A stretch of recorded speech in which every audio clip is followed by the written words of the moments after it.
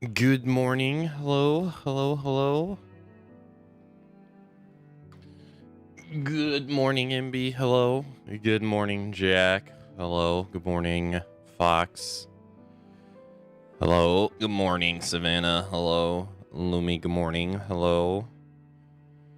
Glass Emperor, good morning. Hello. Good morning, everybody. Welcome to the Sunday show. Happy Evo Finals Day. Yes. Hope everybody had a nice Saturday. As MB said, we'll be watching the finals of Evo today. So little change of plans. The Street Fighter tournament is a bit further in than I thought it would be. I thought it would be in like its first or second match when it started. So instead, I'm gonna watch the VOD of the Tekken tournament because it's already finished. And then after that's done, most likely the Street Fighter tournament will be finished, and then I'll just watch the VOD of that too. So that's what we'll do for today. Rather than watch it live, there's like, they're in, I think, winter semis right now for Street Fighter. So I think that's the plan. I don't know if it's better to watch it on YouTube or watch it on Twitch. I'm not entirely sure. I guess I could just watch it on both and see which one looks better.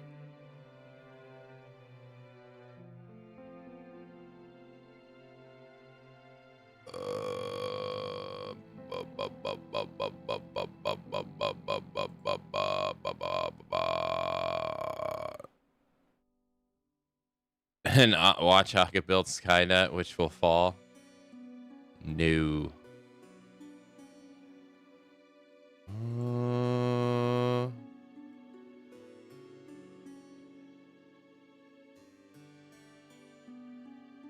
right, let me see.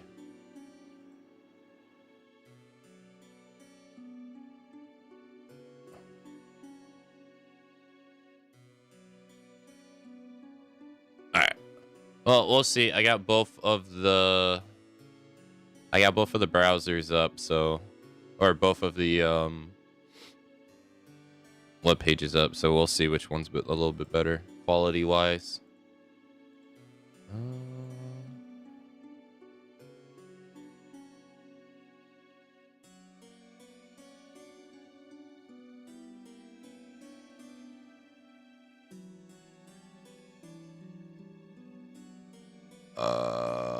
Hold on. Let's see.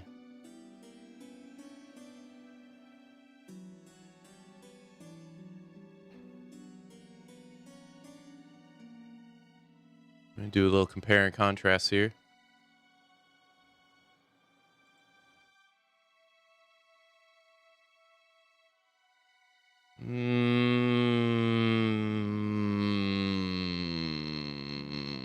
Okay.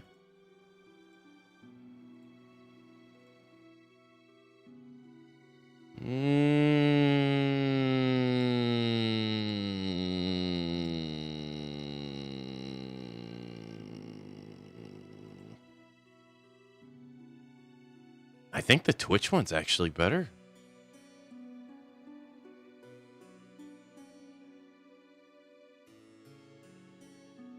Yeah, it is. Huh. Alright, well, that'll be the one to watch. Alright, let's see. Do I gotta unmute it? Volume. Alright. Bam. You're obviously in the absence of the Pakistani army and just the dominance that they've shown in this game. They made a huge statement in that Korea. Alright, we're at 35 minutes. How long they been talking? I'm kind of in that same the legging. So you one out of proportion costume player, really great thing. It really shows. So I feel like the next level at these events. Jin guy. よく聞かれやっぱり好きなことかはいかないと思いますけど、まあ。ただ当時は日本で格闘ゲームプレイしてたと思う時期なんですよね。本当に毎日ゲームセンターに。Oh my God, Diego looks so young. すごくいい価値のあるイベントというか。God, Diego looks so tired everywhere he goes now. Looks so sleepy.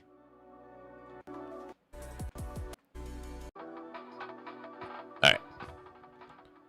I'll let them do their talking, you know. I want to hear what they got to say. It's like 5 minutes. Oh.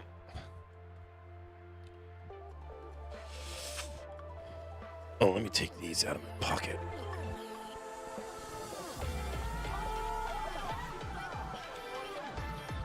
What the heck? Wow, what a game. Just needs to get the super, that's it. It is, and he got it. I'm sorry, go back. Just needs to get the super, that's it. It is, and he got it. What the hell? Oh, it's a suit. Okay, I was like, wait a minute. Even though he gets the little Blanca, the Blanca plushie. What the fuck?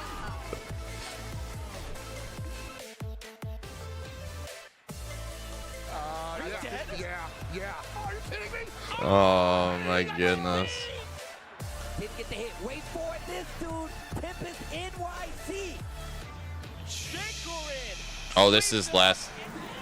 Oh no, these are previous wins. Did Shikaran win Evo Japan last year? Welcome to Evo Japan. Was that the tournament he won? I guess it was because that's the first major. This is the first major tournament. Wherever you're watching from in the world, There's John the Dean. Once again, man, I've been waiting to say this for a long time. Welcome to Evo Japan 2025. My name's Maj Obama, and I'm joined by none other than the boss, Mark, man, and the illustrious Tasty Steve. How y'all feeling, fellas? Oh, dude, I feel super good. Evo Japan, Nisen Nijugo. I'm feeling this. And I'm happy to be on the mic just to watch this Tekken because I know there's been a lot of Tekken going on. I've been following from the background, and I know the players that are in here. I'm glad we have some variety. We got Japan, we got Korea, we got USA. Who do we not have? That's it? Yeah, that's it. That's it? Where's EU? K-Wiz was here. Like, they're starting us already. How you come on? Don't Imagine Obama trying to play mediator. Time, Steve. You don't cyberbully too hard. But look, man, thanks to everybody for tuning in for this Tekken 8 Free you. We've been waiting to see this bracket. Didn't make it in the top 8. Close to 1,000 man tournament here, right? And, of course, with the Tekken World Tour starting off this year with this tournament, there's a lot at stake. Not just the Master Plus category point total, not just the EWC qualifier tickets that these top 4 placers and potentially top 5, if the bracket, depending on how the bracket shakes down, that these players are going to be in pursuit of, but also the right to call themselves Evo champion here at Evo Japan 2025. Beautiful to be here and actually see this, man. In all honesty, it's a big thing for us to be here talking about Tekken 8, especially for it to be one of these big qualifier spots. But we're going to send it over to Justin, and I think he's hanging out with Yipes. Let's take a listen. Are we talking about Yipes, though? What's up, everybody? We are back for day 3 of Evo Japan 2025 at Tokyo Big Sight. If you guys don't know, Justin Wong, IFC Yipes, man. How are you doing? I'm doing fantastic. Just chilling here, just waiting for some matches. Psycho! I'm just waiting for some cool matches. Obviously, I'm waiting for Street Fighter 6. Psycho! Hopefully, I'm saying that right. But I know I'm waiting for Mena RD and Momochi right now. Street Fighter 6, 2 of my favorite Street Fighter 6 players are on the scene right now. So I'm actually very excited to see the top 8 for sure. Okay, did you know that I almost made top 8 for Cooperation Cup yesterday? Who failed you? I don't want to say who failed. I just say I'm the one that lost the final match. So it's obviously my fault. No blames on the teams. But besides that, E.T., King of Fighters 15 champion. He won last year, so he actually defended his championship from 2024. Kasa Usagi actually got his first Evo champion win for Grand Blue Fantasy versus Rising. And, you know, obviously Daru, we know him playing Ino, travel around the world. He actually got his first Evo champion yesterday for Guilty Gear Strive, beating Arx's World Tour champion, Red Ditto. And like Never watched that. Mena RD, he might be a back-to-back Evo champion, and you know you're rooting for him. Obviously, Momochi is also one of my favorites, but Tekken. USA representative Shadow is in losers top 8, man. Like, are you excited for all these matches? Absolutely. Look, shout out to Shadow. I'm seeing it on Twitter. It says this is his first top 8 ever at Evo, so any Evo. So I'm pretty excited for him. Oh, Hopefully he really? brings the goal. Absolutely. Huh. Okay. But besides that, make sure you guys tune in to all the events like happening today. Tekken 8, Street Fighter 6, the finals of Top 8 for Cooperation Cup for Third Strike, the 19th version of Virtual Fighter 5 Revel Beat Tribe. It's a lot of fighting games, and I'm so excited to watch them all. Let's throw it back to the casters so you guys can get into the matches. We'll see you soon. This was so random. It had nothing to do with Justin Tekken. for sharing the moment there at the stage before we get this thing kicked off. But look, man, we've been talking about this top 8 bracket for Tekken 8. They've been talking about the cast here, obviously in the absence of the Pakistani army and just the dominance that they've shown in this game. They made a huge statement in that Korea. Get cut off.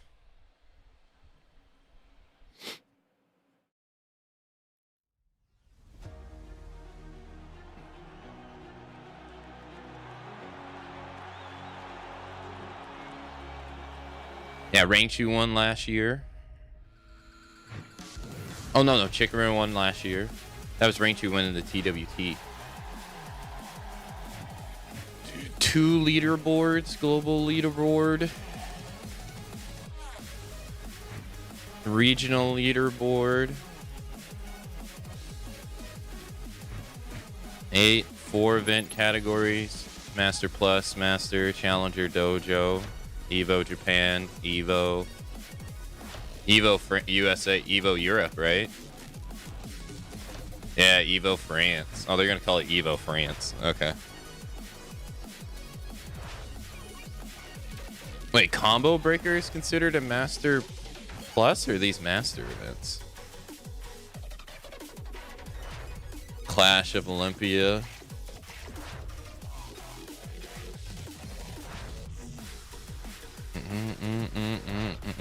Super tournament. Watch that one last year. Yeah, Mongol won.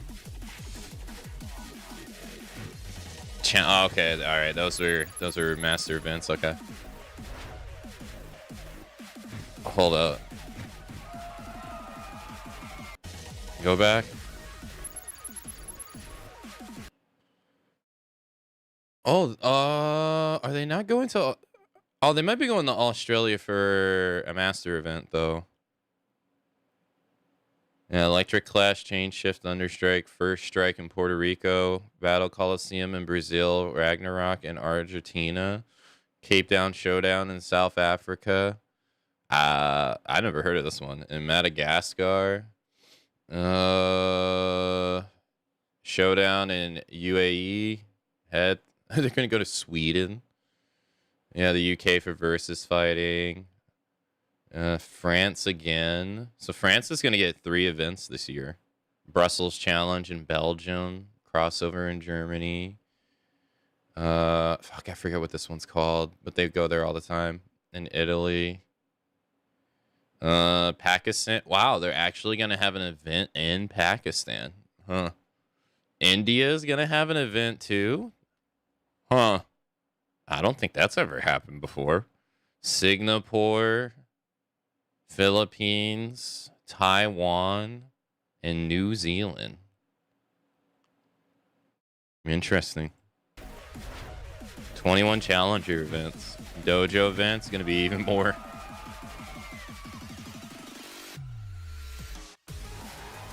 Oh boy.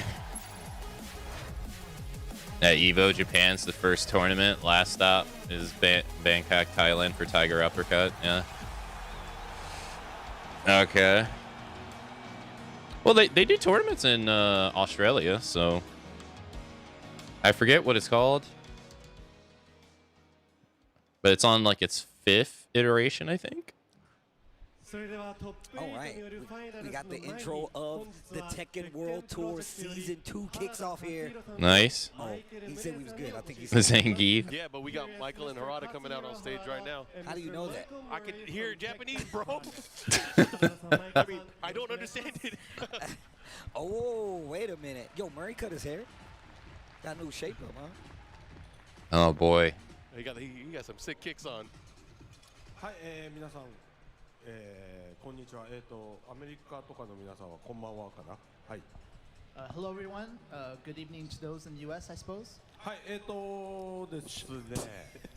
今日は珍しくちょっとちゃんと伝えなきゃいけないことが多いので、珍しく台本を読みます。So, Oh, wow. Harada has a lot to talk about today, so he has his memos, so please allow him to reference them partway through. Go ahead. はい、I would imagine. 皆さん鉄拳8、ご存知のようにシーズン2迎えまして、そしてこれもご存知の通り、シーズン2ですね、ちょっとあまりにもドラスティックにいろいろ変えた結果、まあ、結構特に競技を重視されている方々の間で非常に不評だったということは分かってます。で、いくつかパッチはもう当たって、Harada, yeah, they always kind of show up for the big events, Evo, even some of the regular master events. And as you know, Season 2 dropped recently. We realized there were a lot of drastic changes. Many things, especially the competitive scene, was not all that enthusiastic about. So we completely... To make this, all right, to clarify this right here, okay? When he says the competitive scene was not enthusiastic about this, 7,000 people entered Street Fighter 6's tournament in Evo Japan, making it the biggest fighting game tournament ever, right? Less than 1,000 people entered Tekken. To let you know how many people are pissed off about this Season 2 announcement. That is a huge disparity, even compared to like last year. understand this. We have been making some changes so far. So, like, people are upset. So we hope to talk a little bit about that today. はい、で実はですね、早速来週バランス調整とあとランキング And just to clarify, like, Street Fighter 6 is on fire right now. It's doing extremely well. But it was, for a while, Tekken was the top game in the FGC, like, during, like, the final years of Tekken 7. And hell, even the early couple, well, not even the early couple months of Street Fighter 6, but, like, the last couple of months/years of Tekken 7, like, it was the top. It was getting top viewership and everything over all the other games. So, pretty big decline here. Yeah, no, on fire in a good way. Yeah, right now it's on fire in a bad way. マッチの Next week, チューニングロジックの見直しが入ったものが配布されることになっています。 And so coming next week soon is the next balance update and also some next week. matchmaking logic, and we'll be talking about that a bit. はい、このバトルバランスのチューニングと、さっき言ったランキングマッチの挑戦に関しては別にその来週1回で終わりっていう意味ではなくて、ここからコンスタントにさらに、皆さんのフィードバック見ながら、調整していきますので、見守っていただけるとありがたいかなと。 And obviously, these kind of updates to the balance, not just the balance, but also the rank match, isn't just a one and done kind of thing. Obviously, we will be monitoring the situation and continue to make adjustments when needed. Okay. で、たった今ですね。I can't really say anything personally as I haven't played yet. 方針であったりとか、そのランキングマッチのロジックの、方針含めて、今ネットにちょうど、公式サイトアップされたので、皆さんチェックいただければと思います。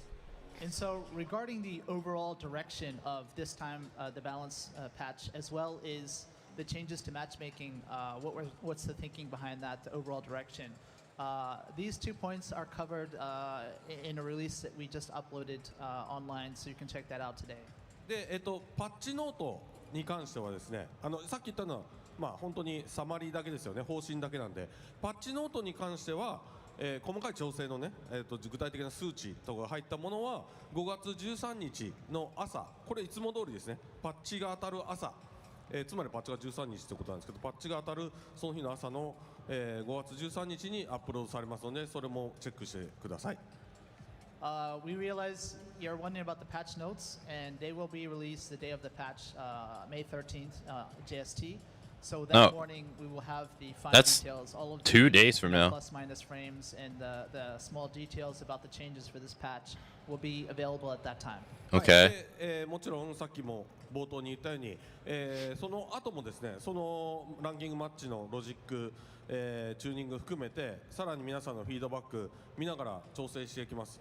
実はもう来週当たるパッチよりさらに先の作業ももちろん、どんどん進めてますので、今後も期待しててください。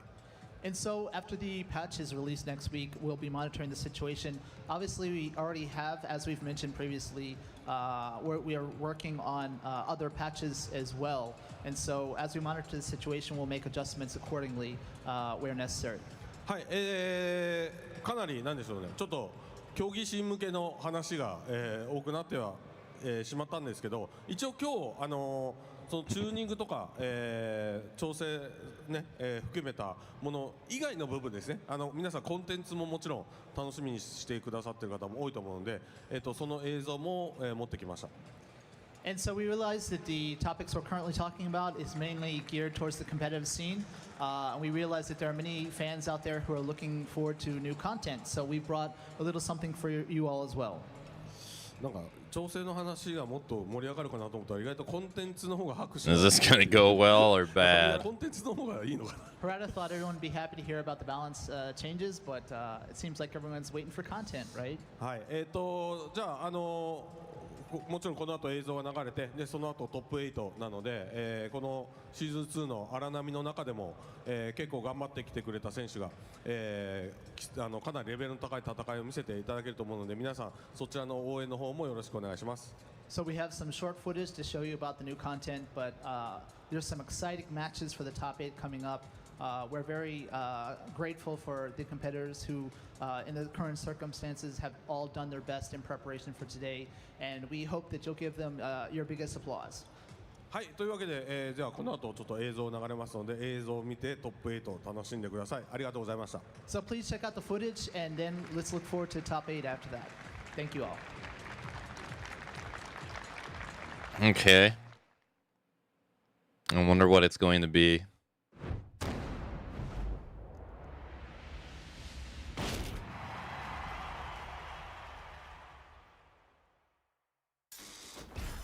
'30th Tekken anniversary. Unreal Engine 5.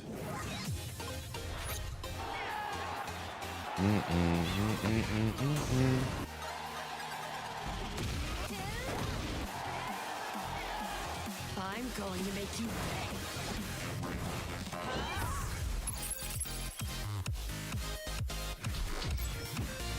Oh, I wonder if they'll have a character announcement. The Fighting Lounge. Tekken Ghost Showdown.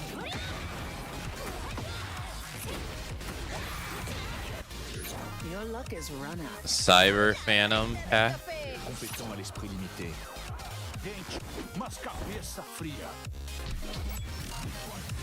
June 3rd. Karate Kid Legends.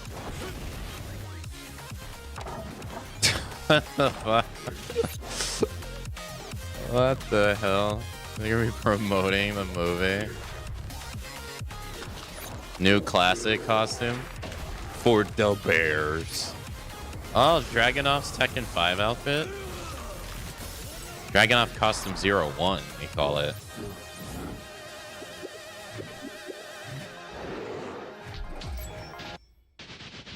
Wait, 03 is coming this summer. Pac-Man. Wait, a stage? A new stage? What the hell? Character 2. See. Oh, this is gonna be a stage? Oh shit, this is gonna be kind of like the Tekken 7 stage where the walls break. Like geometrical plane. Interesting. Hit effects Pac-Man. Oh my god.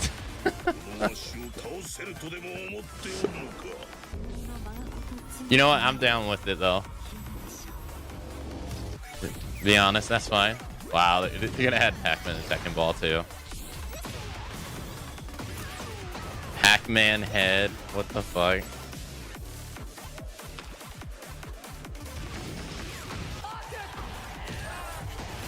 Okay. Okay, I definitely didn't see a Pac-Man stage coming. It's kind of just like geometrical plane from Tekken 7, though, with a floor explosion. I was like, wait a minute, it's gonna be like a cyberpunk character? Oh shit. Okay, so they're letting you know. They're letting you know the characters coming back if they're old characters or new characters. Oh. So the next two characters are going to be returning, and then the one in winter is going to be a brand new character. Either an original idea or a guest character. Interesting. I didn't know that they did this. So we got Anna, and then we got... I wonder who these two are going to be. Everyone thinks it's going to be Marduk. Like, he's going to come back, because he was really popular in Tekken 7 when he came back. I do know, like, that's a high opinion. Oh, what's this?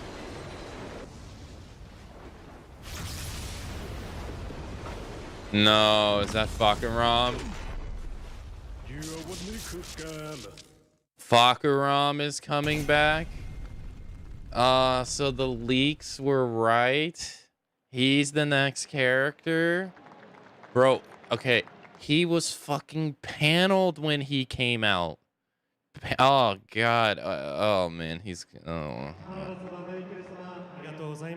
He was paneled when he came out. People hated him. He dropped in, and he's back. I mean, look, I know a lot of people was actually saying how they wanted Fakaram to come back. I know a lot of people. Steve, stop lying. They got their wish. Stop lying. Stop it. Oh, man, I can't wait to see the guard breaks happen in real time. Oh. Oh my God.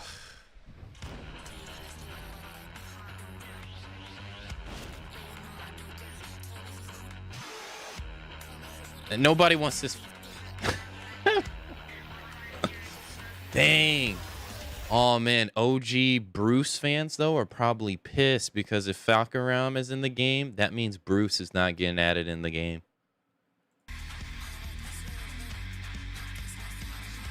Oof. There's been a crowd that's been wanting Bruce to come back for so long. Rip.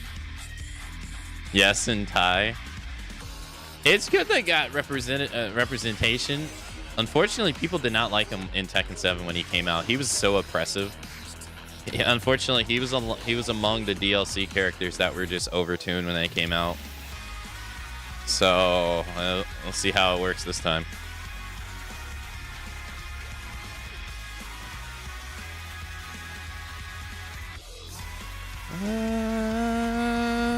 Tifa for sure.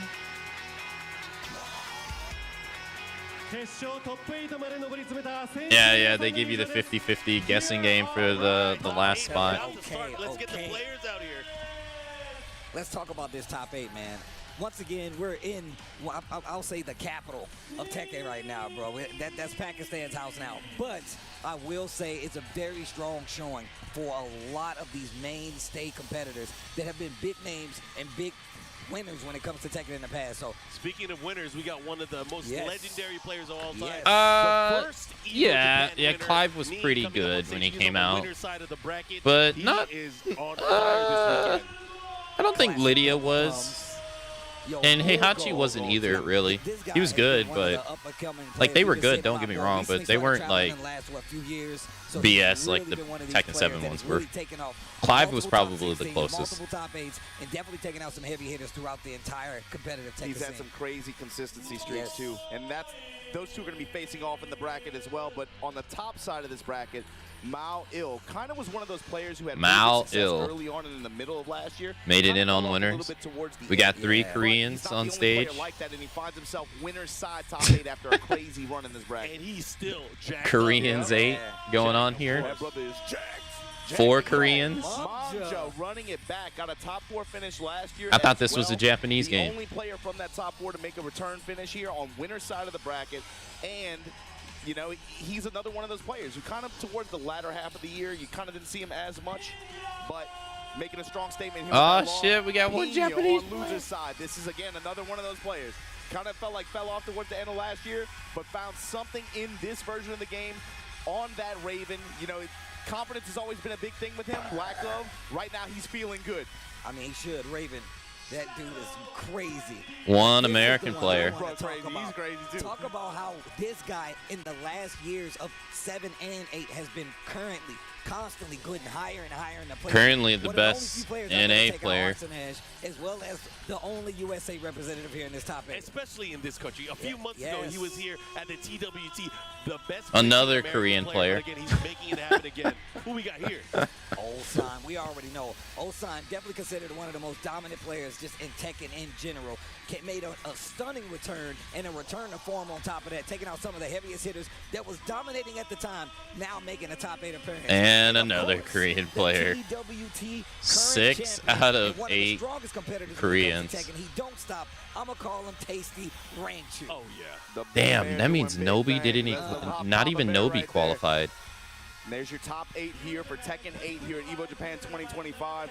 Some of these matchups especially are going to be, it's going to feel like high stakes. I think especially on the winner side, I think it feels, I mean, we were talking about this backstage, Mark. It feels like that Knee versus Mogold set, that one is one that everyone has their eyes on, but you can't look away from these loser sets either, with Ulsan in lower end bracket, with Rangchu in lower end of the bracket, and then however that, I think that Pena Shadow set is going to be a good one. Yes. Because we got to remember that too. First the 3 set format, right, for this? Yeah, first 3 all the way, so I'm excited. You know, really? Obviously, there's going to be a lot on the line, especially for the losers bracket matches. Any particular picks from you guys? So that's interesting. You know, usually they do first the 2 until the winter finals. But on the other side of the winners bracket, okay. One of those guys can come out and surprise. Maybe. I wonder when they change this. Mao and Mangja, you're talking about, right? I literally was going to say, I think Mangja is a character. Well, I think Law is crazy. I think Law has been one of the most consistent. I feel like he's been playing Tekken 8 for a while, and I think he does it really well. And on top of that, Mangja has been one of the people that's consistently been showing out with this character, showing you just how strong he is no matter what across the board. And I think he's a sleeper. You were typically used to seeing players like Double showing up with the Law, but now we got Mangja, who's always been just as strong and is going to be represented. Yeah, that's true. I got to ask real quick. Jack got a move called Make Some Noise. How you feel about that? Look, the fact that its name makes some noise, I love it. Sorry for everybody else that had to deal with it. But that's the thing. Steve is eternal. You're going to have to deal with it either way. You're going to have to deal with it either way. I'm saying he's been ripping arms off and stuff for years. Like, we've had to now y'all get a taste of what we had to deal with. Now y'all get Everybody gets some. Rip your arms off. All right. Oh, my God. But like we said, you know, for a few of these players, felt like towards the latter half of the last year, they kind of fell off. You didn't see them really like out on the road as much and being able to post as much consistent results. But seeing them here with a resounding presence here, players like Pena, players like Mao, players like Mangja, these players, especially, and think about what they add to this character roster too with this top 8 too. Yeah, it's a nice little chunk of variety that we have up I don't think there haven't been too many opportunities where we've been able to see Raven be able to perform at this level of an elite. No. Or even Jack for that. Because there's not many Raven players. The paths to get here, bro. We got to talk about that. Mangja's run to get here. Over XCC, over Daniel Motto, over Yojin Boy early on. Mao over Anakin, over Lohai, over Ao, over Chicory. Wow. Oh. Mogold over Ikari, over Shonen, over Pena, over Hendo. Oh, so he sent Pena to losers, Mongol. Hazare Metal, AK, Rangchu, and Akil. God damn. And he tooled a lot of those guys. Yeah. It was quick set. I mean, I'm glad you even said that, though. I mean, just to go back to Bao Will, I feel like we need to talk about the fact that he was switching characters a lot of times. Went from the Victor, messing with the Nina a little bit, back on the Jack that should tell you everything you need to know. And he beat Anakin in the Jack Mirror in a close set, too. Wow. Damn, really? Jeez. He was working with the spread, especially towards the, I'd say, like the middle part of last year. You saw him out there in DreamHack Sweden where he was able to secure his EWC slot. Yep. He was running that kind of combination of Jack and Victor at that time. Speaking of the EWC slot, you know, all these players obviously vying for that spot. Ulsan already qualified because of being last year's champion. Exactly, yeah. So that I know you want to talk about that. So that means if he's able to sneak into that top 4, we're going to have to play a tiebreaker set between these 5th place placers, and it's going to be another high stakes like that DreamHack Sweden, that DreamHack Summer event that happened last year. We might have to see some 5th placers. Might have to play a 3rd potential set. Oh man, so now we also Pena. I want to talk about Pena. We talked about the character variety. I think Raven is one of these characters that really got so much stronger when it came to this season 2 update. Very annoying to deal with. Pena's been so dominant with the character throughout the years. Now he's got an even stronger version of this Raven character that he's mastered essentially, and now I feel like this is a return to form. In Japan specifically, I felt like Pena and maybe Keisuke were the players that if you looked at the beginning of Tekken 7 and then you looked at the end of Tekken 7, those were two of the players here domestically that made the biggest jump nationally in terms of level of play and I would even say consistency to a degree. But Tekken 8, the hot swap, when we did that, that kind of posed an issue for someone like Pena because he was just having a lot of trouble posting consistent results early on. And you could see this shaken confidence in him. All of a sudden, he's picking Reina in tournament. He's like, I have no faith in this character in this particular matchup. And it felt like he just gave up towards the the middle part of last year. So it's interesting when you check the Season 2 patch notes, the two that we've had, by the way. We'll talk about that in a minute. But I felt like Raven, the whole page, I just saw up arrows. Minus 20 becomes minus 14. Minus 14 becomes minus 13. Damage up. That's because nobody plays Raven. Buffs add up and have given him really the... This doesn't address the core issue that people find Raven initially difficult to play. That's why people don't play him. It's that easy. Like, you can press 3 buttons on most characters, like the 3 same button on most characters, and you'll get like a 3-hit combo. You can't do that on Raven. You do like 2-2, it'll do 2 hits, or maybe you got to do like 2-1 something. So like initially, people just think Raven is just hard to combo with, and that's it. That's what it's always been since Tekken 5. Potential to have the success that he had at this tournament. It's a good storyline. I mean, it's how Pena got his groove back. I mean, I'm glad you're talking. Then you got to about do his knee combos, which have tight windows. That's a major part of his gameplay. He's always been an emotional player. He's not a method actor. He's definitely not a method actor. You can tell straight up like how he's feeling. And when he's feeling good, when he's feeling confident, he's bouncing, he's happy, and it feels like his quality of play and his decision making is really solid. But when stuff starts to not go his way, he ends up in scramble situations and things don't go his way. You can see he wears dread on his face. This kind of stage and him being back here on this kind of stage, I wonder how he's going to react to that, especially in a long set against someone like Shadow. But the thing is, too, this is his home turf. Shadow, on the other hand, you guys talked about earlier. That doesn't matter. Success in his run at the finals in this same country, not, 4 or 5 months ago, right? For him to be able to find a top 8 spot at this tournament on this stage like that again, that says something about there's something about Japan. I don't know. He starts eating some of the food out here. He starts feeling good.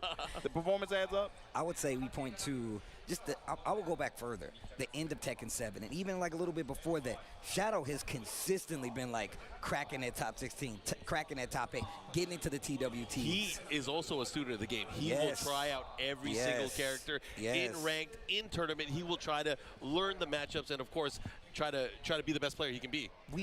I went to tournaments with him where he would win. He won tournaments, locals in other states with Yoshimitsu, with the Heihachi. He would do that just so he can learn how to get a proper understanding, and he would use that to his advantage to be a better player. 2 or 3 sub points to that too is obviously, the Pakistan made a big statement, of course, with the Korea versus Pakistan exhibition that happened a few months ago. They said, to close out this game for Season 1, we're the best, right?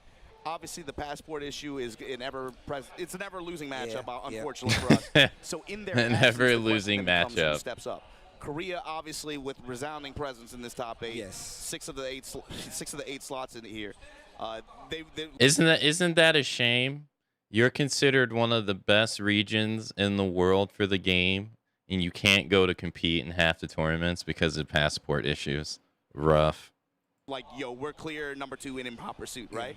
But you got to talk about USA. It makes you even question like the tournaments. It's like, well, how would this tournament play out if they were allowed to play here? Shows up to a 100-man tournament, wins in Japan. 100. King Ray Jr. shows up to a 90-man bracket with some of the same players that you see on this stage. And they all did well here during the tournament. We got Jimmy J, Anakin, everybody was putting in work. And now look at who you see on stage, Shadow. There's something.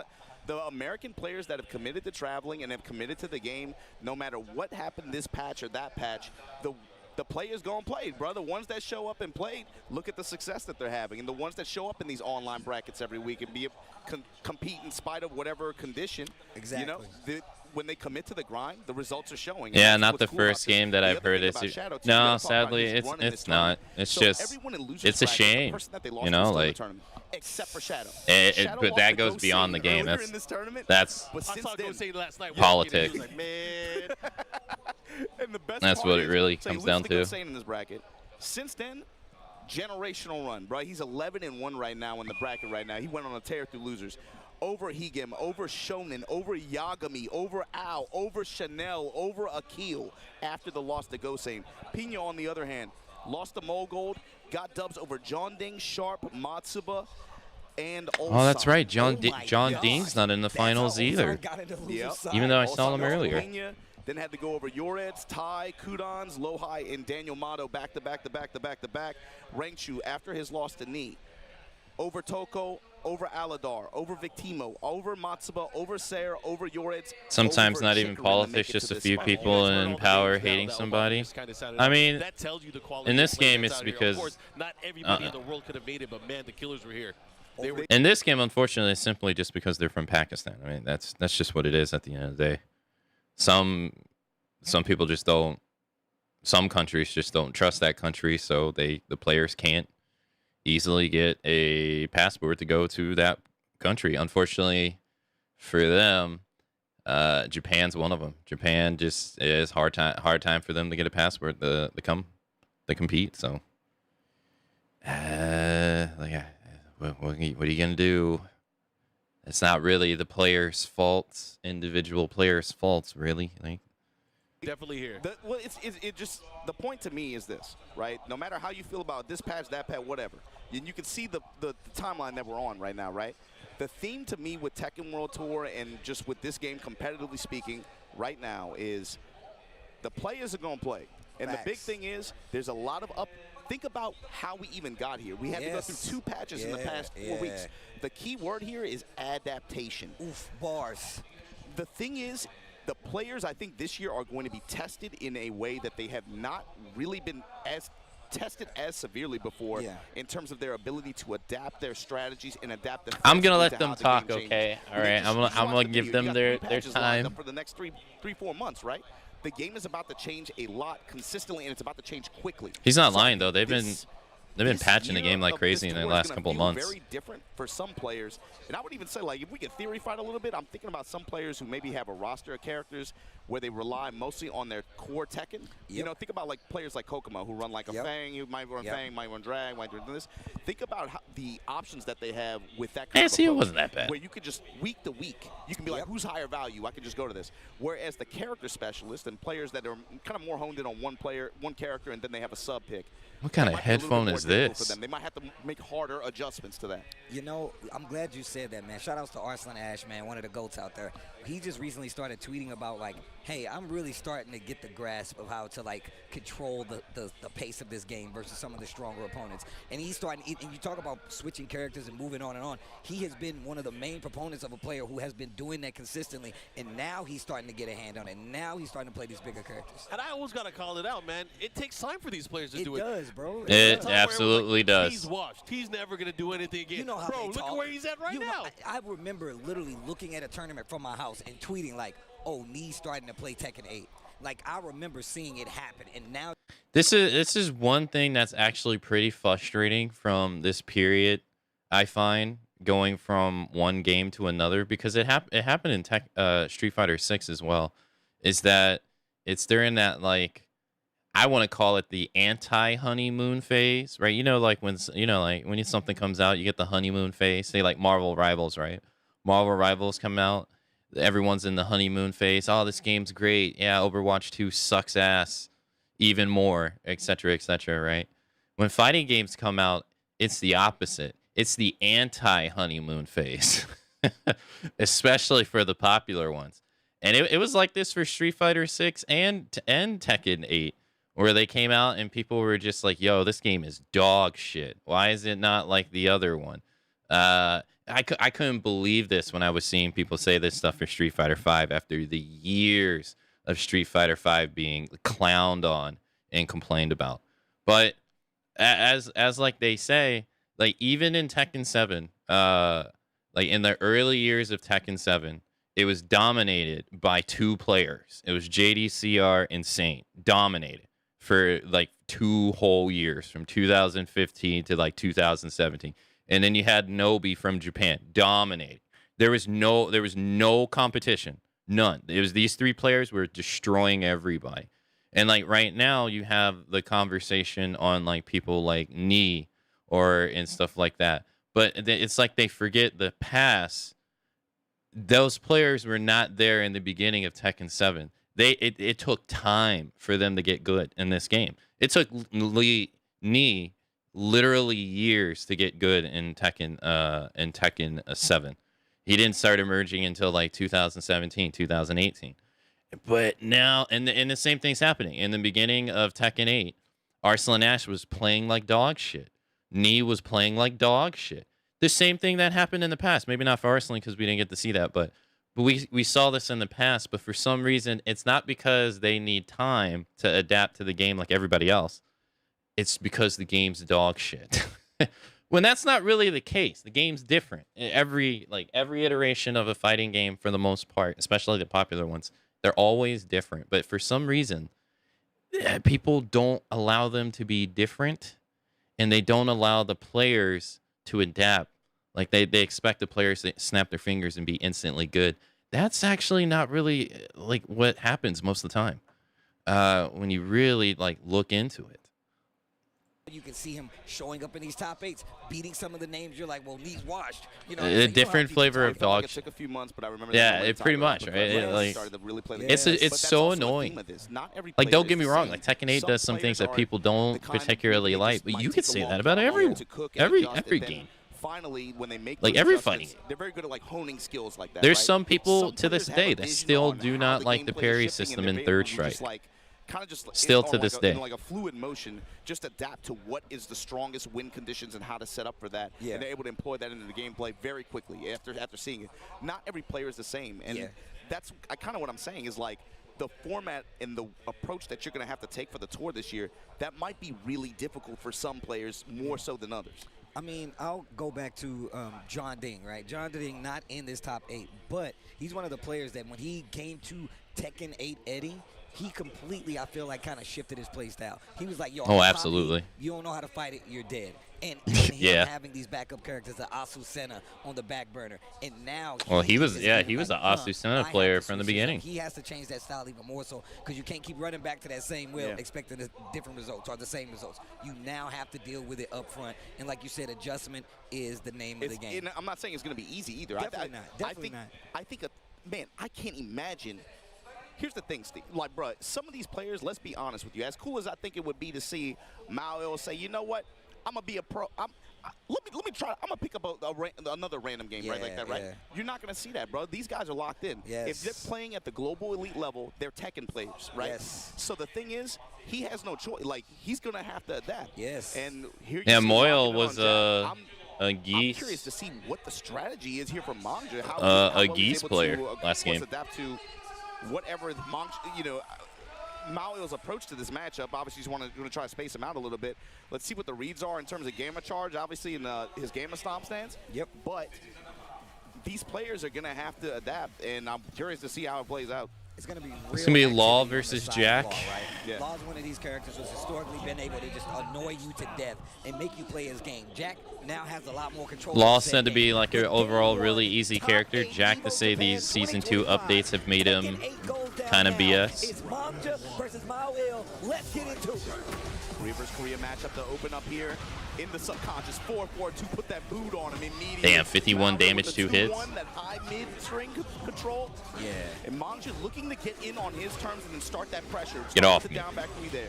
One of the things that really has to watch out for, going up against Manja, you do not want to get launched. Law's ability to keep the character in the air and go to the other side of the wall is much more dangerous than it's ever been. Get off. I like that, using the armor.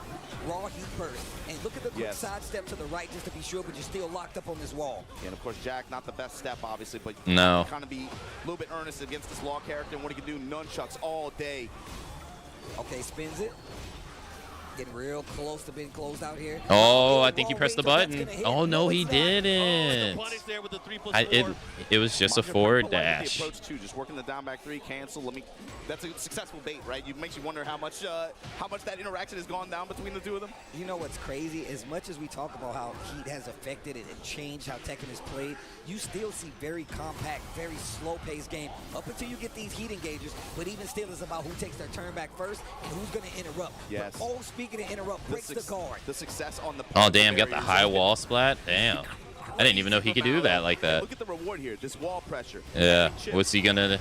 Oh wow! Interrupts his stance with a jab. Take the momentum back here. Goes for the mid. Did not get a clean hit after it. Sliding with nunchucks. Down 4-1. And you've already seen how Mung just started to like put in his head, plant that seed and being like, hey, am I going to go low? Am I going to hit you with this slide? Damn, try to go for the grab. Oh, went for a grab himself, said, get off of me. I'll grab you instead. They're actually going to go for the grab. Take that turn, take it back. Even if it's not a combo starter throw like Law, at least you get their momentum. Yeah, I was like, this kind of throw is especially cheap just because of the reward you get. And it gives you a better way of dealing with these characters with high-profile armor moves that can break you. Oh, the follow-up at the wall, look at this damage. Oh, the adjustment. He missed the last hit, though. That could have killed. Spring kick way on him. Drill, baby, drill. Why do you say it like that? Activation here. Heat burst. And he's healing up. He's going to heat dash cancel the follow-up here. This is a lot of damage. Damn, He has range broke the floor. Is he going to be able to get the other wall? Damn. Oh, damn, they didn't get the final hit in the string. You got to imagine the stages that he has going through his head. Damn, what a comeback. Oh, not exactly. Oh, my God, what a comeback. Oh, my God. I didn't know what was going to happen. Oh. I didn't know what was going to happen. Bro, that was ridiculous. He was low. Well, first off, I always wondered this. Why does Law get Jesus. a turn on using the nunchucks after in heat? It makes no sense. It's crazy. Has there ever been a Jack in finals? Yeah. In Tekken 8, probably not, no.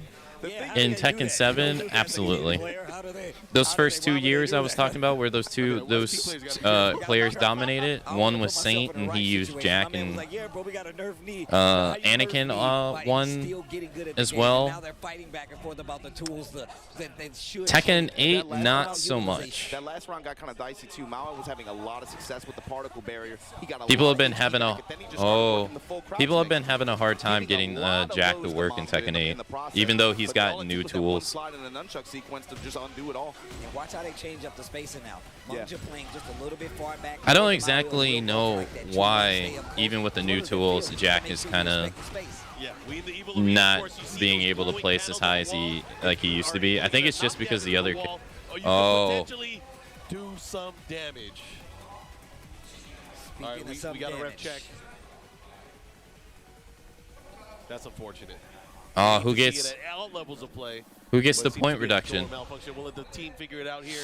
But man, as you were saying again, going at it, Law. Oh no! At the very end, I feel like Moyle had control early on. Someone didn't desync their controller. Out, like the particle barrier, right? You can see him using a lot of 2-jab, trying to space out and at least try to. Dang, that sucks. As soon as it happened that first time, they should have called the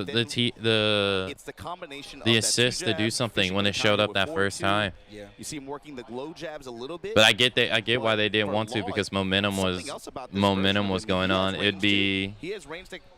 Moyo definitely would want to do it. Freaking Manjo definitely wouldn't, because he was on fire. He had momentum going. But as soon as that thing popped up, they should have probably did it the first time. I don't know if Mao can keep particle barrier like that. It's such a risk. Yeah. It is such a risk, and he hasn't been called out for it yet. But he has to be cognizant that, hey, what if Mangja just chills? I mean, we saw it at the beginning of that game. He started playing.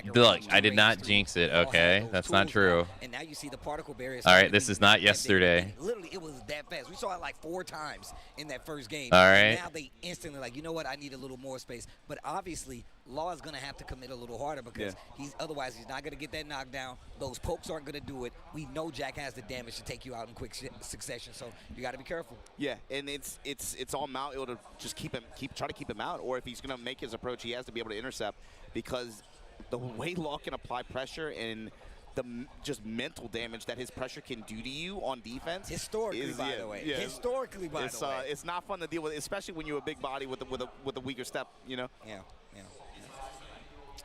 But let's see what's going to happen up there. Obviously, I think they're going to go right back into it. All right, here we go. Wait. Maui with a round on the board with the sidestep. Big whiff. Oh, was it Manja's side? Manja's side. Yeah. So Maui working full crouch here. Fishing with the wall standing twos. Dang, that's unfortunate. Okay, nice. I like using the little dragon slide shimmy. Once again, he tried to use the particle this is barrier, gonna hurt. and he got clipped. The This power is of the exactly Yeah, what if you don't know, whoever off has the wall, the issue is like, even if it's not technically your fault, if it's someone else whose controller is sync and desyncs the game, you lose the round anyway, because it's on you to desync the controllers Like this with bombs to back you up, give you a little bit more insurance. when you step up there. And here we go. Give him the hook. Maui finds his launch. I don't necessarily agree with that personally, but that's the way it is. Keeps him there. Yeah, wants to Follow up. retain it. This is nasty Oki right here. What's he gonna do? Sherman Get stopping up? him, working the lows. The second hit. Save. Down 2-3. Oh my gosh, what a call out. And he's got heat, so you know what's going to happen. He sidestepped left to realign, gets the wall, actually messes up He the got combo. super lucky there. Drop it on him. Okay. Now burns the smash. Runs right into another heat smash, and Manja now.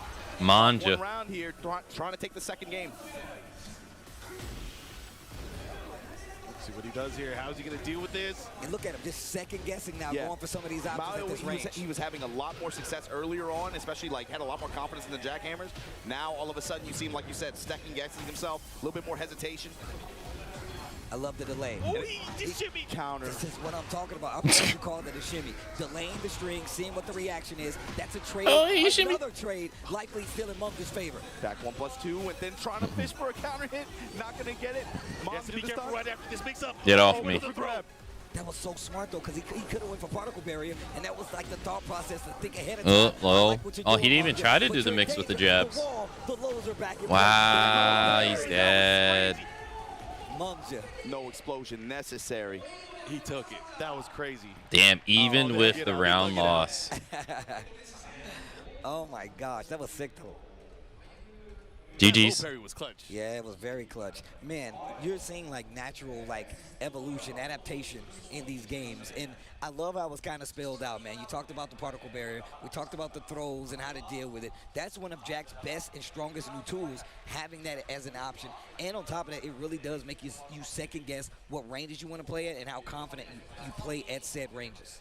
I mean, you said it too. It's like obviously the presence of that throw and the way that interacts with the options that Mao was using, especially to great success in game one. But it's also, Manja was able to almost like use Jack's range against him. He kind of just like made Mao, okay, if you're going to keep fishing in that range, fine, I'm going to wait just outside and then just get in on my terms. And it worked out. One of the things historically Jack has had an issue with is range, right? Like, and he still has upgraded the tech in 8 to where he can move across it. So, I mean, obviously he still has advancements to deal with it, but even Mungja still having the ability and the know-how to be like, look, I know the tools you're going to use. I'm going to call you out. Because otherwise, yeah, I can't really think why Jack is really having a hard time. He's so much better than what he was in Tekken 7. I guess it's just that other people are just far better. Games. But again, with Grand Finals Day, yeah. This has already happened. Okay. So with that, so I'm watching the winner's side of the bracket.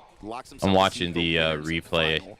So that means, of course, he's gonna face one of these two guys that are coming up. Yeah. This next set is gonna be the one. I was asleep when this happened. Let's go. Pick your poison.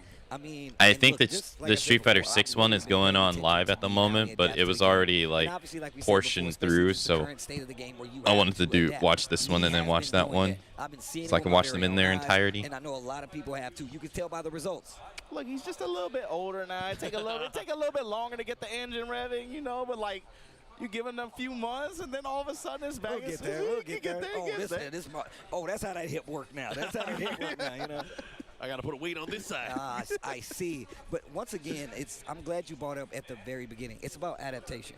the Tekken 8 characters are definitely brand new spins of classic formulas, and they have done such a good job of actually changing up their game plan to actually improve. I mean, we look at Pena, we talked about Shadow, I mean, Ulsan, he doesn't even have his original character, but still, all these players, like you said, they are adapting on the fly, finding what works for them, and making sure it's something that they can take into a tournament setting and get the W. Which to me is interesting too, because I don't really consider Nee that kind of player in my mind. He's not. He's much more about like taking a long time to hone the skills, and then from there you see all the other gifts start to activate. So it's interesting for me to see a patch, like a couple versions where he comes in, and then this Brian, who is a character that was already quite gifted, by the way, in now what he can do in Heat and the tools that he has.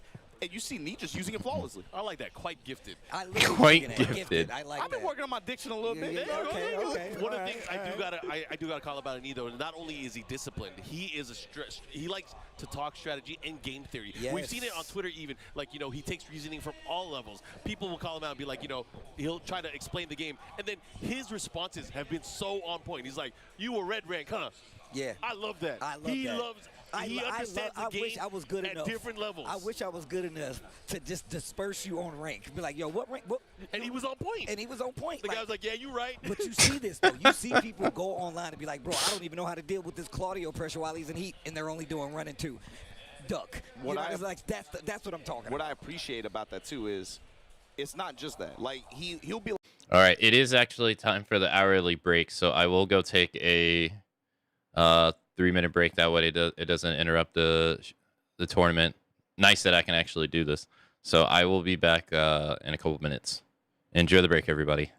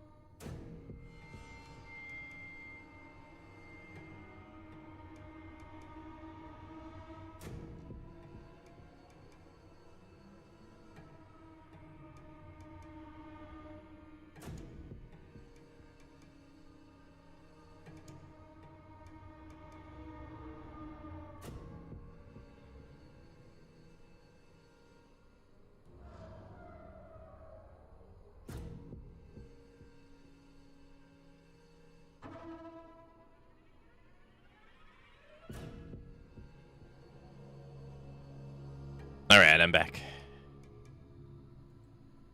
Let us continue.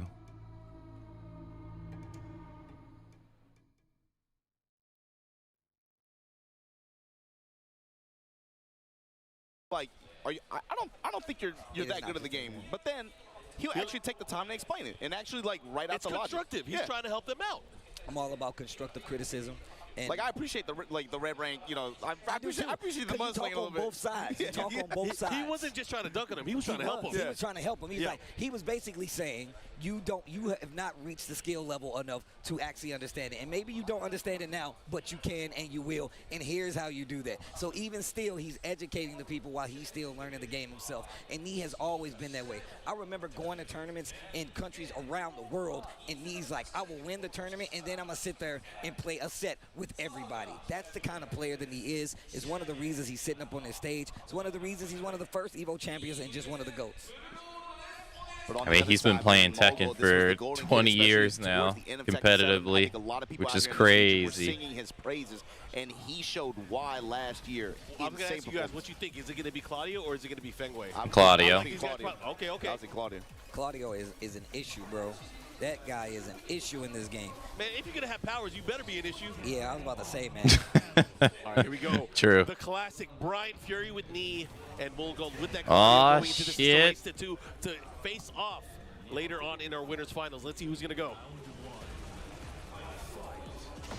Damn, back to out the gate. Some know-how to move around, especially with those stage hazards and just being aware. The danger of getting your back to the wall. It's one of the things about Tekken 8 that is very new is that wall threat, right? Never really been the biggest thing. Obviously, you do get wall combos, but now you get wall extension combos, right? Running to engage. And those things you really have to pay attention to.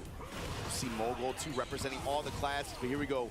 Immediate smash from knee. Damn, kick him in the head while he's down? Bruh. Down back 1+2 from Mogul. Now able to damn, let it rip, Beyblade. At the wall into the rage. Beyblade Gaming. And didn't even spin the stage hazard, just go straight for the rage. Arrivederci. And know how to close out a round when you're supposed to. That way you don't even have to worry about the threat of heat or rage. But once again, Knee already spent those resources going in. Mogul capitalizing on the lack of. Yeah, block. Quarter circle 4, 1+2. No heat engager for you. Representing the mids. Nice mix of just mid and no, stop sidestepping.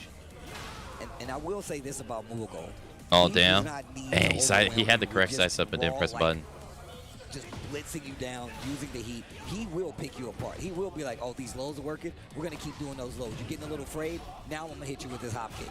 That's what he brings to the game. And you can already see him trying to move around it. No, 1-2. Oh, yeah, there you go. Playing this really, really defensively. Get off with me. a lot of left step, a lot of just walk up. Whoa, punish that. He was too slow. Very hesitant on throwing some of those options he had it. Don't matter, though. Eat this back one. I'm glad you was talking about how he's playing back, but I feel like that's part of what Mogul does.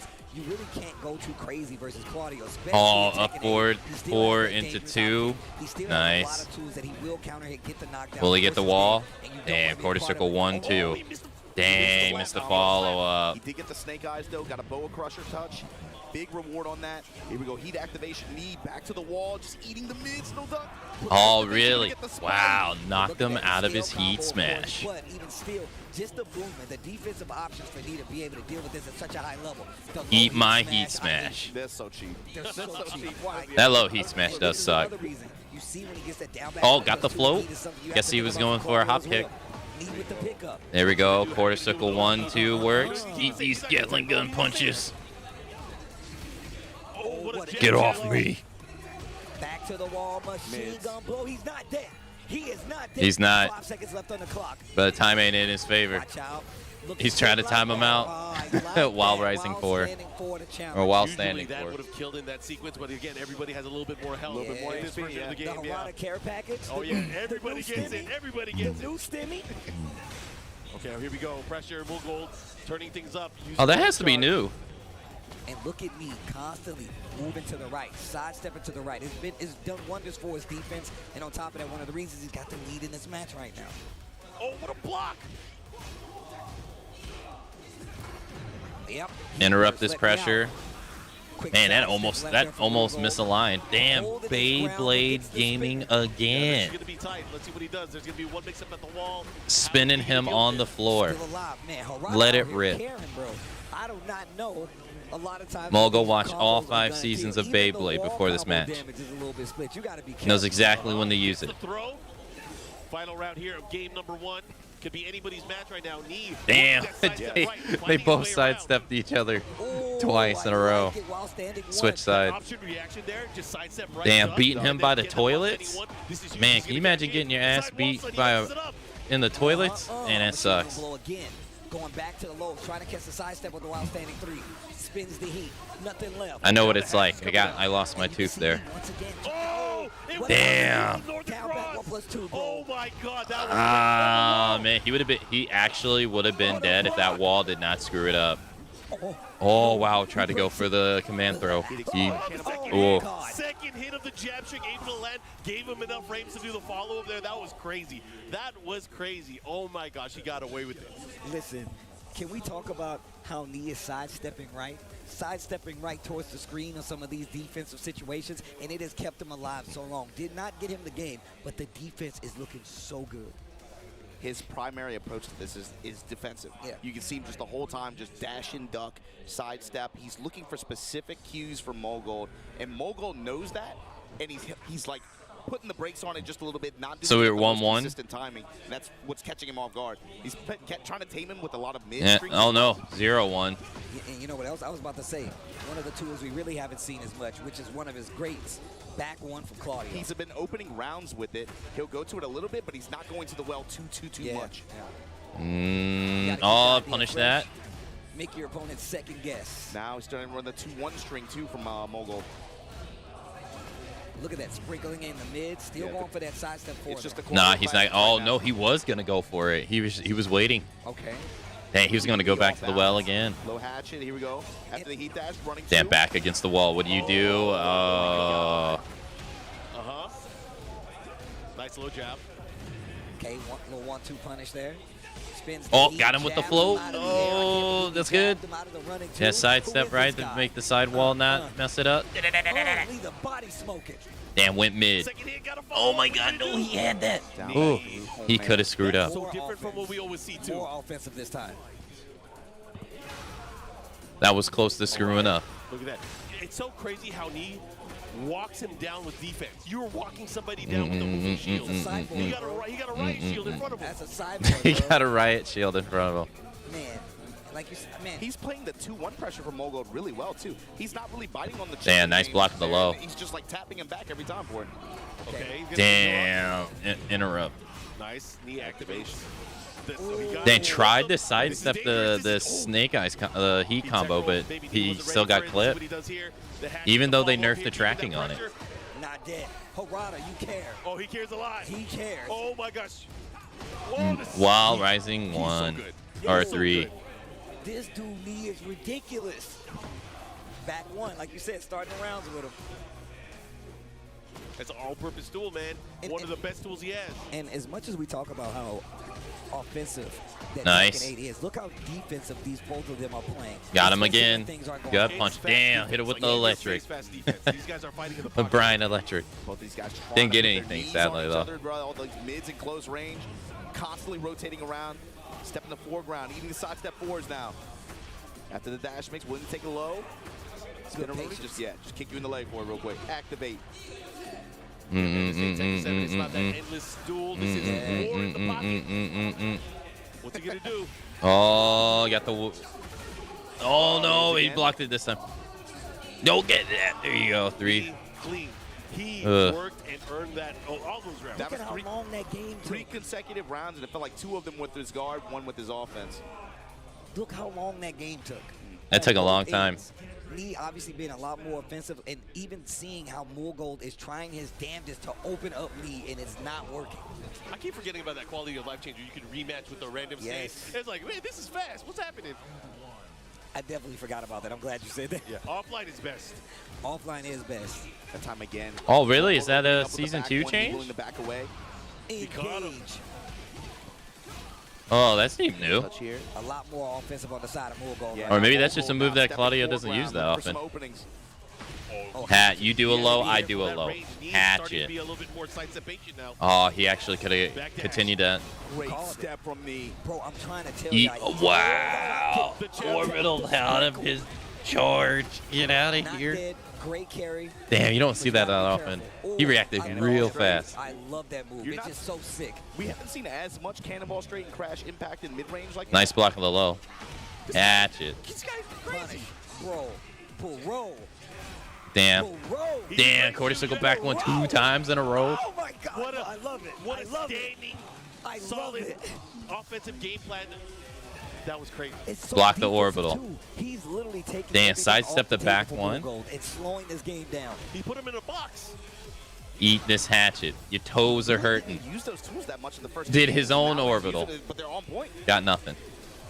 And look at how he's spacing. Look at how he's playing the spacing. Every time he lands 4-1-2, he's been.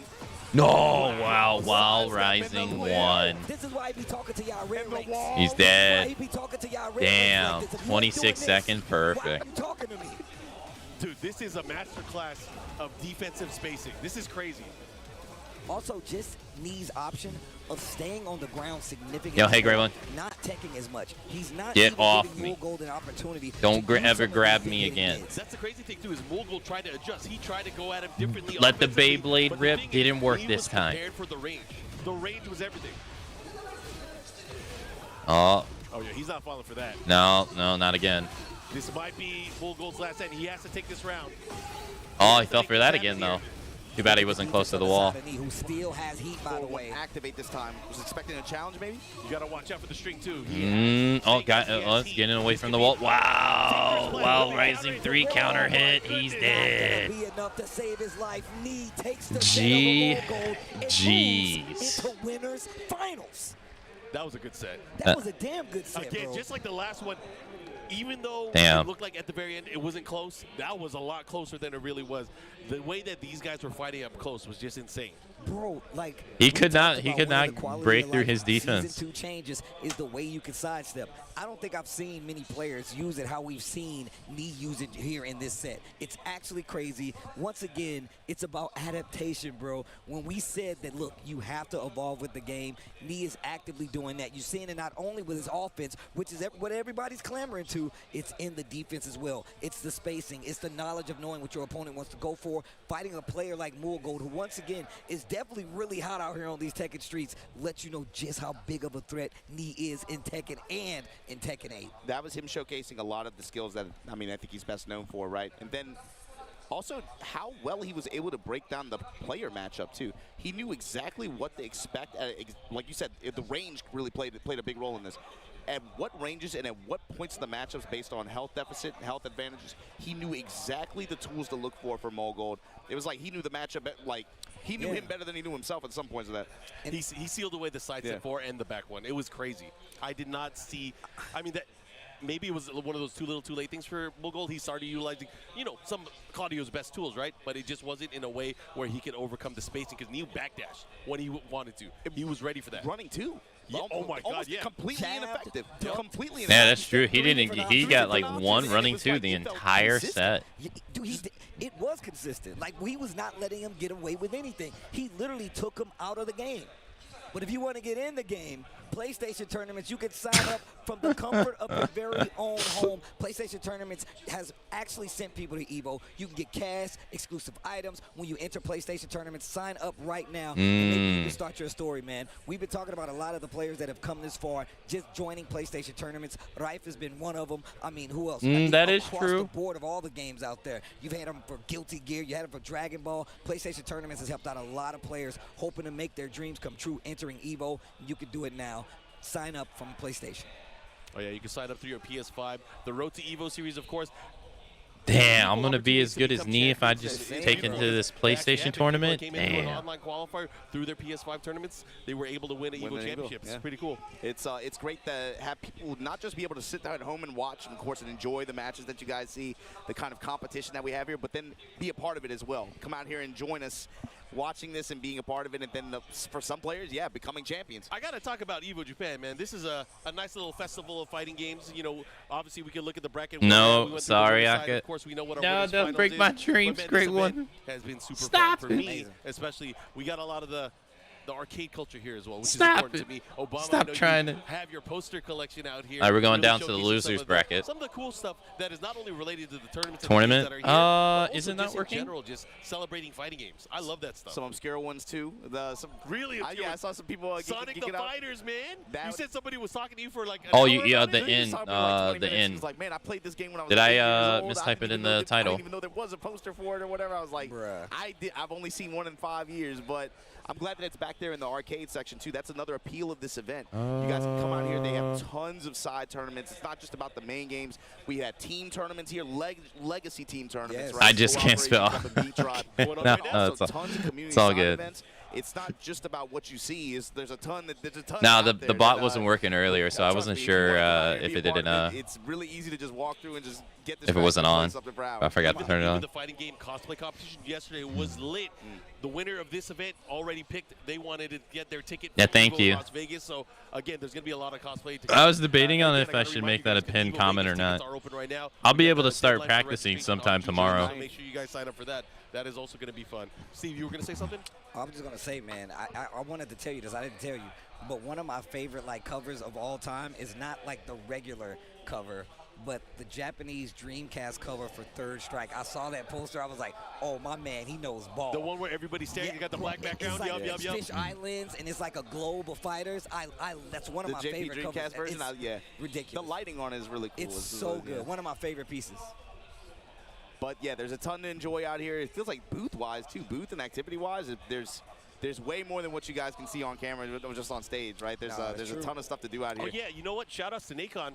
They're actually providing us the trophy sticks for this year. So everybody in the top 3 for each one of the terms gets a gold. Well, the top 3 gets a gold, silver, or bronze. If it's at the team tournament, the whole squad gets a gold stick. So sick. Dang, that's really. They got a booth out Man, here. if I would have known that, I would have put the team in the JN Sport a little bit harder yesterday, man. Come on.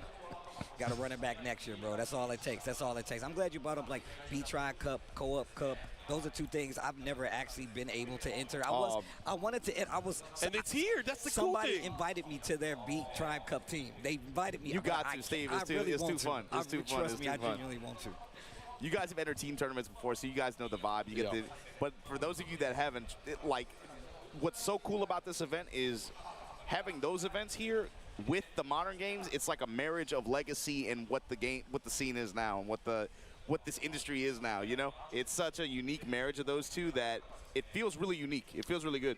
And on top of that, just to point out, you got brand new character reveals where you can play exclusive characters for the first time. Elena available to be played.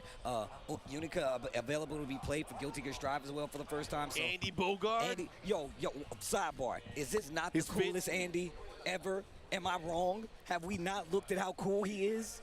I think this is the tightest his presentation's been. Free. I think so. Free. I'm not even an Andy guy. I'm not even an Andy guy. I'm right there with you. I always thought he was lame. And now I'm looking at him like, damn, I might have to play some Andy in City of the Wolves now. But those are the kind of things you get when you come to Evo Japan. And like you said, it's so filled with culture because you guys got the arcades over there as well. And you get to see a lot of exclusive companies that bring out merch and all kinds of cool things here that you can only get here. Let's talk more about merch.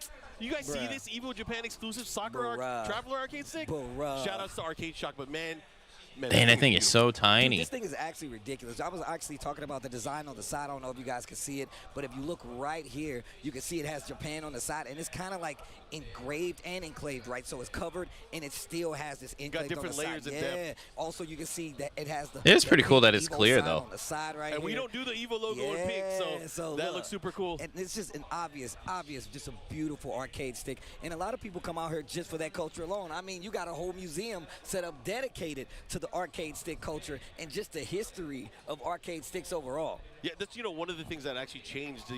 There was the rise of the leverless. I think last year all we saw was mostly the companies showing the leverless products, but this year I saw 6 or 7 new arcade sticks, and I thought that was really cool. Obviously, you mentioned we have the arcade or the arcade controller museum here. We have kind of like a history of the PlayStation controllers, the licensed products, and then we have a lot of the community stuff here. So again, if you ever have a chance to make it out to an EVO event, we always have cool stuff like that. It's a really cool thing to see too, just like the evolution of designs, but then also the nostalgia bombs in the beginning, in the middle, or what hit me. Like when I see the H-Rap, when I see the Namco stick, I'm like, all right, yeah, like that one gets me. But then you see the evolution of some of the other controller apparatuses mixed in there. It's a really interesting thing to check out, especially if you've been a player for a long time. Bro, that silver top H-Rap, that was my first official arcade stick. That was my first one. I saw that. And 2005, you old school. I was like, oh my God. I was like, that's me. Like that's where I started right there. You know what I'm saying? So, and I don't count. I had a Shadow Blade. I hated that thing. That don't count. That is a second place EVO winning product. Nah, I hate that thing. Somebody got second place at EVO 2004 with one of those. That's crazy. No dice. I'm cool. Nasty. Nasty. Shout out to Interact. Rest in peace. Yo, New Mad Cats is here too. They got a collab with Ojo Sama Tayari Deshita. What? It's a new anime, so it's the featured art for this event. You have this anime that talks about the English term is young girls can't play fighting games. Yeah. But it's about them learning how to play fighting games and getting ultra sweaty competitive about it. Yeah, I love stuff they pop like off. that. I'm trying to watch that. It's a new anime that's going to be coming out later this year. Yeah, they have the collab booth in the back. I've seen people been lining up all weekend. There's a giant TE2 there. Yeah. They got a cosplayer that's one of the main girls in the series. I have pretty not cool. even. I didn't see the giant TE2 there. I'm gonna have to go check it out. I gotta say it again, man. I'm just happy y'all are here on the sofa with me, bro. man. It's been years, bro. Dude. I'm doing security last year. I'm just walking around trying to look tough. You were doing security for the cosplay contest? I can't look tough like that. Come on, man. I'm not built like that. I'm just happy y'all are here. I'm glad we could be on the sofa talking about fighting games at this event like this again, man. I was missing it, I'll tell you what. Same, and don't say you ain't like that. I just saw you ride a bike across the country, it feels like. Sit under a waterfall. I was hungry, dog. I was just hungry, bro. I just wanted some food. I just wanted some barbecue. That's all I wanted. Barbecue and an icy. That's all that was. Oh, man. Check it out, man. I'm telling you right now. Well, shout out to everybody watching at home as well. EVO Japan 2025 is well underway. We had our winners crowned for Guilty Gear as well as KOF all across these last 2 days. But now we're getting down to the nitty-gritty. We're doing Tekken 8. Of course, Street Fighter 6 is coming up right after this. But right now, we're dealing with the 3D fighters. Yep. I mean, you like other games as well. We were talking about the legacy titles. The finals for Beat Tribe and also for Cooperation Cup is happening around the same time. So there's a lot to watch if you're a fighting game fan. So again, stay tuned, stay locked in throughout the rest of the weekend. I know it's still the weekend for the rest of you guys, but for us, we're towards the tail end. Yeah. There's a ton to catch up on too, yeah. Especially if you're tuning in, if you're locked in on one game, man. Co-op Cup is really fun to play in. Co-op Cup and Beat Tribe are really fun to play in. The team of Vicious, Fubar, Doug, Justin, they were, I mean, obviously they're in the middle of making content, but they were still there. They almost made top 8. Almost made it to the best 8. I think playoff B, right? Yeah. My team made playoff A. I think I had a couple of commentaries, so I had to let one of my other teammates handle it. But I think they're talking about to be honest with you, it's just mad fun to play. The Third Strike tournament. In the team tournament like that, it's just a unique, different kind of feeling. And the best way I can think to describe it is when you lose by yourself or you win by yourself, it's just you got to deal with. But when you lose and you got to look at four people who put their faith in you, and you go be like, that happened to me at Master Cup. So first off, Steve was supposed to be on our team at Master Cup. He got busy. He couldn't make it. I didn't pick King because of that. I picked Eddie. You know what? I'm going to try to give the team some variety. I picked Eddie. I was getting tips from this guy. I got pushed in. Well, that was your first problem. Why are you taking tips from me? Second is because you played the character. I mean, come on, what do you want, bro? But the cool thing is, while you have to look at 4 other people and be like, yeah, I'm kind There's of also that's on me. I got salty, and it feels bad, right? I got salty, and it made me want to play the game more. But Mark, talk about what happens when you win. How does it feel to win with a team tournament? You win by yourself, it's like, yay, me. But when you get the when it's the squad and y'all huddle up it was different for us because we had Tanukana on our team. So as soon as I tried to cheer, there was 40 people cheering behind us. I was like, what's going on? Well, that's even better. That was crazy. Especially because she put y'all in the backpack. Yeah. And I'm saying, everybody hop in. Carry us. Get in. Don't call me Obama no more. Call me Jansport. I had to put the team on my back. Yes, I had to. We're low tier too. These kids, bro, it's funny too. Tell them. I'm pretty sure they were like college kids. They never played a game before. I'm pretty sure they've never seen a Remy before. I was just. Yo, you get mad props for being a Remy You put him player. into the blender. Mad But props. you were beating some good top players. I played Chai Rithi yesterday, and it was very, very close. You had him. It was mad fun though. That Chun BS came out. That not even. I think I just made mistakes. I just made them like very, very small errors, but it was mad fun to play. So Chai Rithi got lucky. I ain't gonna say that. I mean, it's first to one. It's first to one, dog. Anything can happen. First to one is the skill set, though. It is. It is the skill set. But the cool thing is, even in that kind of scenario, you can look at players who you've seen perform and make it to EVO top 8 stages and have performed and won this tournament, won championships at these events, and then just in a team tournament setting. I wonder what they were doing this entire time. Yeah. I guess they were maybe that's mad fun. That doesn't switching out the console or something. Same. Because of what happened during back in my day. Team tournaments is something that Ninja or something. We've been saying this for years. We don't get enough of them. Or maybe they couldn't find them. Coming to play in two of the most historic or the most historic team tournaments that ever existed is definitely an honor. To me, going to like events like Master Cup and especially B-Tribe and watching the older generation kind of get hype and play makes me feel good because I feel like, obviously I'm getting a little bit older, we're getting older, but seeing those guys have so much fun, it's a good feeling. Layer 2 on that, Mark, is I like seeing the older players embrace the new challengers. When new people hop into these games, like I said, I'm pretty sure the team I played, they've never seen a Remy before, but that's tight that even 5 of them, they just started messing around with the game, Imagine if they just started learning, they hop into that kind of Shark Tank.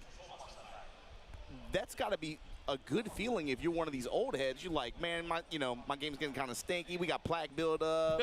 I got to get hip surgery. But then you start to see some new folks, like even now, 20-something, 30 years later, and people just tapping in like that. That's got to be a good feeling. It's a beautiful thing to see, man. I mean, look. Of course, we got a lot of. We're in a fighting game renaissance. I've been saying. God damn, Ulsan is breathing heavy. Jeez. Out there that have a lot of history behind them that you can take up and play right now. And there's plenty of footage out there for you to see who's gonna be in there, who's gonna be the character to be in the whole nine. Man, I mean, he's over there breathing heavy. Ranchu's just over there like, all right, when's the match gonna start? For those people that are coming in just now, they still got something to look back at and learn new. But to transition, Steve, like you said. Who's going to be in the driver's seat to move through this loser's bracket? This is another set that I think is going to be high impact on this bracket, man. You're looking at Nia Mangja winners finals, but it's a loser's match, so whoever loses this goes home. It's crazy. Who gets fifth? The people in fifth place. Rangchu, who won the TWT, because of that EWC qualifier ticket. So, but Rangchu can quiet that down right now. Yeah, he can stop all of that. This is loser bracket. This shit is crazy. This is loser bracket. Yeah. This is reigning EWC champion. This is reigning TWT champion. In losers of EVO top 8. One of these guys will not make it into the top 5. But crazy. To that point, Mark, you got the consistency too. These are global elite players. It's not a surprise to see them at the top of the stage like this. Obviously, being in losers, it's going to be a little bit more, that much more difficult for them to find the win, especially as we get later into this bracket. But both of these guys right now vying for a spot to try to stake their claim here. Like you said, Ulsan as EWC champion from last year, he automatically has a spot in that bracket. So if he's able to get into this top 4, it's going to put that 5th place spot. The 2 players that are there are going to have to play a tiebreaker to see who gets that ticket. Rangchu trying to fight for it right now. Rangchu, a champions. My man won TWT, was at Tatsukai Tuesday the day after. That's crazy. I love it. That's crazy. I don't want to hear nothing from nobody. You would think they'd slow down, take a break. No, pull up. And my man be watching. He comments when all these other tournaments are happening. He'll go and talk to the other players that won or participated to be like, yo, man, you're so strong. He's like not even for his scene solely. He pumps up everybody, and he's just a player of the game. He's on his Battlefield stuff. He's he'll ask me questions about like y'all or like random North American or EU stuff. I'm like, bro, I don't know. Like, why you don't worry about that, that dude Rangchu is funny. That dude Rangchu is actually funny, bro. That's why he's the homie. But here we go. One of the bangers. Oh, he's playing Kuma? Kuma's coming out and not the Panda. Yeah, that's interesting. He was playing Panda all the way up until... A lot of people tell you, even Rangchu himself, that Panda's the superior bear right now. Why Kuma, though? I'm really curious to see why. Maybe there's a choice for having the God Fist? I think that's exactly what it is, because Dragunov it has a little easier time of maybe locking down Panda. But here we go. Rangchu versus Smokey. Ulsan. Loser side. One of these guys is not gonna be here when we get to the next game. And let's see who it is. Immediately just making a statement here with a strong while standing punishment. Went for Damn, the flip, floated got him. He tried to go for the floated bear out of it by front Ulsan. flip. Floated him out of it. Side on this stage, activate. Yo, the pigeon roll back and forth. The new combos. I wonder why he thinks Panda is the better bear. Bear demon breath. Right back at you with the smash from Ulsan. Dropping bows on him, running two. Oh, the commando roll. Oh, damn, he tried to do sidestep too. Got jabbed right out of it. I like that too because it kind of freezes you up and you have to focus. Oh, on, did wait he? a He got it that he time just got though. away from where I needed him. Okay. Second hit, punish. And look at him just slowly pushing him to this wall. 8 seconds left on the clock.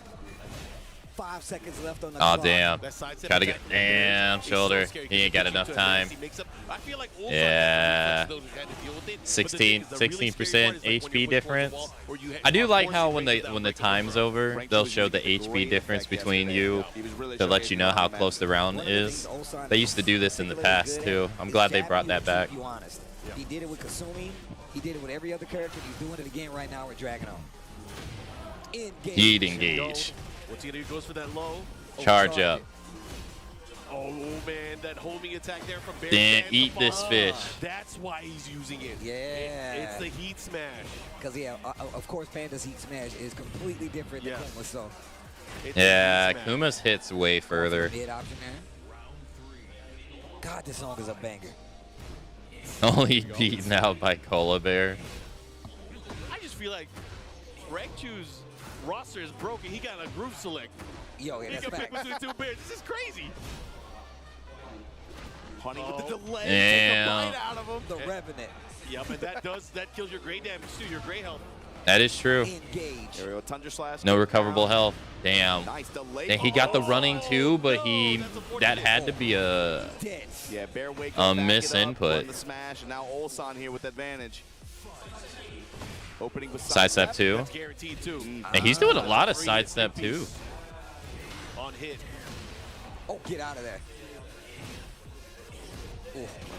Damn, pressure him at the wall. No bear jab for you. Re-wall splat. Big damage. Yep, big bear combo. Damn, power crush to get out. Damn, sidestep the heat activation. Ulsan bringing that back. Of course, it was back and forth there, but really looked like he was going way up Rangchu early on. You think he's gonna switch characters? I was about to say. Not a bear. Like actually switch. No. No. You don't think he'll go to like Liddy or? No. I could see Rangchu doing it. He's been running other characters, especially in other tournaments and at the local level. I don't know if he'll do it in tournament here though. No, he switched to Panda. Group select. Group select. That's tight. Groove select. Let me get an Eddie Christie. Right? Oh, yo. Oh 5 man. days? That's true. Damn, he switched from a bear to a bee. Trying to open up the legs early on. No here, walls Ulsan. though. I don't know who this favors. Stutter, Yeah, trying dash to get a stutter. reaction.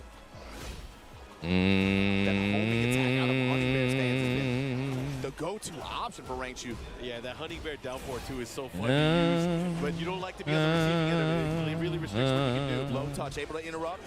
Damn. Down to two. crush from Ulsan, though. Great Damn. selection. Shoulder. This time hits him with the lunge shoulder. And It's looking like it's favoring This is a long the bees. Okay, mix. Aw, shit. Get off me. Get off of me. You can't tackle a bee. I fly. He's gonna have some opportunities to heal here. Yeah, he's getting some of his health back. Mid checking. All right. He challenged. Yep. Yeah. Can't Damn. let him just roll. Smothered. Can't let him just roll. Good challenge, though. Quick mid right there from Rangchu. He's poking him down. Still didn't get him around, though. Ulsan in the lead. Wow. Ulsan using Dan back got the fours in unbreakable grab. Leo DiCaprio, though. Zap the bar. Oh, Every time after he's done the unbreakable grab, he's been immediately a jab. All right, last time he did that, he got sidestep. Okay, nice. Panda ball. Yo, we going to the beach. I love the beach. Bear hell sweet. That move is hella unsafe. Damn, he tried to go for the back four too. Bro, I haven't seen that move since Tekken. Oh, he broke the command grip. Oh, side step 2. Ah, no. Ulsan with the string after on the whiff. One thing that's different about Ulsan. Wait, it's first to 3, right? So he doesn't have the movement of, say, a Kasumi or a Bob, but he is using that pigeon roll to get movement, get space. He finds mobility somewhere in the move list. No matter what, he's like, I'm going to be moving. damn, finna down to a bear. Low parry. Ulsan is running. God, he is just on fire right now. Oh, he missed the second hit. Has to be careful here. Counter hit, salvo. Yep. Damn. Fought the deep sweep. Damn, again. He's not afraid. Now, oh, he let it rip. Yeah, he let it rip. That's launch punishable. Oh, no, he got floated out of bear front flip again. It should be, oh, man. That was from an aerial clip. Damn, GG's. Ulsan 2-0 going to eliminate Rangchu here. Damn. So that means now Ulsan, I believe, is 1 set away from making the 5th place matches. Very interesting. Very interesting. That was a beatdown. A lot of times they play them off stream. No, not the bees. A lot of times they play them off I went to see pandas at the zoo 2 weeks ago. I was not impressed. That's still a big win. I mean, the current TWT I'm not impressed. Not impressed. As well, though, when it came to being close as a TWT champion, and just that was a beatdown, dude. He could not but that also means get anything going.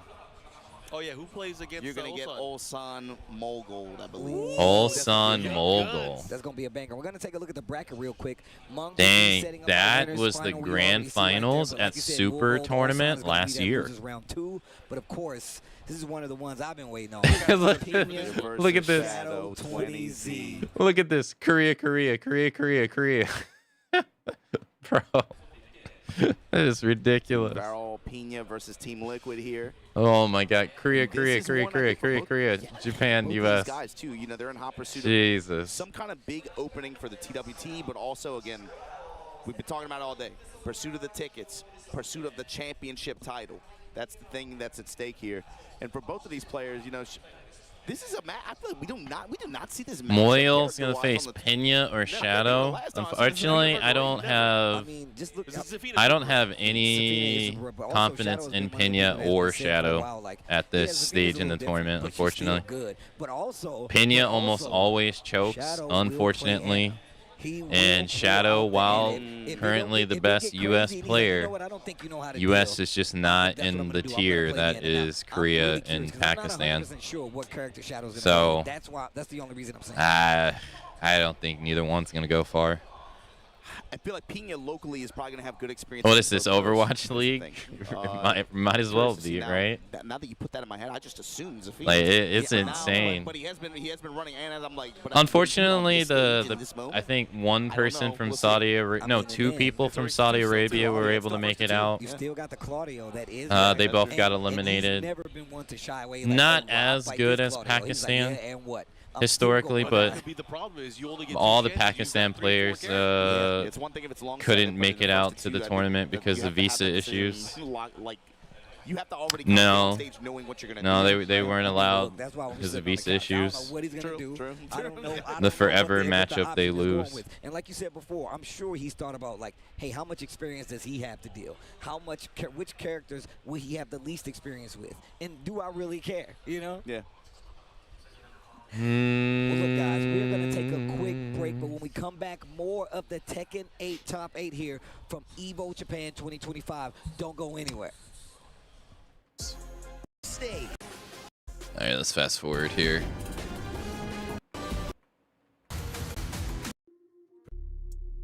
I can just press M, right? Yeah. But yeah, no, they forever losing the passport matchup.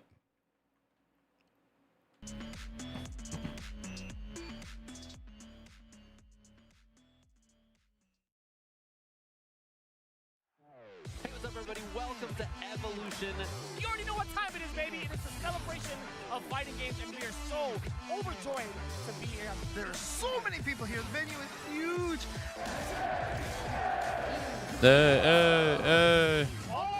What the Okay. And there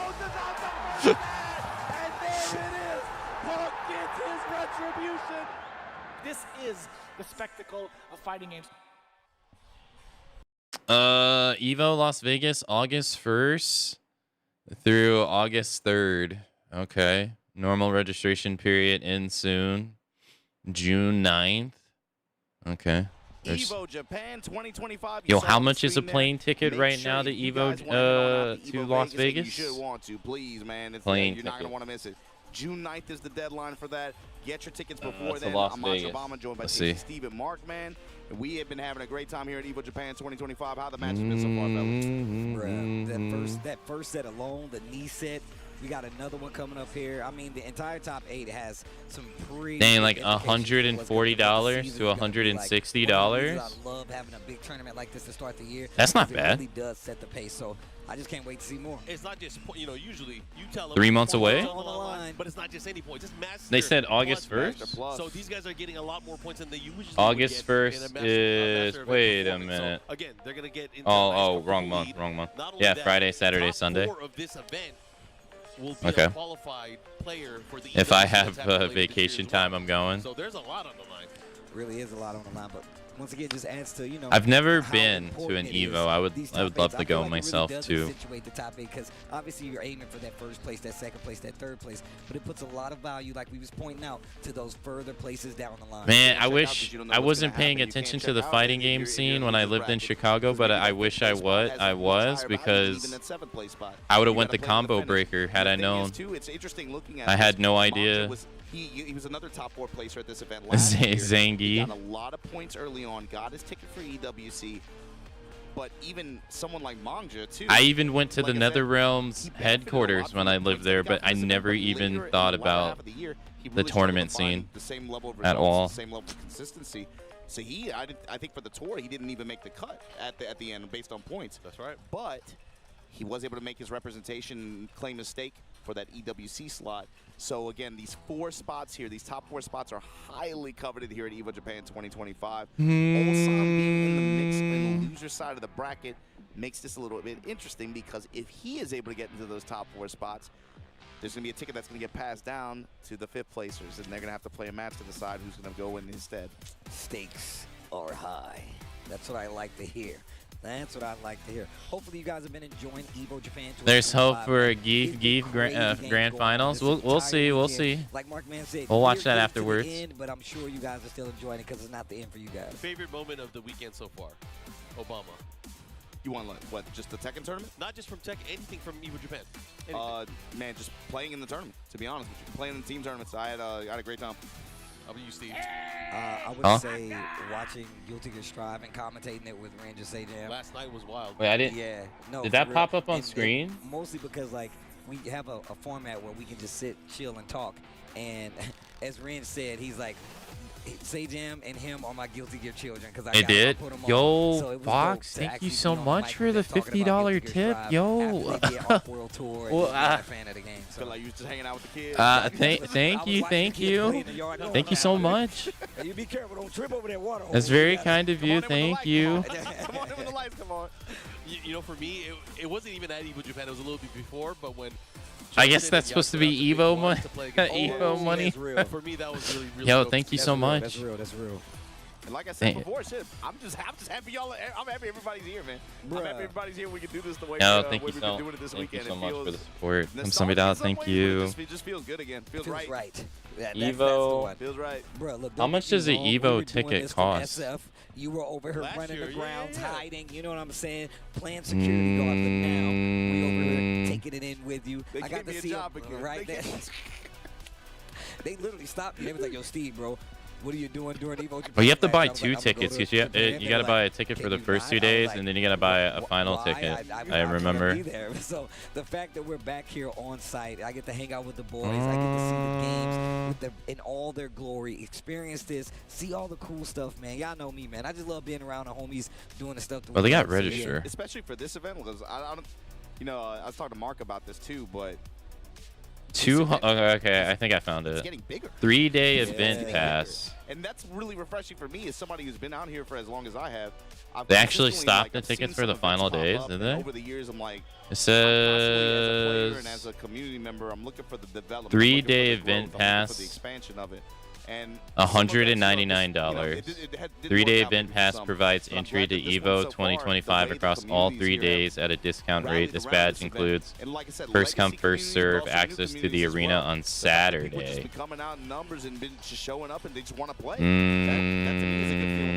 I want y'all to know, like, I always talk about it's $80, $90, and $100 each given day. Their first time. Yeah, so you save $70 if you just get the 3-day pass. Evo was happening, but I had a vacation playing with my That's girlfriend. not honestly. That's not too bad though, right? That's like a think about that. Like, and they came a plane ticket's like 130, 160. Norway or something. Like it's interesting And to then see people being able to travel to something as big as Evo, and it doesn't have to be that's like Evo USA, 'cause not $4-ish everybody can afford it all the $100 time, you know so what I'm saying? far. And there's other parts. That's That's why I'm not really happy too about Evo bad. France, and that we're getting Granted, these that's other not versions, like the especially whole for stuff like this. hotel We're gonna take stay another look wherever at you the are. bracket right now. You can see right now we're on this loser side. Yeah. Winners finals is already signed, sealed, not delivered. Mool Gold all signed, going to be round 2. But of course, Moil waiting. Pina, Shadow 20Z, the winner has the work cut out for him. Raven versus. Yo, thank you again, Fox. Let's see what the Thank you, character thank selection is you. For Shadow, but talked about these characters too. Raven, of course, in the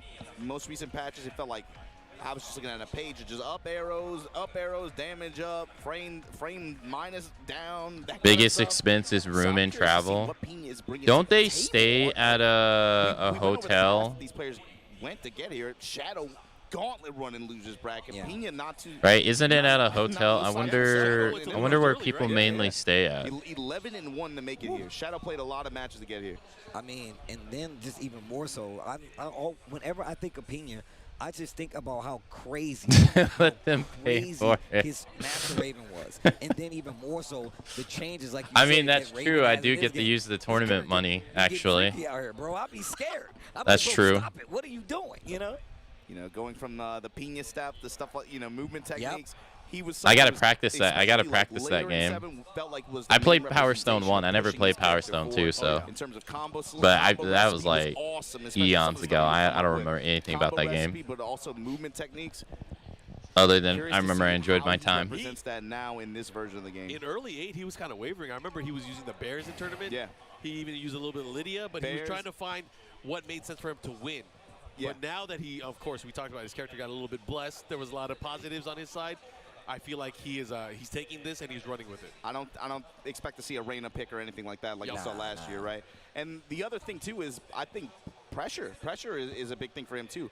When your teammates are so successful, players like Al, players like Rangchu, and you have now their roster has expanded to more games than just Tekken.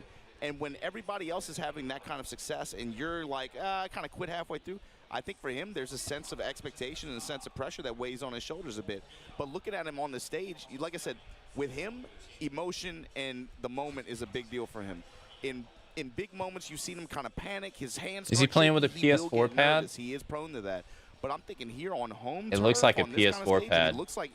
I mean, he looks like he's fine. Maybe It's he just it's crazy the amount of people that they don't like the PS5 pad for competitive play. Chill with it. No big deal, right? He's been here before. I mean, I totally get it. The shape of it does feel kind of weird. As always, but let's see what the character matchup is. I feel I'm like a PS4 stan myself. My thought. I would be surprised if he didn't. Well, let's see. I'm interested myself. I want to see how this goes. I want to see this crazy new Raven from Pina because I definitely have not seen him in the Season 2 aspect playing Raven yet. I feel like when I see Raven in this version of the game, it's like a flashback from Naruto, like the Great Ninja War, where there's like everybody trying to fight against Madara. Yeah, it's just like that. You talking about that's old Naruto though. That's the new style. Everybody got the eyes. Everybody got the zennies. Everybody got the zennies, bro. I'm telling you right now. They can see all the frames, bro. I see them hand signals. I see what you're doing over there. I see what you're doing over there. I see what you're putting Not just the shape, pressing buttons almost have no feedback, unlike Xbox. Oh, really? Bro, that's where it came from. They've been taking some JoJo's inspiration. That's what's happening. I can't particularly say for competitive play, as I don't know, as I use arcade sticks myself, but I do know, where does it come from? like just for regular gaming, I definitely do prefer the PS4 controller. There's something about that story that cuts deep. Like I feel like as otaku, we have so much. I like the weight of both of them. And growing up with it. Yeah. But something about the PS4 controller just feels better. What the Bleach conversation was, but you know what I'm talking about. Why? Why are people so emotional about There's it? something about brothers from Tennessee. They love Bleach. They got a They Bleach love church in Bleach. Tennessee, bro. They got What? a Bleach Specifically church. Tennessee, It's too. just Tennessee, bro. You be out anywhere. I was at Coachella. Dude walked up to me. Yo, you like Bleach? I can't explain. Like, where you from? Where you from? Tennessee. Memphis? Like, what is it? What is it? There's something in Tennessee, man. All right. Yeah, I can't. I don't like. Shadow don't need none of I don't that. like small arcade sticks. All right, we're about to get it started, guys. Here we go. Mine has to be heavy. Let's see what it is. I have the same problem with leverless. Like I haven't used the leverless myself, but I looked around and I see that majority of the leverless are like small, and I'm just like, I don't like this. I'd want to have a wide one. There's a whole monster with her arm, bro. Curious to see the neutral decision making here and who's able to get control earlier here. Both these characters are going to be throwing a lot of stance pressure at each other. And also, Damn, we got Raven versus Athena. Battle of the characters, least pick. Damn it, the T5 skin on Raven. I say it every time. It looks so sick in Tekken 8. It looks so nice. Trying to just go crazy, especially first to two format. Running three here, Shadow Clone's going crazy. What an interrupt. Nose is minus 13 now. Yep. Down for one strings in response. Sidestepping. Oh, Shadow wow. trying to retain wall control, but Shadow has all the resources still, though. Let's see. Damn, smacked away. I love how he uses it. Gets the knockdown and goes for heat, but this knockdown ain't gonna give you anything except for a round for Pena. Pena has always been one of those players that's really good at just waiting for his opponent to come in and then getting him in with a counter hit. yeah, you see slide kick working out really effectively. Down four there as well. Open the round with the counter hit. Yeah, they are so slippery. 4-4-3. Good adjustment. The third dimension. Oh, I think on counter hit that's a launch. Pena's starting to run away with it. That is 2-0. Damn, 2-0 Pena. Combo able to close out there. 4-2-3. Honestly, thought this would be closer. Oof, Oh, okay. Counter hit, guaranteed there you go. activation. Oh, tries to sidestep. Not gonna get anything from it. Bro, he's chopping Yo, away nice the block of the low. Okay, Gets the speaking of, launch. Shadow, life lead this time around. He is down 2 rounds. Damn, clipped them from so far away. There's your spin. There's your activation finally. Oh, but he dropped the combo. Oh, Gave Shadow a second chance. He's gonna get the wall, and Shadow's gonna be dead. Yeah, 4-1 up kicks. Got the wall. Yeah. Enough to be able to close Damn, out. 3 rounds Pena with the straight. Opening game, confidence instilled. It's on Shadow now to adapt. Man, that was 3 hard rounds straight. Yeah, you man. Shadow here, what are you doing? Are you pulling out Whoa. the bazooka? What are you doing? So coaching. Yeah, we do have Is the that 1 King minute Ray timer Jr.? up, but I think that says a lot too. Pena opened this up very offensively. He thinks first to 2 format. I'm gonna throw everything but the kitchen sink at him. Basically putting it on Shadow to be able to find defensive solutions and be able to put him on the back foot like that. I mean, and this Try to is overwhelm him with speed. this is how we've historically seen Pena run with the Ravens. It's like you let him get started, and it's like, oh, are you don't know? You don't know. And Or especially with the way this game is like, oh, you're gonna give me the opportunity to get started? Well, but Thank you. I'm gonna win, Thank you. Don't mind if I do. Yeah, I think for him at this point, the best defense he has is unstoppable offense. Yeah. He has to go in. And You can tell by the approach. He's betting on that. Yep, he is going in. He is forcing him to react. He's just like neutral soul zone. Like, if you're not willing to poke me out of it, fine. I'm going to just go with soul zone mix. And it's starting There again. you go. Here we go. What do you got? Oh, look at that Pena step.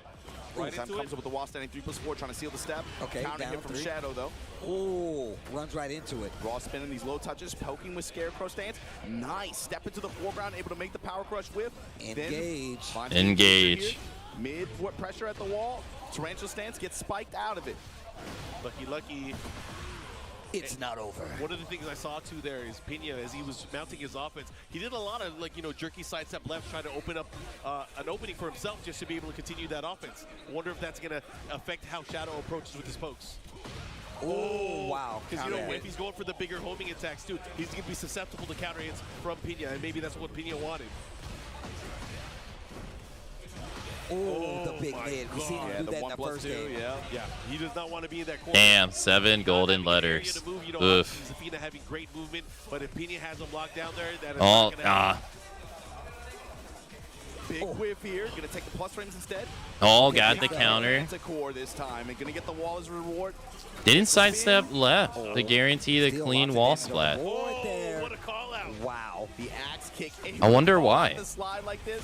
Because when he got him on the wall, it was a side wall splat. He didn't get anything from it. Shadow clones active. Shadow clones acted against Shadow.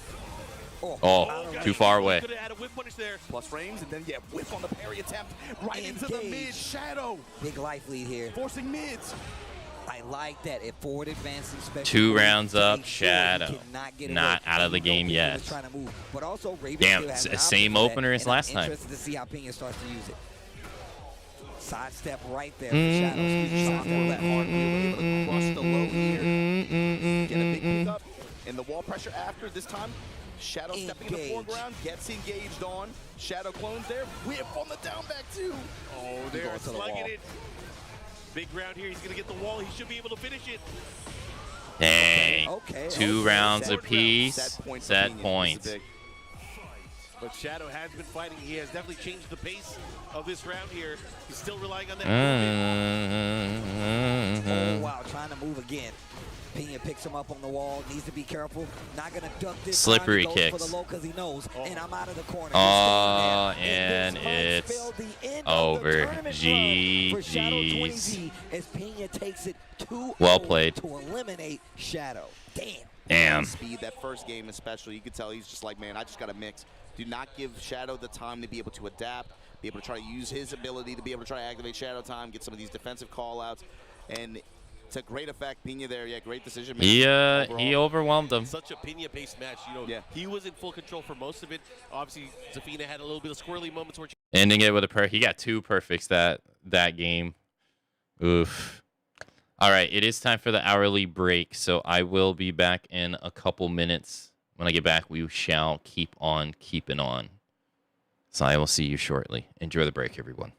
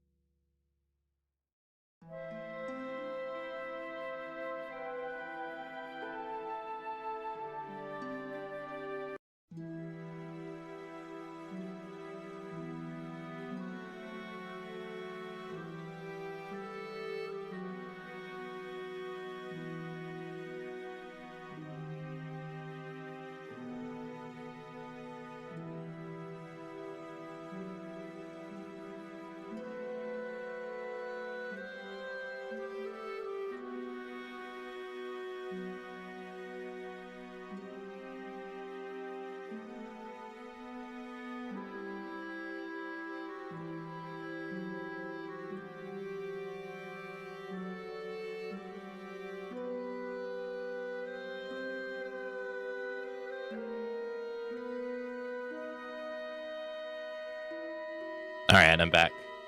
I gotta curate this new soundtrack I'm using. There's a lot of short ones. All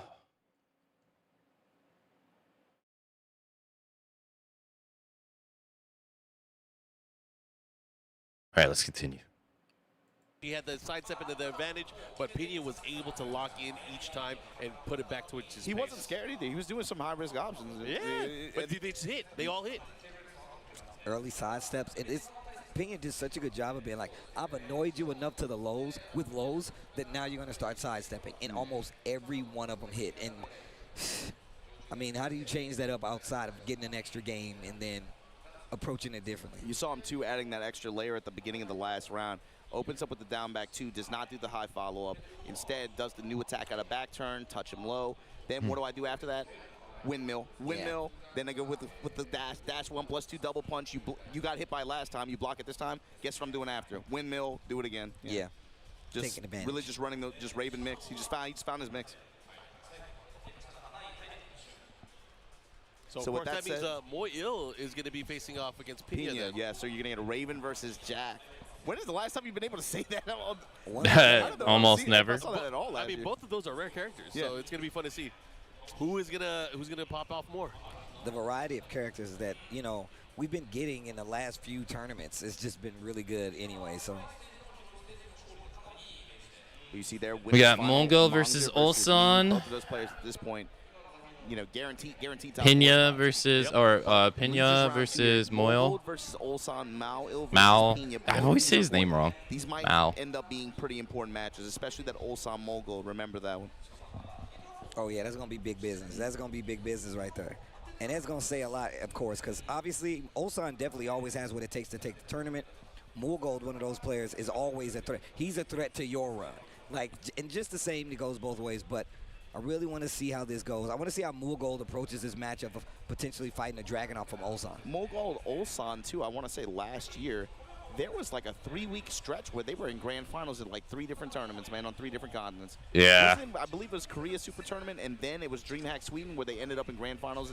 It was like two grand finals in 3 weeks. It was ridiculous. I know he's talking about the ATL one for sure. Yeah. And I think you're right about the DreamHack Sweden as well. I'm going off of memory. Hey, look, trust me, I'm never the one to say you're wrong, but I'm just saying, I definitely remember a Super Tournament ATL that happened in Korea because I was there, and I was like, man, Mulgold, this dude is going crazy right now, and he took some names at that tournament. It felt like early on, especially in the initial version of the game, he was somebody who just jumped out in front and just made a very smooth transition in this game.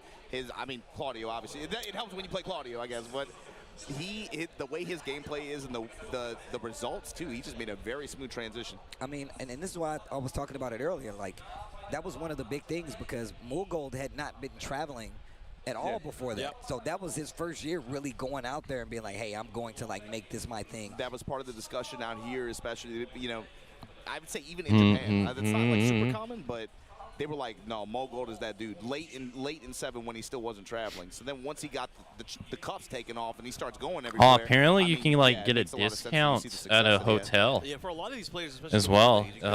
If you're going there for Evo. An American tournament, and they have to deal with the crowd. Hey. That's always an eye opener, kind of an awakening for them. Is like, yo, I gotta see if I can live stream or something. Or use it That'd be cool. as energy to kind of propel you forward, right? John Ding. Yeah, that's cool. That's cool how some players vibe with it differently. Like some players ride the wave, other players they try to block it out. But it's cool that you see that diversity and approach to solving for that problem. It's a unique problem too, right? It's a very different kind of energy in certain regions versus others. But for sure, Mogul is definitely one of those ones that definitely tries to keep it calm himself down, lock in. I wanted to kind of comment as well. I know there's a lot of guys that are first time into Japan, first time at an EVO Japan event, international players. I know JJ Breeze from ATL's out here. Hey. He did some work. He beat a lot of international players. Ty as well. And we were talking about JJ these Breeze, guys. King Ray Jr., Hendo. Who else was out here? Of course, Genghis the Don. I'd love to see. I love to see more of these guys traveling out here like this. I'm trying to see them back for a Master Cup, make a team or something. Man, there's never been a de facto official American team rep. I always tell them, I'm like, y'all need to go to Master Cup. We need a team in Master Cup of a USA team. And on top of that, I feel like that's good for, you know, some of those newer players coming in to come and see. Have that experience. Yeah, you want it under your belt. I'm telling you, it really does kind of change the chemistry of how you play the game. You're like, you know what? I need to get nice. All that. And then it's fun. It's fun, man. It's just fun. The first time when I played in Master Cup, I didn't know Japanese people could get hyped like that. They were in that bad boy. They tried to match your energy. They tried to go. They were matching my energy, bro. That's what's crazy. You got kind of crazy. You picked up the stool at one point. Oh, yeah. I was going ham. I'm sorry to Meko to this day, bro. I was shaking him like crazy on the side of the stage, bro. We lied to Steve one time. We were like, hey, this person we're going up against, they're the best one on the team. We didn't know who she was, right? And Steve popped off on her hard. He was like, yeah, I thought he was going to punch the machine. Bro, but we had to hype him up. They was like, yo, Steve. I think I beat one, and it was like, all right, Steve, you beat this one. But that was like, this next one, that's the ringer. I'm like, hold on now. We wait, said something like, yeah, she's taking God rank. You got to deal with her. And I went to like, I'm trying to kill. Like, it was literally... Steve, you probably scared the shit out of that. I did. She probably scarred right now. Got PTSD and everything. No, she was here. She was still playing the game. She was chill, though. I mean, but look, all I'm saying is, like, you don't get there by yourself. Like, obviously, in my head, I'm like, let's go off. Bro, it sounds like I'm glazing, man. But I'm being, like, genuine. I'm being dead serious. It's okay to glaze things that are fun. It's fun, bro. Bro, y'all be crying about all this other. Bro, can I have fun? What happened to fun, man? Can we have fun? That's what I'm talking about, Obama. Nah, you a shill. You a shill. I am a shill. Yeah, I am. First of all, yes, I shill fun. I like having fun. I'm sorry. Tell him. Me too. Me too. Y'all got to come out to more team events. I'm talking to everybody out there. Europe, Middle East. All right, I ain't go. Okay. I'll say one thing. When you're registering, you know they don't have the registration page completely up to date. I signed up with FARP last year. I definitely had to say he was from Australia. They didn't have Singapore. They didn't have Singapore, Malaysia, some Southeast Asian countries. They didn't have as an option. We gonna work that out though. We gonna work that out. It comes with time. It comes with time. Pull up if your country ain't on the list. Pick the next one. The one that's closest to it. Pick the next door one. Change your address. That's how I made my way through high school. I had to change my address, man. But it's the district. They cut the districts up all messed up, man. I can't catch a bus from over there, bro. Come on, dog. That's a bad neighborhood. I can't catch the bus down. Your report card going to your auntie house and stuff. Like, come on, Maybe man. Walmart. I had to intercept it so my mom's wouldn't find it. Oh, you had to make a deal with your Why auntie? you over here cutting my grass? Look, we didn't get that report card. That suspension paper, it didn't make it here. You saw nothing. And I'll be back tomorrow because I can't go to school. All right, Ulsan, Mulgold, two young stars from Korea that really found their place in Tekken 7, did well on the world stage, but now making these adjustments in Tekken 8. These guys obviously some of the best out of Korea, but only one of them can move on. This is a loser's bracket elimination match. This is gonna be scary. And this is normally a grand finals match. He'll be stressing me out. He do, the way he acts, his mannerisms. Oh man! Look at him. He's breathing out so hard, man. But every game, it's like he's dying. Bag, you can't tell. Every game. EWC. Remember when he was comfortable? He was. Bro, we walked off for that grand final was crazy, bro. I walked away. I'm like, he's done. There's no way. And then it took one game, and he was just laughing. He was just laughing. He was having fun. He was playing. Oh, man, here we go. He's still rocking that character, too. Claudio versus Drag. I feel like we've seen a lot of people kind of leave the character. Yeah, these pros ain't loyal. They not. They not. And I'm gonna tell you who got it on the shirt. Ulsan. He's like, whoever. I'm gonna tell you, I'm going for the win. Remember when Fang got mad good at Tekken 7? He was just like, he had the shirt that was like, nah, bro, I'm playing Fang. Yep. That shirt was hilarious. Fang main since 2020. That shirt was hilarious. Oh my gosh. Down back 1+2, able to land in heat. And I want to make a comparison between how Mulgold's going to play this match because I'm already seeing the difference in how he. Man, that round was quick. This will be. Back one. I think in terms of styles, these guys, they bang against each other pretty well. Yeah. Both of Damn, 1-2-1. Let it rip. However, defensively, it's quite. I guess that roll on the ground, I want to feel like it's new for season 2. I know he had it before, but I don't remember people utilizing it. So I wonder if they added like a bunch of extensions to it. Yeah, you gotta wait. no. Damn, he had so much health, and then it all went away. He did everything there. Damn. And look at how he completely turned that around. Yeah. And one of the 2 reasons rounds, I'm pointing Mogul. that out is because we saw how Dang, it was like 5 lows right there. Jeez. the frequency of attacks that we're looking at here in this matchup comparatively for what we saw him playing earlier. Yeah, against Knee, you see what I'm saying? It's night and day, bro.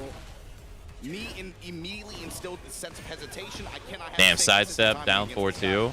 Mogul, right, immediately just harassing with every low in the book to open this round alone. Here we go. Wall combo from Ulsan, though, right back at you. Activate. Snap it with the back 4. Tundra slash kick, block. Plus frames here. Okay, keeps him there. Damn, sidestep. Neutralize. That could have been worse. Beyblade, let it rip, got nothing. The double axe handle Damn, snap back one again. Stop approaching me. 3 rounds, Mogul. Damn. Shut Ulsan down. Ulsan, what you think? He's going to stick to Dragunov the whole way? I feel like he has options. And he did beat Ulsan at Super Tournament. I don't remember what happened after that. I was going to say, was it Reina? Because like they said, they did do grand finals like 3 times in a row. He likes to move. He's like, my characters need wheels, baby. I need an office chair of options. This is a 3D fighting game. When he does not get that, he goes to the move. Oh, like, he's changed. He's going to Reina. The 2-wheeler to the 4-wheeler. Okay. Baby. The character on his stick. Either the forward 4-2 or the dashing electric can make all the difference on how your opponent respects you. Yeah. Wait till you hear the static electricity. Wait till you hear it. It's just movement, baby. That's just movement. That's my skates. That's my skates. Don't complain. Don't complain. That's the first thing I thought about when you said that. Oh my God. Don't complain immediately. See this close range, this range 1.5, this range 2. Difference in terms of the first game from the last game from Mogul. Slightly hesitation, you see him with the dashing. 1-1-2, where are you going with it? Goes mid. Great block. While standing 4, Fisher with the upper. One of the crazy differences too, if Reina lands a launch, she is going to put the hurt, especially with the new heat advantage that she has. Oof, turn them ankles up. Do it Oh, again. dang. Nice Didn't even let him charge it up. Sidestep. Engage. Wait a minute. Whoa, what was that? Spins the rest of his Oh, misses the headbutt. Into the sidestep 4. Dang, lets it rip. See Mogul knows that you're like, oh, you're going to try to interrupt it? I'm going to just hit the button and let it drop. Adjust the timing. Oh, whiff. Whiff there. He engaged. Nice Don't block. punish that. Goes in the stands. Mogul. No Beyblade. Ulsan still betting on him. Some of these situations, still betting on him holding back hard like that. Went with the high mix that time. Testing with 2 jabs, 1 jab, down 4 ones, the mix of. God damn, he is mixing the hell out of him. But damn, the sidestep was all it took to stop his momentum. I bet you ain't gonna hit a button now. Sidestep to the right just to make something happen. Spins the rest of the heat on the dash. Running 2. Sidestep 4, trooper roll. I said sidestep 4, Damn. running 2. Damn, 5 rounds straight, Mogul. Look at how he's playing this competitively. Reina not doing it either. Get off me. Hands off. And he is just being so annoying with the lows. Knee started to backdash those bad boys, and where Ulsan is kind of staying in his rage. I mean, I guess he kind of has to because that's where the main tool usage is going to be. He wants to stay within 4-4-2 range or at He least blocked the low finally. Down forward 1 range. So Plus frames. Wall. No, doesn't get the wall. Damn guard break. Damn counter. Nobody dropped it. He needed that. Oh, doesn't matter. Got the electric. He needed all he could get. He needs to finish his plate. Let me see what the Okay, Ulsan got around. The bleeding has stopped a little bit. Oh, he got a great sidewalk, but he couldn't get anything from it. Dang, doesn't matter though. He got about 30%. Dang, he already got 50. No, he stayed on the ground so to avoid the guard break. Wild running 2. Oh, got the float. Yeah, but you still get this full combo. Dang, almost got him. 2 rounds, Ulsan. Set point, Mogul. Of course, Ulsan needs this to stay alive. Let's see what he does. Little 1-1 there. Oh, nice duck. on the running two here. Big pickup, gonna get the wall. And the positioning here, minus 45%. Dang, got him again. And here we go, Spike. Ulsan waking up, smelling blood. Dang, he got him. Wow, 3 rounds straight. Ulsan answers back 1-1. Deep breath. That was a good Woo, that was looking so bad. 5 rounds straight, lost, came back 3 rounds to stay alive. I can't move. Tied the game. It was eventual though. That all turned around because Mulgold went for the running two, and Ulsan was ready and waiting. Hit him. Damn, that match looked like it was over. You got it. You could do those poses. You can hit those. I could. Very JoJo-esque. That's the Get only off thing me. I like about him. His poses are so The only JoJo. thing I like about him. All right. I'm about to beat your ass in front of this hot dog stand. I'm jealous, man. Y'all, you more flexible, bro. Somebody asked me to do a joke. Damn, running two, engage. I'm like, I can't be doing I'm not limber enough. I can't be doing the Jolene stuff and stuff like that. Here we go. Beyblade, let it rip. I think you might be too close to the wall, though. Nah, it doesn't really matter. No. And Mogul is eating good right now. And he got a little bit of his health back. Starting to add up. Mulgold with a big light lead. No charge. He has resources, so he has to use them at some point. There you go. The activation, no step from Mulgold here. Again. Damn. All right. Beyblade. Damn. Wavu. Tried to back one him. His pressure. Didn't work. Oh.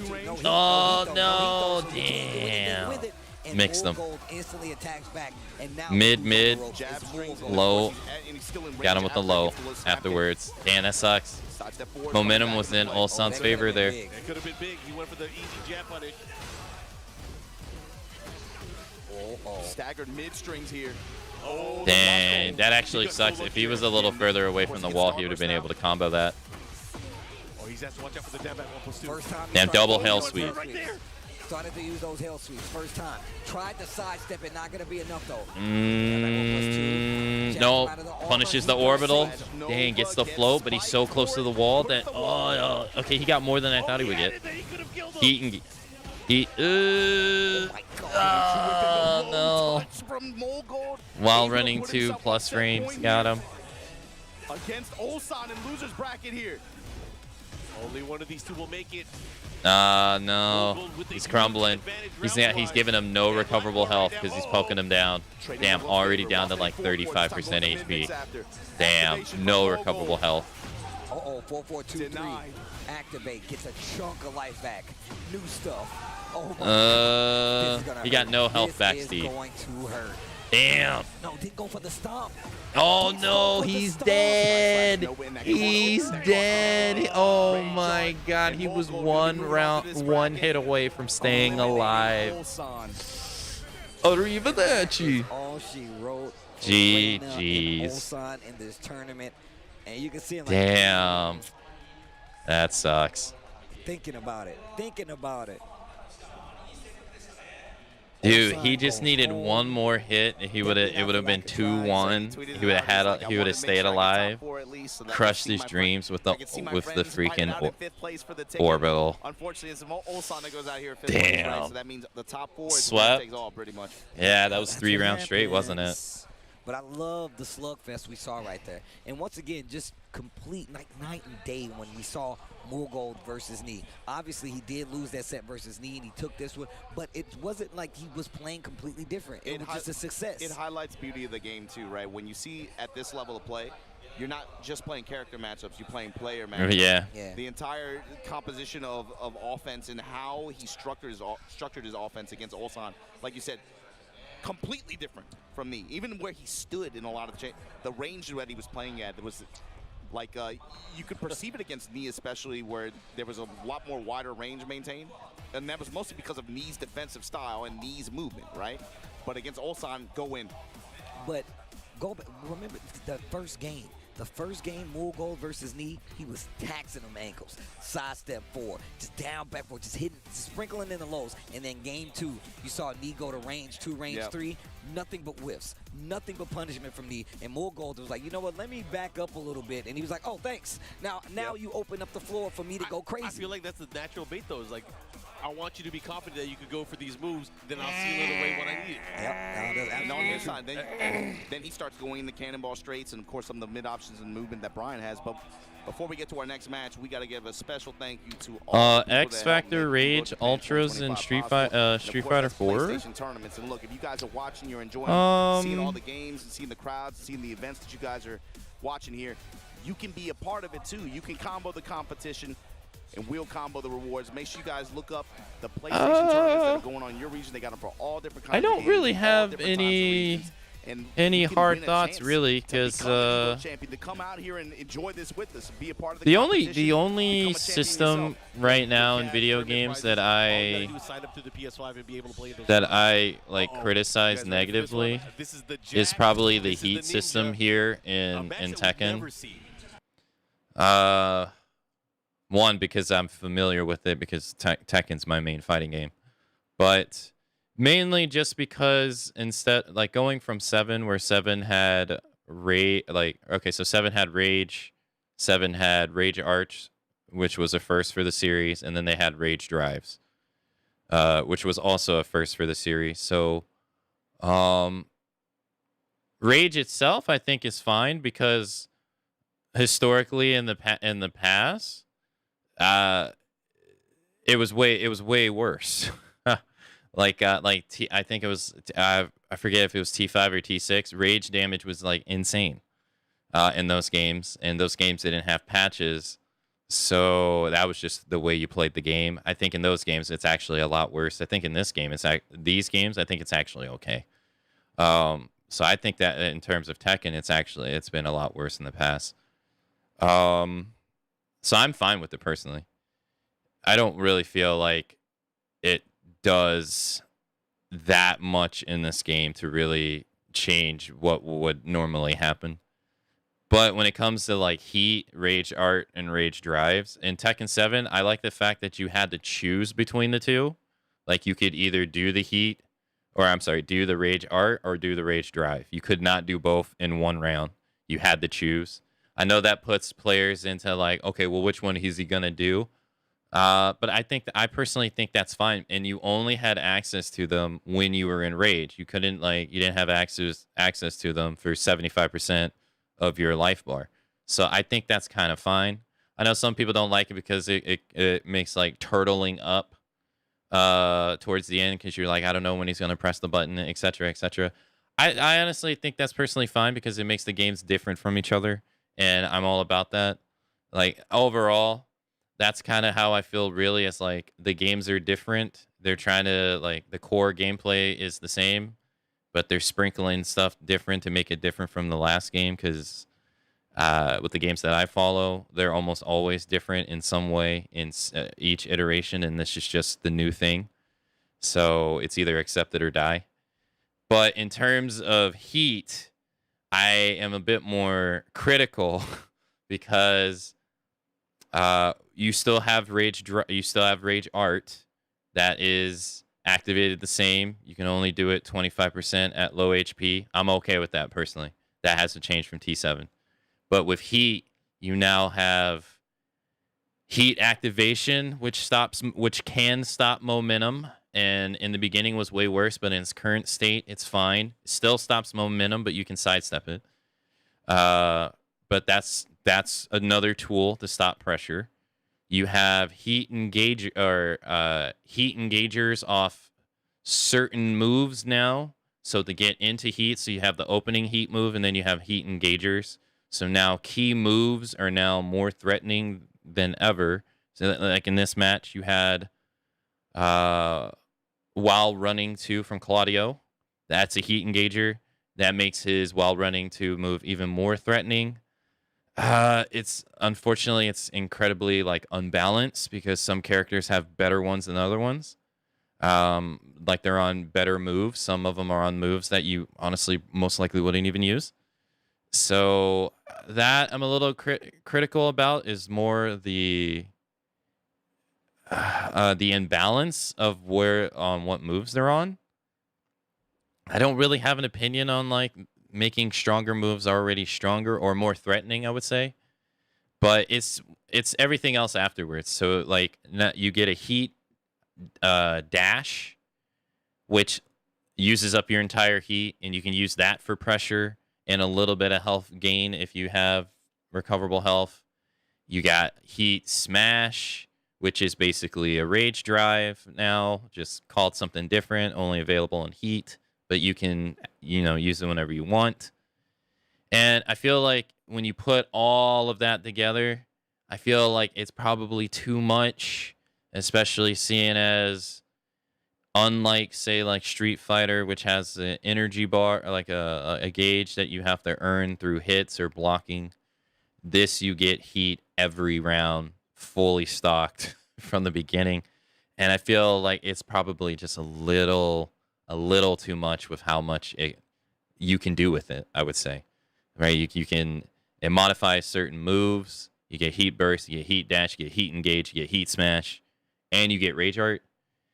I think overall in the overall package, it's probably a little too much. Needs to be calmed down, maybe a little bit, but overall, I think it's fine because like they got to make the game different from the last game, right? Because you're either if you sell someone the same game with a graphics update, they're gonna complain.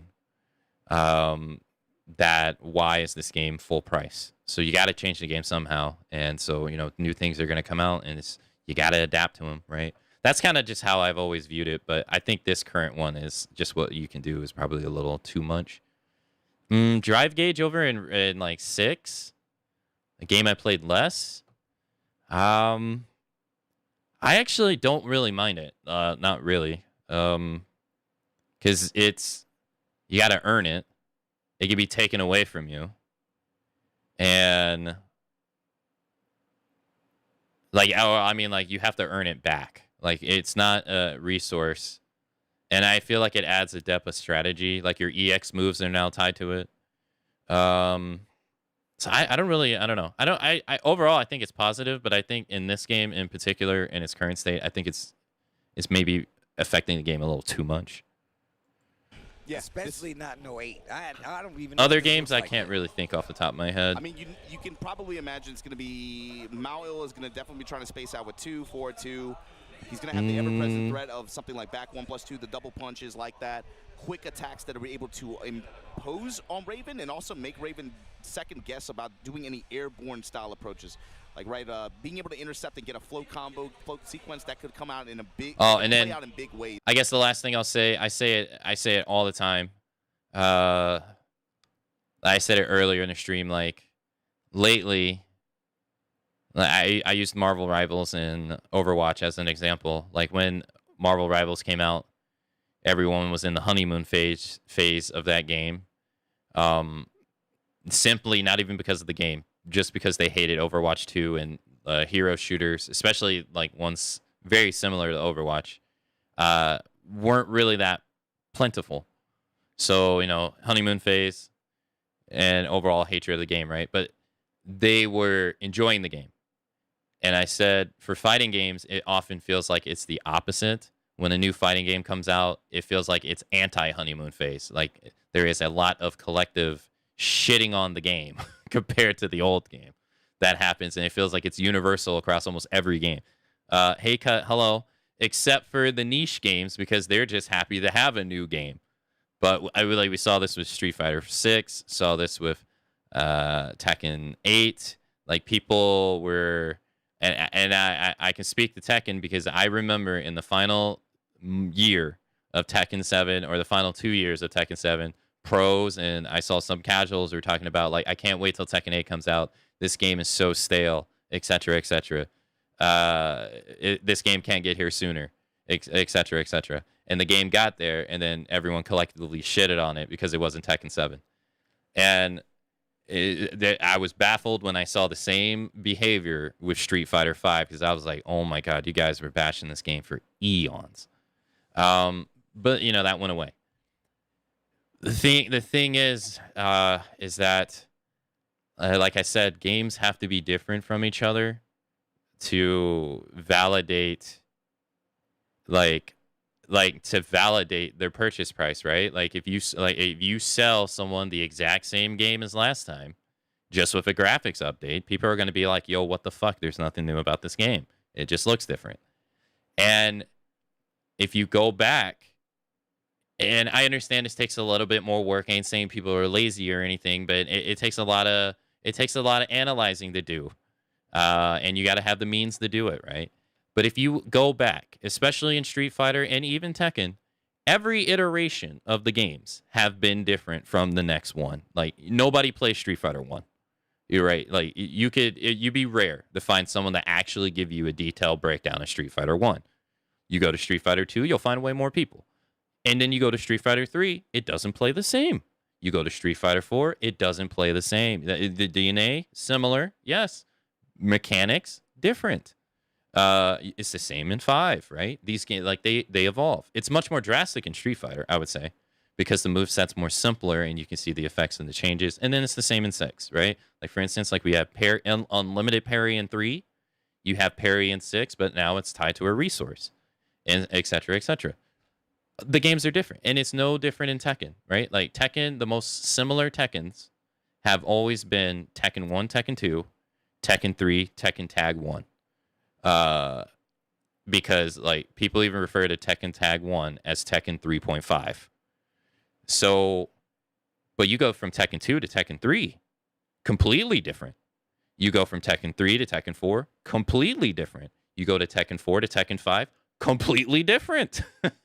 And then 5 to 6, right? 6 to 7, or 6 to Tag 2, Tag 2 to 7. And I feel like people kind of don't realize, like, games change. They don't stay the same. You got it, like, in these initial months they come out, you got to stop wanting the new game to be like the old game, because it's never been like that.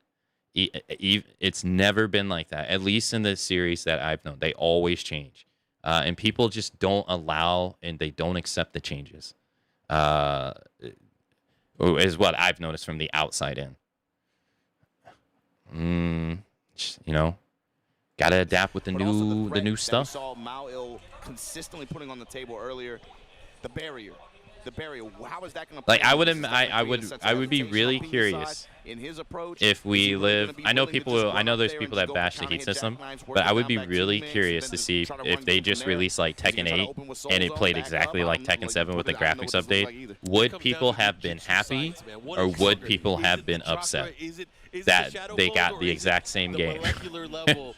Except it just looked different with new characters and etc. I wonder, and like if there was the ability to be able to get both results and see what would happen. I wonder how it would have played out. Down a deep anime hole, but we're not going to do that. Do we need to tap up Tennessee boys on this one? I feel like that's the whole discourse. They like talk. I guess my overall answer is just that the games are different and you have to adapt to them. I've never really there's something about that gave it. I guess like I never really gave it that much thought, really, other than like it's new. They're trying to. 13 frame punishment. You ain't really got much of a choice but to get used to it.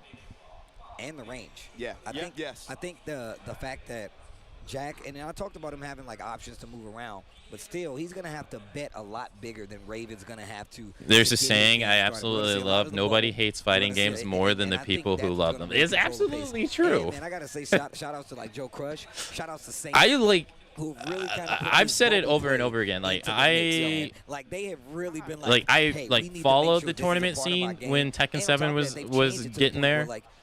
Before that, I would occasionally watch like tournaments. I was completely out of the loop with the hatred that was Tekken Tag 2. Like, I played Tekken Tag 2. I loved it. I enjoyed the hell out of the game.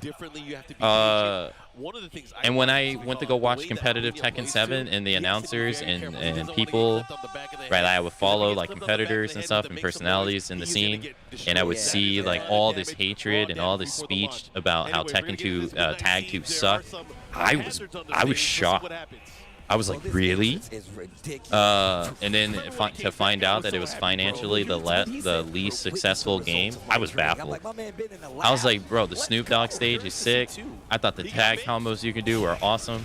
and stuff like that. And apparently pro players hated the game for balance issues. Casuals hated the game because doing tag combos are difficult in Tekken. I was shocked. Because I was just in the mentality of like, all right, well, this is what the game is. Let me try to get good at it. Oh, tries to go for the armor. I like the patience for Pena here. Now he has the opportunity to use the stage hazard. No, just taking the mix. I like this. Save it for later. What a lot of basketball fans hate basketball, and it's weird. Yeah. We were just looking at that too. Oh. Using the armor. Okay, I'll say something afterwards. I know what you're talking about. He was saying that during the Olympics. I remember this because he was talking about how they were talking shit about like the European team, and I remember he was saying like, "Yo, we're all friends," like, and stuff like that. These rivalries you're creating to pin us against them, it ain't there. Like, we might be on opposing teams in this game, but we're all friends. Okay. Back turn. I love that commitment. And I think he said something like, we're much closer than y'all are with us, with how much y'all be trying to divide us. And I feel the same way with Tekken fans. Like I seen Tekken fans try to make like national rivalries and stuff out of it, and it's all like fabricated. Like the announcers and stuff, they play with it and stuff, but it's mainly the fans that are mainly doing it. When most. Like, obviously, like, Korea and stuff like that, they, with the Pakistan rising and stuff like that, they do want to show that they've been dominant for most of its life, and they are the dominant one. So there is rivalry between Pakistan and Korea, but it ain't that deep. Down back to trading, cross chop, parried. And still, Moyo was waiting. He was ready. He had the patience. My man is stonewalling him. He has to be careful. He's getting too comfortable with these pokes. Yeah, that back turn down to that new attack, though. He's willing to go with that and a lot of these back turn mix-ups. Mix up the power crush earlier. Here we go. Damn. Oh, he missed the second. And Pena 2 rounds up on... Fuck, I keep saying his name right. Moyo. Show him all of Give him hell. Take him through the command list. Take him through the command list. Mole. Oh, you gotta be careful. He has heat. Mole L. Mole L. Oh my God. And I hate how they changed his moves to these stupid spinny arms. Animatronic arms, though. I like the better when you just smashed your face. But welcome, Cut. Bro, when they was like, we taking you there for your birthday, I was like, don't take me to that place. What the hell? But the jab jackhammer string able to win out here for Mao. Testing him now with these jabs. Mal.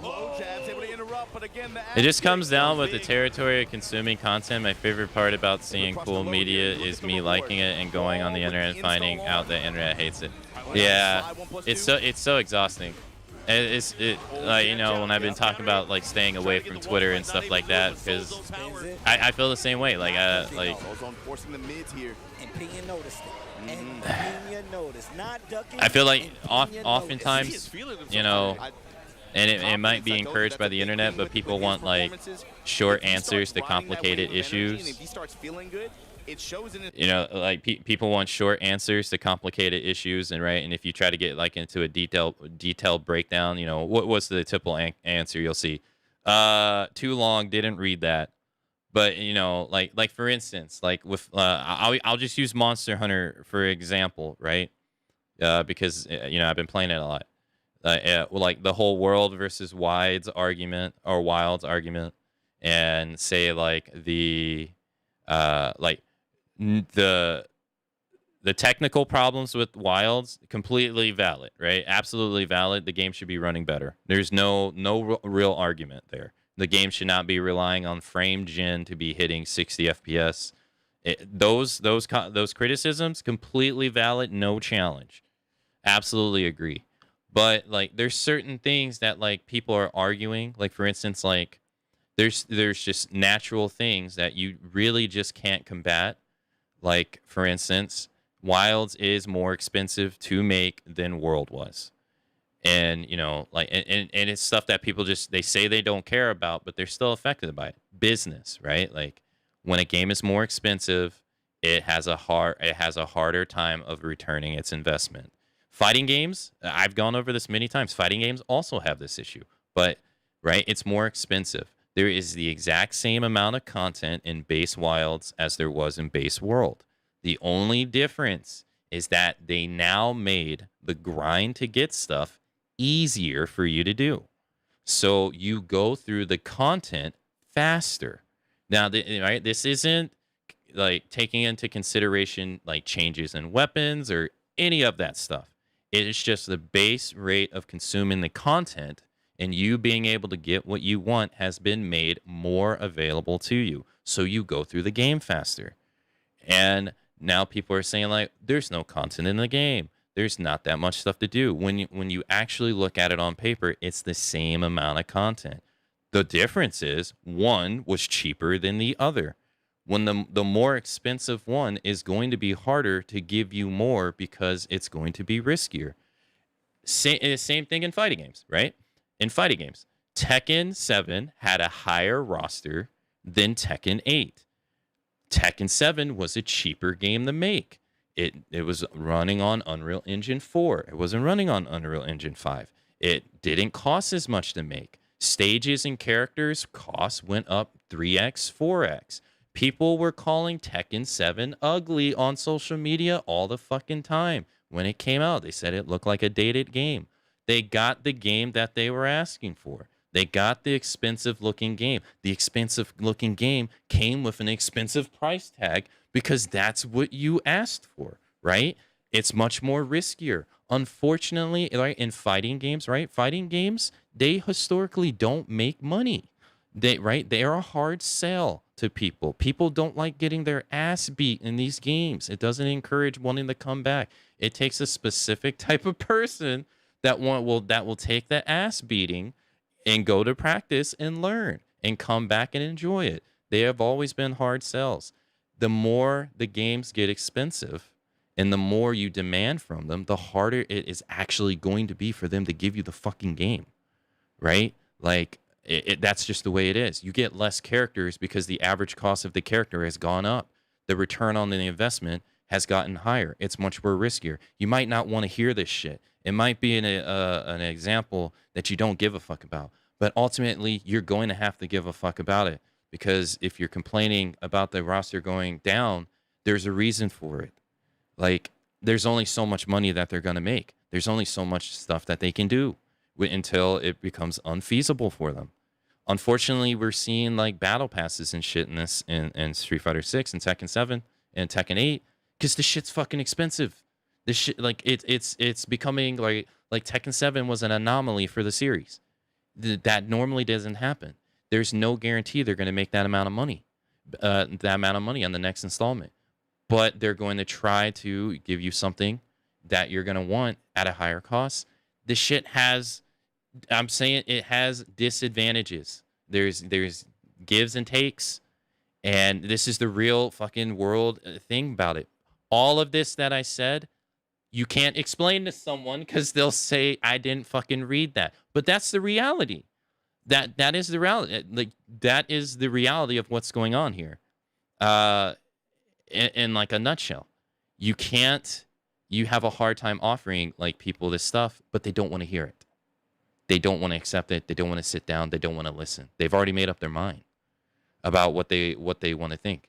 Not open-minded. You got to think about it, man. He's been keeping this bottled up. Yeah. He hasn't had confidence for a while. He's about to just explode on everyone. That's what he's doing, dog. You know how it goes. He's like Eddie Murphy right now, right? This is like just sitting in the cockpit. I've been waiting for this. He's been waiting for this. Yeah, you don't really want to hear it, right? It's like unfortunately that's what it is. Like, and then they're trying to appeal to more people to get to play the game because the game is more expensive.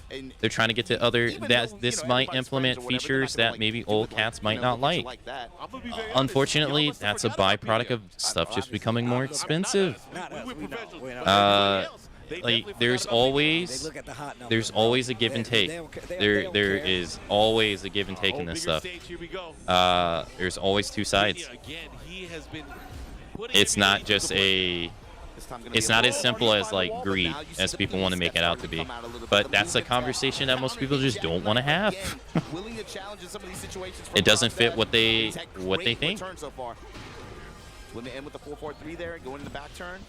Finding a lot of straight hits. Whip on the 4-4-2 there. Back turn, low step. And get out of dodge. Yo, make some noise, though. Of course, a 4-2 this time. The low options, and again, finds another counter hit upper. Making this these slower attack choice from Moel really hurt him. I mean, Yeah, I don't really want to hear it. away from like the 2-1s, more for these lows, and it's That's really just getting him in you know. Yeah, he's trying to deny him the pressure, but he's pressing into the counter hit while standing 2 option. Unfortunately, I like what he's doing here because he's forcing him to go the to these more smaller pokes, but then the jackknife is unfortunately, the more we ask for stuff, especially in the fighting game scene, the more it's going to be casualized, and the more the core audience is going to be upset because the game that they grew up and love is going to change, and that's just going to happen. Like the more, right? Like fighting games are only going to make so much money. The counter teleport. Back 1+2, the great equalizer with the dash to follow it up. And they need that money to continue, That's layer 2. especially when stuff is just getting more expensive each iteration. Okay, down back 2-1 this time. Let's the high string rip. Working the low jabs. Stand jabs to interrupt. 4-2 with the upper. Oh, the blue stuff. Oh, the bull rush. Astaroth. Eventually there'll be a plateau, but who knows when that'll happen. That's exactly what it is. That's crazy. Oh, he got him. He caught him. Whip punish just in time. This is big for Moel. Yo, hit him with the flex, though. Down low parry is down. I think he tried to do down forward 1. I would do it. I would do it. Get rid of the gray and stuff. Yeah. He's not gonna kill. He's gonna put him into dash. Makes him still has heat. Yo, this is in his advantage. He's gonna pull out his homies for sure. The added utility of using, rage art, making cash out early so they don't get recoverable life is something that I love about the meta of Tekken 8. Jutsu. He has one of the sickest rage arts in this game. Like they made it sucks. They made Raven so cool compared to how he used to be. Like don't get me wrong, he was pretty cool then, but they just gave him so much flair, and people just don't use him. He's often in like the bottom 5 playable characters. It sucks. Yeah, his animations and stuff are so sick. He knows to look for these jabs and these highs. Look at the patience. The wall, I said make some noise. Okay, quick counter hit. Follow. What's the mix? He stays on the floor. That's smart. Cancel. Oh, so sick. Yo, close the distance. Oh my God. Oh, he got in the bubble. We're going to the park. Yeah, okay, 2 rounds apiece. Moel. Final round here. Moel. Staying alive. Pena does not want to let his opponent live any longer. Moel. I'm thinking he's going to go in. He's going to go in offensive. He's going to all the mix-ups. I mean, look at the back and forth between these two. Somebody takes offense, the other one adjusts, brings it back to life by defensing up. Mao really changed his timing up too. You see really, really alternating, especially after some of these jackhammers. Been mixing options, mixing timing. Get off me. Spike, yep. And now you see Pena start going for more of those low crushes, right? Just to be sure. Mayo adjust himself, start adding more of those jabs. Wow. Oh my God. He's still alive. That took off mad damage. Good patience. Yeah. Good patience. Moel taking a... My man was just looking up like, yes. He looks so angelic. It's the light on top of his head, bro. So look, have y'all taken a picture with the Moel glasses, bro? He has the glasses he would bring with him, and he make the crazy faces. That guy, him right there, Moel. Shout out to Moel. I can't remember if he used Jack in Tekken 7. I know he used Geese. Is that Raichu? That is Raichu. They go out of their way to say hello too. It's real nice. Always show love. They always show love. Actually, she gave me this bracelet. That's tight. Yeah. That's what unfortunately happens with characters in Tekken with so many stances in their moves. They're unpopular. Yeah. Pulled out the victory fist yet. Yeah. That's also one criticism of Tekken 8 is that people have been saying they've been giving stances to too many people. Like Heihachi, they were like, well, Heihachi has a stance in his iteration in this game, like a new stance. Lydia has a new stance. They're like, man, everybody's now becoming a stance character. I can hear the criticism. It makes you wonder if Bakaram, when he comes out, is he gonna have a stance? Anna has a stance when she normally wouldn't have. Well, no, technically she had a stance before too. But she has a new stance. Jack has a stance when he used to never have a his stance before either, so. A little bit more. Raw smash, lower that shoulder. The Brian Urlacher, there you go, yeah. It's not just like how it used to be with Safina, Eddie. Full crouch mix working out here. Instant break from Pena. Counter hit jackknife, but no one not able to get the return. Oh damn, got the down 4-2. His down 4-2 animation changed in this game. I'm still not used to it. Take the real estate, fine. Work the throw. Lowe's able to interrupt the first activation, just goes right. Damn, beating him by the toilets. Rocket kick at the wall. Stomp on him. Mix up, he went for the mid that time. And try to get away. Block the heat smash. Oh, ooh, that was dangerous. Oh, he got the counter hit, but so, yeah, okay, he sidestepped right to avoid the sidewall. He's not gonna be able to do it though. It's not gonna be enough health. No. Oh, he get up kick. That was bad. That's a huge round. Yeah. That's a huge round. Momentum. Damn, jackhammer him out of the sky. Down back 2, working the lows. Jackhammer is the one that has been missing from this. Jackhammer is the one that has been missing from this. Oh my God. I don't know if that was Wild Rising too. What happened with the combo? Oh no, not like this. Dang. Spin at the wall, running the full crowd. What a chase down. Dude, he is pressuring Pena. Pena, I was gonna say he hasn't pressed the button in like 5 seconds. My man said close the distance. Oh, oh my God, the way he low parry. Bro, if he activates heat, he's dead. Do the rage art. He got it. Okay, all right. Thank you. He finished his plate. Wow. Take a break. Take a breather. The adjustments that have been made on both sides in such a quick succession from round Absolute to round best is fight scene ever is the church brawl in Kingsman. He waited the whole set just to wait. It's a little Damn, opening. It's a little slower. Eat this 30% loss in health, 35%. Oh, he was looking for the sweet chin music too. Pena with the down back. Damn, back against the wall, got nothing though. Heat's over. Damn. Dude, Moya lost so much health. Oh. Oh, damn, they're even? Damn, how Pena's choking. He's choking. I told you. Oh my God, he's dead. He's dead. Wow. Bro, he was choking so bad. Damn, he got mad lucky. We need to talk about this. The fact that both of them made the craziest adjustments to make this round happen. Damn. To get this W back in there. That last series coming from Mario right there was absolutely He had what an amazing he had like a 15. He had him down to 15% health for most of the round, and he was just letting him just hit him after hit him after hit him after hit him. With the hell of a set, I loved how from game to game you saw played around a little bit just for drama. Yeah, adding to the storyline. Versus the ninja parries. And then Mo had answers for that. He was ready with the It wasn't choking, he was sandbagging to raise tension. Yeah. Making the storyline a little better. The post-game storyline. Yes. That was a mad fun set to watch. Oh my God. That's why they don't give it to us all the time. We don't see those characters because it's too hype. What's up, girl? My name's Pena. I'm trying to put it in you. That's what I think about when I see that smile on his face. He just got in EWC. Who let Mark drop these bars like that? Bro. Who let him do that? Yo, you hit him with the Zeddy. I had to hit you with the Pena. I didn't know it was a competition. We're waiting for you. We're waiting for you. You're going to be waiting a long time. Oh my God. And I'm going, I ain't got one of them. I ain't got one of them in the tank. I can tell you that right now.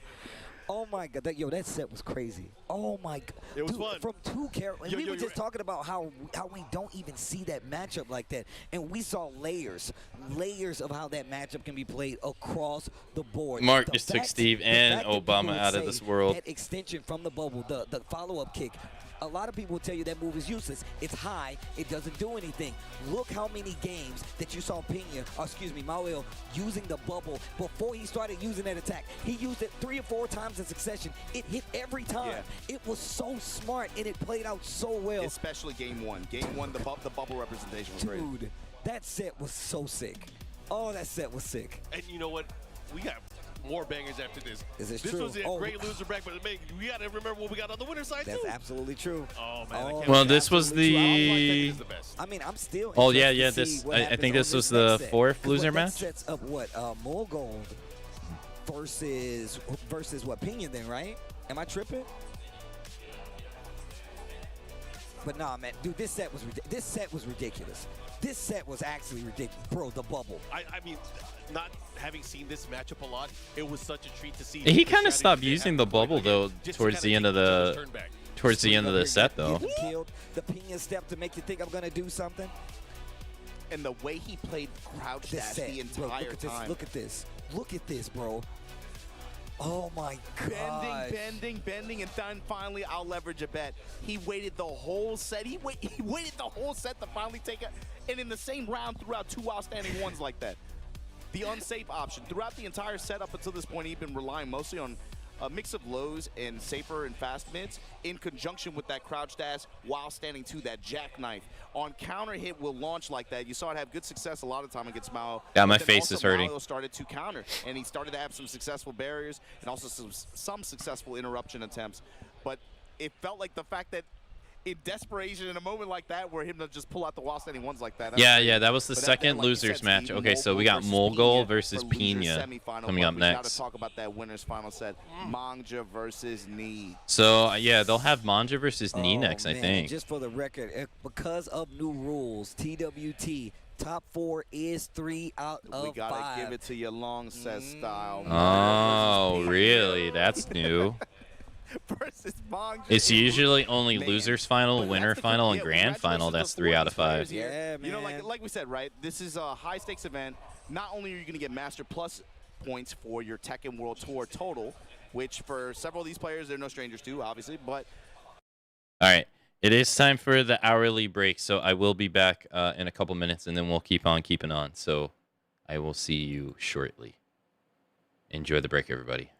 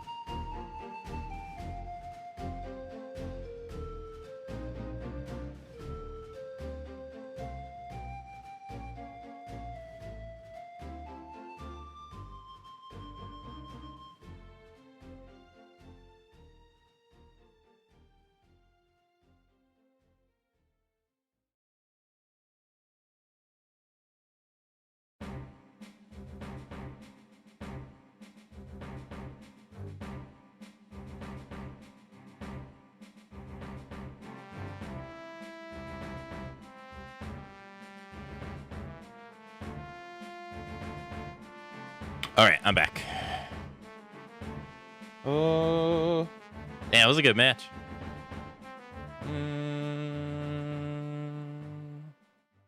All right. Yeah, so they should do winners final next, then loser semi, loser final, and then grand finals.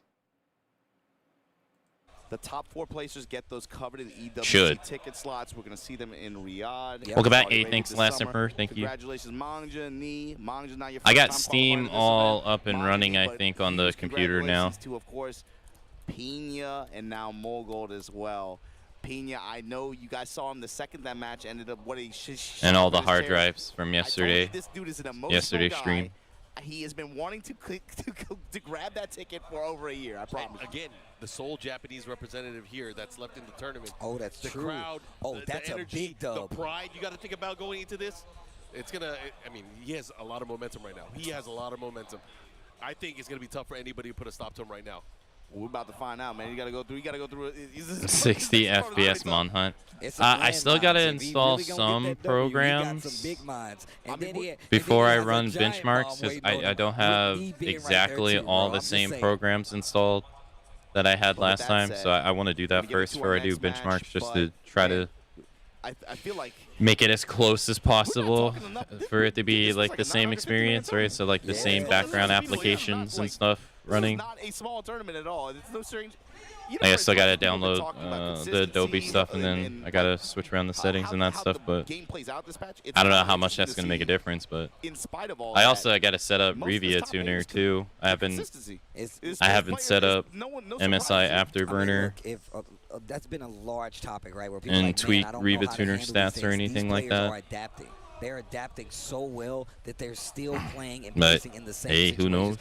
as they always been. And like you said, this is what 950-man tournament where you still had the hardest hitting players in the world of Tekken right now trying to claim that Evo Japan 2025. 4K supermarkets. Nah. 4K is determined by your graphics card. Obviously, My graphics like card said hasn't before, changed. Towards the tail end of last year, didn't have the same level of success that I think he had. I do want in to the try to initial sell start my of the year, old right? computer parts, But though, to it's try not to like it's recoup some of the costs for these, even if it's a little. It's like what you said before, man. To be a winner in this game, Maybe somebody will want it. It's literally about the consistency. You trying to clamor and hold on to an old way to play the character, it does nothing but hold you back. You got to move on. It's not just a consistency of winning either. It's a consistency of just keep playing. Yeah, man, that's exactly. And several of the players here, it's Pena, it's Ni, especially. Ni went under so much criticism for not playing the game, not using the heat. And of course, look where he's at now. He is dominating. He has been using it better than most. I'm glad you said that, Mark. It reminds me like I might be butchering the saying, but it was a saying I heard recently, and I think a lot about. Like, what is clutch? What is clutch? Clutch is like half the battle is just showing up. It's not showing up and being 100%, but it's showing up every time. Yep. And get something out of it all the time. People think it's showing up and being 100% every time, but it's more like some days you might show up and be 40%. Some days you might have 0% in the tank, but you show up anyway. Yeah. Some people show up and they got sometimes you show up, you got 90. Sometimes you got 100. Sometimes you got 110. But you got to show up. You got to keep the pressure on the game. And some of these guys, like I said, in spite of maybe lack of results that they had towards the latter half of last year, they kept putting pressure on the game, on their game. Yeah. On their team. Well, you never get good if you never try. Play out in this way, and they finally have the result that they've been looking for. That feels good. Even from third-person perspective. We never let go of a computer that works. My old PC is in my dad's room running Windows 10, taking up 80% of its CPU and RAM. A lot of these interactions where I'm looking at matchups that, like you said, we typically don't get well, to see. I'm not really going to use these parts for anything. Ninja parry on that. Like I do got another computer case, but I don't need it for anything. Make some noise, right? Then he was like, "Oh, I need back 1+." Like he literally was like, I can't even like use it as like a test bench or anything. Just the fact that because it's old. Looking at some opinions matches where he was running over mix-up style-wise on some of these other guys. Now he was like, "Oh no, he can't do that. We have to interrupt him. I have to hit him with the 4-2s. I gotta tease him with the lows." And then you saw the evolution. I'm a vampire nigga this time. I'm gonna hit you with the Wild Rising one. It's like he literally, they just kept going further and further with specific moves. They might not be the exact same move. It might not be your down 4 or your Wild Rising 2. It might be your Wild Rising 1 this time, or it might just be your 4-4-3 looking for the low crush. Those are things you have to add to your game if you want to be successful. Yeah, it was a cool set to watch, kind of like evolution. I think it was especially some specific aspects of those characters' toolkits interacting with each other. But coming up now, you see him on stage, winners final, we're gonna run it. Knee versus Mangja. This is gonna be a first to 3. And I mean, Mark, we said it at the beginning of the bracket. No, it's no disrespect either, but I felt like everybody in here was looking at that second match of that top 8. Knee versus Mogul. Whoever wins that one puts themselves in the driver's seat going in the winners final. That's going to be a big momentum match. I still feel that way, to be honest with you. I feel like with the way Knee played and put himself in this position, if he gets this win, it's going to be hard for either one of anybody left in this bracket to go over this dude 2 sets like that, man. But I'm going to tell you right now, you can't even blink and thinking that Mangja cannot run this. Like, you can't. You can't. Playing against each other Yep. for many years. Yep. Mangja is not new. You might have heard of Mangja right? recent years. Right. But this Talk is to him, Law Mark. Group. This is the original Law player that used to travel, go to SBO tournaments. He's been around. Anyways, I'm going to get into this. Guys, I got to call this out as well. What the hell is that on the screen? What the hell? That was an accident. That was an accident. That's Lydia. That was an accident, No, right? he picked that on purpose. He had been saving this. Intentional. He's been streaming with this character, too. Oh, I didn't even know that. Oh, my goodness. He knows something. Well, I mean, to be fair, a lot of players have been going to her as a pocket pick. She seems to be very high value in this version of the game. That is Longer true, set, yeah. That's what you know. And, you know, this happens with a lot of people. You play long sets with some players, you go up against Knee, you use your main, you get bodied. You got to come up with something else. Knee with that movement, though, opening up for some whiffs. Waited on the response from Mangja, comes up with the counter. Eat this. And look, he's in the driver's seat here. Damn, heat smash. Oh, really? Not dead? I thought that would be dead. The down body hit just to be able to close out like that. Let's go, Knee. Even before this game started, I wanted to ask you guys, Oh. what did you think about the character variety in the topic? Because we saw a lot of different characters, but man, we're seeing even more than expected. I'm telling you, bro, like, the fact that we're looking at this top 8 with a bunch of different characters, yo, break the glass. Oh, I've never seen that charge move she did right there before. I gotta look through the patch notes. Maybe I'll spin a stream going through the new moves from season 2. Hey Van, hey Brown Eyes, hello. Instead, and let's see the adjustment. 1 round apiece here. Mangja making waves with the Lydia right here. Yep. And look at this slow-paced game. Knee trying to pick apart what Mangja is going for. Constant foreground step. Constant foreground step. So you're just dashing. Damn, while rising 1 instant. Gets the wall. Probably could have got more there, maybe. Went for something right there. Gets hit by the heat burst. Oh, didn't go for the didn't go for the 2 off the Gatling punches. Mangja now Caught you ducking. Maybe he should have. He's dead, yeah.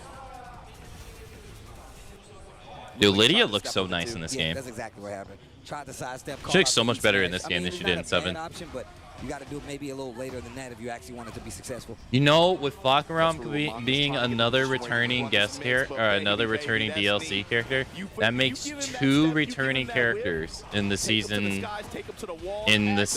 being DLC characters from the previous game. Now that I think about it, with Leroy wouldn't count since he was a base character this time around. While rising 1, you should be dead. And Knee is going to take it to a tied round count here. 2 rounds apiece, final round. Then back 1, open up. Down 4-1. Doesn't do the 2, even though he could have got it. That's the second time he's done it. Lost any forward, just back off now. Small pokes, nothing big, nothing big. Look at the side. Ball makes the heat engage with the sidestep. I thought sidestepping sucked. Here we go. Just outside of rage once again. Same situation as last round. Oh my gosh. Oh damn, they didn't charge up the 2 after the 3+4. Jesus. He's back. Yeah, he's gonna get him. Yeah, okay, he does it that time. His movement right now is damn. Oh my god. He is this dude it's not even crazy offense. It's defense that's winning him. It's defense that's winning him this set, bro.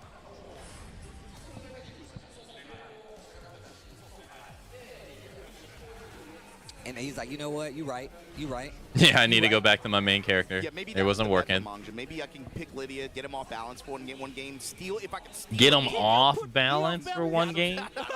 Off balance? It's for the balance. It's for the balance. I am balance. I am the law. Yo, Brian is so cool. I But like this the little outfit, touch with his tongue out. I mean, that's big. Oh, bro, that is the GOAT outfit. I'm just Shout out saying, to Bruce Lee. Rest in peace. I'm just saying, Rest in bro. power, I don't know baby. whose idea that was, but I love you. To the wall. Oh, man, we're on this stage? The evil arena where the bad guys hang. Villains, huh? They planning on robbing a bank right now, bro. It's like, yo, I'm trying to take candy from a baby right now. Oh, Who's got eyes on a baby? the I Dead or wanna see Alive it. stage. No, 1-4, and still, this is Damn, we small just tech, micro not dashing like in really each big other's face for there. options. Going for, gets the slide though. And nunchuck. Important, and that's usually the sword that kind of Mangta lives and dies by, is his use of the slide. But, you know, he's one of the best in the business when it comes to it. And look at how Lee is using movement, the double dash forward jab, just to make sure, even if Damn, sidestep didn't do anything, even though he had an option slash to. kick, little down forward. Oh, sidesteps the heat engager again. Different character, I do the same thing. Doesn't matter. He's gonna get the tippy toes. He's got rage right though. He's got rage right though. I'm surprised he's not gonna. He didn't use it? What? That was gonna get close. That was crazy. I don't know why he did that. That's crazy. And Menja down 4-2. Right into the down 4-2. Migiyapa. Dang, doesn't get the explosion wall. On the walls. Sidestep to the left just a tad. Didn't get the burst. Didn't get the stage explosion. I love that move. Oh, yeah. Okay. Yo, the cannonball straight, you got to watch out for that move. That move is sick. It's like getting hit by a coconut. Oh, down 4-2 again. Whiff this time, though. Okay. Chop away. Activation here. Back to the wall. He has to be careful. His life bar can deplete. Oh, Now my heat God, smash. You better be careful how you get up. I think you better be this wild rising 3-4. He's not dead. Harada, you do care. Harada, you do care. Oh, what's your answer, Menja?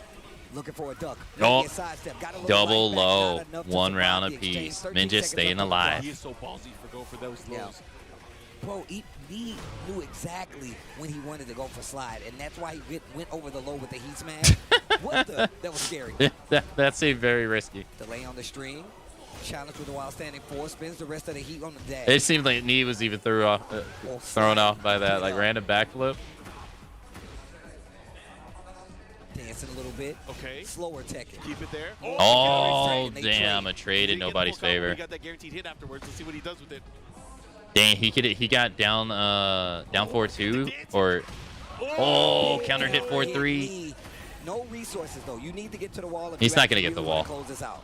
He got to the wall. That's crazy. Leave the body smoke. Damn, quarter circle 4-1-2 reached that far. That's insane.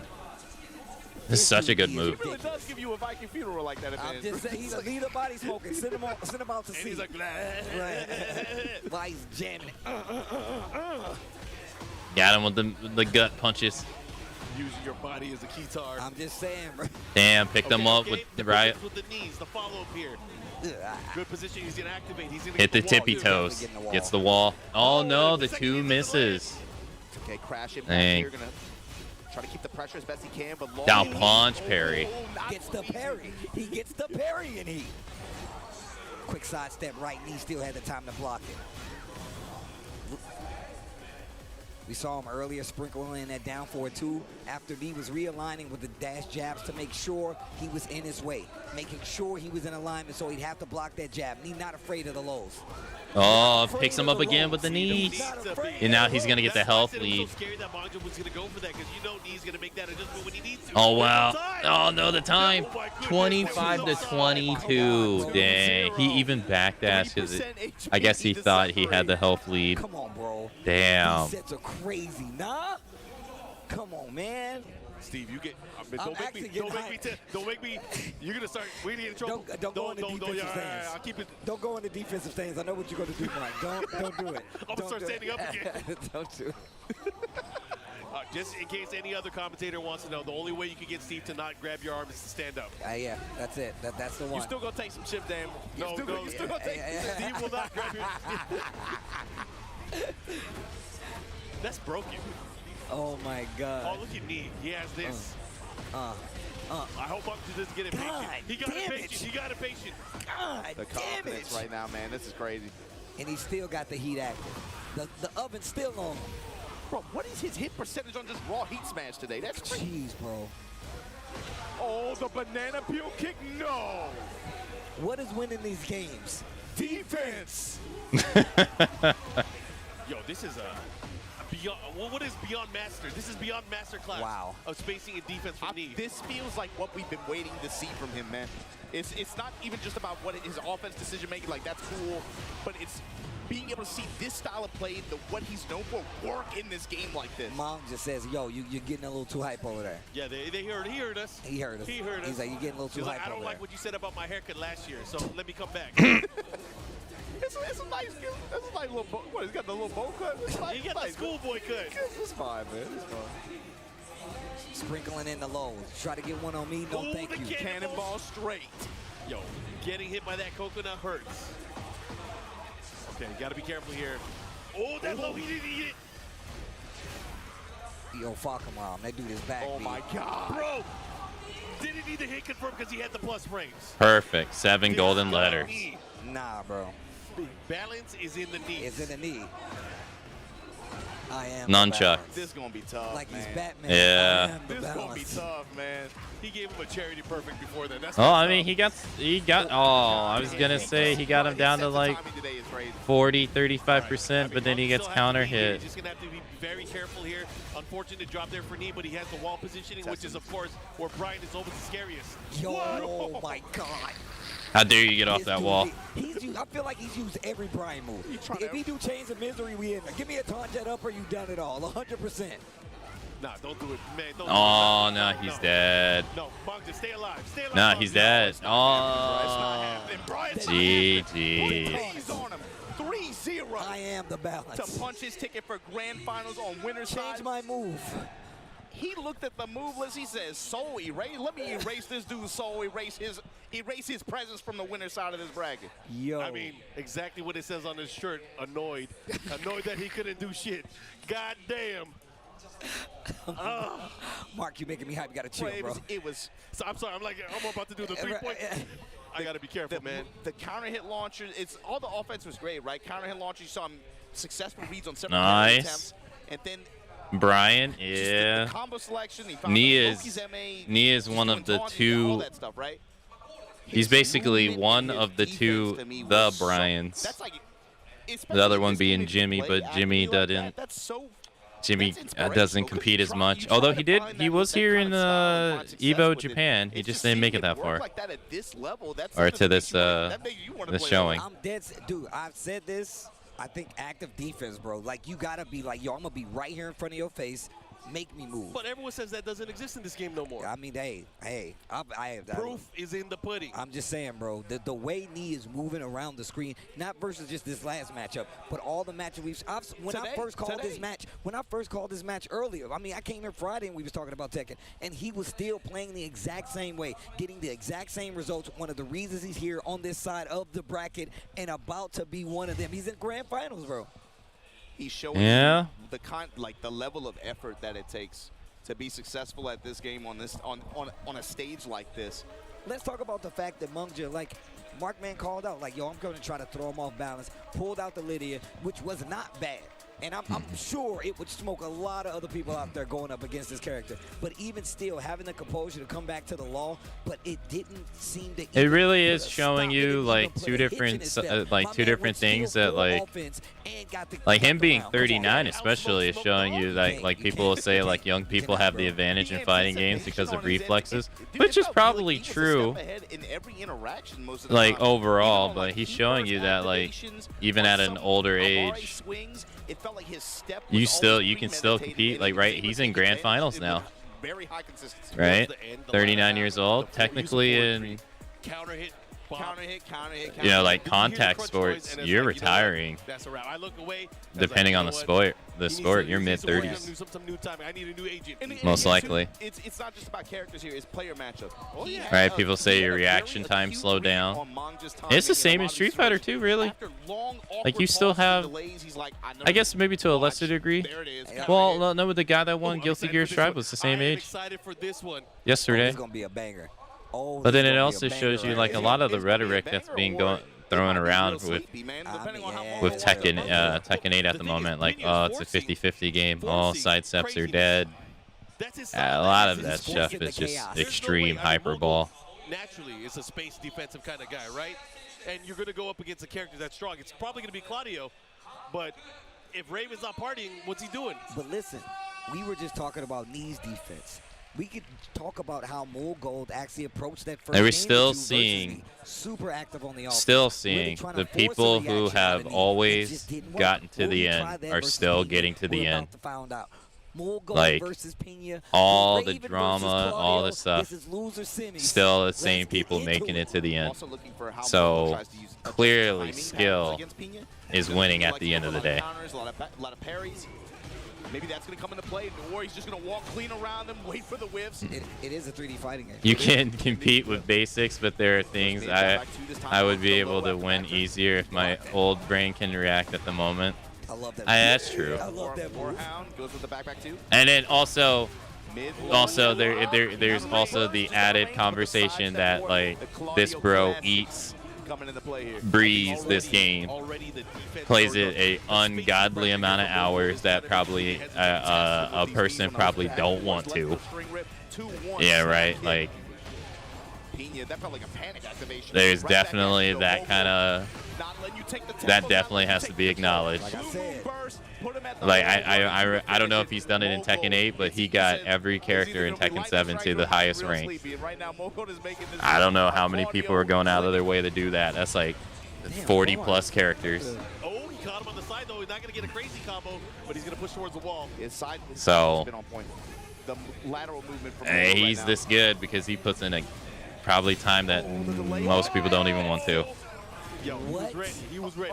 I don't want to. You drop right in front of him like that. Goes with the low smash. I want to play Monster Hunter again. I like that knee challenge too. Yeah. That back three, locked and loaded. Again. Damn, floated him with the jab. You got an opportunity. You still got. Damn, too bad he doesn't have any recoverable health though. Using the clones. Yeah, I see. Pena step. Not buckling to the pressure though. And now you're seeing the and got him again. Didn't last long, but it's only 8 seconds left. We've seen it a few times. We're about to see it again. Hit him with the rage. You saw the first time he was willing to just let him cook a little bit with the snake with the crouch dash pressure like that. Second time puts out a jab to try to interrupt perhaps. Comes up with the while standing counter hit jackknife and gets the round for it. That's how you know it's a ninja. The cameraman couldn't even keep up with back 3-3s again. Putting those knees on him. Mogul. Jab touch, swing. Oh, again, not going to get the full combo running too, but again, just having that pressure pushing towards the wall. Trades. Oh. Still ready to get the follow-up Pena. His foreground rotations have been on point, and they've given him a lot of opportunity, but here we go. Heat engager from Pena. Shadow close at the wall, low snap kick. I don't give Damn. Instantly ducked the wall running too. Pena right back in there. That side wall didn't help him. Get off of me. I'm a ninja. You can't grab me. Oh, never mind. Comes through. Gets that 1+2 double punch like that. Eats the mid. I want a Pena forehead protection. Right? I'm down. I'm from his village. Oh. The new stuff. Hold on. Okay. Wall push. How are you going to deal with this pressure now? No. I'm out. Oh, wow. I didn't even know you could do that. Heat burst. You can't shut down the approach, yeah. Man, he's not letting Pena escape. That was a bait. He didn't take it. Charge it this time. Put it on my card. Just throw it in the bag. 1-0 Mogul. I mean, that's kind of a checkmate situation for him there because he, as a Raven player, he's hesitating. Do I do the clone? And then he got caught. That was like a third instance in that set alone. Especially pinned against the wall at that angle, too. Yeah. He got chased twice for it. Third time, he just stood there and took it. Rough. Again, pretty close, but still rough.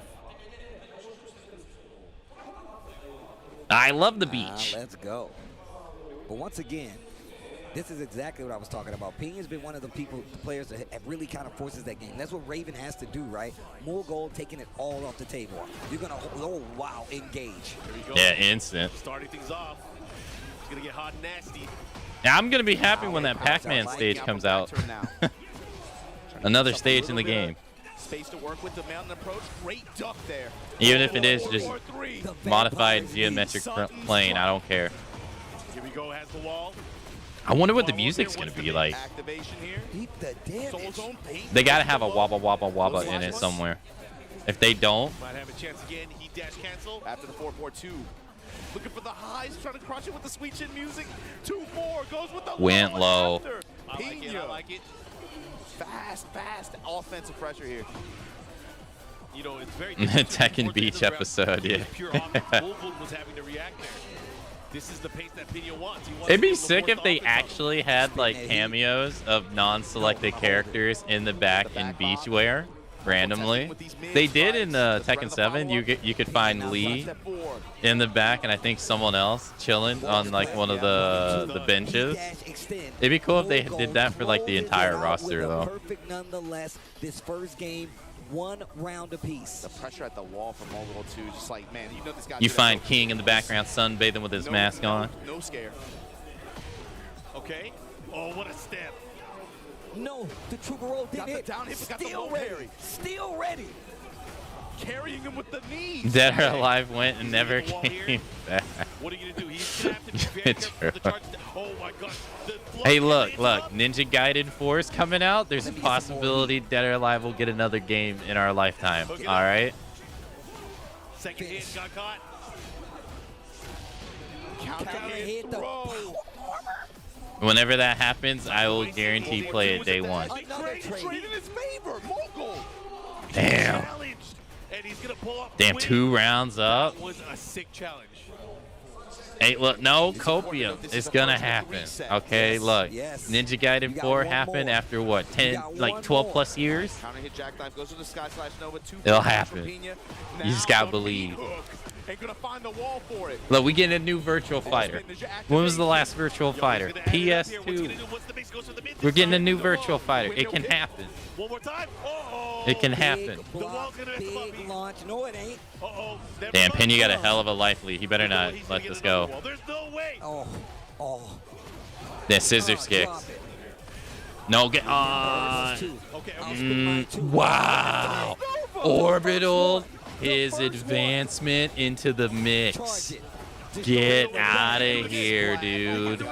Oh my God, Pena. Pena, hold back. Block. Block. Oh, there's no way. Bro, oh my God, he had, bro. No.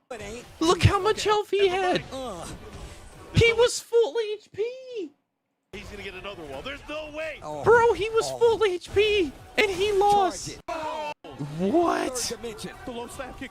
Back one. What a comeback sequence there from Mogul. Comeback sequence. 8 more silver and 8 more bronze. He's going for that gold. dude. More gold. Put it in a safe deposit box. Save it for later. Damn. He hit the pose after too. He adjusts his glass. Oh man. All according to plan. Right. Al coming up to the stage to talk to Pena. I would say 2 for Pena.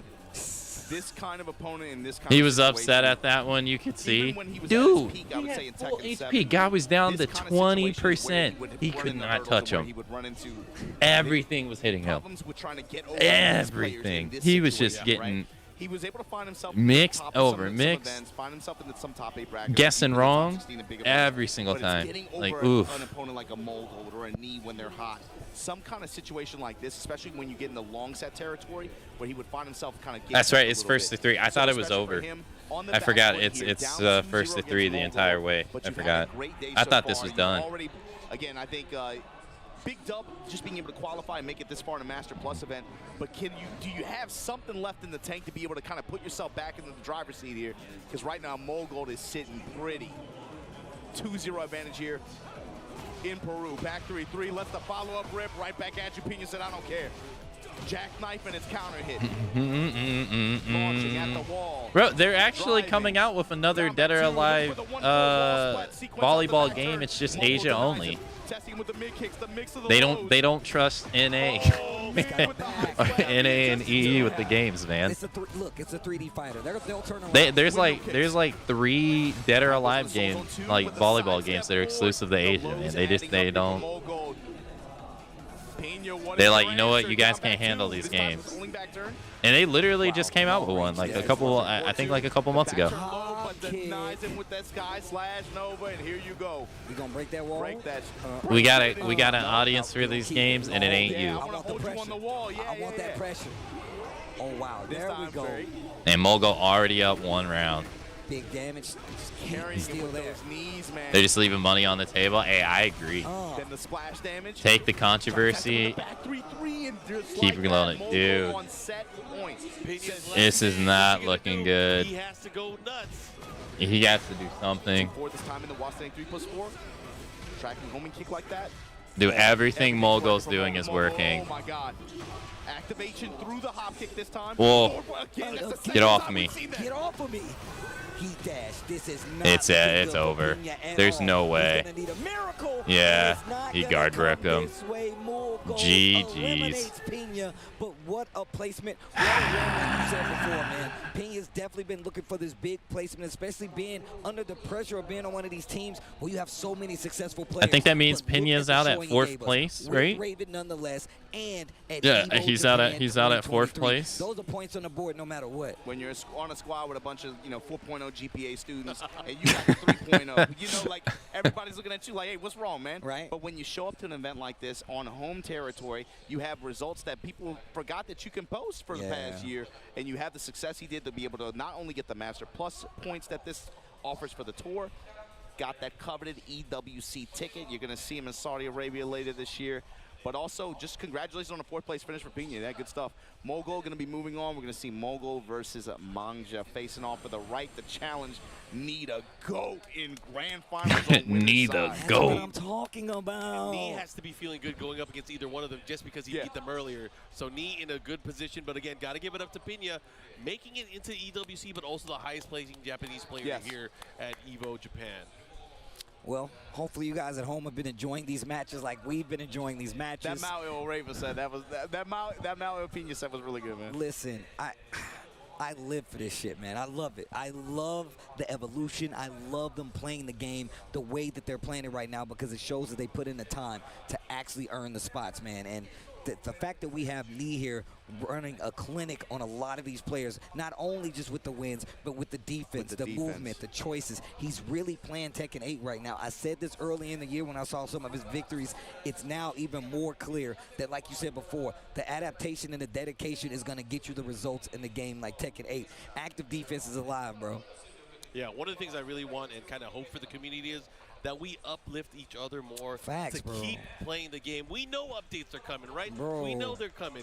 So I've never seen the team, the Tekken team, communicate and react the way that they have recently. So I got to give them a lot of love. I know a ton of people are giving them some stuff, but again, we know that updates are coming. I still enjoy watching this game. Same. I've seen, I mean, these matches today I wouldn't talk about it. I wouldn't talk about it if I wouldn't. And on top of it, like, just to add a caveat to it, bro, I was raised in the arcades, bro. I was playing Tekken 5, and then I played Tekken 5.1. I put money in an SBC Chaos machine. Why are you? I can wait. I'm telling you right now, either you can stop or you keep going. No offense to that game. I love that game. God. I love that game. And all I'm saying is, we know about Mars people. We know. Yo, I'm just saying, bro. Jeez, Mars Peoples, which, oh my God. Zero is crazy in there too. Tabasa, nah, bro. Anyways, all I'm saying is, like you said, man, you know they're actively trying to fix it. I commend them on being open with the approach to do so, and even coming out on the stage today to be like, look, we gonna line it up for you so you can clearly understand what's coming down the pipeline, and even more so, but have a clear message for the fact that, hey, we've been listening, we've been trying to change it, and we're trying to change it for the better. So, yo, shout out to Ben and Namco. I'm going to be real. And in case you missed it, we got a patch coming in on Tuesday. We got one for June 3rd Coming in hot. and another one coming in the summer. So we have a clear path for updates. And it's like we said at the beginning of the stream, too. I think it sets the expectations and the tone for what they expect for the rest of the year.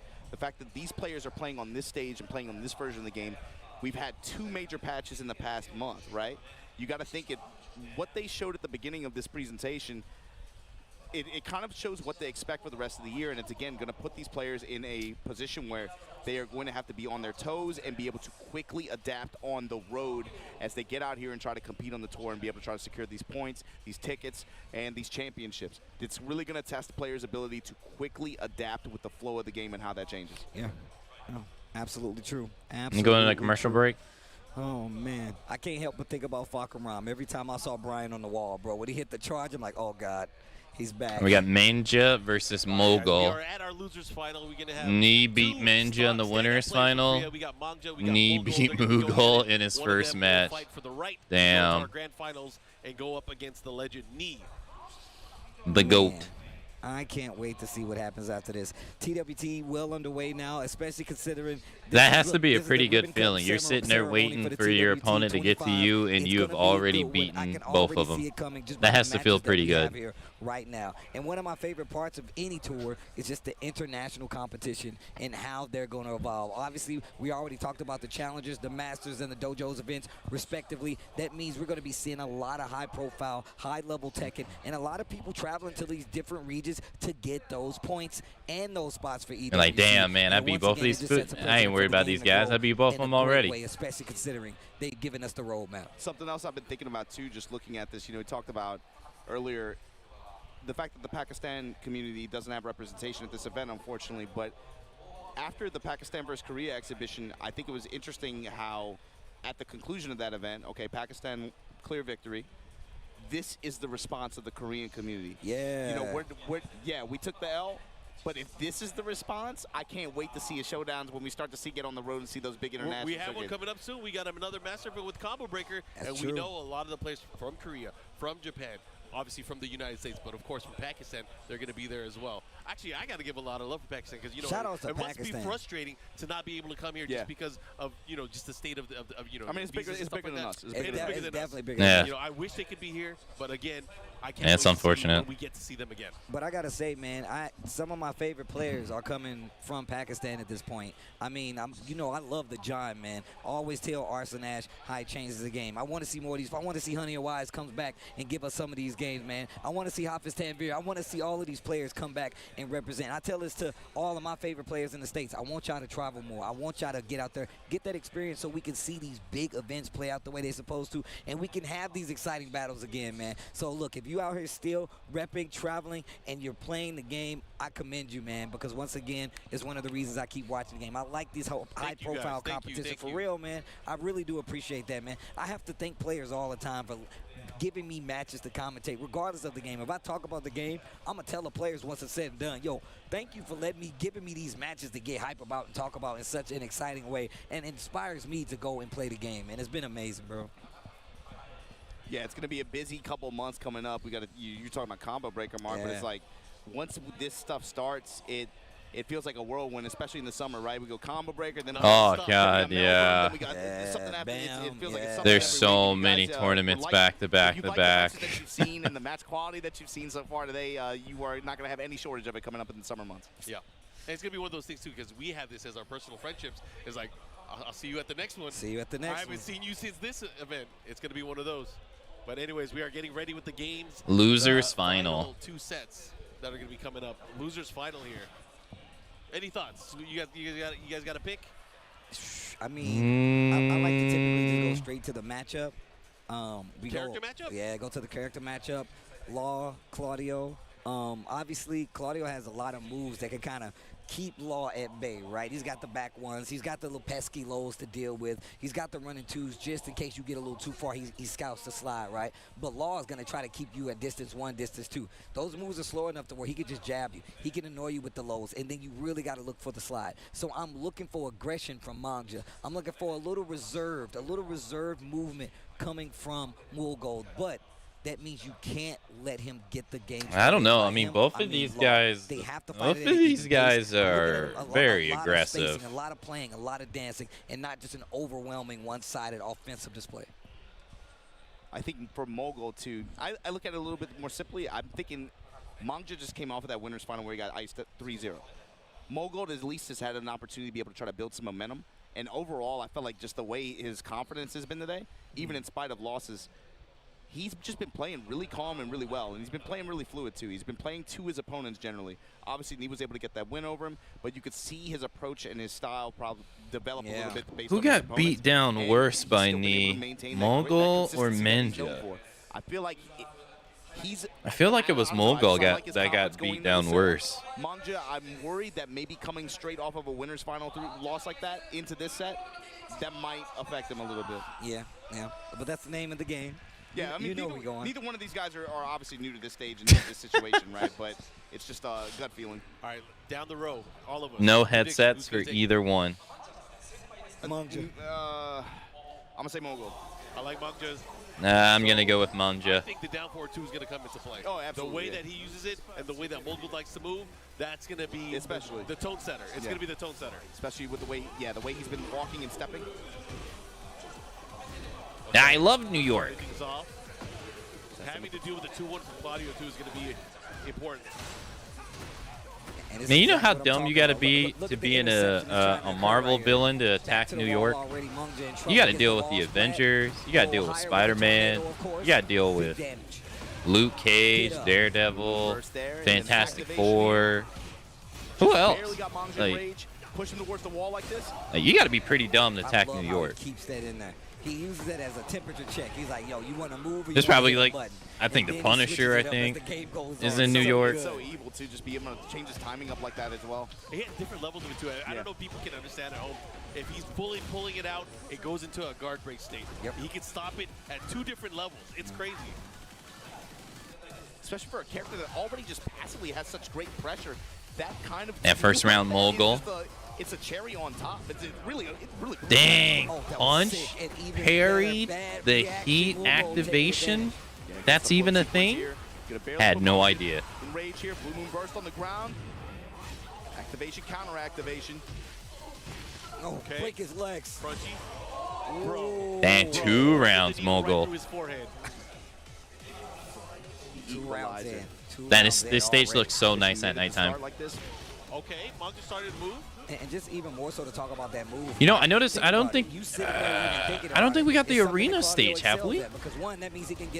If we have, I must have not paid attention, but I don't think we did, because I kind of wish we did, because the artifacting on the arena stage yesterday was really bad. I want to see if it's as bad as it is today too. Seeing as I'm not using the multi-stream tool. Side step 4 again. Running 2 at the wall this time. Dang. Guard break check into the low heat smash. That's dirty. Get off me. I'm Bruce Lee incarnate. Dang, Mogul. 3 rounds straight over Mangja. Dang. Not able to get anything started for real. I mean, we saw him play a little more defensively, but just cashing out the heat a lot later in that round that then would be useful, right? So. Yeah, he was able to make some stuff happen in Dragon Charge, obviously, but it just felt like he never really was able to get like strong tempo control over Mogul, and Mogul was way too comfortable at the wall, man. In particular, that feels like, man, the way the wall pressure stacks up with this character, especially once he pops heat, it just feels like it's very overwhelming on him in a mental. Mogul is just like a very cerebral type kind of player, especially with the way he applies pressure. Yeah, dude, it's like he once he finds the weak spot, he was like, oh, this is hurting you. Yeah. The side step forward, it's killing you. Or it's like how you react to his pressure at the wall. He's very good at picking up small cues like that, and then offset heavily for being insistent on a particular option. Oh damn. My God, the clean walk around. Oh, damn, got the wall explosion too. Beat him up, guys. And Mangja is getting run through here. Talking about this. Dang. Oh my God, the wall. We was just talking. He literally was like, yeah. Damn, 4 rounds straight, Mogul. Anyway. He engaged 2 seconds into the fight.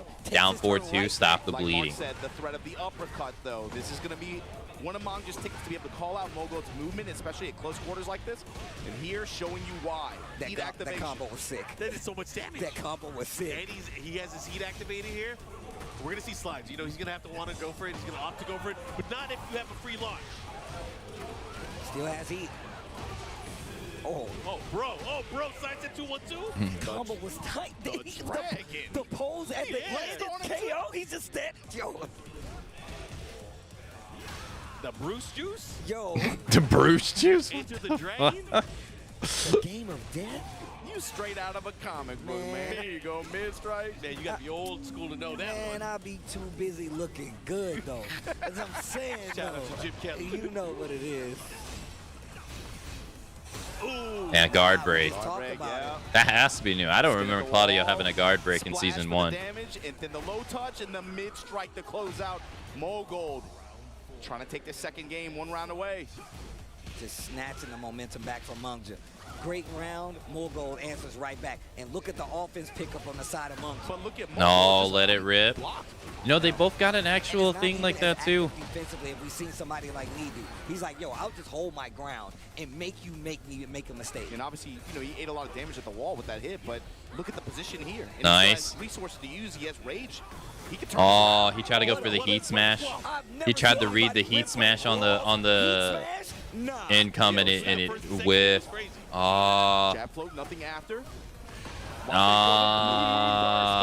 Did he throw it away? Oh my God. There's no way. Oh, hop kick. Oh my God. Really? Oh, that was godlike. That was godlike. I think you punctured my shoulder. I'm sorry, bro. I am so sorry. It's cool. It's cool. I tell you, man, we the health insurance policies, dog. You know, Tom. Oh, it's I'm sorry, bro. Bukaki, bro. I'm The sorry, bro. economy. We're international right now. I'm overseas. Right. Oh, that's gonna cost you even more, bro. Jesus. Nah, that was tight. That was tight. Dude, it was so sick. But it sucks because he's down 2-0 right now. Oh man, I've never seen a slow-mo like After that. a round where again he was laying on the offense, he had him cracked. He had him in the critical HP. Mogo was like, "Hey, I'ma just block." Okay, yeah, you did that wall combo. I have rage and I have heat. And he's done that multiple Back times to in the already. It's like I am in. No, I'll punish that. Is inevitable. Yeah. He's snapping on him. Look at the offense. While standing 4 and then again running the pressure after. Mongja's had good success with it. It's just unable to close out. Activation, counter activation now. Nunchucks running with the wasp. The running 2, spin a Rooney, and here we go. Mogo taking his game back, trying to take his turn back. Big Damn, made him guess on wake up, went high. Probably would have got a trade at most, so it still would have worked out in his favor. Look at his round openings too, man. It's just he just goes to the club. Didn't let it rip. Low snap kicks. Damn. Dashed up, down 4-2, got nothing. Damn, counter hit low, knockdown, blocked the low this time. Damn, sidestep though. At the beginning of some of these rounds, and then Mongja fights back. You know, Mongja goes up and then Mogo fights back. Okay, heat smash. Damn, orbital denies any offense. Set points. Pressing a little too lightly. Mogul, 1 round away. Mogul still though, 1 round away from getting his rematch with Knee. Can he do it? Oh, the 1, 2, 3. Cancel on it. Yeah, Mongja's flame not yet anywhere near close to being extinguished. He just kicked him in the chest. It's gonna do hella damage, but is it gonna be enough? I mean, he got to win 3 rounds. No, that hit. He does eat a little bit of damage though, but that actually works against him. That's what's really good about Law. Arriba that you. He's gonna get a it's gonna get a little bit back, and it did more damage than it normally would. Oh, they trade. Whoa, what's going on? Oh. Oh no. A Tennessee Quincy. Oh no. No. Comeback after comeback. He sure does. Sucks for Mongja, GG's. man, what a performance. What a performance. 3-0 in losers finals. Bro, he is good. That boy good. That boy good. That boy good. That boy good. That boy good. Mongja, of course, out here at 3rd place. Secures his ticket for EWC just like last year, but Mogul, like you said, 3-0 like that in losers finals. Going to be entering grand finals to get the rematch against Knee. How do you feel about this one? Seeing how the first one went down, that was of course the first of 2, 2-1 Knee's favor. What did you feel about the adjustments in just 3-game set versus the first of 3? The potential here. I think it's a very, very believable prospect to think that Mool Gold is going to approach this a little differently. He just came from fighting a super active character that has to lean on his offense to get his game started. So he's really going to feel like, oh, at least he's going to be up to speed at this point. But this is scary because we've seen Nee's ability to be able to hit the gas, hit the brake, and adjust accordingly so he can take advantage of whatever you're trying to do. So it could go either way. I'm going to be real. One of the things is there was a lot of reach there from Mangja. It was. Knee does not reach. Yes. Knee reacts. So I think it's going to be tough, especially because he lost him earlier. And one thing that we know is the longer the set goes on, the more dangerous Knee becomes. Yeah. Yeah. Yep. And it's not one set, it's 2 sets that Mogul needs to win. But he can do it. He has a good character. He has a great base of gameplay, but he has his work cut out for him. It's hard for me. Two sets is going to be tough. 2 sets is going to be tough, especially with the way Knee's been playing. That's what I'm saying, bro. But also, we got to talk about the activity. Knee's been watching. Knee's been chilling. No, that's true. He's been analyzing. What if he picks Feng? That's actually, I actually can see that. I mean, we saw it earlier. Feng's a lot more compact. He's a lot more compact. We saw it earlier with the Lydia pick. Why would it not be any different here? You got one more game to play. What if you get the lead? What if the Fang gets you 2 games and all you need is 1 instead of that 2 to get it and reset it? I can see a Fang pick being a possibility. And even though it is, 3-0, 3-0, these matches have been crazy. Like, they have actually been crazy. I feel like if he goes to a Fang pick, he has to at least be able to secure, like, at least 2 games with it. Yeah, he can't throw it away. He can't throw it away. He can't waste it. But also, it's Knee. He's got a Fang. I don't. You know what I'm saying? Knee has Like, everything. Yeah, that's true. That's true. Yeah. But again, Feng is kind of strong too. I don't know. Either way, I'm excited to see how this is going to play. And obviously, it kind of rests on Mogul to make his decisions before the match and make those adjustments within the match. Because already we saw what happened in the short set. Knee outpaced and outspaced. He's going to get 1 round to play with here. Bangers. They playing the. Man, I always ask the homies. I mean, you live here, but I always ask the homies, what are we doing in Japan? Yo. This is tight. Talking about tech and talking about video games. It sounds corny as hell, man, but the other day I was just like riding on my way and I'm like, man, it's crazy I'm here, bro. Life took you here. I'm here. Life took you here. When I ended the run here at Big Sight, I was like, bro, it's crazy. We're going to have a tournament this weekend and everybody's coming back in the town. I haven't felt this way in several years now. I'm really happy again. Cannot stress enough how happy I am to be here. I'll sit on the sofa. I'll give it up. Talk and mess with y'all, but also to have y'all here again.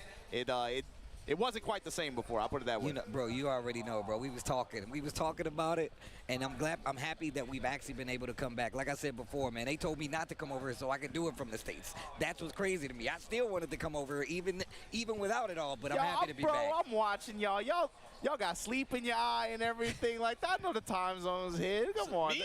No, not y'all. Not you talking to him. You talking to him. Not you, bro. I'm watching y'all last year. James eating ramen noodles at 4 a.m. I'm like, what the hell is going on, It's dangerous, bro. That's actually dangerous. The MSG will get you. Yeah, that'll get you. That's what really does it. That's what really does it. If you really had any questions. Well, we haven't talked to the people at home in a second, man. Hopefully you guys have been enjoying this Tekken 8 Top 8 Evo Japan 2025. I've been enjoying it. Mark, you been enjoying it? Yeah, man, and we're at grand finals right now, and even after this, we still got Street Fighter 6, and that one is an international affair as well. I'm excited to see that one. We have a potential back-to-back Evo Japan champion with that one. I'm excited to see how. Oh, Mena RD, right? You got to talk. You got to talk about it, man. 6,500 people, man. It's way bigger than an elephant, and it's in the room, man. There's the way that this community out here has been just rallying around some of these games like this one, but especially that one on the community level. It's done so much for getting so many people into these games in general, but also just getting them to come out to these events. And that's what's awesome to see. Like you're saying, Steve, you talked to several people. Yeah, I wonder what they are doing that is attracting so many people to Street Fighter 6. Like this. They started in the past year or so, but they keep coming. They're still here.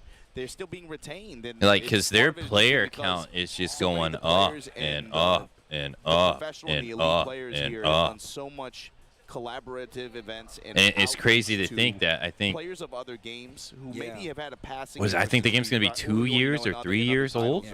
Or these kinds of games. When they come out? Yeah. like next door to us, right? Yeah, we got I mean, Shaka. He's the biggest streamer in Japan right now. One of we got some of the biggest streamers in Japan just out here just chilling on his sofa and just watching fighting games, and I think it's Geeking out cool. over Street Fighter, and he runs Street Fighter events too. Yeah.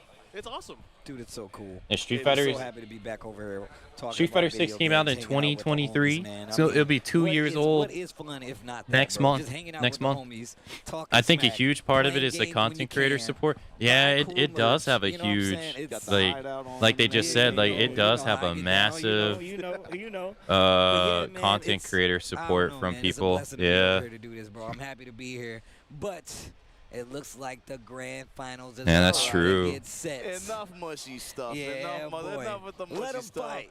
Let's go. Which I would say is pretty different in NA. Like the people who are like, I'm gonna have to pause it because the hourly break is soon, but it is pretty different because the people who are covering like Tekken in say like NA are like people you expect. It's the people who are in the community already. It's not really like gigantic people, and the only like gigantic people who are really covering it outside of the people that you already expect, honestly, is Pokemon's friends. If you really think about it, like when they got like Lily Pichu. I think she's probably the biggest one in Tekken, right? To really cross over and do that. But she's gone over to other fighting games, but it really hasn't left the people that you already expect who are going to be covering the game outside of maybe like that group of people. So that probably is a huge difference because you expect Maximilian dude to cover the game, you expect Main Man Swee to cover the game, PDX to cover the game, King J to cover the game, like all these people, but no real like nobody else really. Like for instance, like say like Barbos King, right? Barbos King does a little bit of Street Fighter 6, doesn't really do Tekken. A lot of the big NA content creators don't really do Tekken. Say like Lyric doesn't do Tekken. None of them, no. I guess that is because there's a lot of huge Japanese content creators who are getting into the game. They're also getting into Monster Hunter too. I've seen a lot of huge Japanese content creators get into Monster Hunter who historically wouldn't touch it and bring in a whole bunch of eyeballs to the game who probably maybe never even touched it too. All right, it is time for the hourly break, so I will go take a couple-minute break and then we'll watch the finals. We'll probably be able to get over to Street Fighter too during this block, so I'll see you in a couple minutes.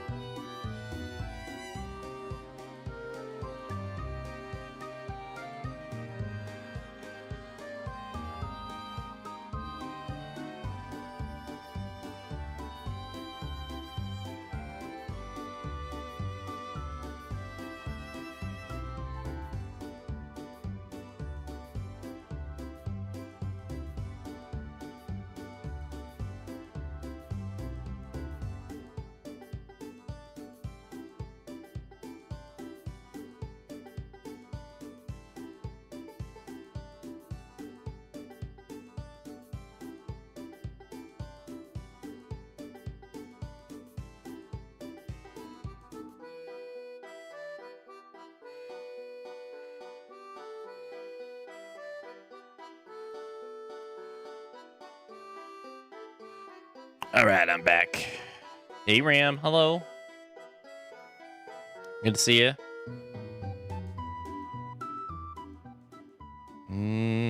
Yo, Fox, thank you for the big sip.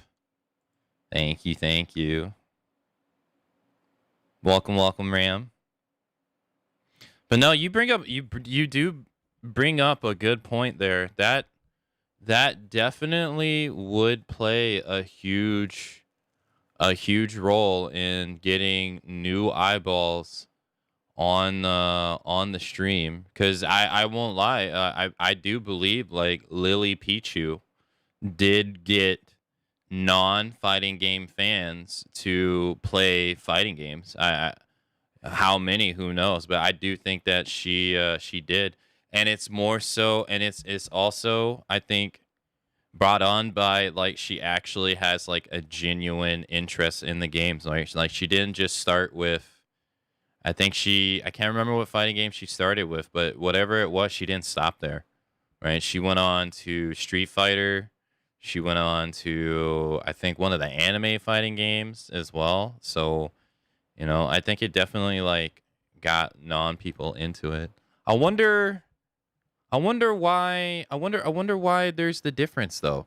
Like, I wonder why in Japan bigger content creators are more likely to want to try to like get in the fighting game, say, versus say like Western world. Or I wonder what the difference is. You know? Or like, why are they more open, say, maybe to trying out a fighting game than say like a content creator on the Western side of the world? I wonder what would be the reasoning. Yeah, Doki Bird. Yeah, it was playing Zangief, right? Modern game Zangief. Yeah, Statement here, trying to I remember that. and make some crazy stuff happen. Like Markman was saying, character selection is going to come into question here a little bit, especially. I'm doing my part. Set went down on the side of Mogul, but Knee looks way too comfortable. I'm doing my part. I'm spreading my joy for fighting games. Yes. I might not be playing them all the time, but here I am right now. Yeah, good thing I took a break then. Versus Knee. Brian versus the Claudio. Our first Tekken 8 Evo Japan champion is about to get crowned. Who will it be? And it's going to be a new champion. 2025. Let's get it. Here we go. Starting things off. Dang. Gets the aerial spike, but not enough time because of the activation. Dang, Beyblade, let it rip. Watched another season of Beyblade between the break. Yeah, Mogul, far less hesitation than before. Definitely trying to impose his offense on Knee earlier on here. I mean, everyone feels fine until they get. Dang, sidestepping away from that wall real bad. And he's sidestepping along with him. Dang, counter hit him. He's taking liberties at the moment. I like that. The jab at first, and to be able to offset like that, and then goes straight in the Blue Moon Burst, and he. Oh, and look at the whip punish. Testing him with these knees back and forth. Both of them trying to put knees on each other. I mean, Knee hasn't even thrown out anything. He's already shown the threat of the sidestep. And he's been sidestepping like crazy. Oh, and we saw this is how the first game started. Those sidestep forward, though. No, blocked it. This is how the first game started. Dash, delay, dash, sidestep forward. And it's one of those things, if you look at what Knee was doing before. Beyblade did not work this time. Dash, jab. I don't want you to be able to sidestep me. You got to get through this. Oh, wow, got the pickup, but he isn't really going to get anything with this. I mean, 57 damage, still pretty good. From a float off a jab. It looked like, to me, he was too close to the wall, but I was wrong. 10 seconds. Oh, dang. That was a counter hit knockdown. Oh, they're close. He's going to have... Oh, no, he's done. Dang, 2 rounds, Mogul. All ready for Mogul. A great start so far. Okay. You remember, since this is grand finals, Mogul has to win... He has to win 6 games. That you get thinking you get away with it. Or 6 matches. Where Knee only has to win 3 since Knee has never lost. He's starting to turtle up a lot more. Mogul even holding his ground. He's not even pressing anymore. He's literally like, nope, I'm not taking that bait anymore. Get off of me. I'm a cyborg. You can't grab me. But we saw this when he was going up against Munja too. willing to just stand there, not even move around as much. I wonder if he's just like downloading, defense, if you will. Great punish there. or like just trying to see the way that he wants to fight, since he has rounds to lose or games to lose. I wonder if that's what he's doing, because he's not pressing too many buttons here. This time Crash Impact gonna put the dash behind it. Oh, this is scary. Dang, low parry. 8 seconds. Gonna make him watch a movie? All right, we're gonna watch a movie. The Tennessee special. Tennessee Quincy special. The Tennessee Arrivederci. Put that on a bumper sticker. Nah, bro, for real. 3 rounds straight. Moguls. I like it. Yo, she is pretty cool though. I'm just saying. So two games is equal to 1 game for knee, right? So that game right there, that's like half a game pretty much. If he wins this game, then they'll be tied. Yo, that Tennessee Quincy line, that was OD, bro. Oh my God. My man Mark just started a gang down there. We're the Tennessee Quincy. What do you mean I started a gang? I felt the effects of that in past events. Oh my God. Bro, they gonna be running around on the streets in Memphis with chains and monocles and stuff. That's why I didn't go to Combo Breaker last year. I was afraid. Anyways, we're gonna go back into this, guys. Wait, they random select and got the same stage? The life lead here in round number 1, game number 2. Yeah, with the wall behind him too, running to ender there. Splash. Damn, 4 rounds straight. Mogul 109 damage. That the character in the background just leaning like, damn. Brian's supposed to be the damage machine. Damn. But yeah, man, and just to compare the styles right now, like I said before, more stationary defense from Woolgold, who's not really doing too much movement. No sidestep, 3-4. Whereas Knee's looking for these big sides. Or 4-3. Back and forth. He's not even pulling the trigger every time too. It's just like constantly, very patiently, just down 2. And then willing to take it. Again, dang, tried to do fisherman suplex. Oh man, he tried to do heat, but he got knocked out of it. His heat smash, he got knocked out of it. Oof, not dead. Back one block. Does it now. 3 plus 4. It's nothing. 5 rounds straight. Mogul. Sidestep 4. Like he knows that Knee is looking for these. Dang, quarter circle back 1 counter hit. Get this wall. And still employ my offense just with the delay timing, be able to try to catch you trying to move.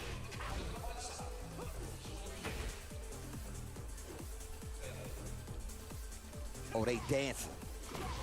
Obviously, like they like the song. I'll punish that. Yes, sir. Wow, looking maybe for a reaction from me. Beyblade let it rip. Denied his offense. They backed up so that his follow-up would whiff. Beyblade let it rip again. Both got blocked. There's the dash. Dang, only did the jab. Get off me. Stop touching me. It still gets the hit. Not gonna get the kill though.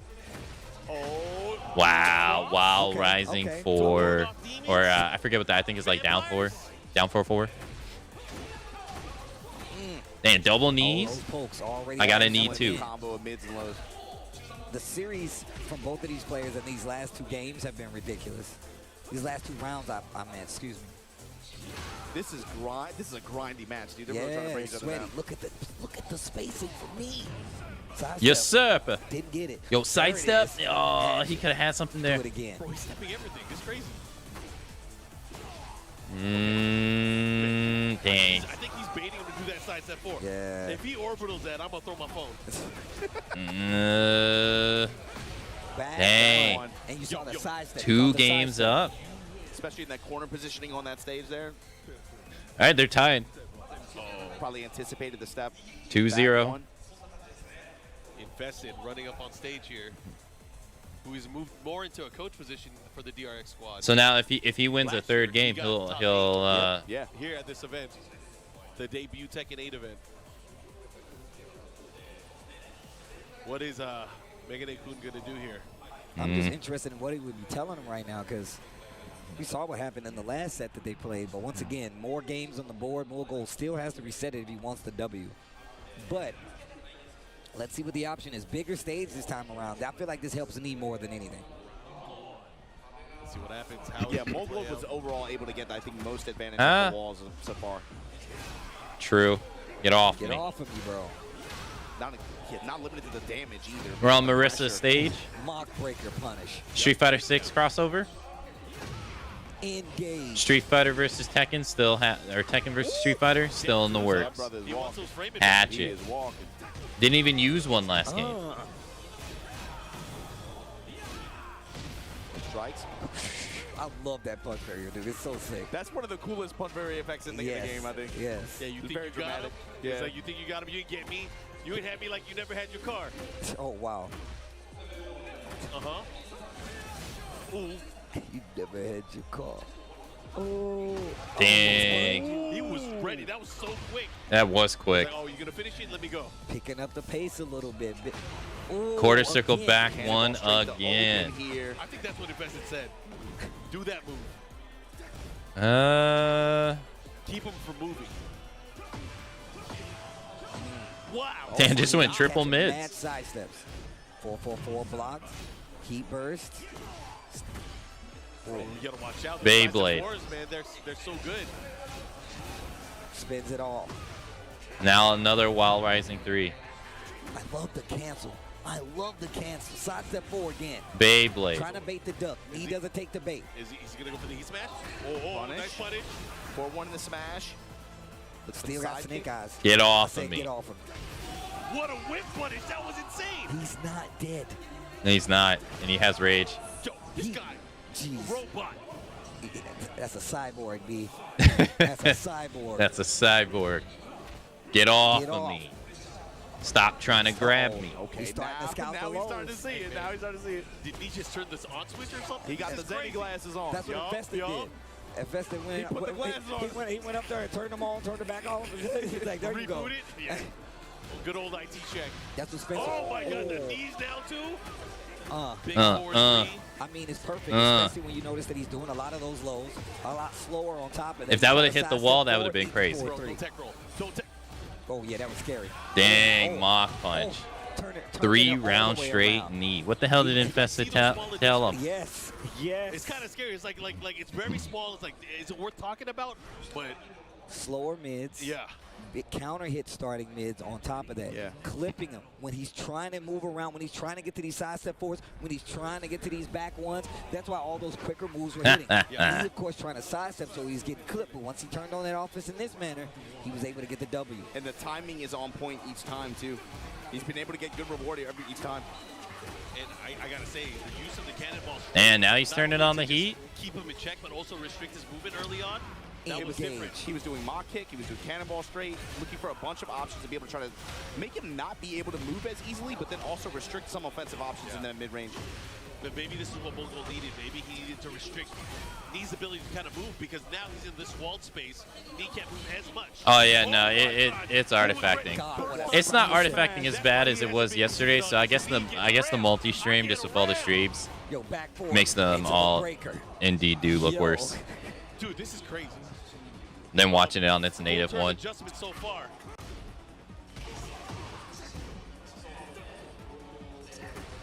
I like that little poke on the low. Get off me. The jab to intercept the throw. Straight again. Keeping him honest. Oh, spacing. He's spacing.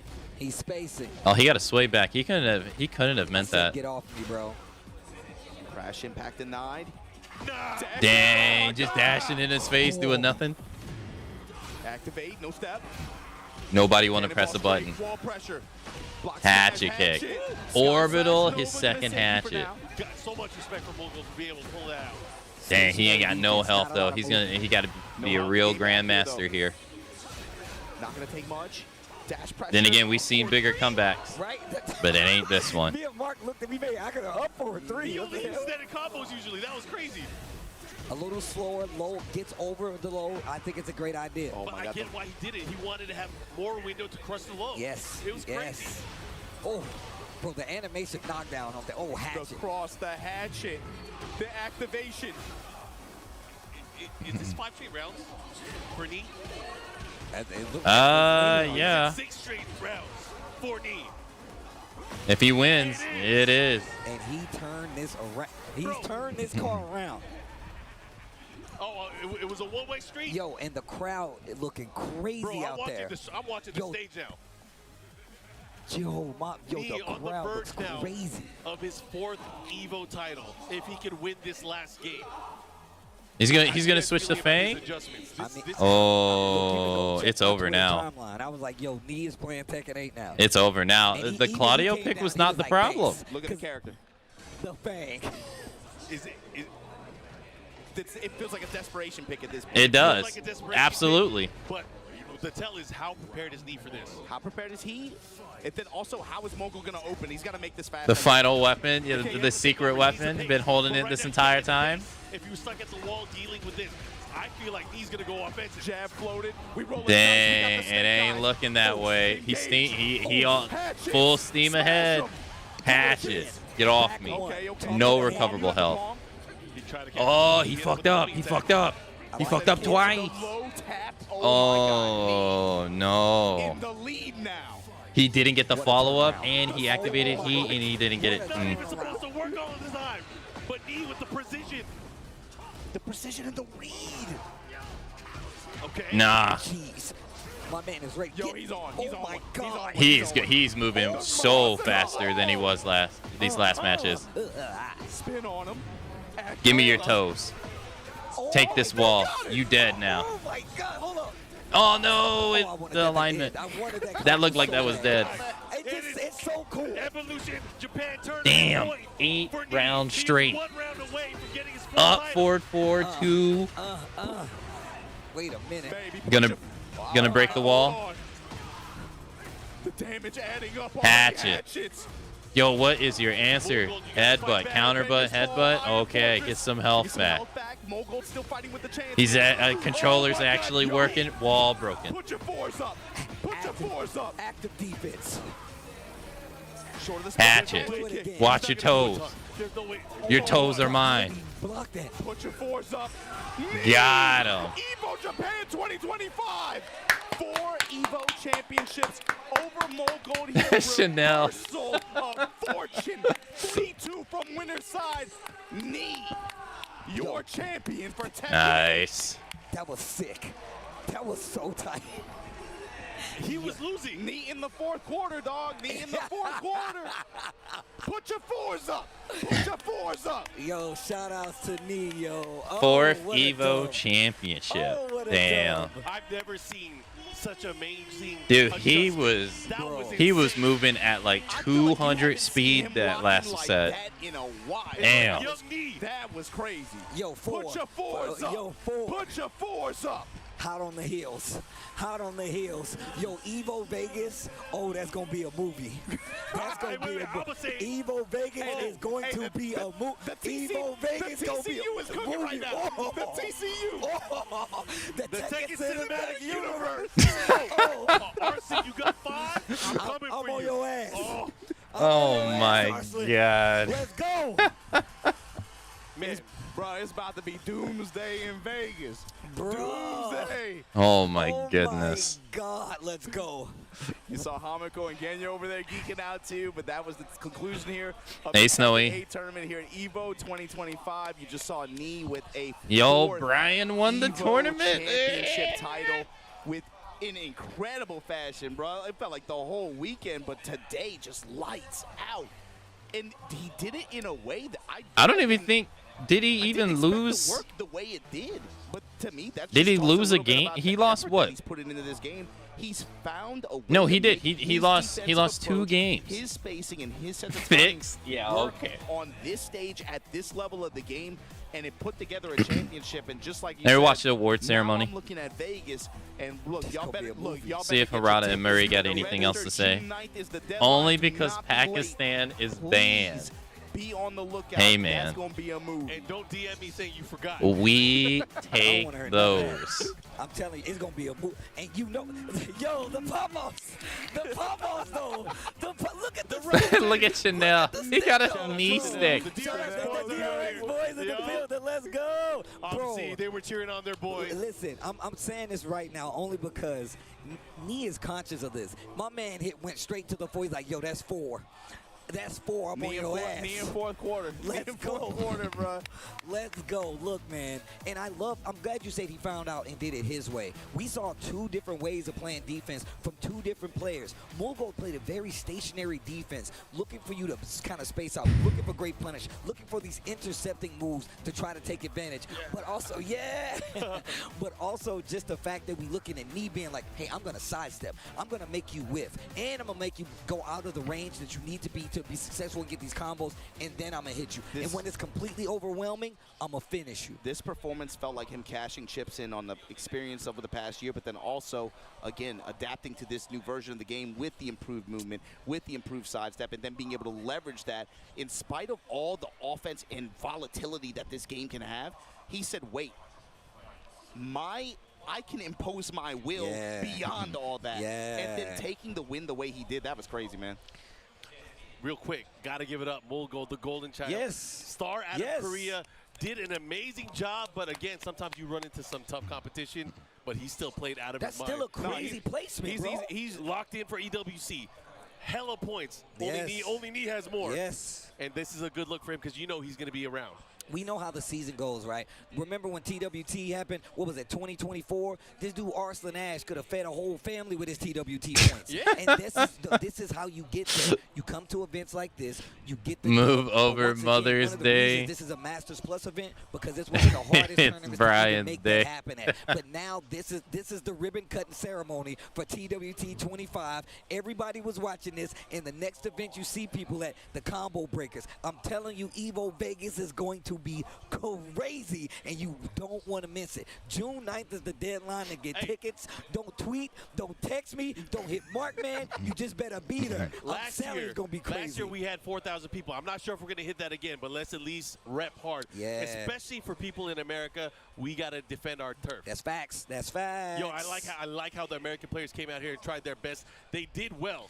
Very well. But I know they can do better. Definitely, most definitely, man. I mean, in all honesty, man, I just want to say shout outs to all the regions, man. I mean, even like you Especially said, Europe, man. Europe came out here too. Shout outs to Europe, bro. K-Wiz was out here. Europe It's a lot always of on the people. road. Shout out to Spags out here as well. That's love, bro. He came out as well. Everybody came out to show love and actually get in this tournament. And there's been amazing matches in the meantime to get us here. Brown man taking out some crazy victories as well. Who knew he could still play? Bruh, I'm telling you, man. I do. I spent the night at his house. He was throwing me around. God damn, boy. But he said he didn't like Heihachi in this game. He did. I couldn't tell the difference the way he was playing. Don't fall for that. Don't fall for that.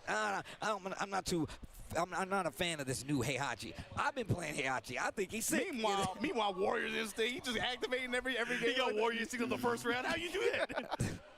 Guys, man, I had fun with y'all. I know we're waiting for the award ceremony. We're going to crown, of course, our champion, but it's always a pleasure to talk Tekken with you guys. I'm glad they took you off security duty for the cosplay this year. It was rough, man. I had to hang the security jacket. You're the only one that listened to the dress code. Bro, you know I get it. Come on, man. I tried to follow it.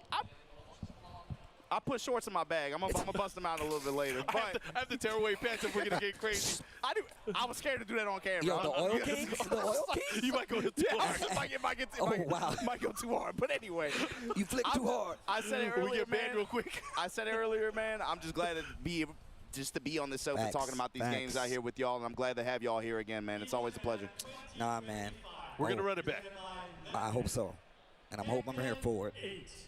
All right, here's the award ceremony, guys.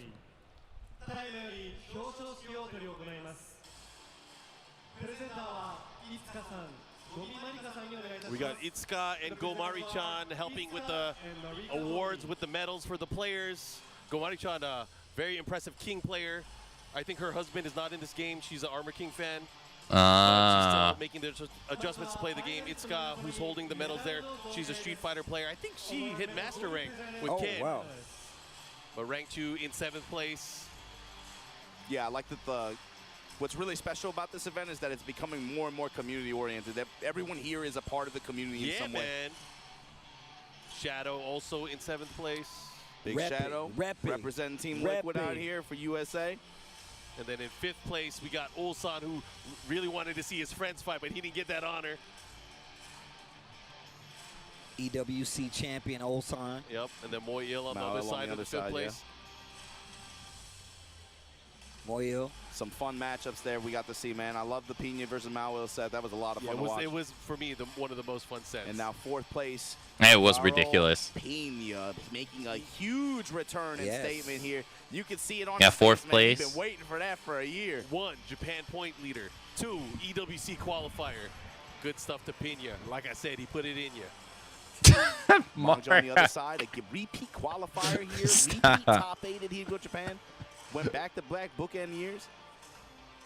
Here you go, of course. Oh my god. Mogul. Ever-present threat, no matter what bracket, no matter what region. Always on the docket, but your champion, baby.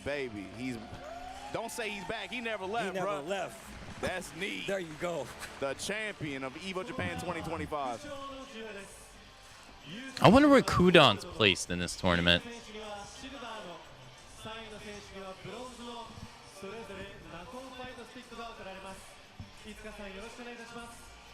The winner, second place winner, third place winner will respectively be given gold, silver, and bronze Nikon fight sticks. Of course, shout outs to our partners over at Nacon, Hey. awarding third, second, and first place with these coveted trophy sticks. That's pretty cool.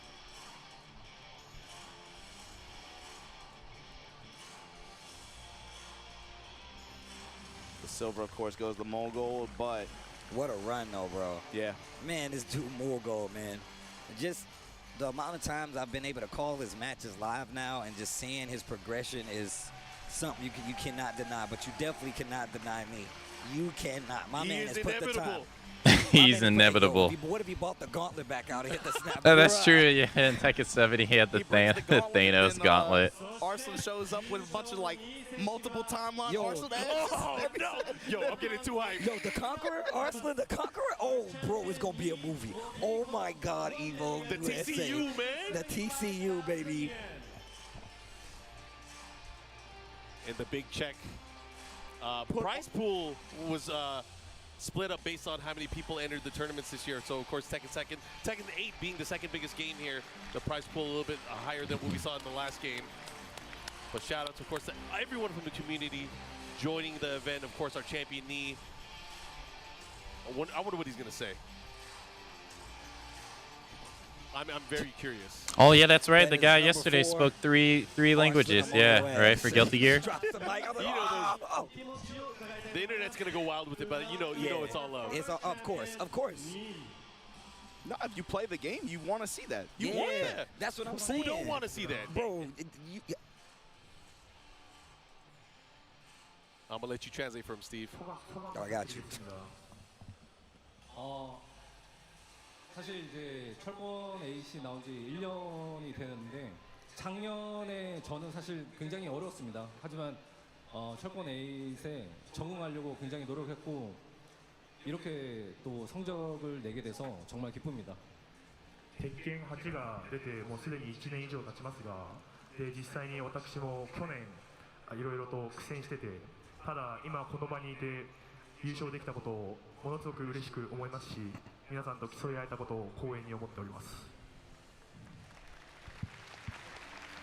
That's 4. One more. An honor to be able to get the win here like this, especially after the tough fights that he had in the previous year. EVO Japan 2025 presented by Tekken 8. That's your champion. Give it up for him. Don't doubt him. 4 EVO titles to his name. Tekken 8 EVO Japan 2025. Nee. It all belongs to Nee. Man, what a tournament, though. I really wasn't able to see every one of the matches that I would like to. Obviously, we was doing back and forth, going commentary and the whole nine. So I wasn't able to catch all the matches. That just means I got to go back and watch them on my own time. But if it gave us this sick of a tournament, I will gladly go back and watch the mayhem unfold in my own time. And obviously, we got a lot of big tournaments on the horizon coming up that are worth points, that are worth spots, that are worth trips that you want to make sure you watch. I think Combo Breaker is the next one at the end of this month. And we already have a leader on that TWT board. It's going to be none other than me. A great display of Tekken, a great display of Tekken 8 when it comes to different ways to play the game, defensively, offensively. We had a crazy roster of characters up there, even some surprise picks that we didn't even see coming, and it rolled out spectacularly, like I said, with a great payoff, Nee being our first champion here for the TWT 2025. Tekken, game about dedication. Obviously, legacy can help lead, but you got to start your legacy somewhere. So you guys obviously have a chance. TWT Evo events open to everybody. So of course, make sure you guys give yourself a shot and make it out to these events. We'll see you at Evo Vegas. Obama, what you got to say? I just can't wait to see how everyone else responds to this. I can't wait to see how the Pakistan community Hey, responds to this yes. win. It's not fun Inshallah, watching. It's not fun watching one side get beat up the whole time. But what makes this so special, what makes this so entertaining, and what carries over the hype from that we had the past 5-6 years is being able to see both sides challenge each other and each side respond in turn. And so with that said, this was Tekken 8 here at Evo Japan 2025. It was a pleasure. I'm glad to have y'all back, man. Hopefully you guys enjoyed watching from wherever you watch from in the world. We're going to take a quick break before we get this 6,000-man Street Fighter 6 tournament running to conclusion. Top 8 bracket incoming soon. We'll catch you guys next time, June 9th. Get your tickets for Evo Vegas. We'll see you there. Oh, yeah, that's when they go on sale. Oh, that was good.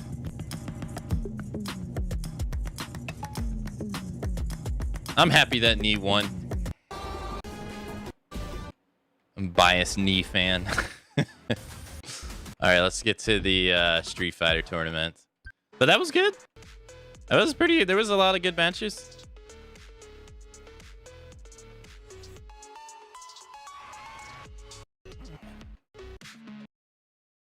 All right, well, here we go. What is this? Maybe, hold on. I got volume at 40. I'm at 4 minutes. Here, I'll refresh because the tournament's more likely over. So let me refresh. Same everything? Okay, cool.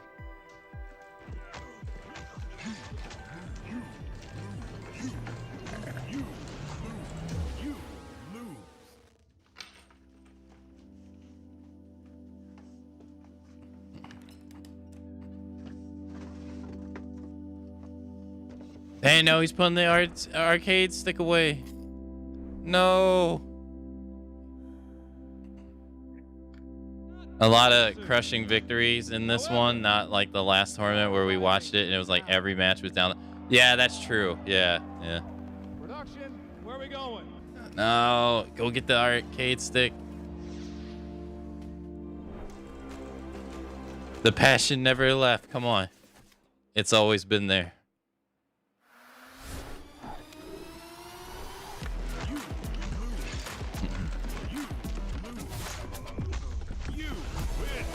There you go.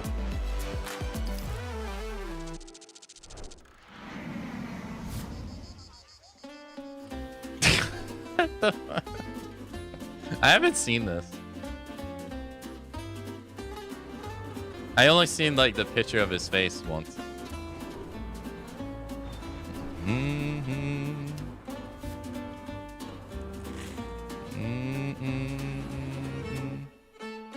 Would the port even still work with new consoles? Probably not, no. Actually, it depends, because if he started during the PS3 era, think about it. The PS3 era was 2005. 2006. If he started during that era, it would, because they all run off USB. It's the PS2 era and below that they would probably start having problems. Would it work like that? No, probably would have to change the board inside, but you change the board inside, it probably would work.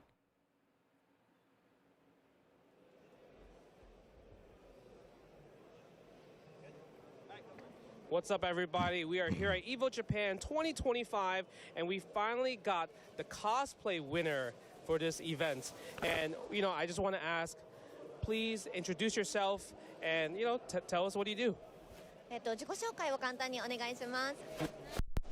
皆さんはじめまして、天葉咲と言います。よろしくお願いします。 So now, I want to ask, why Manon? Why, out of all the costumes, why did you choose Manon? まず先に聞きたいのが、たくさんキャラクターがいる中で、なぜマノンを選んでコスプレしようと思ったんでしょうか。私はもともとバレエを習っていて、そこでマノンを挑戦することを選びました。で、マノンを使ってるうちに It seems like it doesn't start for like 25 minutes. I'll see what they have to say. If they just talk about stuff I'm not interested, I'll skip ahead. So she used to take ballet lessons in the past, and then that's how she chose Manon as her character. That makes sense. For Street Fighter 6, and she has been practicing this character so much, and it has been trying really hard to prepare Manon's costume. Wow, that is encouraging because she was playing the game to get into character. So now you won. How does it feel to win? はい、そして今回見事に優勝されたんですけれども、今のお気持ちをお願いします。はい、本当に正直びっくりしていて優勝できると思っていなかった I ので、 wonder what the turnout for Evo France is going to be で like. ここで優勝できたのも支えてくれたリスナーの方だったりファンの方のおかげだ I と see 思 we っている have ので like 感謝しかありません。ありがとうござい about ます 1,000 for Tekken. It's going to be a little bit different though because the state of the game is going to be different. Won the first place this time. She didn't think she was going to win. She's going to win, but she's very grateful to all her fans and her viewers and everyone who has been supporting her. So she wants to say thank you to everyone. Well, I remember seeing her last year, so of course you're going to win when you enter the cosplay contest. So now you Yeah, won it the depends on the events. June patch. Which Evo Yeah, so I are think you Street gonna go Fighter to? is a good benchmark, はい right? そして You 今 got 回優勝 7,000 され here. たということで、今後あるエボのどこかを選んでいくことができるということなんですけど、どちらに行きたいですか？ See how much they get in ラ Evo. スベガスでお願いします。はい。 I translate that. She said Las Vegas. So okay, one more question. I know you mentioned earlier that you were playing Manon, you're grinding her, and you were trying to learn and get into her character. Did you get to master rank with Manon? はい、今回このエボジャパン2025に参戦するにあたってたくさん練習したりとか、そしてキャラクターになりきれるようにたくさん頑張ったりというお話を先ほどされたんですけれども、今回マスターに到達することはできたんでしょうか？はい、皆さんのおかげでマスターに上がることができました。 Thanks to everyone who has supported me, I reached master rank. That's what she said. Oh, let's go! Omedetou! Yes. So really excited. I can't wait to see you in Vegas. I hope we see Manon cosplay again. And other than that, we'll see you in Vegas. Make sure you guys get a Nice. ticket for Evo Vegas. She better than me. To meet Manon herself. Let's throw it back to the casters. Just like that, congratulations to Yeah, her. bro. I love to see community members, people showing up. Yo, come on, man. This dude Obama didn't listen to the plan. Yo, come bro. on, what you doing, man? Listen, Yo. I did cosplay security and cameraman no. work for 2 years, so we could do booty talk. You so we could do booty distracted talk on the by street. my ass that you didn't even stick to the plan. Majin Listen, Obama here with listen. Tasty Steven Ringe. They got us doing booty talk on stream, I guess. It's our new cool, podcast. whatever. Our new podcast coming soon. Booty talk. Booty talk. Let's go. But look, man, I'm kind of inspired. I'm gonna be real. I'm kind of inspired. You About guys what? know me. I'm a Inspired big by what? anime guy. I've been watching anime for a very long time, right? But one of the things I've always admired cosplay. I've always admired cosplay, and I told myself if I ever actually did cosplay, it's gotta be. Wait, are they really not going to have Sajam do commentary? Official? What does that mean? Official. No, Yeah, no, if they're I gonna have ever different did cosplay, commentators. It would have to be official. With that, I did do some work. I went and did a little Okay, I was research gonna for be some hands-on surprised. activity, and I will be debuting my very first cosplay at Evo Y'all Vegas. done got So seen if wearing you really want to see how I get down, just know I went. I think and they're did going to go to a materials, break. colors, Yeah, the yeah. whole nine. I really went into depth on this, and I want you guys to see it. So all my fellow cosplayers out there, that's right, I'm already including myself. There's going to be a competition. I don't think I can enter it, but I will be there. Make sure you pull up so you can see my first official cosplay. I guarantee you, you will not Hashtag want to ad. Y'all had Steve and Joanne Fabric picking materials and stuff. He got a sewing machine, bro. You got to stream that. Steve on the sewing machine. Got a couple of like a little pins right here, blood everywhere. I like the community tourism though. Like I'm a pretend cyclist, pretend fighting game player. Look, Dang, look at all the people they got showing up, man. Crazy. They have so many people for Street Fighter. I'm really They're sitting on the floor. Friends in the community that already do these kinds of things. So I got a little help on top of that, but make sure you guys. I guarantee you're gonna love it. of it. And on top of that, y'all know how inspired I can be and how animated I can be. It's good to There's put this so in many physical people. form with an actual cosplay. He got help costume. from the pros. I'm trying to see what character. What was he gonna get? Yo, chat. I want y'all to tweet it out. What character do you guys think I'm pulling up as? Because I guarantee King. I don't think you guys. But you talk about inspiration and all that, so you really gonna capture the character too. You ain't just gonna dress like it. Nah, King. You gonna act like it. we You gonna don't bring the act whole like it. We vibe. bringing it all, bro. Look, if anything, look, I know we all hang out, we play games in the whole nine, but like, I really do respect cosplayers, bro. Like, I think it's one of the craziest things ever. But two, just the detail. A lot of times they are doing this stuff by hand themselves, picking stuff out. Takes months of preparation, which is one of the reasons y'all. Yeah, it's see pretty it at complicated. Evo Vegas and not right now. But with that being said, man, make sure you, first off, let me know what you guys would like to see my cosplay, what you think it is. And two, get ready for what's coming next. It's Street Fighter 6 Top 8, 6,000 plus man bracket will be coming up. We're going to crown a winner. Stay tuned. In commercial break. Okay.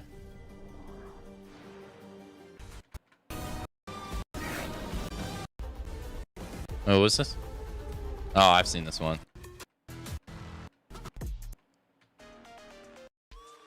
Are back with some Evo Japan 2025 And the ghost of Justin Wong's voice. Oh, there he is. Of Street Fighter 6. It's the final game, and I'm joined with Sherry Jennings and Ringe himself. I need you guys to kind of inform me, because I've been around just live reporting the floor. So what's up with Street Fighter 6? Like, tell us the stories. Oh, man. Street Fighter 6, bro. As you know, this is the second largest bracket in Street Fighter 6 history here at Evo Japan. The second largest? Embraced Street Fighter 6, unlike they've embraced any other Street Fighter previously, right? Okay. Wait, I thought it was the largest. An incredible tale, and yeah, it feels like there was so many favorites in this tournament, right? Just because like there's so many elite players. There's Punk the God, there's Ending Walker, there's Noah the Prodigy, list goes on and on, Bonchan, yada yada. None of those guys I named are in top 8. No. Straight up. Wow. So, Yeah. so who's in top 8? I mean, so I'm sure they'll pull out the bracket soon, but we do have Ryokichi versus Momochi. Consistent. Okay. We have okay. Mena versus Akira. Oh, nice. Okay. That's all the winners. That's Young just top 4 champions. winners. Wow. And then the losers, I believe we have. Who we got in losers? Let me pull up the bracket. Kobayan as well. Yes. with the Zangief, he's yes, back. Indeed. Yes, I feel indeed. like he's been gone for a bit, and now he's back. Yes, Kobayan versus Higuchi. That's Okay. good. So yeah, it's a little tough, Oh, right? that's- Yeah, he got the Guile draw that hurts for sure. Then we got another losers round 1 match as well. NL versus Lashard. Yeah. Damn, So that's a Zangief lot. versus Guile and losers. Ooh, that sucks. Terry, Mai, and Ed. He ran all 3 characters. Oh, he ran all 3. Okay, okay. That sucks. Because I've been seeing a lot of Terry, I would say, from Lashard lately. After Capcom Club, it just feels like a lot of people have been playing Terry, especially in NA, right? It feels like this popularity has kind of soared up. Maybe Riddles did something and just triggered, hey, you know what, Terry is kind of nasty. You know what, that stand heavy punch drive rush, pretty good. You got to take that 50-50, don't you? I mean, his low forward drive rush is also pretty good from Terry. But I did see Lashard actually had to take out a lot of the Zangiefs on his path here. Wow. And he busted out the Mai against Zangief a lot of you, unfortunately, fell down to Lashard, but he lost with his Mai and switched back to Ed. So he's been playing a whole bunch of different characters to make it this far. Okay, I mean, one name you mentioned earlier, and I'm like, it could happen.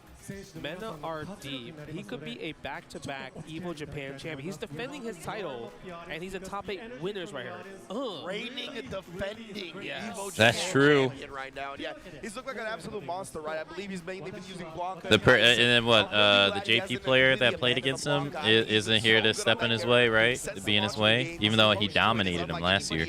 And I just love seeing him on it. So, of course, the Bison's there for the insurance policy. If you don't like the matchup with Blanca, obviously you can get the job done there. But I love him having both characters on deck. Yeah, and I actually love the story that Mena had to make it this far in winners. Okay. Because he actually had to play Cien to qualify for top 8. Oh, and Zien beat him before. At Capcom Cup. Yeah, okay. That's actually kind of crazy. I think are we gonna get a little presentation or something? Psycho. You gotta say Psycho. Yeah, that means the best. The best? That, in Japanese, it means the best. Psycho? Psycho. They're like Psycho. I thought it was like Psycho Crusher or Ed or something. You can say Psycho, yeah. Okay. Yeah. We got to do it with the crowd. Yeah, maybe they're gonna say it. Who knows, right? Yeah, we'll see. But yeah, obviously it's gonna be in mere moments. We're gonna get this top 8 started, and yeah, the crowd is also starting to fill in super heavily here at Evo Japan. Like we talked about, if you've been following Street Fighter 6 since its launch, Japan has really shown out. Psycho! Psycho! Come on, Ringe. Come on, Ringe. Psycho! There you go. Join the spirit. That is a crowd shot right there, baby. That's what I'm saying, man. Like, they are starting to fill in heavily here for that Street Fighter 6, and that's been what we've known from Japan here for Street Fighter 6, right? No matter where it is, it's the SFL viewing parties, it's offline majors. Like, they pack the house just to watch Street Fighter. You go to random like stores and like shopping, there's just Street Fighter 6 swag, merch. Yeah. And I'm just like, ooh, that's cool, right? Because I'm like blessed with it because I'm like, I want to buy it. But if you go back to your home, you're not going to see that at the 7-Eleven or anything like that, right? No. I mean, I just went out to dinner and they had a Street Fighter 6 like poster at the arcade. I mean, it's arcade, so it makes sense, right? But even the Capcom store, they had Street Fighter League blankets for Europe and the US. Fire, I was like, they're promoting Street Fighter League just like. Yeah, That is kind of wild, though. You got a 7-Eleven, you got Street Fighter merch. The champ, the Capcom Cup champ. That is pretty wild. They make top 8 here. Capcom Cup He did. 12. Everyone's talking about that. Yeah, I'm kind of curious, like, what was Modern Ken doing to, like, counter everything he was doing? Yeah, I need to go back and watch it myself because I actually saw on Twitter somebody mention a video?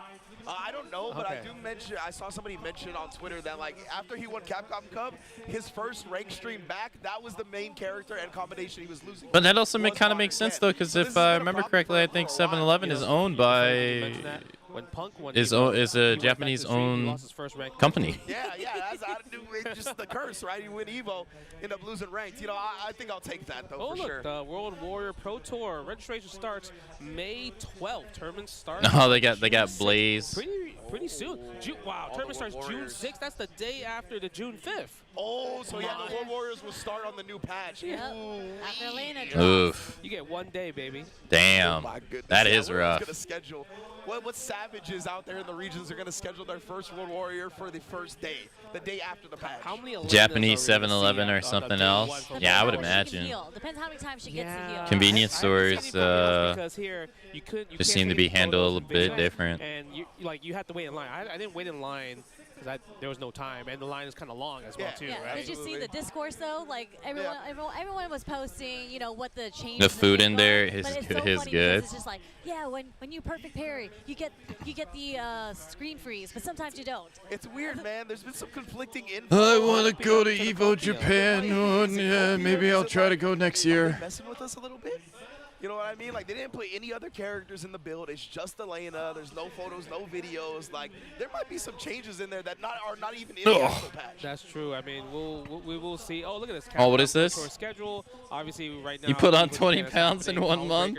In 2 weeks, CEO 1 month after. I see. So, Capcom Pro Tour 2025, Evo Japan. Yeah. They're going to be a combo breaker. They're going to be at CEO, Blink, Respawn, Dominic Republic. Interesting. Okay, so yeah, combo breaker is on the 23rd of this month. So in 12 days from now. And then CEO 2 weeks later. In the next month. Evo Vegas in August. At the beginning of August. They'll be at Ultimate Fight Arena. I think there's a Tekken tournament there too. And then France 2 months later. Blink, Respawn, DR. I know you guys are a huge fan of just going to DR in general. Evo Las Vegas, UFA Paris. Most likely we'll be watching Combo Breaker and CEO on stream. Maybe. The premiere that everyone was wondering where it's going to be. It's going to be in China this year. Yeah. Last year was Singapore. Maybe. Yeah. It I'm depends. excited for China. I believe it's in Shanghai. I would definitely go I think so. if it's late March, early April. I've actually never been to like China What? for a long period of time. I only been there for Evo labor. Japan? Nice weather plus Sakura I've been to season. Hong Kong, but like, you know, it's kind of like different, right? It's a different culture. Yeah. So I never been to like mainland China. So I might want to stop by. Shanghai's beautiful. I mean, again, I don't know if it's in Shanghai. I think it is because all the other Capcom tournaments have been in Shanghai. Well, next week is going to be I wonder Shanghai where as well, too, if they're gonna have Evo Europe again next year. I wonder if they'll have it in France again or if they'll move it around. Like how Evo Vegas, Evo is almost always in Vegas now. I think the only other time it was in like California, I think. So I wonder if they'll move. Like, I feel like Europe has a high chance of moving around more than Vegas does.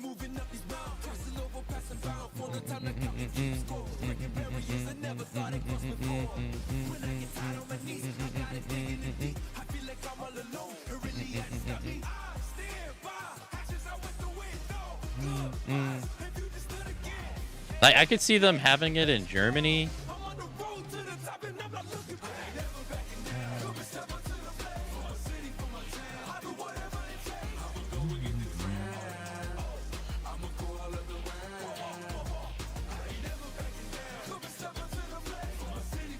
For some reason, I can't see them having it in the UK, though.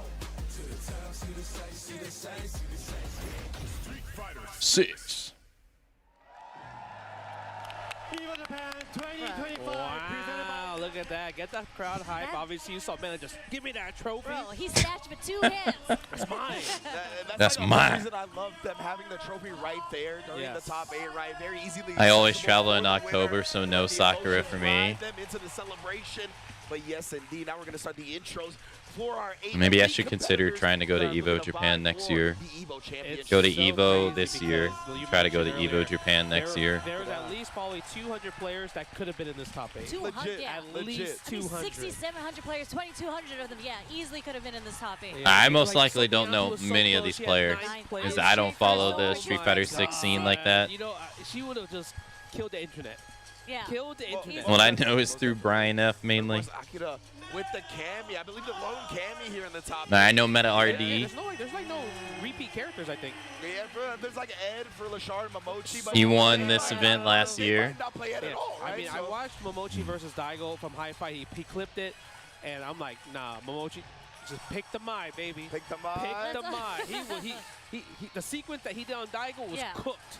Pick the Mai. I mean, that's not what that character does, you know? Yes. Horseman RD Weibo Gaming looking to bring it back to back. Ryu He's Kichi. going to have to face all these compares, including Ryu Kichi. I'm so excited to talk about Ryu Kichi because what he did to Nyampi, RIP, but that punish that she did. That's a 7-Eleven enjoyer. That was the sickest thing I've ever seen. But one thing he also did was he whiff punished her lash with run DP, and I feel like that's just not something. Hey, so many Japanese players in Street Fighter 6. He loves doing that. He does it against like Rashid's Yasar a lot as well too. Oh, wow. But we have to think about this. Ryu Kichi. It's very interesting how certain games are so regional. Also in the top Like how 6 there's like a lot of Evo Japan, Latin American players for KOF. Traveling, that's when he's not consistent. But in Japan, Wow, one Korean player. Crazy. I mean, when I first heard about him, everybody was talking about there's this godlike Ken on the rise. He's probably the best player coming out. In of loser Japan. side. Who's that? And they said Ryu Kichi.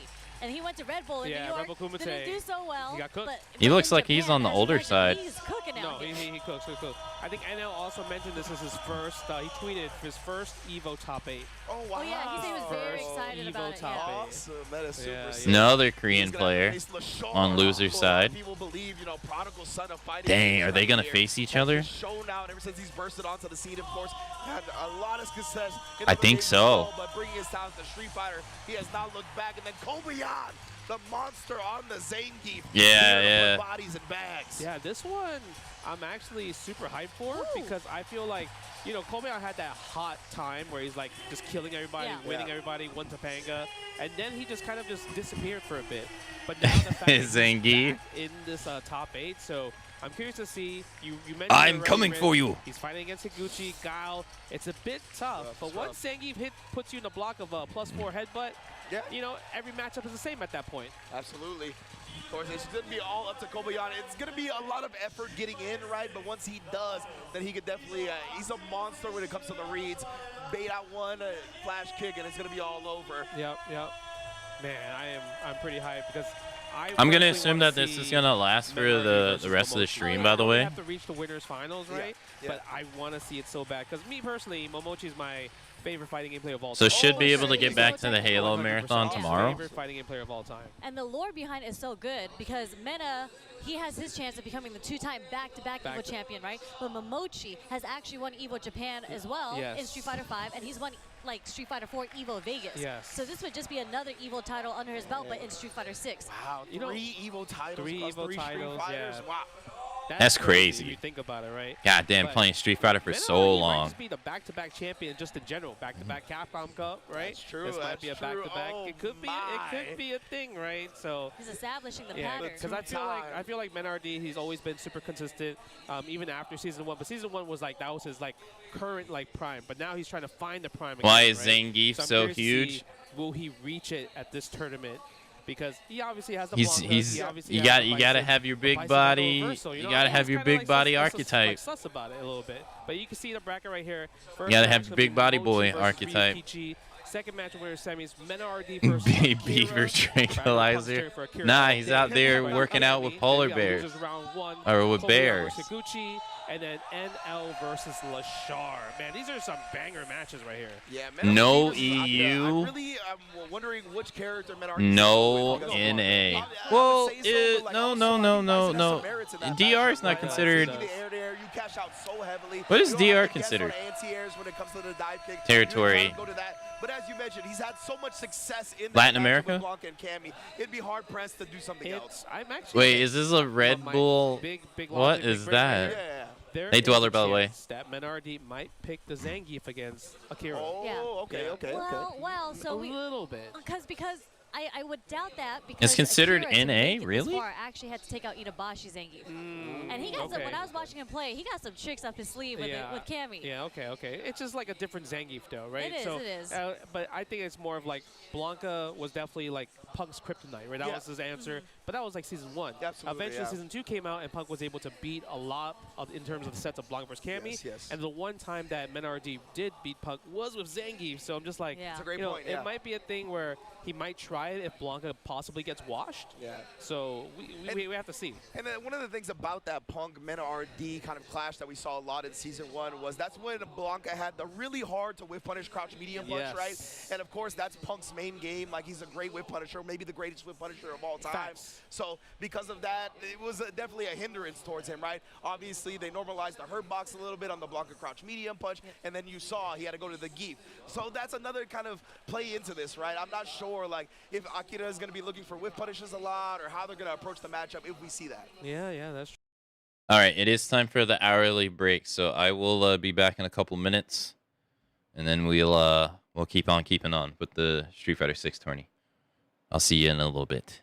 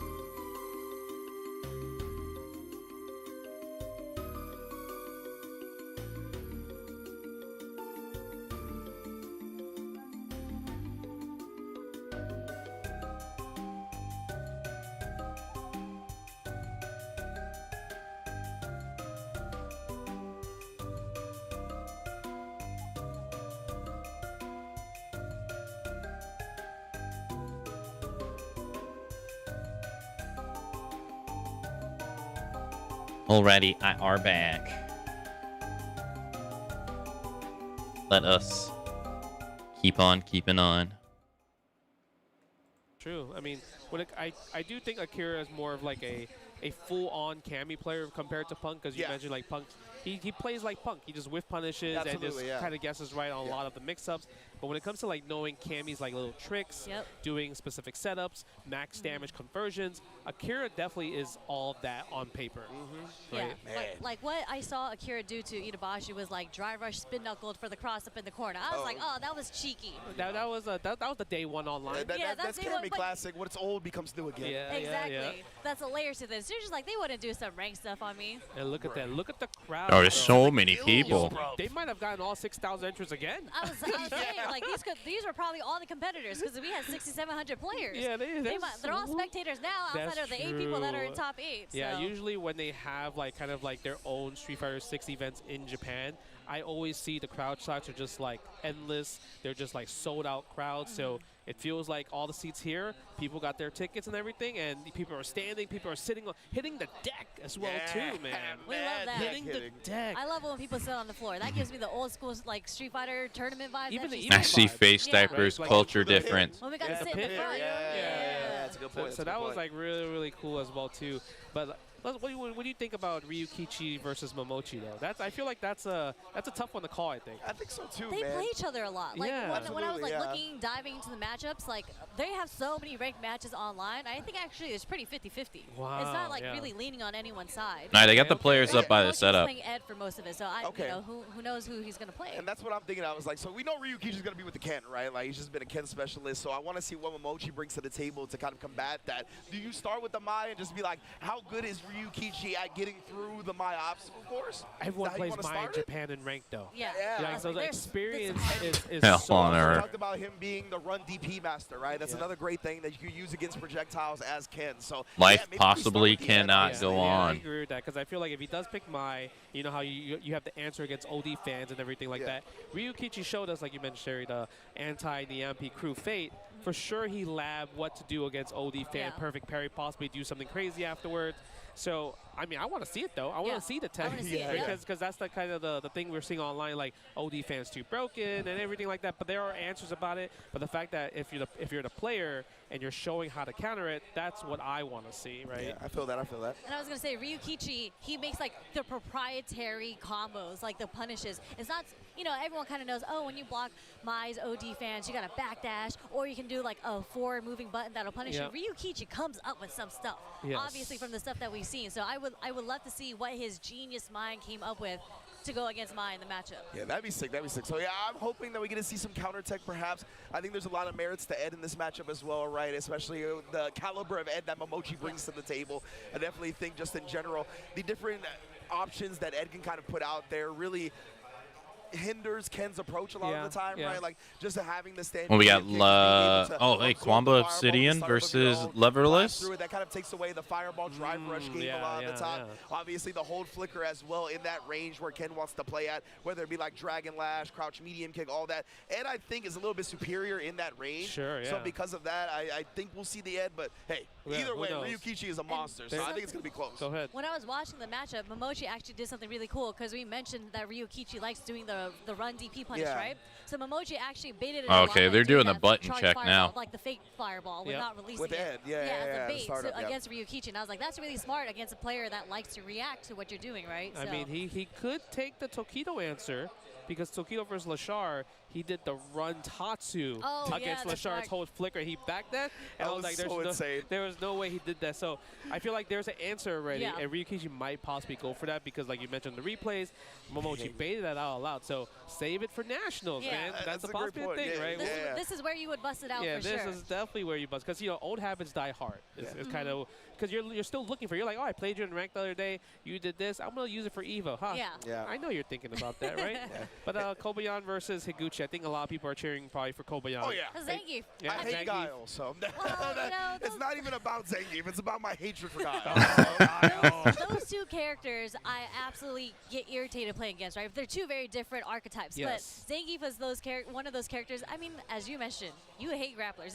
There's a shirt in the booth over there that says "Say no to grapplers." coming from Nemo. Yeah, but you be know, dabbling though. But that's a bad Exactly. How can you not vote?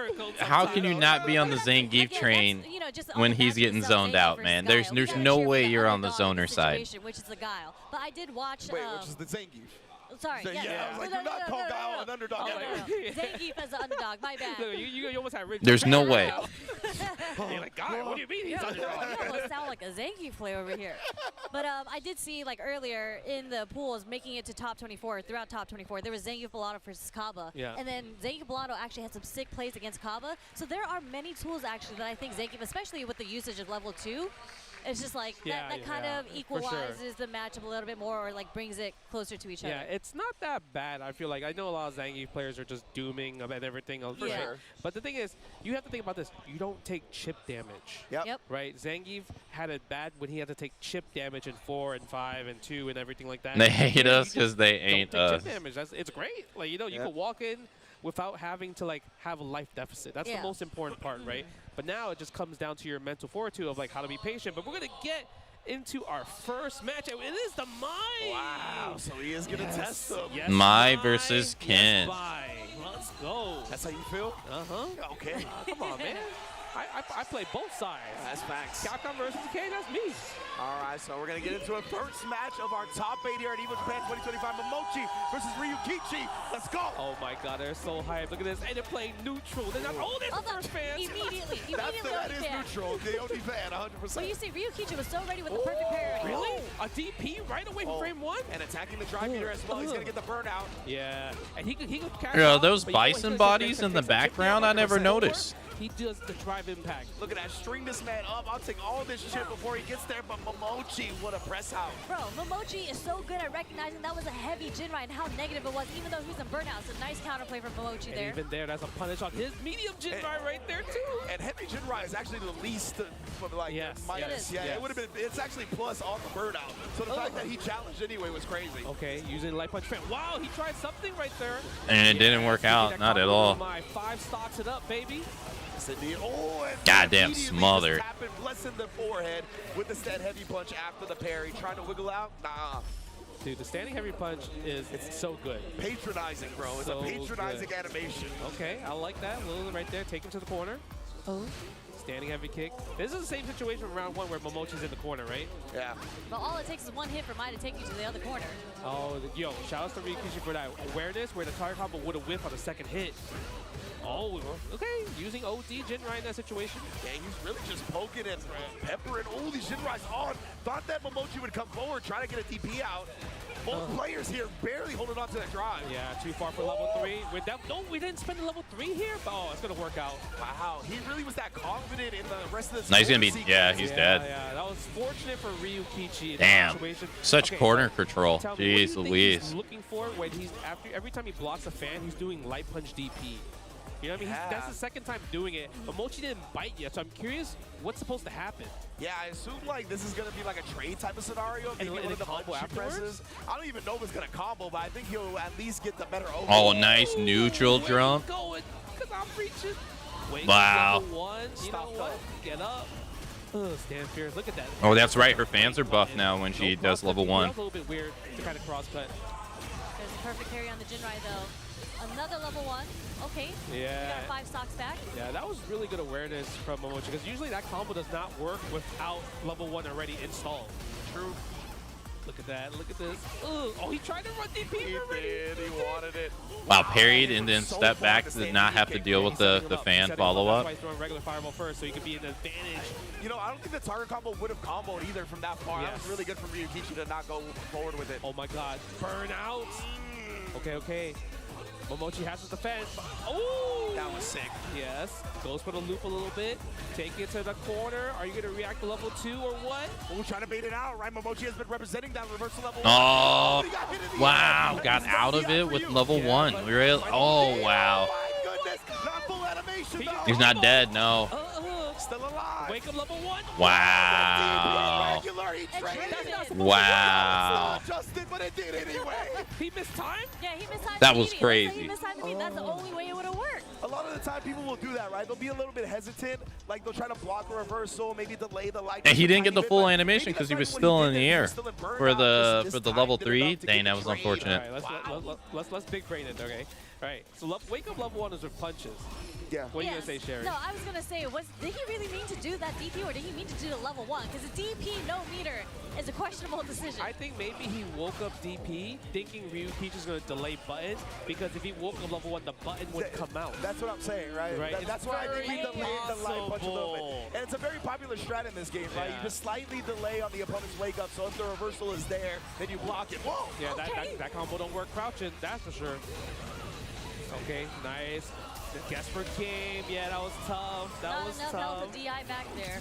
And I love Ryukichi has just definitely been attacking the drive meter, right? To take away that OD fan from Mai. It's a really smart strat. Yeah, it's actually really working out. And you're seeing that Momochi's not really doing a lot of OD fans in the process. Yeah. Because even if you get her low enough, right, then the OD fan, you might burn out. Get out of here. Yeah, it's very clear that Momochi has been waiting to get all his level 1s just to get the stocks. Like, in every single round, he's been able to activate level 1. Yeah. Wow, and then just the reversal. Fierce Ryukichi showing no fear. All right, level 3 again. All right, in the corner, though. It's going to be a grip of damage, yeah. You don't even have C in the process in there. Are we going to get the burnout? OD Are we going to fireball. go for the meaty here? Yeah, taking the hit, don't matter. That's a tough decision right there. Yeah. Damn, answered back real fast. To take the hit to avoid the burnout, but nonetheless, that was just really good from Ryukichi, trying to close that gap and not let Momochi get out even after taking the hit. Super smart. Is it first to 2 or first to 3? 4 rounds straight, right? Momochi wins 2 rounds, Ryukichi wins 2 rounds. If you notice, Momochi's always in the corner first. Yeah. Yep. So, it's first to 3? So okay. that Ryukichi's doing well, we're forcing Momochi walking back, and we might switch Ed because I feel like Momochi, because of that, maybe he knows like, hey, you know what? Why am I getting walked back like that? I'm supposed to be the neutral footsie god. Yeah. Right. So let me pick a character that can control some of that madness of yours.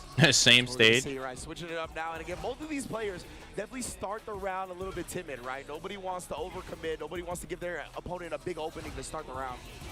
Ooh, look at that. Ugh, I love that flicker. That's a bad boy. That's a bad boy special. Right yeah, there. it is. This is the carry. Yep, tries to attempt for it. Momochi doesn't give it to him. But nice challenge. Yeah, that was a good challenge right there. And you see Ryukichi just ever optimal, right? Buffering the Jinrai behind it, and just always peppering in any damage he can get. Yeah, and you know what I really love about him doing that Jinrai? Like he just in case. Yeah. But most people would do jab drive rush. He didn't want to put himself in that situation where it didn't work and put him in a possible burnout situation, but it doesn't matter because Momochi. Damn, what a turnaround of this game. Yeah, you can tell Ryukichi's extremely conscious of his own drive meter and his opponent's. He really values those resources, as he should. Forward fierce right there. And as you mentioned, Justin, you can see how the neutral has changed right now because Momochi's been handling the neutral pretty well, actually. He's been controlling it, not pushing himself into the corner. Oh, yeah, this is Momochi's character. Like, if you think about like how his archetype of a player he plays, this is him. Yeah, Maya's just broken. Mine is just broken. Momochi in this matchup with Ed definitely has really strong tools at that range where Ken likes to play at, so makes it a bit more difficult for Ryukichi, and he is just pressing that heavy kick. Yeah, he got him in the corner, so it's definitely harder to make him whiff. But do we have the dream? I believe Momochi has a dream. No, yes, a little bit. No, he had to change it up a little bit, but still gets it though. Wow, oh my god, man, that's crazy. Wall to wall. I can't believe he fixed that. This dude Momochi, bro, he's a master of the character for a reason. What? 2-1 lead here in top 8. You saw how that was insane. It was kind of wonky a little bit. I've never seen that adjustment. I've never seen that. And he had the meaty setup for it right after, too. The empty jump load, the empty jab line. That was insane. That was Chef's kiss right there.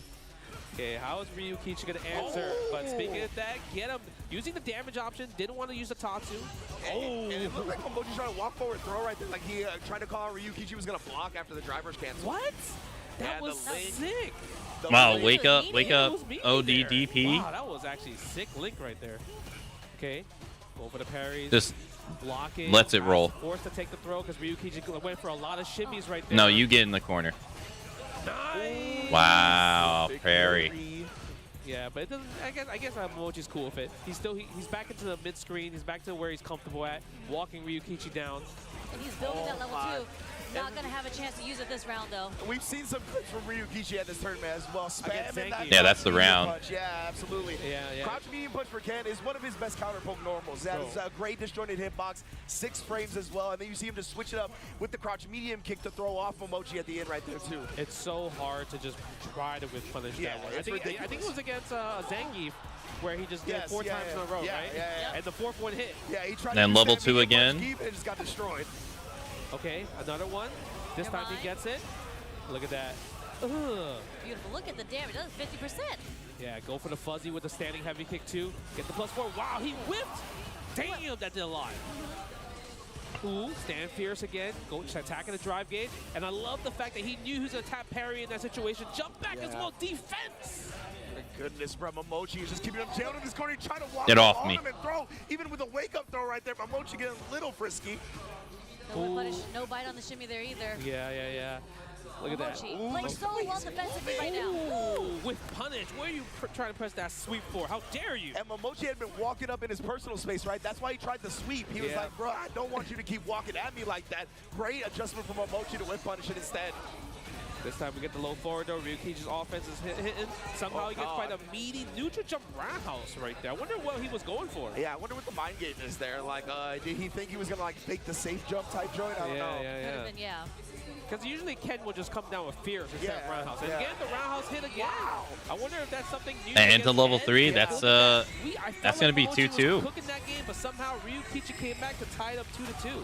Yeah. I mean, it really took all that low 4 Tatsu into the corner, and then, Momochi, unfortunately, maybe it's because Ed's anti-airs aren't the best. Dang, one game. He's maybe reacting a little too late to the neutral. Down to the final game. You have to react a bit earlier than usual. Yeah, he just did it again, right? Like, I don't know what the anti-air choice is. Maybe it's like that drive rush low. Crouch medium kick type joint, and that just beats it.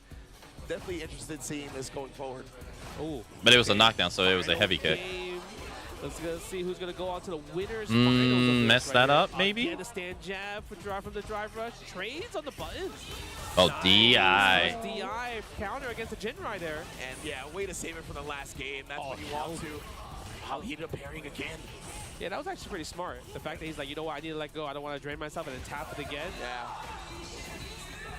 Go for the DP combo, 5-piece. How dare you press the button, double drive rush combo. You're going to spend level 1 here? That's right. Yeah, I think with all that drive meter, maybe Ryukichi was like, Momochi will Dang, all right, one round away. All this meter, I'll still be good even after I DP. This pick definitely is working out way better than my was. We haven't seen too many bust out ever since Momochi's first. Oh, try to go for the grab. With mine the first game, that was like about it. Yeah.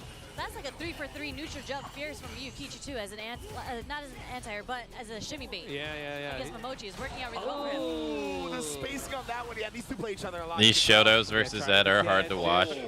How dare you using light Yeah, he seems like he just has so much control. Right there. Momochi did not let him have it. Nice anti right there. Go for the meaty again. The meaty's. Now you stay in the corner. Stand light punch is definitely cooking him. But the whip button from Ryukichi. He's dead. He's got around. Here, and we are going to a final round. That's a crazy whip And down to the wire, first match. I love that. That was hard, and I felt bad for Ryukichi there just because I'm like, he's probably thinking, can I level 2 instead of level 3? But he's like, you know what? I don't want to risk it. I don't want to risk it. Definitely had to spend all his bar there. And I truly don't think the level 2 would have killed, so. Oh, nice meaty on that one. Wow, yeah, it's true. He did get rid of his bar. Confirmed to the target combo. Dang, he's running him down, making the bar. Ryukichi has him in the corner. What a oh, whiff punish. Dang. He's dead. Yeah, he's dead. He's gonna level 1 him. Damn. I told you, man. Home turf Ryukichi. This man cooks, bro. He GG's. cooks at home turf. Holy. Yeah, man. And the Ed pick was working until it didn't. Like Momochi got the double quick, right? And then he lost one, and you could tell like he wanted to start with the Mai because Ryukichi has specific ed tech. We saw it on display. So he was like, this is going to be dangerous if I have to go to ed. But that's just how good Ryukichi is, bro. Whether it's against Mai, whether it gets ed, like you said, man, on home turf, he's different. He is different. Like, it got him all the way to the final, and then it just didn't work. Guy had no resources. Because then that'll tell us, that's an ed-specific thing. Didn't matter. I'm so curious because usually most Kens will always use jump heavy punch as the neutral jump, right? He did use it for shimmies, but when it comes to like, when your ed is standing, it was come down heavy kick for sure. Wow, man, that is wild way to start this. Right now. Yeah, that was a great first match. 3-2 final round. Like, what a way to start a top 8, especially in Evo Japan, right? We love the dance, we love the adaptation, and that very last round, I feel like Ryukichi switched up how he wanted to approach the offense because when he knocked Momochi down, he started doing a lot of meaties with lights, and it was actually catching Momochi holding up, I think, because Momochi does like an up back on a defensive read. So it actually caught him a lot of times. I think that's like a now more popular thing, right? Everyone likes to jump back after like not taking a throw or whatever like that. But the fact that that's why he did hit a stand jab, low jab into back medium punch, saw it hit, target combo right there. That was just beautiful because that was like a 2-hit sequence before jumping back. Because most people do 1-hit throw, but he did 2 hits because he thinks you're going to jump back throw. So good. That's the layers on layers, especially when you guys are playing each other. Again, they play each other all the time. So and you can just normally link that stand medium punch like we saw, right? But a lot of the time, if you do stand jab into crouch jab, you're too far for that stand medium punch to connect after that. But for whatever reason, again, he's labbing out these situations where he knows, like, I can get away with doing 2 jabs first and still connect with a stand medium punch. Dude is just a mastermind. That was good. That was good. But our next match, Menardi versus Akira. Yeah, I know you wanted to see Mena versus Momochi, but this match is going to be really, really interesting just because, again, we don't know who Mena is going to choose in this matchup. And in Akira, I feel like I haven't seen too much of Akira, so this is really good, refreshing to see him in the top 8. Yeah, I feel like Akira, he hasn't really gone too crazy in terms of results overseas, right? Yeah. Right, but I feel like in Japan, he's always kind of like, always does well, but never. And the match after this, we get the Zangief match. So, I mean, if there's a time to win and get a big first win, this is the time right here, especially against 2-time Capcom Cup champion, also defending Evo Japan 2024 champion for Street Fighter 6. It's a tall order to beat, but I mean, I'm sure Akira has the home crowd behind his back. Yeah, this honestly might be the perfect storm to kind of break through that glass ceiling that he's been hitting, right? Getting those top 8s, but never maybe getting into that top 3 or getting that W himself. So if he's able to I am coming for you. Ride the home court advantage, take down the reigning defending champion, that may propel his confidence forever. Mena does Zangief sometimes. Because it's something everyone. I remember when they did the Season 2 changes. I think he was on Twitter talking about how he was going to play Zangief to get him nerfed or something. Was it him? And it doesn't really bother Mena. He's been here before. He's done this so many times. I think it was him who was saying it. I think he won like free. Like, it was dominant. Yeah, he was very dominant last year. It wasn't like close at all. He just We'll put Momichi in losers. MB would know more than me. When he's in there, he's pretty much a stopper. Like, I don't follow the Street Fighter 6 scene as much as I follow the Tekken scene. I mean, you're definitely not wrong. But I would say if Akira did I'm not research, sure. I mean, one thing, Mena is definitely an up-back monster as well, too. And Cammy's definitely really good at just stopping up-back with her crouching heavy punch, meaty, right? And gets a full combo from there. But the thing is, I think Menardi just kind of just plays heads or tails. It's either I up back or perfect parry. Right? So obviously, if you're going for a meaty, thinking I'm going to up back, it makes it easier for me to perfect parry. Puts the back throw. Guess what? Tables are turned now. So it's a very. Do I still have the smart GG? I do still have the smart GG. Menardi is willing to play dangerous. You have to not be scared to play dangerous back. And from Akira's gameplay, definitely not hesitant to kind of play that way as well. Rikuchi put him in. Just now. I wonder if we'll see Akira. I thought for some reason I was thinking you were talking about he was already in losers. But if that happens, does Mena start waking up with buttons? Does he start waking up crouching? Exactly. Tekken and Street Fighter look the same. They're so different. One's 3-dimensional, one's not. Okay, let's see. I'm so curious to see what's going to be the new. Do we have any new Lightning Beast setups? What's the Blanca chance? The game begins. It does. Here's the Pokken, just feeling each other out. Here's no dive kicks yet. It just feels so right to see Blanca on Mena to me, or Mena on Blanca, excuse me. Look at that. Yeah, again. Damn. I still don't get how you deal with Blanca when he's in level 2. Yeah, meaty plus frames. Look at this. Menardi is controlling the pace. Ah, damn. Yeah, and perfectly set himself up on that roundhouse as well. I think it was supposed to be a counter poke setup, but then he gets the whip punish anyway. Oh, using spiral arrow, but it didn't really work out. Somehow got the punish counter throw. I guess that was still a punish situation there. Yeah. No space out in there. And look at this control. Stand jab, stand light kicks. They even use crouching medium punch yet. Was Blanca a tournament character in Street Fighter 5? Counter poke and the drive rush cancel behind it to seal the first round. That was super surprising. I don't really see a lot of Blancas using crouching jab. Yeah. Right? For real. Oh. Damn. Crowd strong, but has a whip punish there. Yeah. No, that was definitely a whip punish. Standing heavy kick. Like the fact that he put himself back into the corner, I think it caused Akira to have like a moment of hesitation. Like, what's happening here? Yeah, pressing buttons right there, using the low forward. You have to attack the drive gauge. And level 3. Do it. I guess you got to get all the damage you can get Drive gauge down to life against support. this. Akira gets back in the green. It's gonna be a good look. Just needs one more. Still behind. Damn, air Blanca ball to stop your pressure. Uh-oh. Now, does Mena have the reaction to wake up level 1, wake up level 3? He jumps out, backs out in the corner. You gotta attack the legs. Using a low medium punch. Doesn't want to do the third. Oh my God. You've got to be kidding me, Mena Arti. That was the first dive kick of You know, the I don't game. think I've ever seen. You know what they say? I think that's the first time I have ever seen Blanca. That's true. You know what I mean? Blanca But usually you're locked in on one option. level 3. I don't think I've ever seen it before. Yeah, absolutely. Yeah, like, yeah, 100%. The dive kick is such a great tool to use when the I don't recognize that at all. no matter where Yes, it hits, yes, pretty yes, much. yes. So a lot of time players are going to be trying to abuse that. I think and scouting Blanca it was perfectly. pretty sure he was kind of mid. Look at this adaptation from Akira. Like, we just saw 3 dive kicks in a row. In the last game, we only saw 2, like one OD and then one regular, right? Yeah, so nice. now Akira is going in. Yeah, the delay buttons right there, catching man and jumping back, but doesn't get a full combo, goes for the throw here. Is man gonna wake up right here? Ooh, I thought he would wake up after he saw green. Nice jump back, medium punch. It got the soft knockdown too. Scratching him up. He tried to hop over. He did, yeah. He wanted to bail out the OS, the DPOS. He was going to try to hop Oh, he baited out that the. was so lucky. Hopped over the grab He did attempt. not get that sequence right there, and Mena RD was able to defend. It would have been a Dang, that was a steamroll round. Man, that was really good from Akira, honestly. Take Now it to we're the gonna corner. get to the corner. Yeah, everyone's favorite place. Oh, what? Yeah, I think he tried to hold up there. Most likely, right?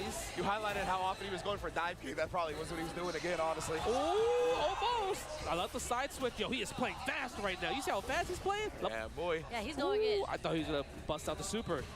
Yeah, kind of hard to cross-cut now. No, level 2. What do you do? Attack the drive gauge. I love the fact that he didn't spend it, right? Just in case. I definitely think he was betting on Akira trying to do something with the remaining drive meter, right? So he was looking to bait it out. Yeah, that's why he's jumping back. He's trying to buffer. Yeah, that just like kills your Oh, maybe that's a setup. your drive gauge. I really like the parry right there, right? So he didn't have to guess which side that ball was going to come down on. Yeah. Akira does have level 3. If he gets a low forward, if he gets any confirm, he's definitely going to go into it. But Menardi needs to defend. Nice. Hooligan tried to bait something out from Mena there. Yeah. Mena doesn't take the bait. Yeah, takes a throw. Watch out. He's in that 3-meter threshold, and he spends it. He tried to whiff punish it. He saw it. Oh, wow! He just goes into it. That's gonna kill. Yeah, that's gonna kill. Are you serious? That's crazy. That's actually insane. At least like Nice. I feel like if that was me, I would do low forward like heavy kick spiral. Dang, 1-1. Just in case, right? Just in case. You know, just in case if it misses, and I'll confirm from the second hit. But the first hit is insane. What's gone like it wasn't even a whiff punish. No, it yeah, was he just a did it. straight No. confirm. He saw it. And, Yeah. and like when those things happen, right, usually we find ourselves in scenarios where like we just kind of notice the opponent walking forward or standing up. That didn't feel like that at all. Yo, I don't know how he hit that. It was like I put the computer on random guard and I'm practicing. It was insane. And look, he was ready to check the jab block up too. He was a little bit too late. Nice punish on the crouching heavy punch to stand jab. He just knew. And of course, Mena, that's always a potent tool in Blanca's kit. The air Blanca ball to avoid the throw. Ooh, standing heavy kick, attack the drive gauge from that drive rush. And it reaches so far for Cammy. I like that a lot. Yeah, that's. Was that so standing, interesting that he spiral arrow neutral like that. I think Crouch it's like a medium switch up kick? with the heavy kick as well, Yeah, right? Like as Mena tries to get close, maybe counter poke that heavy kick. He does True. spiral arrow from a little farther away. Oh my God! I'm surprised he didn't whip punish that standing heavy kick right there. Oh my! Yeah, Mena RD. I thought he. Oh wow, parry on the Blanca ball. Ooh, didn't spend the drive rush there.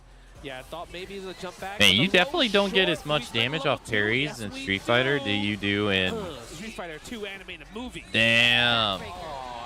The assassination move? Damn. Rhythm right now is extremely hard to pin down. Like, there's so many decisions where I'm like, I don't blame Yeah, that him for movie getting is hit. still sick, like, though. That walk back into the driver's crouch slide kick, it's just so weird to catch him right now.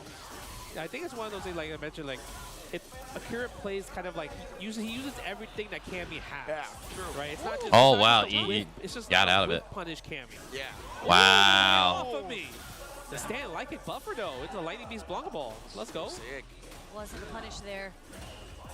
Spiral Arrow. Yes, let her rip. Look, he's playing different. Yeah, both these players right now forcing their will, imposing their will, but a quick whip punch on the throw attempt. Yeah, I'm surprised Menard didn't spend the double drive rush there. Maybe he wasn't too confident that level 1 wouldn't kill there. Oh, you got to game him. Definitely, I think he wants Final to round, also second hold on game. to the meter, hopefully get an early lightning beast in this round, that's perhaps. true. Okay, Spiral Arrow. I feel like Akira has done such a good job on checking dry rush. Woo! That was godlike. That was so good. That was so good. Because that was a safe jump, right? It wasn't going to be a punish on the perfect parry, so it would have been a tech throw. I love him just hopping through it. Oh my god. Oh my god. Is being attacked. It is being destroyed into DI. He didn't spend the level 3 yet. He has one more chance. And now Menard is in a situation God where he doesn't damn. have too much drive gauge What as well is about too. to happen, though? Oh, press the button. I'm surprised he didn't It's go through so the attack aggressive. drive gauge. He didn't attack it again. Level 3. I was going to say, these jump backs, they can get sniped by that CA. You got to be a little bit careful. Nice. Standing heavy kick right there. Stand Pierce. Oh Tries. my. Oh, no flinch on there. He's like, I could take some throws, bro. Goes I ain't for the reaching. throw. Jump back. DP. Oh my god, that's plus. Ooh. Oh. That's a combo. He's going to get a follow-up afterwards. Yeah, he can go level to level 1. Is it going to be enough? It's not going to be enough. Oh my god. Wow. Wow, into the air grab. What? No way he woke up throw. That's crazy. What? He didn't wake up air throw. Oh, he woke up air throw. He's winning Evo. He's winning Evo. He's winning Evo. Smokes of God damn. Dude, he instant did it too. What? There's no way Menard. Dude, the mental read. Yeah, we Crazy. just got off our seats, bro. That was insane. That was beautiful. If that doesn't make it to high fight, I know you're watching. I already got that clip. I know you're watching, bro. Please put that, Damn. that match on Twitter. Y'all Right guys What a hold this read. For a minute. I'm speechless after that one. Legit. That's insane. How does Akira come up, like keep going with this after this, right? I mean, he's doing just fine. Damn, got him in the That loop. wasn't normal. Option Got select. out the corner. Flash kick option select, I guess we call it. Yeah, same thing, right? Yep, go for the chip damage. Whoa! And both in burnout. Error, level 1? No, he He doesn't. needed that meter just in case. Yeah, that's Yeah, what are you gonna do? I guess he's just gonna save it. Bust out a super. Yeah, you just had to commit to it. That was crazy. Yeah, I'm still That was insane. It happened so That might be the fast. play of the year, actually. Yeah, honestly, Evil so Awards far. play of the year, right? Legit, man. Oh, holding the parry. Now he's in burn. Look at this. I'm telling you, he's still thinking about the air throw. Who isn't thinking about? Level 1. Like, you just don't think that's gonna Look at happen like Menardi. that. He's healthy with the green. He's green. His drive gauge is green. Everything is green. Ooh, just with the walk-up throw. Yeah. Walk up throw the situation. Attacking get his during the meter back. burnout. Yeah, playing like Noah a little bit. All nice. OS, get off of me. Yeah, we'll see if Got a Menardi healthy, goes back to the like a hop big he lead showed on earlier health, off but that. in burnout. DI, side switch. Take this corner.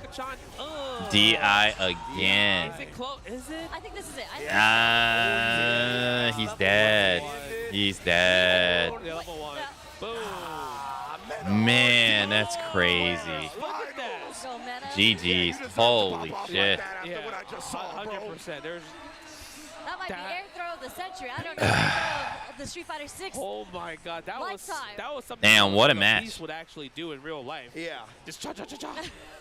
Wake up air throw. That is a commitment. Maybe it wasn't a read. He was burnt out on a pixel, and the optimal way to KO him would be to wake up DP, so maybe the odds were in his favor. I don't want to watch Menardi play. I mean, that's true. Yeah, no, that is true. He was knocked down on the ground, right? And they were both low on health, but I think Mena was Mena had lower health, so 100% thought yeah, the you level couldn't 1 take a super was block coming out. hit. Wake up air throw. Everyone thought that. And that's why Akira jumped, right? He was like, I'm going to dodge this level 1. Yeah. And I think he could get to the other side. It would have been tough to like wake up Blanca Ball anti-air. Yeah. And this dude, the fact that Mena knew that he would go with that, bro. Like the crazy part was how close. They gotta re-show that. Yeah, You know what I mean? Look, It was like an instant air throw. Yeah. Oh, Yeah, because we it got happens replays so right here. fast. Yeah, He match won already. We already thought like, Ben RD is crazy right now, right? The I have reaction never on the seen top, this like, he was standing level on the 3 kick was ever. insane Little did already. we know, right? Little did we know. He got some plans for you, baby. You thought the first movie was good? I got you. So this is my Godfather 2, bro. Even that one was an amazing Makura. Yeah, I don't know how he pulled that one off. Both of these players have just showed off That was the phenomenally. third strike right there. Low forward super. No, that's harder than Third Strike. That's way harder than Third Strike. Yeah, I was gonna say this is way harder than Third Strike. That was way harder than Third Strike. 100%. And the drop combo here, actually. Yeah, he did. Yeah, this is the sequence, right? This is the round. Beautiful. The DP, the reaction was still there. Buffering the stand light kick right there, and that was really good as well too. You can tell he's had so much experience in this matchup with that, right? Getting hit by the DP off the Blanca Ball, he still knew the light kick buffer would work. Yes, look at that. Oh, this is what we're talking about right now, I believe. Yeah, I think this is the one right here. Spencer level 2. Yeah. Right. Boom. Look at that. Optimal combo too, right? Yeah, the Spencer level 1. Both in burnout. Look at this. This is so sick. Instantly goes up. Damn. That was so ridiculous, bro. Yo, so ridiculous. That was great. Like, caught her on the way up. Yeah. Like, Oh my God, that was a beautiful Like play. he got matter knocked what, down to the I ground. still can't believe that he did that. yeah, 100%. Nah, man. he knew. I mean, of course, at that point. But did the recovery button press and jump air grab all within like a second? Like, he looks unstoppable. He looks like the best player in the world. And that's what he just displayed here today to get into Winners Finals, where he'll be fighting up against Ryu Kichi in a little while. He DP too early. Yeah. Match in winners finals. But before that, we are going to go through losers. Yes. Losers round 1. We're going to see Kobayan versus Higuchi. That was a good match though. That's a hard matchup right there. I think that's a matchup where it's like a Tom and Jerry type of thing. You know what I mean? You mean like obstacle course and everything. chase them it's around? Off a by chase for literal sure. frames. That's for sure. It's a chase down, but I mean Zangief can't do it. I think Zangief in this game is definitely much better than the average Zangief from previous games, for sure. Yeah. Just because no chip damage. That's true. Drive rush is a factor. Also, headbutt's a pretty nasty frame trap as well. I So mean, he has really good buttons. he has. He does have good buttons. Like the stand medium kick, the stand strong, even the stand short, even on whiff, on hit, whatever it may be, into the green rush. Like that's very optimal for Zangief. But we have Akira. We see that he just lost his match. He is waiting for the winner between Kobayan and Higuchi. And we have Momochi, who fell from winners down into losers to play the winner between NL and Lashon. I heard it's a big increase over Street Fighter V Zangief. As well too, right? Yeah. Kobayan, man. Yeah, I love that you bring that up, Sherry, because the ground game of Zangief is potent in this game. Like, he doesn't get as much of a reward as people with crouch, medium kick, drive rush cancel off his normal game, on his footsie game, but it's so hard to get into that range and feel comfortable against him. And then you still eat like that 20% on the target combo. Yes. And then there's just a lot, honestly, on getting in Zangief in the first place. You can't talk too much because all the Zangief down Oh, yeah. players are going to be upset. I'm getting DM'd by Dr. Danny fan right now. Like, yo, why are you hyping up Zangief like that? Don't spread the Zangief propaganda according to Twitter. You know what I As a mean? Ken player, I don't like that matchup.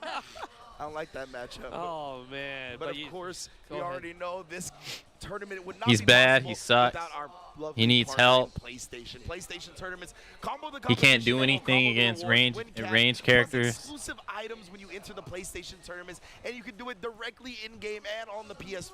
One of the coolest things, one of the coolest evolutions about PlayStation tournaments is doing that. And of course, all of these Evos wouldn't be possible. It was crazy without that this game's going to be on the Switch too, by the way. It's so cool. You know, Amakashi. It's crazy that that's going to be out next month as well. He showed me pictures like he got the. It's going to come out between Combo Breaker and CEO. Yes. You just sign up from the home screen. Like, it's super easy. Yeah, so, super, again, shout out super to Sony easy. PlayStation. More health, Yeah. better Here. DP. Hilarious. There's It's about both 8,000 competitors sides. here this weekend. They supplied all of that. Ridiculous. That is a lot.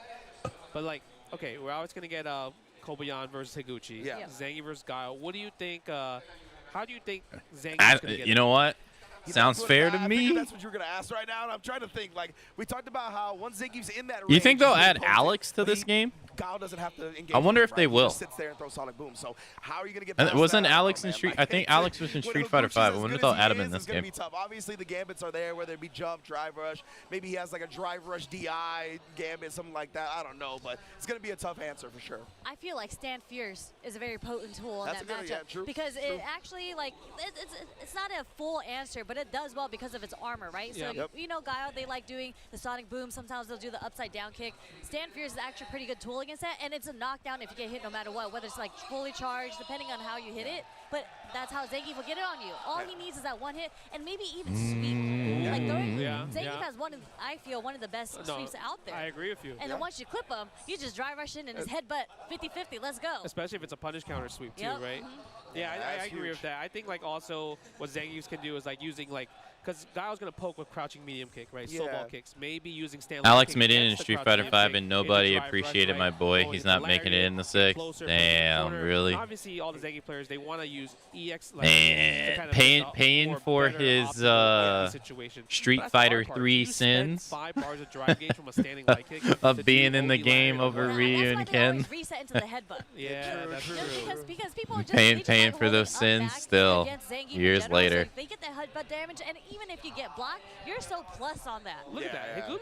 You see Higuchi smiling. He knows that he won the matchup. He's like, oh, I got to fight Zangief. Oh, I'm smiling. I'll take this picture with teeth shown. It's the H-Box gift where he's crying mid-set because he knows he's going to win.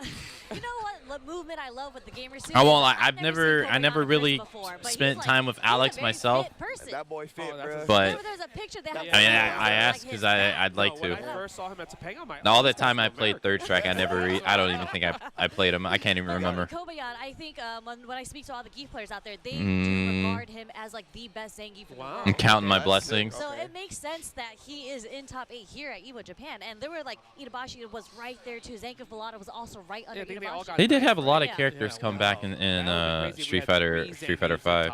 I assume they're gonna have less characters though for Street Fighter 6 just because it's a more expensive game. But I mean, who knows? I'd have to go see how many characters made it back total. A couple of your guys' points actually. Or got added into Street Fighter 5 I think is very potent tool in this total. But then even that's unfair because the base roster of Street Fighter 5 was so low by comparison to the base roster of Street Fighter 6. So like that's it'd be a little bit harder, I guess. That's when I think we get the evolution. I think there's more variance in the base roster of Street Fighter 5 to 6 than there was Tekken 7 to Tekken 8. OD running suplex out the gate. Out the gate. Like round start 99 seconds. I wonder. Although I mean the game is mad popular and it's mad successful, so hey, who knows? How many? Let me see on Steam right now. I wonder how many people are playing. It has to be at least like 20,000 people, I'd assume. It might happen. We're changing our flights to Vegas going back. Actually, look, I'm telling you, if you're gonna start with a bang, you might as well. It's a popular option. Yeah, 25,000 people right now playing Street Fighter 6. Tekken 8 sitting at Yo, round 1 5,000. Damn, 5 times less the player count right now. Crazy. Everybody doesn't want to overcommit at the very beginning. The game is mad successful. That would be godlike. He might be nervous a little bit. Nah, but I feel like this is gonna go the standard of what we see in high-level players is when it's How many round people are start, playing they Street literally Fighter just gonna 5? wiggle around each other, see what they want. Not enough to matter to count. That's why, right? That's why you bet on that. Because if he does do that, he might get scooped. Dang, 1,000 people playing Tekken 7. Damn. 1/5 of the population playing Tekken 8 right now is playing Tekken. Dang, playing Tekken 7. I've seen some stuff in my Crazy. I think it's the same way with Mortal Kombat 11 and Mortal Kombat 1. I feel like he's about to run. Mortal Kombat 11 has 2,000 people playing the game. Let me see if you're gonna jump straight up. And there's 2,000 people playing Mortal Kombat 1. Damn. I need to test. That is rough. Locked in. Jeez, they do not like the new MK. Ouch. Higuchi, he's definitely one of those players that's like really hard to kind of like get in on. Yeah. Absolutely. When he's on it. But if he's not on That it, is rough, maybe man. Kobeon might run away with Like, it. I heard people don't like the new MK, but damn, you got the same amount of people playing the old one. No way he started the Then again, the old one was the most successful MK they ever made, though, with 11. I'm so curious. I'm making the read. Yep, losers round one. So, We have Kobayan versus Higuchi. all right, Zangief versus Guile. Let's see how it goes. Let's see how it starts. I wonder, is this a worse matchup than Zangief versus Dawson? Yeah. He's been drinking a little bit. Like, historically, Zangief versus Dawson has been his worst matchup, so I wonder if Guile's worse. Okay, go for the Sonic Boom. Get off me. Yeah, this is kind of what we Oh, low kick, drive rush. Kick, stand light kick, but doesn't want to spend Oh, too far away for the chop. I think the second. No, the second chop traded. No, it didn't. No, it didn't. He started again. Oh, snuffed out the drive rush and. They both drive rush at the same time. Yeah, using the stand fierce again. Higuchi looking good. Yeah, now it's Higuchi where he wants to be in terms of Dang, denied his jump over. Oh, got this one though. Didn't stop him. Perfect punish indeed. First round Geef, baby. Yeah, it was because he perfect parried the previous boom, right? He just bet on Higuchi continuing the Sonic Boom sequence. Yeah, that's the hard thing about the matchup is like, at least if you're a Gao player throwing booms, because I know a lot of people were like, yeah, I hate Gao because I cannot stop his Sonic booms and everything. They recover too fast. It's hard to jump in against them. But if you perfect parry the boom, usually most Gao players will just flow chart and throw another boom. Precisely. Right? Yo, Kobayan's kind of cooking this Gao. You sure this is a bad match for Gao? I don't know if this is a bad matchup for Zangief. I'm seeing the way that I'm seeing Kobayan playing the neutral right now. Yeah. He's getting so much mileage off the stand shorts and the stand medium kicks and strongs. Oh no, he missed. Nice. He missed Down time. kick. We might see the stand fierce that you mentioned. Oh my God! He's trying to walk up in there. Did we spend it? We didn't. No cancel on the flash kick as well. Oh, Higuchi, he's trying to switch it up a little bit. You see the jump back into the dash forward. Yeah, he's trying Dang, he tried to jump. Ooh, Caught him jumping. Protect the skies. I mean, he is concerned Twice. with level 3, right? So this is the range you want to stay at because you don't want to be Playing concerned with that. We footsies? just have to be worried about the level 2. Yeah, exactly. That's why Higuchi's not throwing Sonic booms anymore. They full crouch for like a whole second on each other. Yeah. Shooting. There we go. We can throw the booms at this range right here. But Dang, parried all of those. Oh, back backdash the grab attempt. He's so scared. Oh no! Dang, he timed that so fast. I think Kobayan was waiting for the up back. Oh, is he dead? I don't think it's enough. No, unless he gets. No, he doesn't have enough meter. No, it's not gonna kill. No. All right, but now he's in burnout. He does have the corner. Oh, he's getting chipped. That was tough. If he had enough meter to get That jump was literally his lifeline right EX air grab, it would have been enough. Optimal setup right here. Again, the respect on Higuchi. He's like really wanted like him to bust out. But I feel like so many times if Dang, you drive bust rush, out low yet, kick. You should go for the offense, right? Yeah. But man, I feel like now he's gonna bust out with the next one. Sorry, sure, go ahead. No, what an SPD. I know it's just The grab. light punch SPD. I just feel like at this point, especially And that combo you did gotta about be the okay same with amount of bust out. damage. Because you got to establish that offense between the media and the SPD. Whatever All it may be. counter You chops. live the fact that people might just wake up DP on your offense. It's part of life. But look at this. Higuchi, Nah, he nice went block. overhead parry. Go for the SPD. damage in that situation. Pretty good damage, at least for perfect parry. Oh, no, too far away. Oh, it's a DI. He's dead. First round Geef. I love the DI there. The Let's go. all the way on screen. Yeah, a little bit tougher to counter that in those instances. Let's go. The stand roundhouse as an anti-air, I feel like you just don't see that too often in Street Fighter 6 Zangief. But it caught him jumping back, and that actually pushed him so far closer Shooting. to the corner. Shooting. Shooting. Very good chase. Very sick indeed. I definitely like Sonic Boom over shooting. I like it's actually hitting Kobayan a lot on counter hit.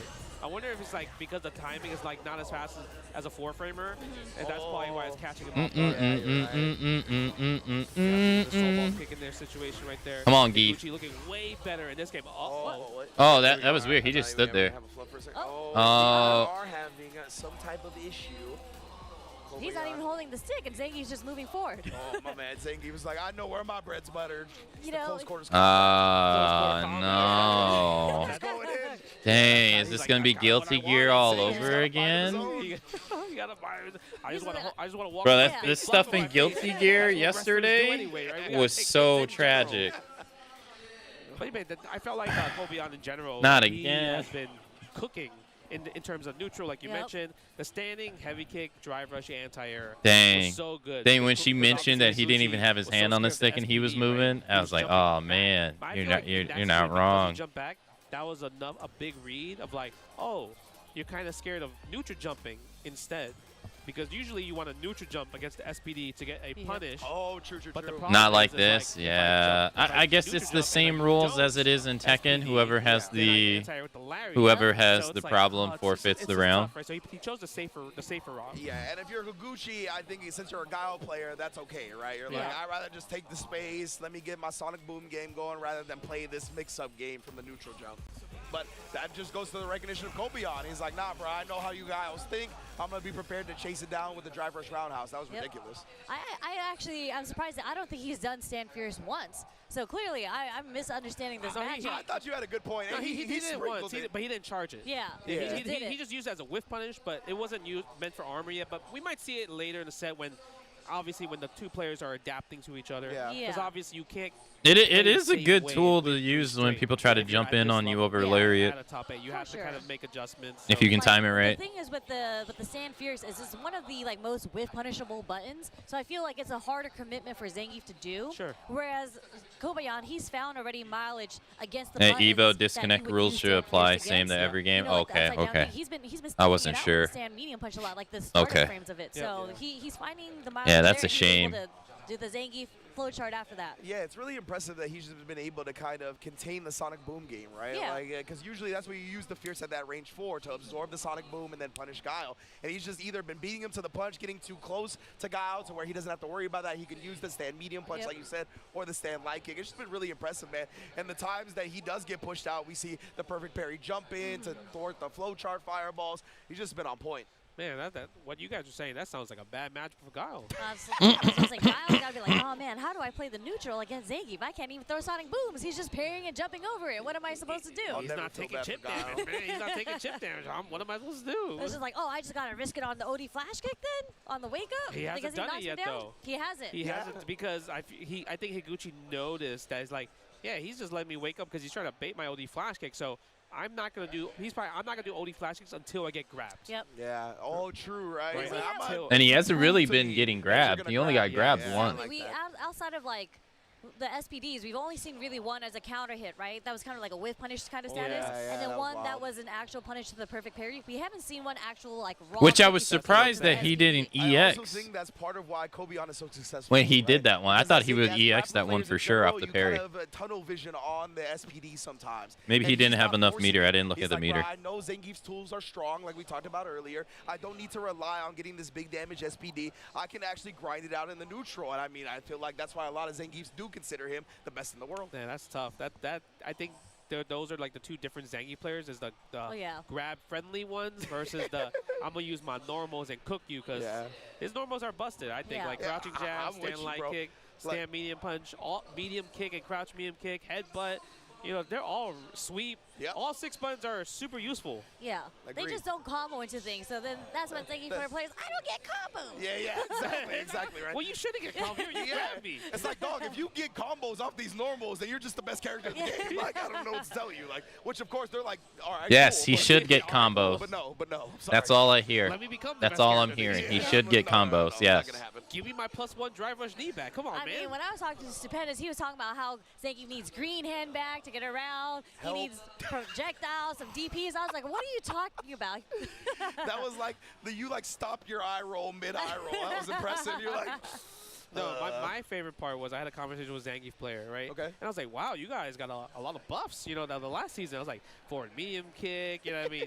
You know, all these normals are doing lots of drive gauge damage. I'm like, you guys got a lot of buffs. And you know what his answer was? He's like, yeah, but my lariat still doesn't hit from behind. I was like, wait. Well, okay, okay, I do feel bad for them. I'll I give them don't. that. It's no? it's one button on the pad, bro. It is Look, one button. They just do this. They're not doing no motions. They're just doing this. Look at this. It's true. Using the index. Oh, yo, my anti-air. I'm godlike, baby. So hard to anti-air. Oh, my anti-air is so slow. I mean, I'm not gonna lie. I do feel bad though, because when you see the character jump out the corner and like the lariat clearly is supposed to hit, but you see the fist like spin around their body, I'm just like. Animation-wise, sure, it feels yeah, bad. Animation-wise. For sure. I'm I just get like, that. come on, that was a little weird. Oh. I don't know, man. I can't. You just pressing L2, bro. you got no sympathy for them. Okay. I can't remember if it was Lazarus or like one of the EU homies, I think, was just like, you know, once I realized that lariat was just a button or 2 buttons or whatever, I stopped feeling bad about the geeks complaining about how slow it is. Like, I'm sorry, like being able to bypass that, you have a modern anti-air, bro. Yeah. You have a modern anti-air. That's true. Yeah. That's true. That is true, though. Oh, we're getting an We're good? update from Mother Base right now. It looks like we're going to have a 1-round loss for Kobayan. Yeah, it makes sense. Next match. And we're going to try to also mirror the meter that we saw in that previous match where the technical difficulty occurred. So I believe the count is 1-0 right now, right? How are they going to do that? So it's going to be 1-0 in the next game, which is game 2 for Higuchi. Yes. Okay, that's what we're looking at right now. Okay. Higuchi's going to take this win for the first round. Oh, okay. Oh, yeah, I didn't Just really make Geef the only playable character. Makes sense. That's true. I feel like he should gain meter for doing that. That was cool. Imagine. Yeah, look at back to the obstacle course. 3 booms right here. Shooting. Sonic Shooting. Boom, Sonic boom. Well, we're seeing way more Sonic Booms now. I mean, he's not jumping. You gotta get the. Let me see a jump. I mean, his jump medium kick is really good against those, especially if you like kind of like guess when a Sonic Boom is coming. He just did jump medium kick. It didn't work, Justin. Oh, there we go. Combo. See, Zangief got combos. They gave him that. It's a new combo that he got. Nice block. Ooh, upside down kick. Maybe the standing heavy punch will start working out right there. She does seem a bit more aggressive now. Yeah, we're not really seeing stand light kicks a lot from Kobayan. I think it's because of the Sonic He should Boom. join a visionary. I wouldn't be surprised if we start seeing that a little bit more. Geef Fighter 6. Right here. More for parries. Nice interruption with the crouch short there. Oh, that's gonna. It is close. Oh, he did jackhammer. Well, yeah. Wow, not enough. Wow. Oh, he's jumping back. Okay. Can't parry. Sonic Blade? No, we don't even go for Sonic Blade at all. Oh, he tried to counter. Oh, man, that's so unfortunate. Yeah, he was very. Dang. That was huge. Oh man, but nice stuff from Higuchi with that incredible. Bro, he had a Sonic Boom 'cause pixel. He recognized that Kobayan was trying A to do pixel. neutral jumps over them. Yeah. Trying to avoid that chip damage. You know what I like about Higuchi? He's not. How do you live the jackhammer? Oh, DI, what a guess. Oh, forward grab, keep him in the corner. Damn, that did a shit ton of damage. Damn. There's SPD. We might see Heavy punch SPD. Kicks now from Higuchi. Wow, the wake up crouch medium punch, he really And try to go for medium kick, didn't work. Dang, low Let's go. Because if you press low medium kick, the low or any punch. button, then the stand medium kick from Guy would have hit. 100%. Nice recognition from Kobayan there to do the empty jump. Yeah, that The was full screen again. full screen again using Sonic Blade enhancer. 1-1. Oh, he tried to go right for there, Siberian Brownie, Express. Upside down kick cooking. Good dragon suplex. Shouts Kenny Omega. Yeah, I think he's like at PAX right now. Yeah, most def. Cutting promos Dang, see, against I like how Xavier. Justin said the medium punch on Zangief is or kick is good. The jump medium kick, but every time he's gone for it, he's been anti-aired. Yeah, don't try to neutral jump against me. That actually did a good chunk of damage. That did do a good chunk of damage. Does so much damage with Zangief. If you can make a read, oh my God, level 2. Yeah. Now, okay, do we go for the? He's gonna go for the it. combo. Yeah. For damage, we're gonna go for Oki setup. Yeah, Oh, reversals out of it. That's okay. Yeah, absolutely. Especially he has level 2 on deck if he wants to install it. Yeah, or if he jumps, he's do level 3. Yeah. He's just gonna have to eat it. Oh, he finally got him in. Headbutt, Kobayan 2-1 lead. It was a delayed headbutt too. He was able to get that counter hit because I think Higuchi just naturally on defense did a delayed light. Yeah. Because there was a slight pause after the jump. Yeah, I think it was delay light, or maybe he delayed button because he was like, what if Higuchi did level 1 and level 3 in that situation, right? Because once you lose your charge, you can't do the super. You can't mash out the super. Yeah. He doesn't have, the guy doesn't have the privilege of mashing out supers in burnouts, right? You have to kind of time your supers. Look at Geef. Just like that. it's 2-1 Kobayan. Big all smiles in the menu. They lied to me. I feel like even though Higuchi's just throwing plasma the whole entire time, Kobayan controls the neutral. He's controlling the pace of where the Oh, we're players in are gonna Cape be. Town? Corner, mid-screen, wherever. Or Southtown? I forget. No. What is this place called? I forget what it's called. So he doesn't let Kobayan determine I think it's called Cape Town. That's a punish counter. Crouch game kick. So like the sign, they may be a little bit shooken. Oh, crouch Poison-looking lady in the background. Nice. Even though it isn't her. What do we call that? Rich? Metro That's City. spine Thank you. Thank you. Party all day. First neutral jump on the whip. Hey, isn't like Cody the mayor of Metro City? Combo. Oh, super scary right there. Yeah, good tech, good anti-air, control the space. Deep almost Street get that Fighter lore. sweep out. Nice. Oh, nice anti-air. Into flash kick. Damn, that was actually really good. Higuchi's actually has a really good strategy right now. Dang. That you're gonna perfect parry the boom. His focus is reacting to what you're doing automatically. Yeah. So you're better Oh, off nice. now if I was Kobayan, Nice is interrupt with the drive rush. parry the boom. Oh, jumped over the Because SPD he's attempt. starting regular parries into boom. That's facts. That's a good point. Oh, and even then, I love that switch up, right? It just a dash up into the crouch medium punch instead of just going into the Sonic Boom game. And again, the heavy kick. He's starting to stay aggressive, like we talked about. He's not gonna. Yeah, I didn't think he would. I didn't think he would throw it because he was so close. We saw that all kinds throughout this Dang, tournament so far, answered right? back A lot of people so now, quick. Instead of just tapping parry the whole Jeez. parry, and then they'll try to drive rush out to avoid the punish counter throw. But because of that, players are just adjusting and hitting. 2-2 final So set. good. Yeah. That's so dangerous now, man. Our final Yeah, game. So dangerous. Ooh, with punish, don't flash kick again. I wonder if it's like maybe too far in that situation. And a Higuchi. Not with the sweep. Yeah, the sweep punish counter combo. Oh no, gets grabbed, put it in the corner. Really feels like Higuchi. Dang, tried to drive rush out. Dang, put right back in. That was a really interesting anti because I feel like it almost missed at that point, right? 100% it did. Yeah, he just can't get close. I mean, now. This Like, is he's starting to just look like a backing bad up. matchup for Zangief. That's what I'm saying. What? See, now he's trying to use more stand heavy punches and everything. He jumped. That's a Dang, called out his SBG. Backdash the headbutt. Most people would just do sweep in a situation. Exactly. Right? Match point for Higuchi. Just like that. That was so quick. Oh, there we go. Still alive. Still alive. That was so good because it was. Dang, jump in didn't work. Chops did though. Yeah. Headbutt. Oh, there we go. Headbutt. Stay in the corner. Damn, double hit. Boss Banter. The OD Borscht Dynamite. Man, Get out of here. Borscht Dynamite. Man, is he saving it? Is he saving it for this final Yeah, round? we're gonna see it Yo, now. what if Kobayan blocks it though? I know, bro. Oh my goodness. Because he's jumping a lot instead. Oh my god. DDT.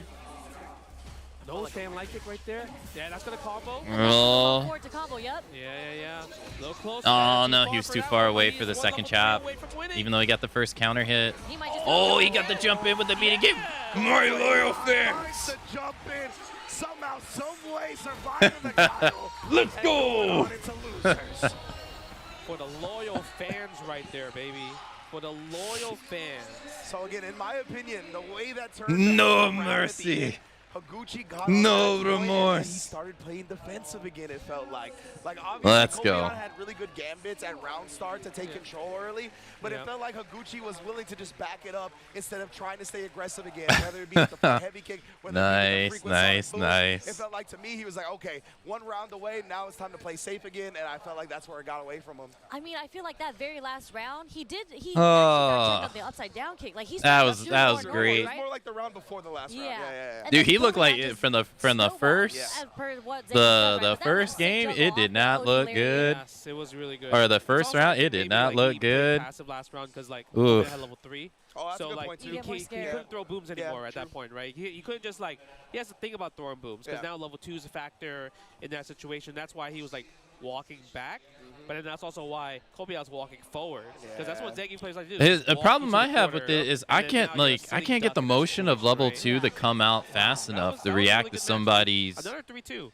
somebody's situation. projector. Yeah, I don't know there's a how they lot of input it features here, so and I love quickly. just seeing the back and forth with the adaptation and whatnot. So Like, and he's doing it we're on watching stick the replay too, up on the big screen there. So sorry, which Focus is watching what I'm over doing. there. I don't get how they do it so fast. Super again on the neutral jump. You could appreciate good gameplay. That's the thing. Yeah. Because I feel like what we saw was we didn't see Zangief flowchart a little bit too much on SPDs as Oki. That's the No. most important part. He kind of like picked his spots, when to do as counter hits. He did like here and there, but we didn't really see a classic like, oh, everyone's going to the +4 headbutt. Let me do SPD. So he didn't do it too much, but the times he did do it, Higuchi neutral jump. So it was like good play on both sides. Yeah, I think that's what was really cool about the set 100%. Like, the only flowchart we ever really saw was, like, the Sonic Boom a little bit, and as soon as that got exposed, he stopped flowcharting into it, right? So because of that, it was a lot of conscious decision Hashtag buff Geef. I'm down with it. Very impressive losers round 1 match between Higuchi and Kobeon. Now, Kobeon's going to be moving It was a good on game to though. fight GG. Akira Like, it was a good match. and losers quarterfinals. Yeah, and then we're going to see NL versus Lashar, Korea versus Korea. That's next, yeah.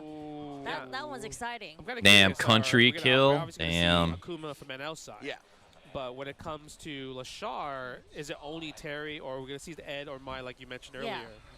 Maybe we'll see the Terry first and see how that Terry does. And once Terry, if he's not doing well with Terry, that's when I think we're going to see the Ed or the. It was the closest. Oh no, the first match was also 3-2. Akuma too. He hits The kind of Buster Wolf, and then the follow-up. If he has all 3 bars and some drive meter. He hits kind of hard. The juggles are insane, Yeah. right? And also probably the best burnout sequence in this game now. With crack shoot, yeah. Like crack shoot and everything, yeah, right? 100%. So it's gonna be interesting, especially like Akuma, who loves to throw fireballs as like his ground game. But the thing is with Terry, I just do OD Power Wave.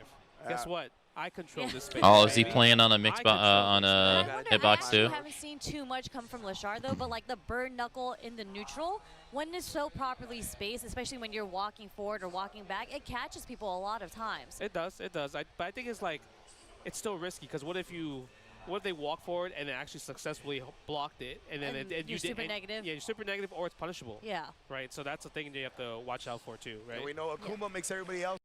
All right, I'm gonna pause it right here since the hourly break is upon us. So I will go take a short break, and then when we get back, we'll keep on keeping on. So I'll see y'all in a couple minutes. Enjoy the break, everyone.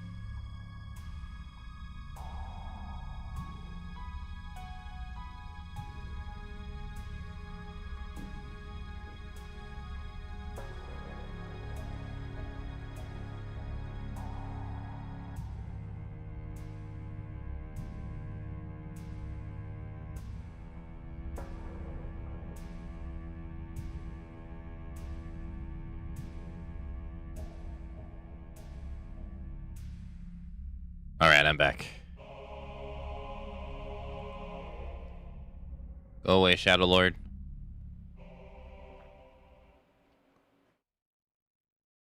Let's continue.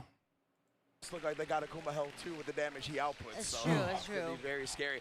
Yeah, in my The first match of the day had a Kami play. No, the second match of the day had a Kami player in it. The Blanca versus Kami match. Because I do think Ed is just potent in general up against like the Shoto archetype, having that range where they like to play at, having the fireball counters. We're gonna find out now. Oh, we got Mai versus Akuma. Trying to beat the old man. Trying to beat the old man being a goomer.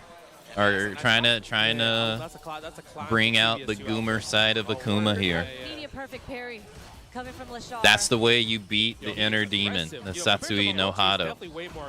Yeah, no, he Turn him into a goomer. Yeah, he's still healthy. Look at that. Yeah, already has NL in the corner. Yeah, comboing with the Shinobi Bachi. Almost got the counter hit confirmed there. Must have been clean in. Yeah, it was the second match. Unfortunately, well, that person's still in the tournament, so they're on the loser side now. So we'll probably see them again. Or if they choose to play the same character. First, like top 8, Evo top 8. He might not. Maybe he's a little bit nervous. Who knows, right? I think he takes a while Perfect first round against Akuma with Mai. Straight into level 1 just to get those charges. Can't say I would have saw that coming. Look at that stand fair attack drive gauge. Oh, the fan fell too far behind. And damn. Look at the damage on that. That was insane. It's either throw or get burned out. You choose your poison, and we got stocks. Wow. I love that. He's even using the counter poke and hand spin from Lashar. And cleaning is something that I need to do. Nice block. Oh, standing heavy kick. Yeah, such a great normal. Oh, nice, nice. Again. Love this from Lashar as well. He had the stop. Man, that was a fast first game. That, right? Like you saw sprinkling in the roundhouses. Gray One, I thought you. I didn't share the video in Discord, but I thought you might be interested. Hardware Unboxed did a video going over the new Doom game. That would have been insane. Okay. I thought you might be interested in that. They like benchmarking it. The graphic settings are pretty interesting in that one, I would say. It'll be interesting to see what people think about it once it comes out. If you see that, you could drive impact there. Oh, he didn't charge it. Hey, take care, beautiful. Thanks for dropping by. Have a safe drive. Also, happy Mother's Day as well. That was great. He did the first one. He's like, "Oh, you think I'm gonna do the second one?" Psych, got you. He heard you. Justin. I heard the graphics. Yeah, that's what they were saying. They were saying like it's they basically all look the same, and you have to really try hard to see a difference from the highest one to the lowest one. And now, like just like that, we're already 2-0 with Lashar. Like, NL's gonna have to find a way to find his footing in the. Like there was a FPS difference between like playing on medium and playing on the highest setting, but it wasn't as drastic as people would think it would be, or it wasn't as an enhancement as people would think it would be. And press something, he gets counter hit by that crouch medium kick, or runs into a fan. Yeah, it's that, or it's just the OD. I saw some performance things, but it was all console. Even though it's Akuma's it was basically saying like my card I have currently would just struggle on that game apparently. It's like the 3060 was struggling. So she wins the neutral game by exposing you to big damage. Yeah, and when projectiles clash in this game, they slow it down a little bit, so she's going to get even better advantage because it's going to be right behind the fireball. Yeah. Oh, nice. Good hit confirmed with a standing medium punch target combo. Okay, good stuff from NL. This is the first time he has Lashar in the corner, but Lashar with the delayed crouch jab. And 2 fast rounds. Off the low 4. Yeah, we side switching with that Shinobi Bachi, bro. Never mind. Yeah, that's gonna be hella damage. Yeah. Nice. In the flow state take over, thinking every single answer was gonna be correct. Good job, NL, cutting that off. Yeah, I'd be down if we like how we got Akuma in Rise. I'd be down to get Akuma in Wild. In general, he's just finding that button right there. I'd be down. That'd be sick. Forward heavy punch. Again, but this time the low forward. If you make him a sword and shield main, Like the first time, honestly. again, like they did in Rise, my sword and shield stats will go up. That the bocce right there, it could be used as like a kind of like a meaty setup. Yeah. So you drop the combo and then become meaty in that situation. It feels like Lashar is Gi first with hammer. To try to whiff punish it, and it's so far that he's just able to whiff punish his whiff punish attempt. I really wonder what that crossover is going to be. I will say, I hope it's not Devil May Cry. Like, even though that makes the most sense, I hope it's not Devil May Cry. Since they've already done Devil May Cry in past Monster Hunter games, or like 3 times already.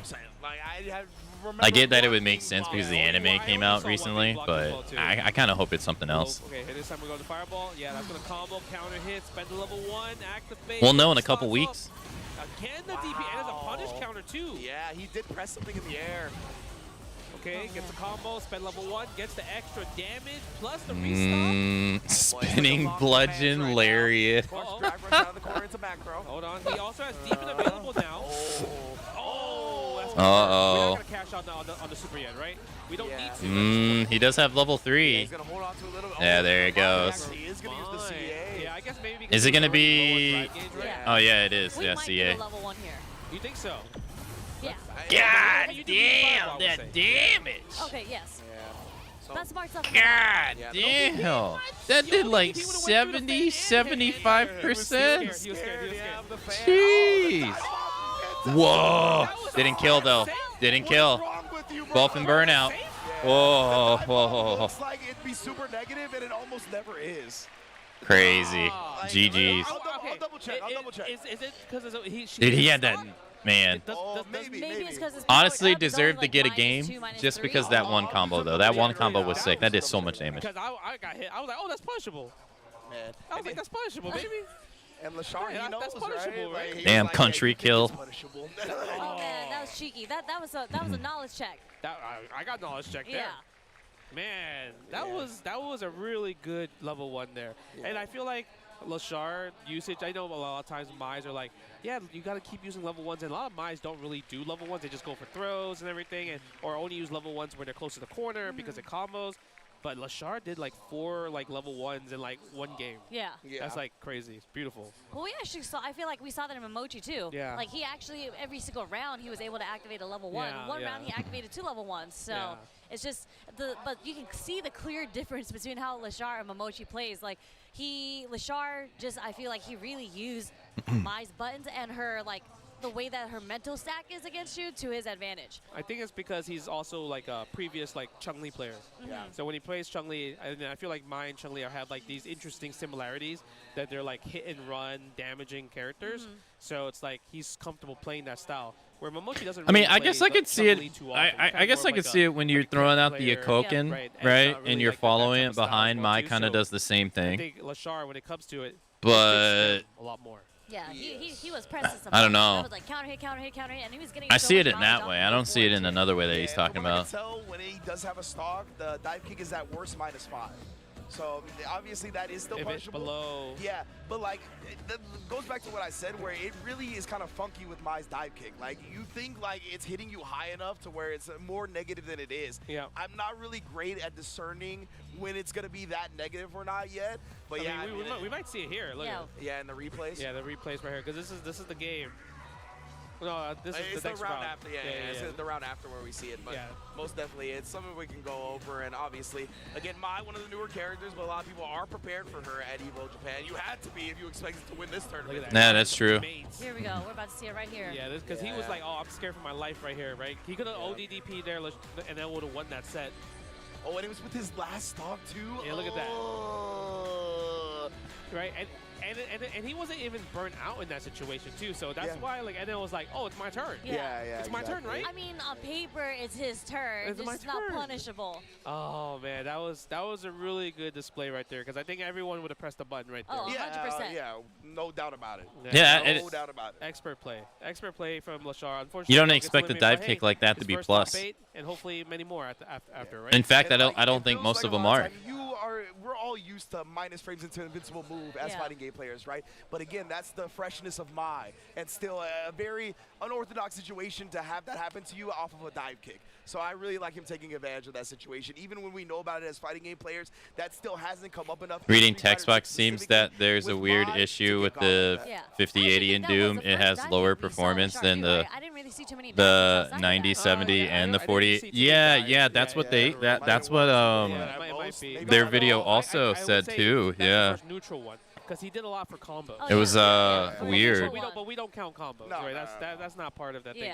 But I guess it's some kind of usually you see the bust out with like some kind of driver can't do anything issue. But you see the bracket right here. Winners finals Ryukichi versus Maradi. We're not going to see that just yet. We're going to go to losers round 2. Even though they did get drivers, I think from both companies for the game.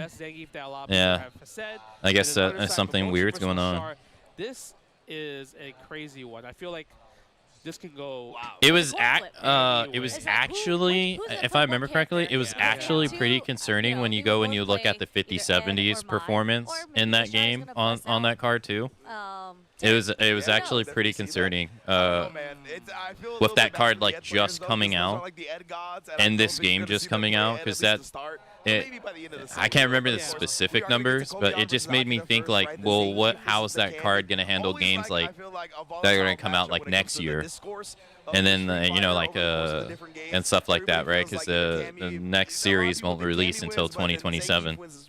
So I feel like this has always been one that has the community split when it comes to who has the advantage in the matchup. It's tough. You see the crowd. Look at that. Everyone's just sitting. This is looking like SBO status right here. I don't even know if he has a spot to sit. Look at him just. He's just standing. He's probably sitting the whole time. He's got to stand up and stretch between the matches. Okay. Next year review. But yeah, everyone's so excited to watch the Street Fighter 6 matches, and this one's going to be a good one. As you mentioned, like there's a discourse between like the Zangief and the Cammy players, right? I don't know what the consensus is in this game, really. I think most people think it is in Zangief's favor. Okay.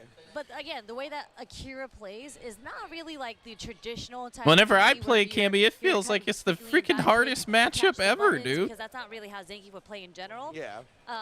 But the way, again, when Akira was playing, I play it, I'm just like, God damn, how do I? Got But then again, that's just lack of experience on my part. You have to kind of like see if you can stop hooligans and everything, or the spin knuckles in the corner. So that's going to be something if Kobian can react to it. But I would say that one thing that Zangief players have advantage over Cammy is that he doesn't have a wake-up ODDP. So that means if he baits it out, it's going to hurt a lot, right? So it's at least 40 to 50% of a punish counter combo, especially coming from Zangief, right? Crouching heavy punch into drive rush knee, hell stab into whatever you want. I was going to say, am I going to see the wheel kick to get the juggle? Oh, there you could be the forward heavy kick version, right? Yeah. So there's a lot of different options where Zangief gets a big punish, while if Cammy gets a big punish, it's okay. Yeah. You know, Zangief can afford it, but I don't know if Cammy can afford it. For sure, I definitely get that perspective, and obviously, I think a lot of the time people think. Dang, I didn't realize it's Mother's Day today. That means that it's my mom's birthday and Mother's Day today. And double whammy. So if you do get knocked down, the outright punish in that moment might not be a lot, but Cammy can definitely snowball you and never let you play again. I mean, your only guaranteed punish or similar or your most best punish is wake up level 3. Yeah. That's literally all you have, or you're gonna like gamble or perfect parry, because the thing is when I see Zangief players struggle, they get stringed up. Yeah. And eventually you're gonna try to hold up, and you know your mental stack eventually breaks. You're like, oh man, I'm getting just mauled, right? So I need to do something. But then the strings are just too much at that point. Forgot. Well, no, I thought it was on the 14th. Guess what? Puts you back in the same scenario. So it really comes down to what kind of reads will Kobian have on defense with. I don't know why. Parry, just wake up drive reversal. We'll see. Yeah, and when we were watching Akira play against Mena earlier, we saw that he was not afraid to blow his meter. Like, when he got the 6 bars back, he did button, dry rush, even though none of them hit, and he only had a sliver left of his dry rush. So I feel like he's willing to, it's kind of like Noah. Like, he's willing to spend the meter and burn himself out as long as he stays on the offense. I just feel like it just might be tough. Kobian, it doesn't seem like he'll crack that easily. I mean, he just beat a Guile. Yeah. I'm sure he'd rather fight a Cammy any day. 100%, right? That is like the opposite end of the spectrum. Oh yeah, this is the guy that lost to Mena RD earlier, right? But to be fair, that's when we saw Higuchi have success against Kobeon, when he got aggressive, when he got the approach going. So we'll see if Kobeon can maybe get overwhelmed here or if he'll be ready as well for what Cammy's going to bring to the table. Obviously, his mindset is definitely going to switch to more of that, be prepared for Cammy to rush you down. So I want to see how quick his reactions will be, like the dive kick, right? Is he going to be able to lariat the dive kick consistently or not? A bunch of different answers that we're going to be able to see. Totally. The dive kick is like the X factor. Yeah. Well, I know what I'm doing. I'll be doing after stream. Especially OD dive kick. Yeah. That's the X factor right there, right? 100%. Especially if he's trying to like buffer like stand light kick or crouch medium kick. Yeah. But standing medium punch is very good against dive kick. If you just press it beats from the range. The range it beats dive kick in general. That's a great point. It's actually just a good button to use overall. Yeah, that's like one of the big things I think. A big privilege to have against Cammy specifically is like because the Cammy's always like dive kick, whether it's after your block string or after their block string. If you have a reversal button that will stuff that startup with a dive kick, that's huge, right? Yeah. I think the medium punch for Zangief does exactly that. I think he's got a couple other tools that will do that as well. Right, so. and there's counterplay to Zangief's stand medium punch if you're Cammy because her crouch medium punch is also fantastic as well. Yeah, so if you're buffering from a range where you're just doing buffering, crouch medium punch, and a heavy kick spiral arrow, that's also going to beat Zangief's standing medium punch, right? So it's going to be, I feel like chess after chess after chess in this situation. So this should be an exciting match, 100%. I was going to say, it'd be godlike to see usage of like level 2 and level 1, because I haven't seen Akira really do it, but sometimes Cammys do like the whiff dive kick in front of you to base some type of anti or something from you, and then you can level 2 that for sure, but that's a hard read. That's true. I mean, Zangiefs are known for the hard reads. The hard read right here is OD running bear grab right now. Do you think he's going to do Okay, Cammy versus Zangief. Look. Watch. All right, come on, watch it. I'm coming for you. Bet. Ha! Oh, man, it would have worked. Look, I believe every time, though. I really do. Would it have worked? He stood on the ground. Well, he did low forward. He got armor. Sweep? But I get already. Looking. Yeah, Fierce already. I really love this. Oh, wow, the bust out without taking no headbutts. Wow, stopping the drives with a sweep of all buttons. Yo, he is staying active with the buttons right now, and even calling that out. Oh, wow. Grabbed him out of his parry. As you mentioned, dang, first round Cammy. Because he has no reversal, it's difficult for him. And you see, Akira's like pressing sweep in neutral, low forward in neutral, and this check Kobayan's, like, I don't want to say random drive rushes, but it's hit him in the neutral many times so far. No, it really is. The strings, nice drive rush cancel right there. Maybe that's the answer. Fierce. You just got to press some buttons. You do. Neutral jump roundhouse. No, you do have to press some buttons. I wonder what Kobeon tried right there when he got hit by the neutral jump. He was trying to like make him block something on landing or got slapped him. Oh, into level 1. Dang, try to do headbutt for plus frame. Dang, try to jump out of the corner, stay in the corner. Damn, this is a beat down right now. Jesus. Yeah, he might have held up again. That was a speed run. Yeah. Somebody call the principal. Zangief over here getting bullied. No stand light kick, drive rush cancel. I think he's kind of scared. This little lady from England bullying him. Yeah. There's that wheel kick punish. God, look at the damage, baby. He did it again. You got to, right? Akira, this is the name of his game right now. He knows the aggression is where he's going to win, even if it's going to cost him time to time. Oh, God damn. Ringe, he heard you, bro. Yeah, he heard you. Damn. The stand roundhouse to punish. He's using all his meter, every chance he can. Oh, what? The side switch. Wow. Dang. The tricks, like you mentioned, Sherry, the tricks. And man, and what a call out, a ballsy call out from Kobeon waking up. No, blocked it. Okay. Oh, no, didn't block it that time. There's that dive kick that beat the lady. I feel like I'm watching online ranked. Ain't nothing's working. Yeah, I don't know what's happening right block button. You're watching Danny Fan play, that's what. Oh, look at this. Man. Oh, Dang, no lariat? Heavy kicks about neutral. Like, what are you smacking with the back heavy kick? Yeah, I don't know. Really? Oh, string him up. That's how you beat Zangief. Look at that. Anti-air again. Cross cut. And I love going with the back medium punch first to get the corner back right. Good stuff from Kobeon, still holding up forward. But oh, no. See, the second chop missed. Oh, that sucks. Oh, yeah. This time doesn't bash on it. I thought he was going to DP again, honestly. We might see He's scared of DP. Oh, okay. There we go. Hey, all right, on the board. Definitely definitely bet on Kobe On the board. After that drive rush, right? I think he thought he was gonna drive Stop rush the and bleeding. block. Got Tried to take around. his turn with a normal one. Whip punish there. Oh, he was scared. That's it. Now Akira's scared level 3. There you go. There you go. Look at this. Yeah, I'm one, coming for you. Out City, baby. I guess he is committed, bro. Yo, 45? Oh, that's a combo? Oh, he thought he was going to super. That's why he held that right there. He thought the wake up level 3 was coming. Oh, nice. Nay. No, there's no way. Oh, he's going to do the I'm coming for you. But now he gets his meter back, right? So we have to worry about the wake up again. But, oh, he didn't believe it. Oh, DI. Get out of here. What a display. Nice. Nice way to bounce back after game 1. Put a Band-Aid on. Just seeing DI from Bleeding's here. I wonder over. if he was going, like, if he was hard reading, maybe a stand fierce in that situation. Stand fierce, maybe medium punch as well, too. Yeah, I assume something that would, like, counter poke the roundhouse. He was trying to, like, play that mind game and DI instead. I think at that point, he's like, he had no Oh, choice, nice. Because he was already in such a losing situation. Drive rush. Crouch, low punch. Trying to bring him back in the game. Exactly. Nice. Meaty headbutt right there. Combo the health step again. Look Damn, at that. double headbutt. What are you going to do? He knew he was going to hold up. Wake up ODDP? No, that's what he thought too. This dude Kobe on, he's really getting the reads now. Oh, light SPD. He's in the lead. The range is probably like a Crazy. After that mauling he was taking, now he's in the lead. Who would have thought? Especially if you're like getting Akira scared. And in the corner, right? He didn't really have much room to maneuver anyway. Nice string right there. Standing heavy punch. Oh, wow. Oh, still gets the heavy SPD. With the armor standing heavy punch was big brain. Love seeing that whenever the geef's busted out. We are going to get the burnout, though, with the level 2. But he's close to level 3, though. He could churn. He is. He could churn. Is he going to churn, bro? Churn. I don't think so. That's why he's jabbed him up. He's trying to stay away. No, I think it's too late. Yeah. He has the chip damage. Yeah, super clean from Makita there. Man, this is a crazy match. Nice. Yeah, it goes for a reset like you mentioned Sarah, earlier. All tied up now. Zangief players, instead of going for a combo, they're going to go for the reset for the headbutt. Trying to get big reward. And they also get that drive meter regen back quicker if they try that reset for sure.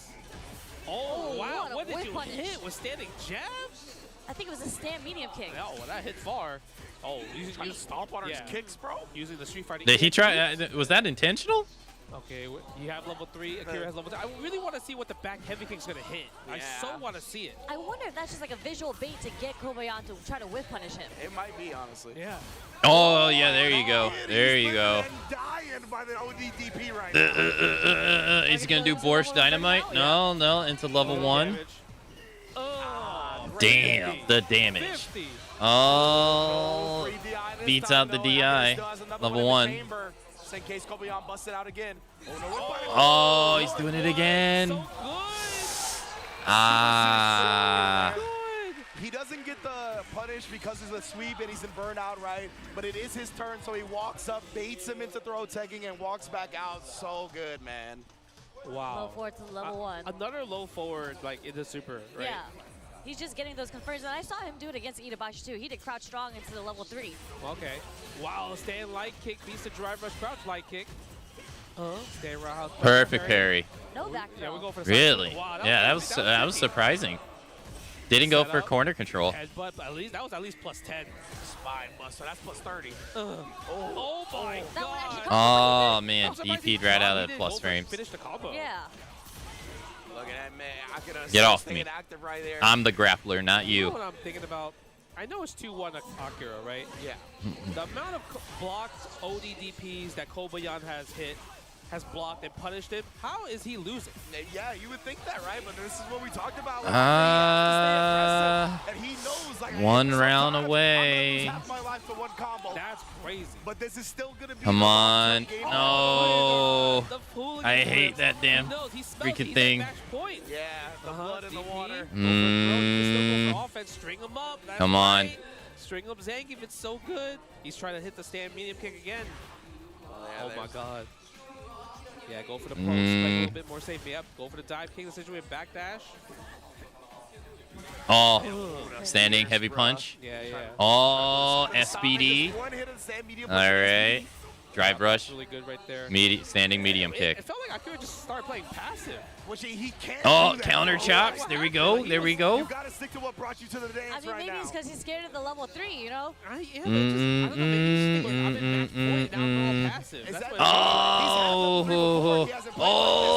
he's gonna get him. He's dead. He's dead. We're gonna go into level 2. No, something happened. Jackhammer. I'm about to beat him.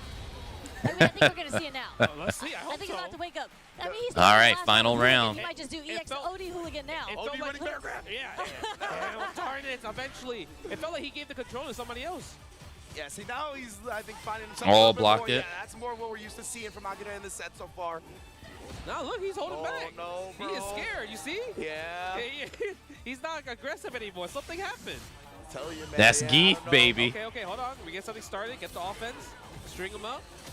Get off me. I'm the grappler. Kobeyan looking good. Oh, that's a punish. Wow. But wrong punish. I'm surprised he didn't sweep back or even crouch medium punch. Yeah, just got a low forward over there. We're seeing like the back dashes and he's Standing going heavy back punch. to No neutral. charge, We're though. not- Oh, there we go. Drive rush. Something happened. I'm telling you. I don't know. Akira's a little bit scared. I think he's in the situation. Oh, with the SBD attempt. Calm yourself. Attack the drive gauge. Think about your next sequences. This is a massive gap in drive gauge, right? Because he didn't use a drive rush cancel. He just went right into the level 3. It is huge. Oh my God. Does Kobeyan do a hiccup? But punch? already at Level 2. though. Crouch medium punch. No anti-air.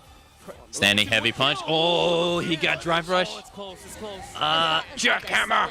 One. Drive rush cancel, so Cammy's alive, just barely. Yeah, he's gonna jab it out. Oh no. Oh, got him with the crouch. I'm telling you, something happened. Like, Low punch. He was like, I'm about to win, and he just started playing passive. Nice. 2-2. All tied up. He's like, yo, what happened? Yeah, he's like, I was cooking him. Maybe he spent all that because those first 2 games were so heavy in the adrenaline. Like I'm talking about, you did. Oh, you see him pound his chest? Oh, wait a no. minute. Denied the drive rush incoming while in burnout. This is literally nerves at the making right here. Kobeyan's like, I'm pumped up. Yeah. This man, Kobeyan, grabbed his chest and then pounded it, bro. I mean, Oh, man. Kobeyan's like, I don't care how many ODDPs you're going to do on me. I am going to keep going for it. I am so hyped. That's how I want my Zengi players to be. Like, beating their chest in the middle of the set. Yeah.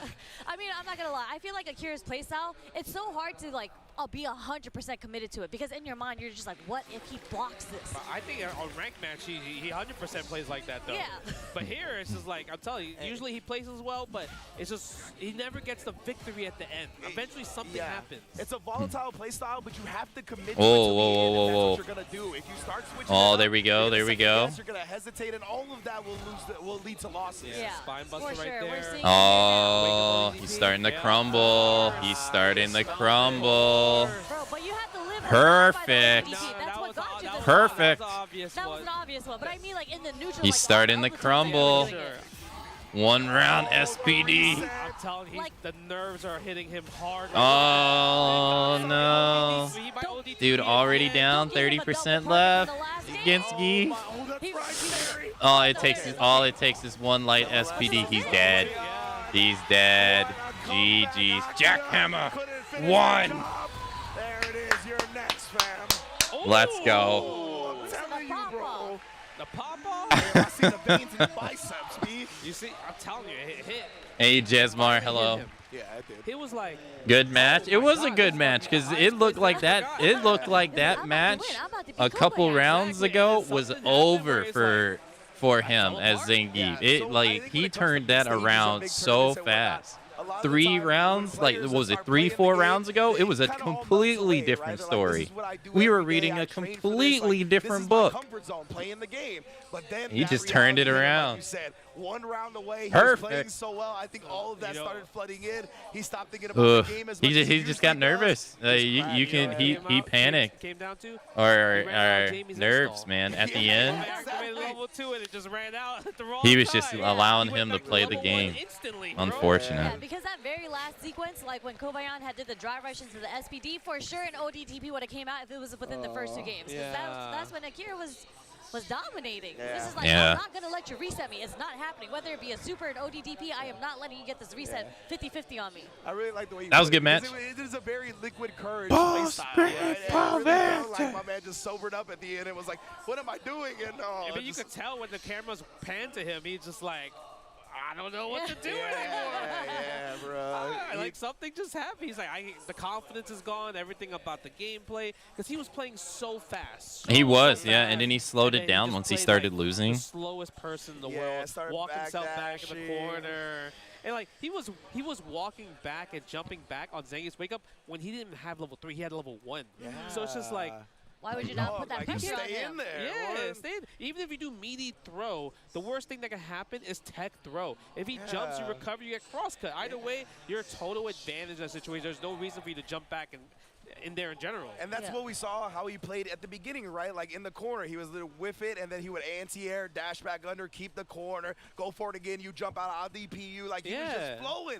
But yeah, man, unfortunate for sure. Oh man, you know what? I know the nerves are hitting, but you know what? I'm not nervous because I'm on the couch. Because shout out to Zennies for letting me seeing the screen right now. I got my Zennies right now, right here. So you can, if you want your own Zennies, Glasses save 10% sponsorship. off site-wide. Visit Zenny.com and use the code EVOJapan at checkout. Look at this. I got these blue frames. These are also prescriptions as well too. So I'm not blind as a bat. But big shout out to Zenny for prescribing the glasses, and shout out to So making the coolest smooth. designs in the business. So I smooth. believe Majin Obama said, if you want to see the frames, you got to get the frames. That's a godlike line. I mean, you're living it. You're seeing the frames right now with the glasses on. Of course Obama would say something like this. And big ups to Zenny, always coming through for pretty much every major fighting game event. Literally. They were just at Level Up Expo too. Yeah, they reach out to a lot of the personalities in the scene as well, looking to work with them, trying to help out with the prescriptions, everything. So yeah, I love Zenny. Big ups to y'all for supporting the community. Oh my goodness, bro. It's about to happen. Oh boy. This is a treat. This is like a pay-per-view match right here. Oh, 100%.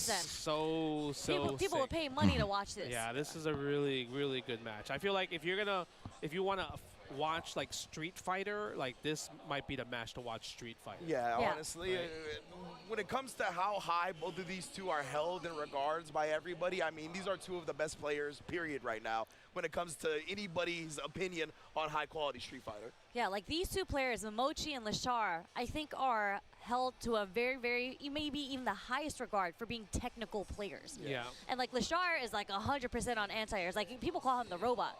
And that was maybe a little to his detriment because you could maybe bait out his anti-air, but regardless, he is so technical with every single character that we played, and we've seen it earlier when they were playing, right? And same thing for Momochi. Like, Momochi, I feel like, doesn't get talked about enough. Like, he's a legend to us, right? But he actually doesn't travel as much. No, I mean, he's kind of like a mentor for a lot of the young players. Always like kind of helping everybody in the scene and everything. So that's probably why he doesn't come out too much. But I mean, his accolades GG. is so good. He won he's a multi-fighting game player as well too, winning, dominated like so many Street Fighter games, 3, 4, 5, 6. And you talked about him being a mentor to the younger Japanese scene, but even beyond that, like he's paved the road for esports in general in Japan, right? For these players to not only come up and be good at the game, but to get paid for doing it. Yeah. So And we got Ed Momochi, versus the Mai. work he's done for Japan alone is just immaculate, and we're gonna see his Ed going up against Lashar's Mai, losers quarterfinals. Let's get it. I feel like the crazy part is because they both play the same characters, they know like what's the pros and cons on both sides, right? Oh, the crouch. Oh, damn. 6 frames, man. That's a great button. Yeah, immediate interruption too. Yeah. Ooh, Oh wow, with the grab attempt. Nice whiff punish too. Safe side as well. Not even being greedy about putting Lashar in the corner. Yeah. Go for the fireball, the cycle shoot. Yeah, he's just slowly chipping away at Lashar's drive gauge. Oh, the drive rush does beat into the button. Yeah, he couldn't delayed check drive it. rush. Yeah, he couldn't check it. I think he was kind of scared. Like, I need a drive rush right now, right? So I gotta press crouching jab. Yeah. Low forward. We might see more of those. We might see more of those low forwards. I think that Into level 1. Dang, so close. Really Got a feels like pixel. Lashar baits whip punishes out with the spin move from Mai. Yeah. Yeah, what are you gonna do there? Wow. That was just single perfect parry or double? I don't even know. No, I didn't even see the second one. I think it was a single one. Okay. Either way. Very impressive from Lashar already. See, playing around that flicker range very well as well. Oh, parried it. Parrying it once he sees that he's in range to block it. Yeah, standing heavy kick right there. Almost got the punish. Man, he trying to blow up his fuzzy defense with that drive rush cancel too. Yeah, he did. Using the stand Mia punch there in the situation. No, Oh my punish, god, the And the level 1 again. Not much damage though. Oh, nice DI. So smart. Yeah. Seeing that. Yeah, goes for the throw in the situation. Does Momochi wake up a DP here? Not yet. I see the little strings on the jabs. No confirm. Level 2. We have a dream. Yes, we do, baby. Yes, we do. God, the damage. Oh, wow. Rare drop from Momochi. Not sure what happened, but, you know. No, he actually got And he paid for it. Ugh. Throw whiff. Yeah, a couple of scrambles did not go Momochi's way at the end. Lashar going to be able to clutch out that first game because of it. Yeah, I feel like Lashar, the way he's using his standing light punches is just amazing. Stand light punch, crouch light punch, like they're all like doing so well and blowing up that fake frame trap right there. Yeah. Using the DI, Shinobi botch to the corner, overhead, and the overhead. I wonder who Lashar practices with. It looks like a Being being a part of DRX. Oh, and now cutting her off in the pass though. I know DRX, like Knee's part of DRX from Tekken, but the Street Fighter is just, from my understanding, is not that huge in Korea. So I wonder who he practices with. Actually have a little bit of a length to them so you can build back your regen a little bit more. Yeah. Go for the knockdown. Stand heavy punch, attacking the drive gauge from Mochi's side. He didn't want to charge it just because he saw the DI hit last time. Something very special ahead is just to get that jump in from so far. Oh my god, the hold! That was so sick. Momochi. Is he gonna drop it this time? Get the combo. No. There it is. Got out of the corner. Dang, with level 2. That did do a lot of damage. Good jiggle. I mean juggle. Flicker is considered as a projectile. Yeah. Level 2 is anti-projectile. Were you watching the same game? The way Lashar's been playing around Flicker, like, it's been immaculate, man. It really has been. I mean, this was his main character at one point. Yeah. It's kind of tough. I feel like in this situation, you might have to buy back. Yeah. A my mirror match, perhaps? We'll see. Come out on the reversal. Yeah, nice combo right there. Goes for a stand throw. Holding up. Goes for the reset for the throw again. Meaty fireball. Oh, you see. Yeah, Hey, Derp. That's why he walked back a little bit. The Shinobi Bachi, close to the corner. Close to the corner. Definitely the corner. Throw the fan. Yeah, perfect parry. Apply that with the OD fireball. And that thing came out fast. Oh, the crunch medium punches Lashar. I don't know how. Yeah, mine has like such good carry. He did. The crazy part is I think it would have worked if he did crouching jab, but he saw counter, he went for the medium. And the throw tech is there. Oh. Level 2. No. Damn. That's 3 frames, right? 3 frames. Air version is 3 frames. I don't know how it's possible that the air version is 3 frames, but it is. That's wild. So, That yeah, is I think super Lashar, fast. That's exactly what he's looking for, right? Just going back, buffering. As soon as he sees an animation, zooms on in. We're sticking with it. I mean, the way that I'm seeing this, I kind of think this might be a bad matchup for Ed. Yeah, you would think you would want to try something else, but Neutral game. I think it's because Lashar doesn't stay still. Yeah. Flicker is meant for people that likes to crouch block a lot, but because Lashar is always active in movement, backdash, jump, walking forward, even just like the little subtle moves like down, back, down, forward, down, back, down, forward, the flickers don't work. And because Lashar plays Ed himself, he's so quick at recognizing when the flicker is likely, right? So we've already seen him calling out multiple times with the eye. Tries to get the sweep right there, but doesn't get it. Almost got the punish counter on that fireball right there. Yeah, like look at the movement from Lashar. Like you see him move up once, and then if the move doesn't connect, he just moves backwards. Yeah, most def, man. Like this man got some schmovement going on. That's his playstyle. Exactly. He comes from high-paced, high-tempo games, right? He brings that to Street Fighter 6. Yeah, and even all the characters that he played in the past. Oh, okay. Oh, no. Does bait out the DP successfully here. Momochi in the driver's seat in the corner. Yeah, can't wake up level 1. You have to take this. Yeah. Goes go for the chip damage situation. Precisely. And in burnout, you don't have to worry He got about being around. punished, right? So very, very smart to just go with that. Wow. Oh, the low. Oh wow, yeah, drive rush low into level 1. Station. Wow, I wonder what you were going for in that situation. I'm telling you, man, like he uses this spin like from a distance. Like it feels like it's either to counter poke or to bait with punishes. I'm not sure yet. Yeah. Yeah, there you go. There's the counter poke. The Riembu. Level 2. We dropped it last time. He dropped it 2 times actually. This time we got got it. Oh, sleepy boys. Hey, Axel. Hello. Dang, wall to wall. Safe jump, +4 on the standing heavy kick. Oh, wow, what a trade. And Lashar immediately knew that was going to trade. Damn, again. Oh my god, that comes out so Everything fast. is always a decision. You think it's your turn, but it's really not, because there's always a consequence. Oh, speaking of which, though. He got level 2 again so quick. Oh no. You got it. You have to hit it. Okay. Oh, got a game. Got a game. That was checkmate.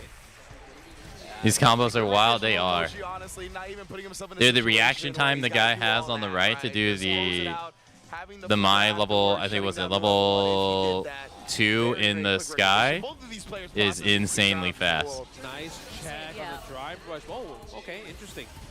Went for the stand and the crouch medium punch. Wow, catch the jump back with the Riembu? What? That was sick. Yeah. Bro, that's when you talk about Lashar, just how quick he is with the answers is insane. Okay, that's punishable. No stocks on that one either. Yeah.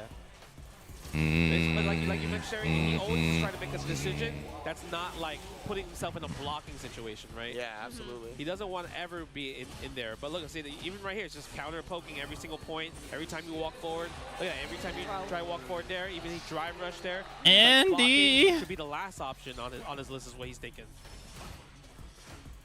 Look at the pokes. Yeah, Lashar, you can tell, trying to find his way in now. Goes for the throw, and he's going to pay dearly. We go into the Kona real fast. Okay, this time we get the combo. And I feel like Momochi hasn't been hitting this all the time, right, that we've seen so far. Yeah. But this Damn, time he hit it, 50%. Yep. On mid-screen, too. Something has happened, because now Momochi No, is, like, that. Oh no, it still hit. It's okay. Yeah, because she doesn't get the full animation and the full damage. Yeah. Then you just spend level 2, you're not in level 3 in a situation, right? Yeah. So, and you have so much drive gauge, so he's cool with that. He's definitely cool with that. Wow, what a punish right there from Lashar. Yeah. Well, he ain't got the health. Well, I was gonna say he doesn't have the health lead anymore, but they're about the same. Now it ain't no more. Yeah, he might not even need to. He might get just killed. Oh, nice interrupt on the dash in. Kick. Oh my goodness, both of them trying to harass the kill. Yeah, they're both low on drive gauge too. They're pressing some buttons. Yeah, cancel the Oh, he tried to get in. We spend level 2 here. Just roll level 2 maybe. Does it hit? It hits. He's dead. Damn. Answers back. 2. You win 2. I win 2. Final game. It's hard to see because I feel like Lashar hasn't changed anything. He was still playing as fast. Yeah. So it really comes down from Momochi's side, where I guess there's like less gaps for him to get interrupted. Yeah, I think he's finding smarter ways to place Flicker. Yeah, like he's just more active in neutral right now with the flicker too. Yeah, true. Again, and he's also attacking the drive rushes from mine. Like he's checking a lot of the wrong drive rushes, a lot of drive rush overhead. No, you're not jumping in on me. Yeah, that's a good point in general, right? He seems to be stuffing Lashar's approaches a lot more frequently. Yeah, he definitely is. Stuff outright and instead reacting a bit more. It might be this is like defense versus offense. Yeah. Nice perfect parry on the fan right there. They didn't want to try anything just in case, even if you perfect parry the fan and he got him. Yeah, in the level 1 and does a chunk of damage. Oh, wake up ZP. That's not bad. That's not bad though. He burnt himself out. Yeah, he does have level 1 though. And doesn't. Oh, whiffs the grab again. He got him shaking in his boots a little bit. Oh, that happened in the first round of the first game. Wow, Momochi. Oh, nice. The delay. He tried that earlier. All right. Gets level 1. Okay. Dang, no advantage for you. Yeah, because we don't really see Momochi Dang, nice doing, pickup like, though. EPOS, just because he's a little bit slower on it, right? Exactly, yeah. So that's 2 stacks. For the fireball, yeah. Charge up as well. Into level 2. We're going to take you all the way to the corner if we don't mess us up. And we got it. Every time Ed connects. Dang, into the throw. What's going to happen next? Oh, tried to parry it. Oh, parried out of the corner. It worked out because now parry came in when it Damn. Oh no, he had the confirm, but he didn't go through with it. Oh no, is he dead because of this? Oh my god. No way. Oh my god, that has to suck. That sucks. Dude, he had the drive rush combo into the hit, but he didn't follow through. Because it was mid-screen, Oh. right? And then like he's like, all right, how do I close this out? And like, damn, I don't know how to kill. I hope this OD version kills, and it did. Oh my God. Damn. I loved seeing like the mind games around the flicker and the way he would utilize it up against Lashar, because he started holding it against Lashar when Lashar was low on drive meter, and he was going to wake up and tap parry and not hold it, right? Yeah. Because if he held it, he only had a little bit of drive meter anyway, so it was going to drain him very low. That So he really sucks. picked that spot, woke up, tap it, and he just held it. And he did the quickly right forward thing. And got the full advantage, pull you all the way in to where Had you're it not gonna parry work. anymore. That was so smart. But wasn't ready.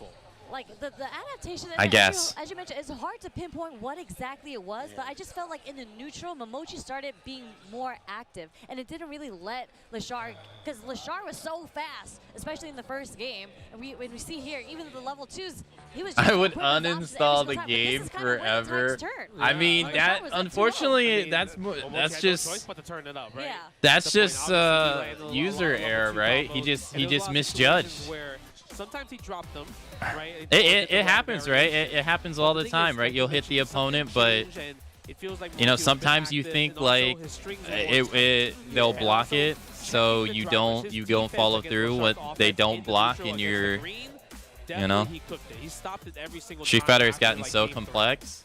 Yeah, and there was a point, I think it might be in the next round here, where, like, as you mentioned, the defense How so? Momochi's end. He started checking more. And Yeah, see there was one that point that where he happened in the carried one of first round the right there and then too. Are we gonna see it? No, not Lashar's this round. approach, got the counter hit and the win in that round. Yeah, usually Last time I played was Ultra Street Fighter 4. To be fair, it was pretty complex in that game too. I would think with focus attack combos. Because you never want Mai to kind of like get that plus frames. I guess they didn't have drive rush shenanigans or drive rush in that game. Literally on the very last hit. And Momochi, you can see, just felt like the reaction afterwards too was just handling business. Wasn't even like caught up in the moment or anything. He knows the job is not done. Man. Incredible composure from the veteran, from the legend. But yeah, you can. When he won, when it was after match point for him, they showed the camera on him, and you saw his eyes like go back and you forth on can screen, like, he drive was rush in, locked spin 2 In this bars. game, you have to be locked. Now we're gonna get a really good practically after like raw, or you can throw out a jab and drive rush. Right, you get 6 bars at the start, so it'll take 2. on point. Like obviously they had to here, right? But like and these matches coming up. It's also your overdrive or your EX meter as well. So you have Oh yeah, no, it was cooking. like one source for two things. Round 1 type of style type of match. Yeah, you can burn out as well. Yeah, and then when you're burnt out, you take chip damage, and you can't parry. You can't drive rush, you can't OD, and you can't DI. He's the one that's kind of like. And there's DI too as well. I mean, he yeah. definitely got iced a little bit because he has to wait for this so long in the situation, right? And Ryukichi probably has the home court advantage. And then drive rush allows people who would, I guess, normally have a hard time getting in, gives them the opportunity to get in situations in previous games where they wouldn't. So like characters like basically like non-range characters now have a chance of being able to get in situations they wouldn't have been able to. And a lot of them So that really helps rely them. on a reaction on stuff. I feel a little bit more so on Ryukichi's side than Mena's, and I think a lot of And them then also, drive rush I guess like Mena likes unlike using Street to Fighter bait 5, you out have stuff, aspects is of we're the gonna see that characters come that are back. not locked behind V trigger now.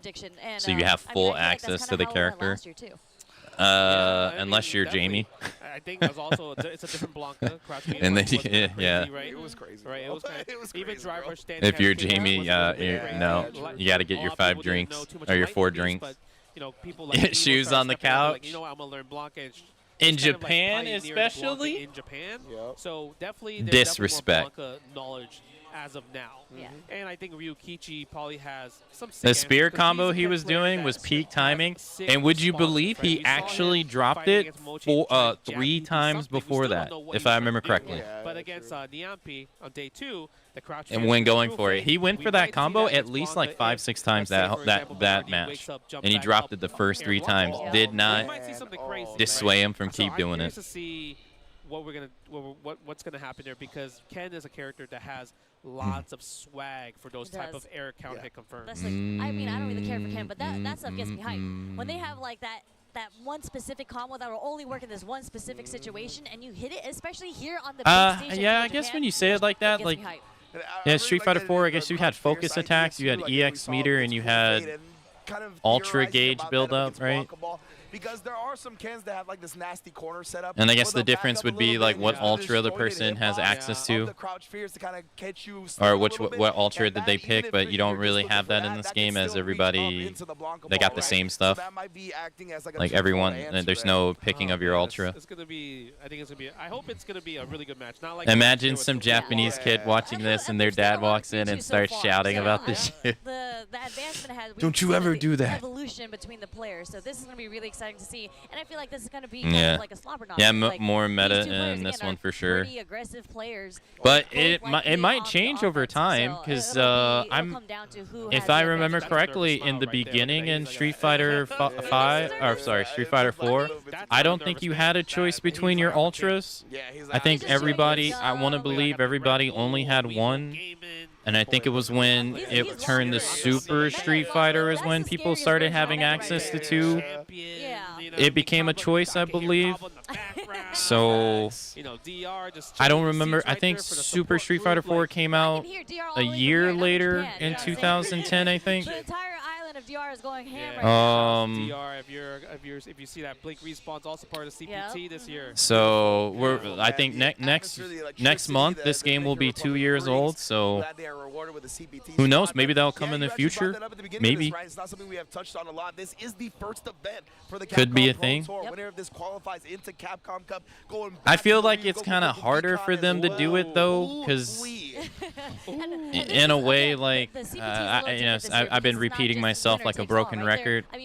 In a way, like the more expensive games become to make, the less kind of stuff you get, really. You know what I mean? So I feel like right now, for your level 3s in this game, you actually have two different animations. You got one above 25% and then one below 25%. It just tweaks the animation just so slightly, and it does more damage. So like they come out with ultras, like a second layer of ultras. They'd have to do two ultras basically for everybody again. When I played Bison for a little I bit, feel and like was dabbling in my I don't know. I feel character like with how classes, I expensive the hated game Ken probably versus Bison. is more, Because you don't have a it's probably reversal, less you really likely have to to set happen, those Jin Rise. unfortunately. Like, your defensive options as Bison is the perfect parry or I think it's the same reason why there's also less costumes in the game too. Or not as many costumes. A Zangief. Ken versus... Did we? No, we didn't see this matchup earlier. No, we saw Guile versus Zangief earlier. Really? Winner's final. You'd rather watch them play? I won't lie. I suck at Street Fighter 6 myself personally. I don't play it as much, but yeah, like I feel like drive rush combos are pretty difficult for me. I haven't spent enough time practicing. Use a lot in this matchup, or else you're just gonna get kind of bullied in that range. Yes. But we can see the buttons. It's funny because Mena's Wait, no actually game used a lot audio. of crouch shorts. And he woke up with the crouch short jab into the OD lariat. Oh, there it is. Yeah, it's like usually low. You don't really see crouch short too much, right, from Zangief. But maybe he's like thinking, I'm still playing Blanca. Possibly you gotta get back used to it, because maybe this might be his first time playing Zangief for this whole tournament. I mean, I haven't seen his whole path, but I've literally only seen his Blanca so far in this tournament. All right, audio for right now is like either off or it's like desynced or it's really low. What you did last year to Ryukichi. No, it's definitely desynced.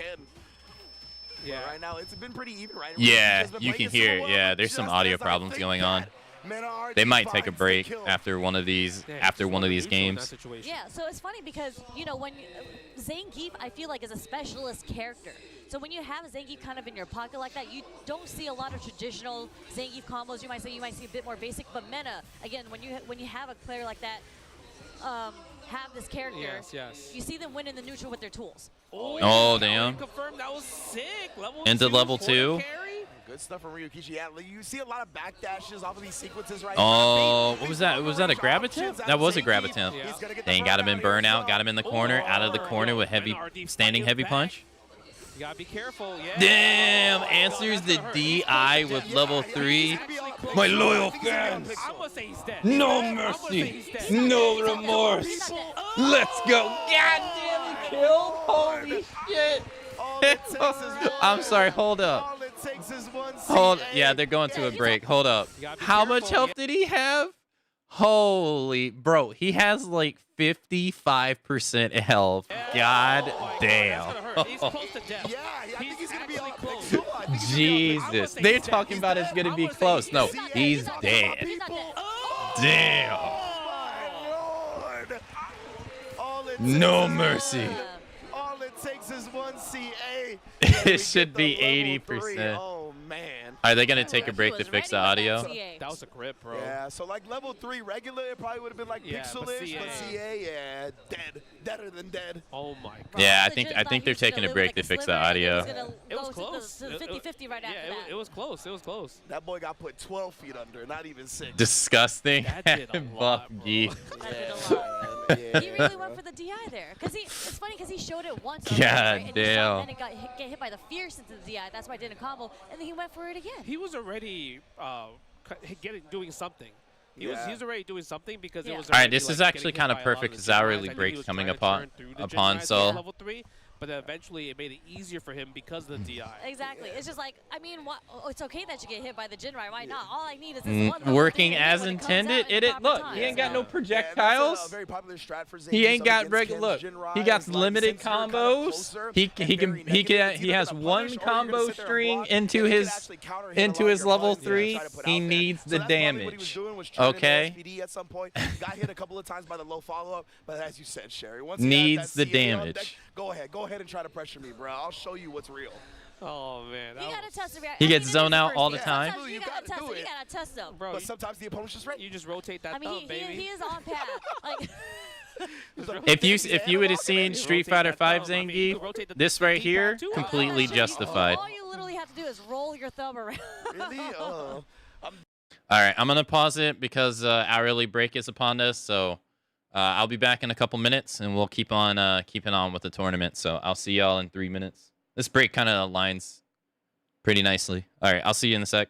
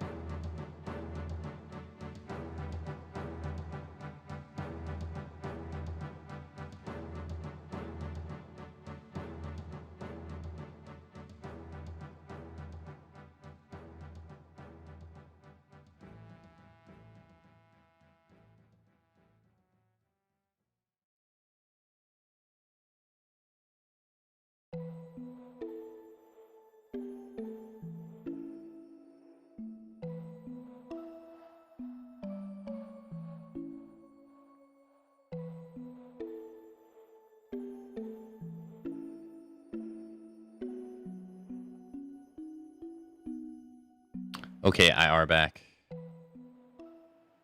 IR back. Let us continue. Definitely not a bad Working player his at all. ass off, doing 720s for Super when others only do quarter circles. I used to play with Shine back in the day. He went to my school. I used to get smoked, but it was fun. What an explosive first game. I mean, Yeah. Definitely unexpected. None of us guessed the Zangief was coming out. Lariat is bug, doesn't hit all animations. in the beginning of the stream. Look, I'm telling you, if you go back and you like watch footage of Zangief in Street Fighter V, this Zangief completely justified. I was 100% locked in on Like he Blanca. was so neutered in Street Fighter V because of Green Hand in Street Fighter 4.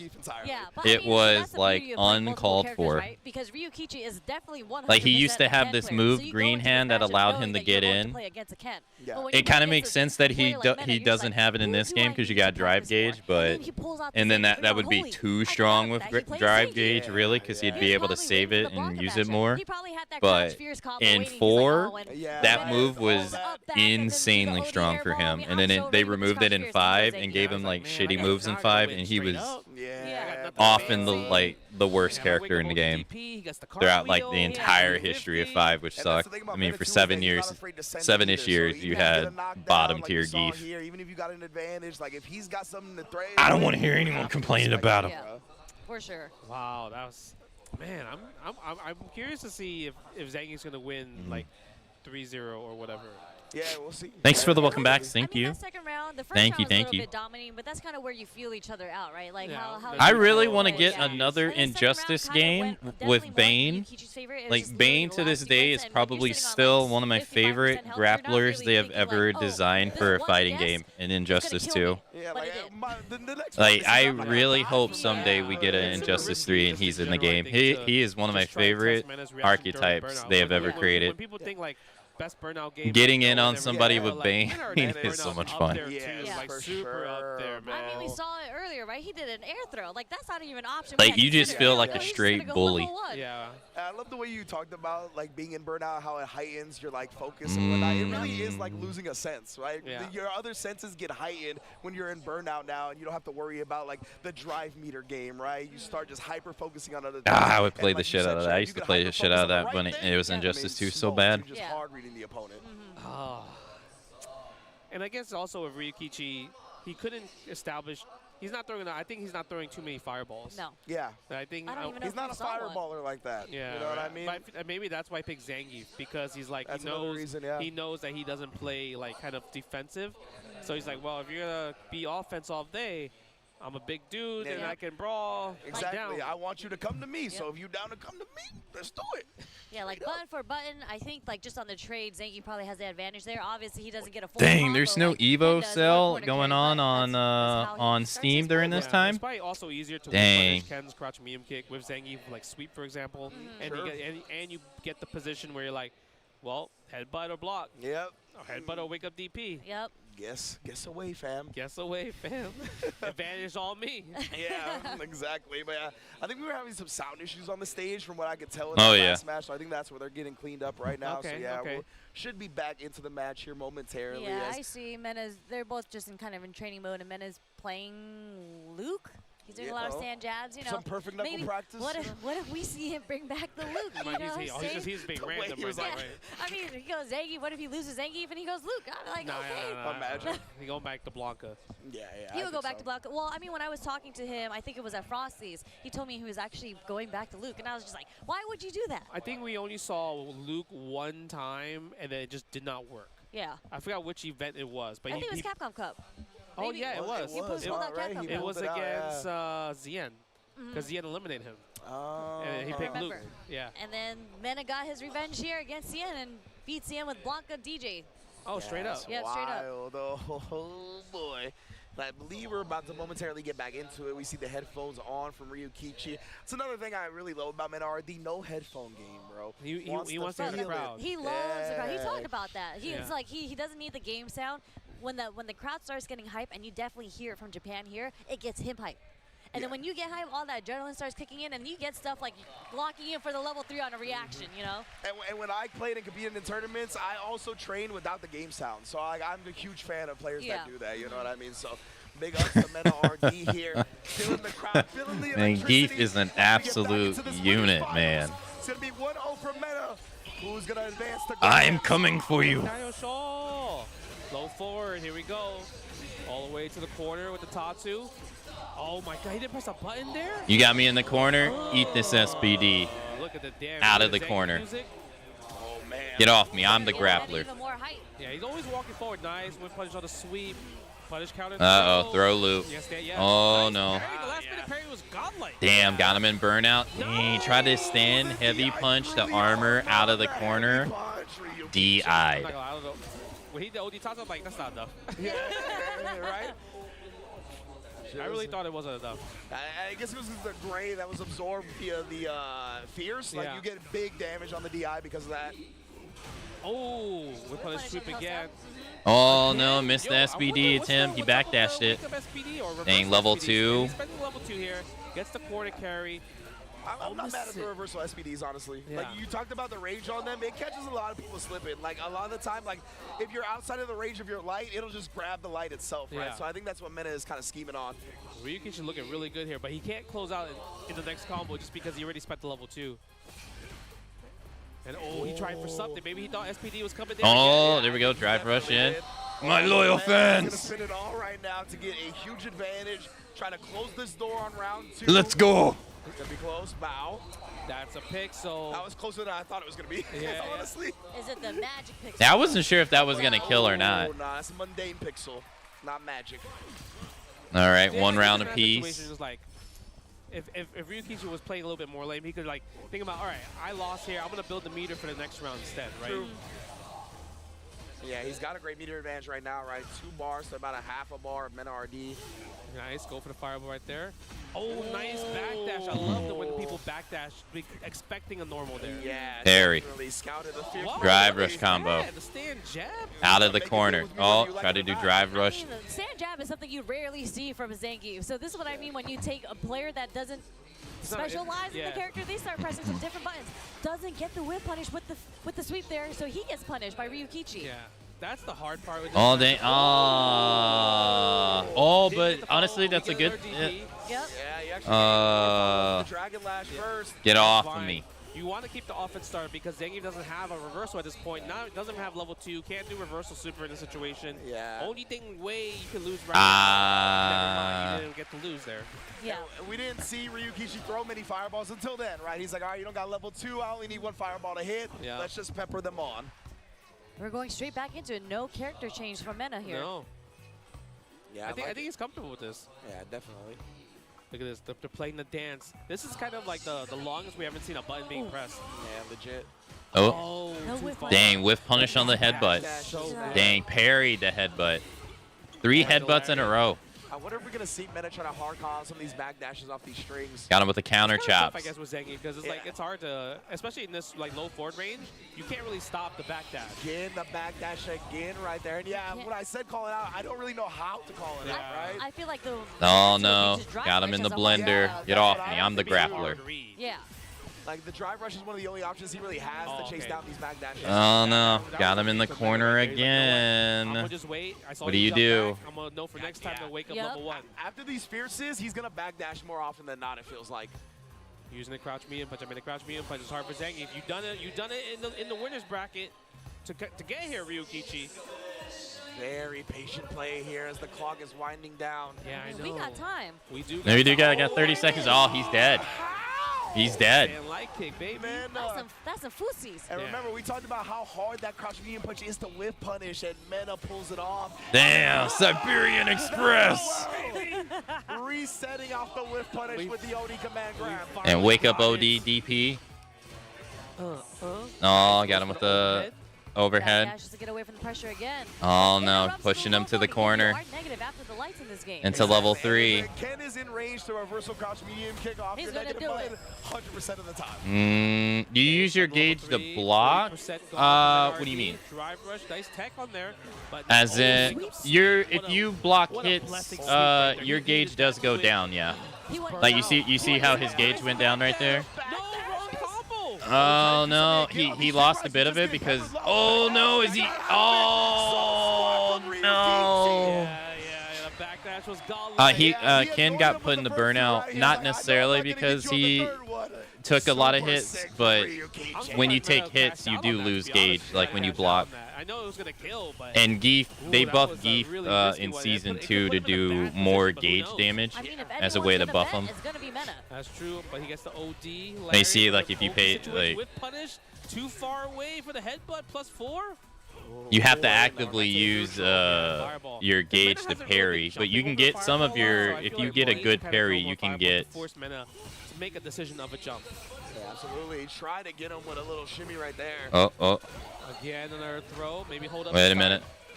Oh, the Jinrai first hit. Didn't want to do a second hit. Maybe it would have whiffed. He's close. Oh. Yeah, there's the fireball. He's getting hit. Oh, there you go. Yes, Let's see, he put himself in burnout. He's dead. Wait, both got no gauge. How did he fire off that whiff grab? Hold on.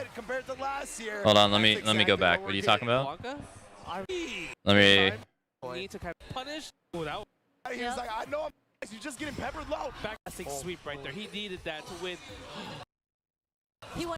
40% gone from NRD. All right, see, so he lost 2 drive gauge because he used drive rush to get in. Drive rush, nice tech on there. But now He got hit, right? So he didn't lose any gauge. Wake up sweep. What a But see, he landed headbutt, he lost gauge. What a blessing. He hit him with the chop, lost gauge. He did drive rush, lost gauge. Sweep right. He blocked his low kick, lost gauge. Right? He went for parry. He's going for parry. Zangief hits him.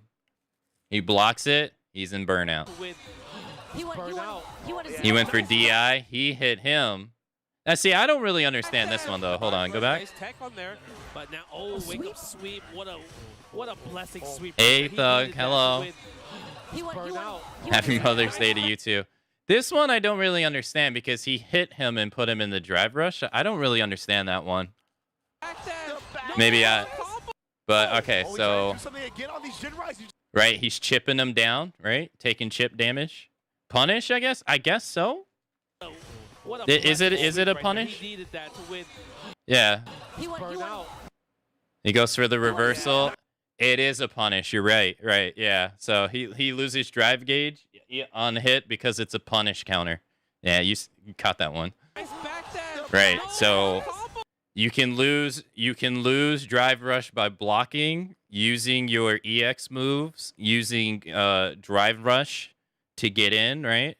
And then punish counter, and then also parry. So that's the 5 ways that you can 5 ways that you can lose it. Right, so he's chipping him down, right? So he goes for the level 3. He's too far away, right? He needs to be like right here.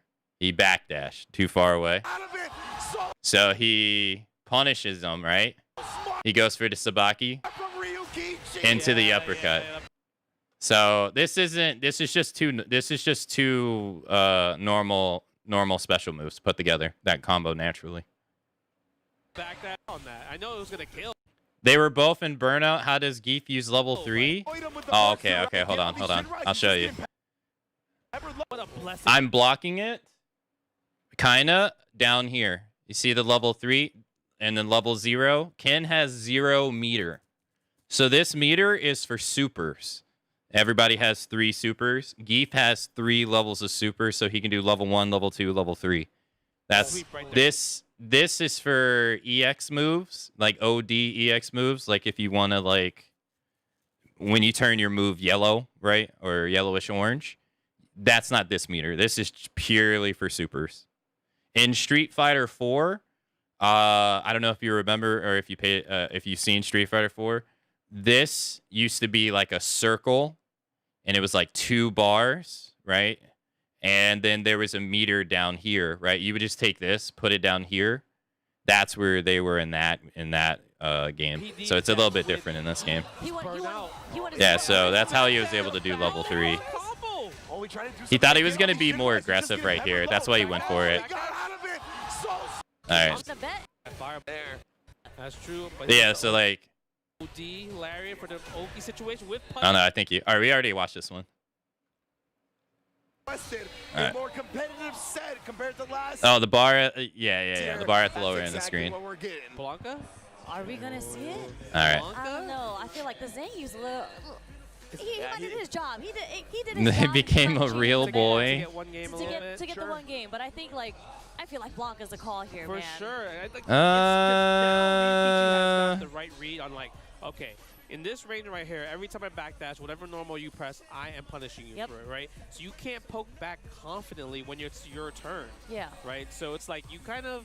You have to make a hard read, right? With like you mentioned earlier, with like drive rush forward. But the thing is, what if he calls that out and presses jab and punishes me? So Blanca's definitely the right call. Like if I would definitely pick Blanca. All you hear is Oh, I see the Blanca. I took a peek back there. Oh, okay. Switching off the gi. Oh my God, the crouching heavy punch, special punish might be. But it, like was said before, it is definitely a lot more to keep track of in this game. For sure, like your resources management in this game is definitely more. You definitely got to pay attention more to your resource management in this game than say like Street Fighter 4. I can't talk about Street Fighter 5 as I haven't played it, so I don't know how it compares to that game. But in this game, you definitely have to because you gotta like. You can take away. It's not only that you use your meter and it goes away, but it's like you can also take your opponents away without them doing it themselves by using it. You know what I mean?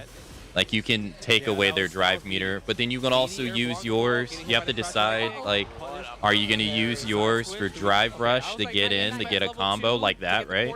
Or are you going to use it to overdrive your moves for damage, right? These decisions definitely are harder in this game, I would say. And then it's like, well, are you going to try to cash out on damage if it will burn you out, putting you into a situation where you can't, like, like you're defenseless? It's really, I think those decisions do definitely make this game a little bit more tactical than how it was in the past. You got to think a bit more. Gets the party started. We're attacking the drive gauge now. Yeah, see, so like now he put Ken in the burnout. He got Ken in the corner. And he's just gonna chip him down because he's in level 2, right? And what's Ken gonna do? He can't really do much here because he's like so plus. And then he jabs him. Still in burnout, right? He's gonna get good damage. God damn, it did so much damage. He's out of burnout. Yeah, he stopped his flash kick OS by confirming the block string from drive rush. But it's a pretty hard situation to deal with. Oh wow. Wow. Drive rush OD fireball. Drive rush stopped and OD fireball. Damn, and baited out the hit too, right? Because I think he went for the like a move. Man, nice. That was such a sick way to stuff the drive rush check attempt. It really. Does that mean if the taco were to lie, he would become a foot long? Wait, what? He didn't believe in the drive rush. Stand light kick, goes for the back throw. What a good start. Uh-oh. Nice jump, he knew. Indeed. Oh, speaking of Nolan, Meta RD takes to the sky. Lightning Beast after he's trying to time his set up. Blanca-chan out. Oh. I would say resource management in this game is actually harder than Tekken 2. Seeing as like Tekken, you just get your resources back every round. Yeah. Such a great way to shut it down. We saw 2 level 2s in both rounds, or 1 level 2 each round. Yeah. But man, that first round, or the round that Ryukichi won, was ridiculous. It really was.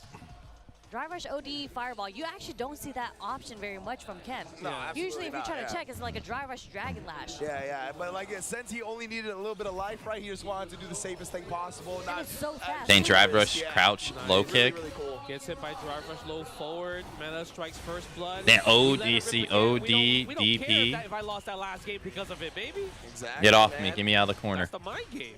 Exactly. Nice. Oh, perfect parry. You missed your tap parry. Guess what? I didn't miss mine. Dang, parry right back. Tried to go for the side switch, but didn't have enough time. Doesn't matter, though. What a setup. What do you do here? God, he's dead, ain't he? Damn, that was Like, nasty. timing, defensive choice. Dude, Blanca in the corner from it could be a lack of knowledge on my part.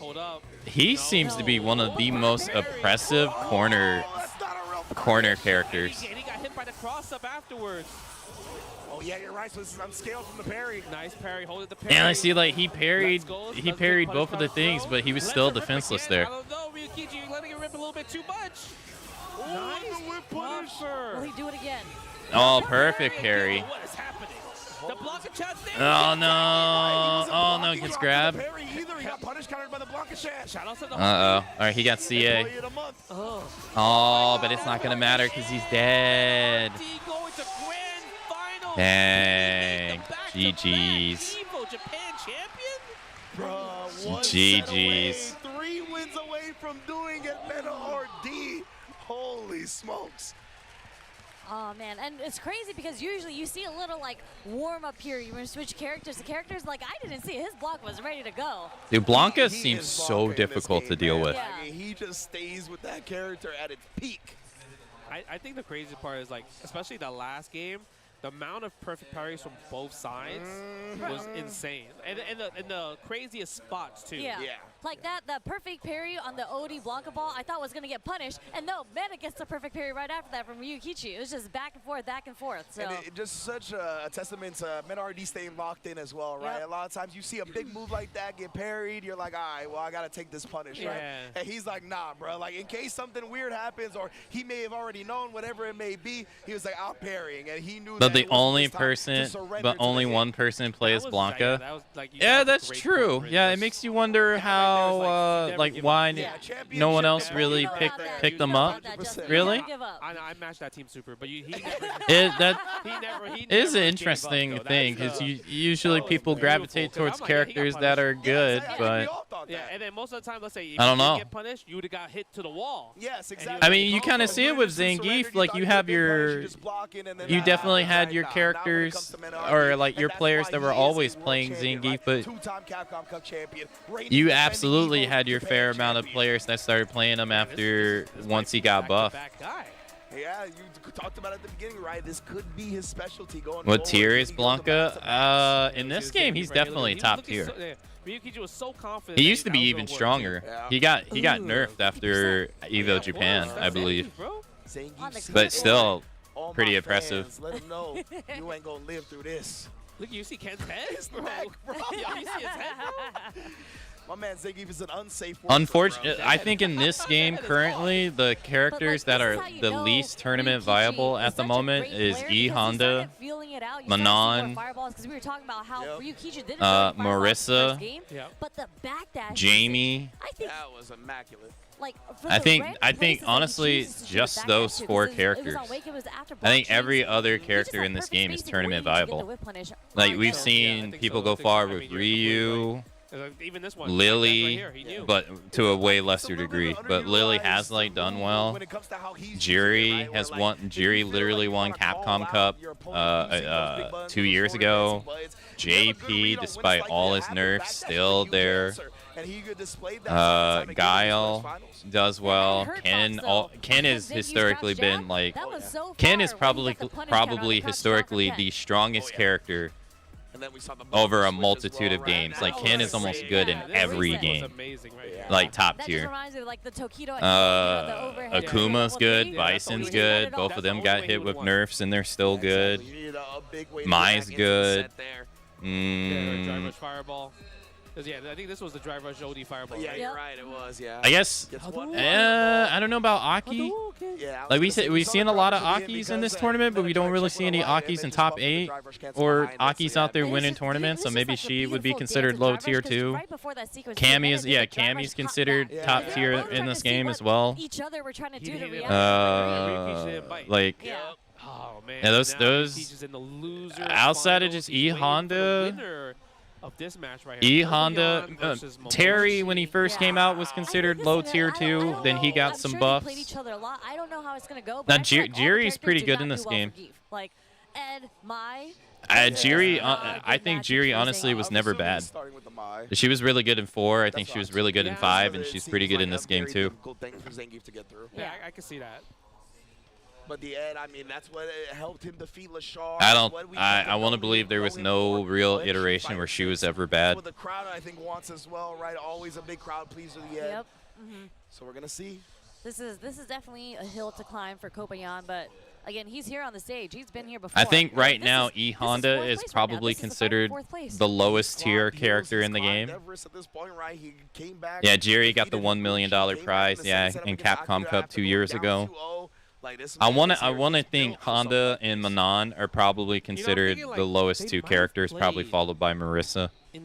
But the interesting thing though is that Marissa has a high pick rate in this game, even though she's like considered a low tier character. People really like her, but she just is a struggle to win with. I just can't like when I think about the matchup. Fireball DP is just classic. And her buttons, like he can't. You know, in the neutral game, it's actually pretty hard for Zangief to contest the buttons, especially with her roundhouse. Yeah, roundhouse, stand fierce, stand me and punch, low forward. Yeah, we're seeing the Mai for sure. And I guess Jamie as well. I don't know where you put him though.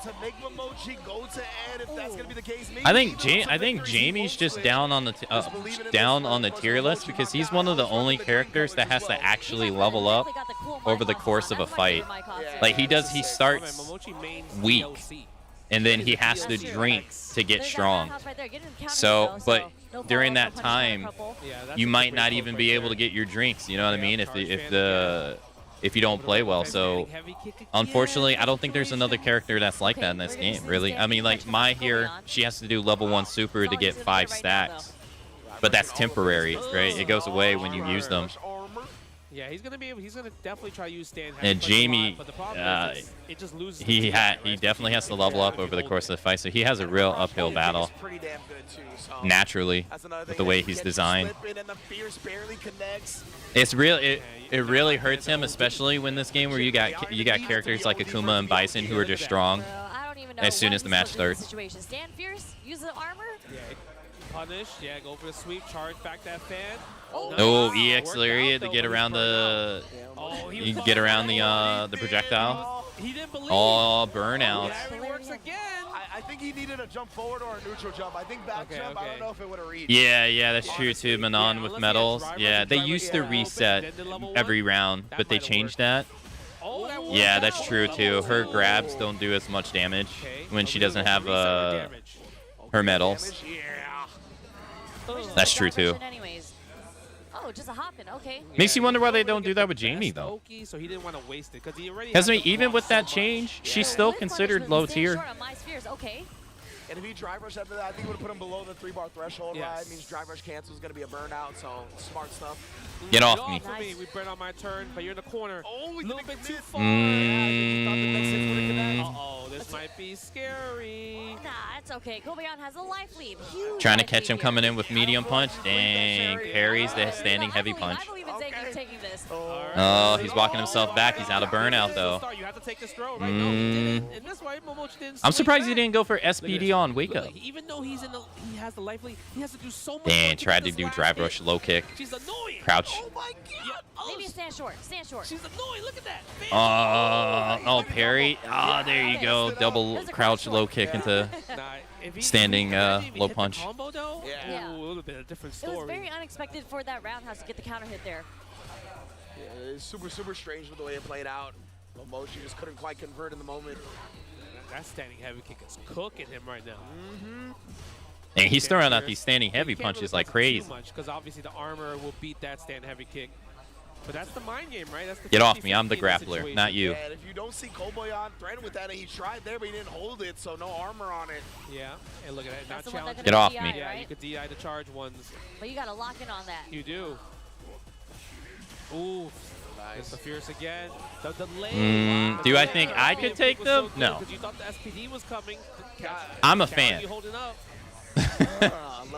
I don't play these games enough. I'm a fighting game fan. I am not a Light SPD's gonna take it. I am not a tournament player. I don't even want to be a tournament player. I like to play other video games. Yeah, right? Like he just won the first match. You ain't getting this far in these tournaments playing other video games. You got to know life these games, and I like other video games too much. Walk it down, play it slow. I want to play Monster It's Hunter. like eventually I feel like there's a melting point for Zangief where they just tilt. Yeah. I don't know where his tilt is. Absolutely. Like I would even like Tekken is my main fighting game, and I would call myself a casual fan in that too. Maybe like more of a hardcore casual fan, but I'm not. Like the time investment it takes for you to play the game to get to like the level of what they are in this, it just to me isn't worth it. Knowing I think he's so good at applying pressure and knowing that people really To panic me. up against grapplers, right? They try to do something to not be in that command grab range, and he takes advantage of it so well. Go for the backdoor right there. Mine gets her real estate again. I could probably beat some people. Heavy kick. Goes for the Maybe not in yeah, Street charge Fighter instead though. of drive rushing, walking forward. That's so good. Yeah, that's why they're He pros. goes Yeah. far. Two headbutts though. Yeah. I like to play other games too But much. you get hit by the hell stack because you think the third headbutt is coming, or maybe SPD. Oh, level 2? Oh, there we go. No level 2 there. Okay. Interesting. And next hit will kill, I think, no matter what he does. Gets like one drive rush cancel, will kill with a level 2 combo into it. Oh. Yep. Trying to make something. Okay, forces the Zangief to burn now, but I mean, at this situation, you could turn the butter. Exactly. You could turn the butter. You're completely playing neutral. Get a little punish. Dang, low kick into level 2. Nah, that's actually, I'm coming for you. He didn't have to do that. He didn't. He wanted to flex that, yo, my execution's OD. Yeah, absolutely. You missed Balrog. Balrog Balrog was really strong apparently in Street Fighter 5. To do the 4 dash hell stab into the level 1? Yeah. It's not easy.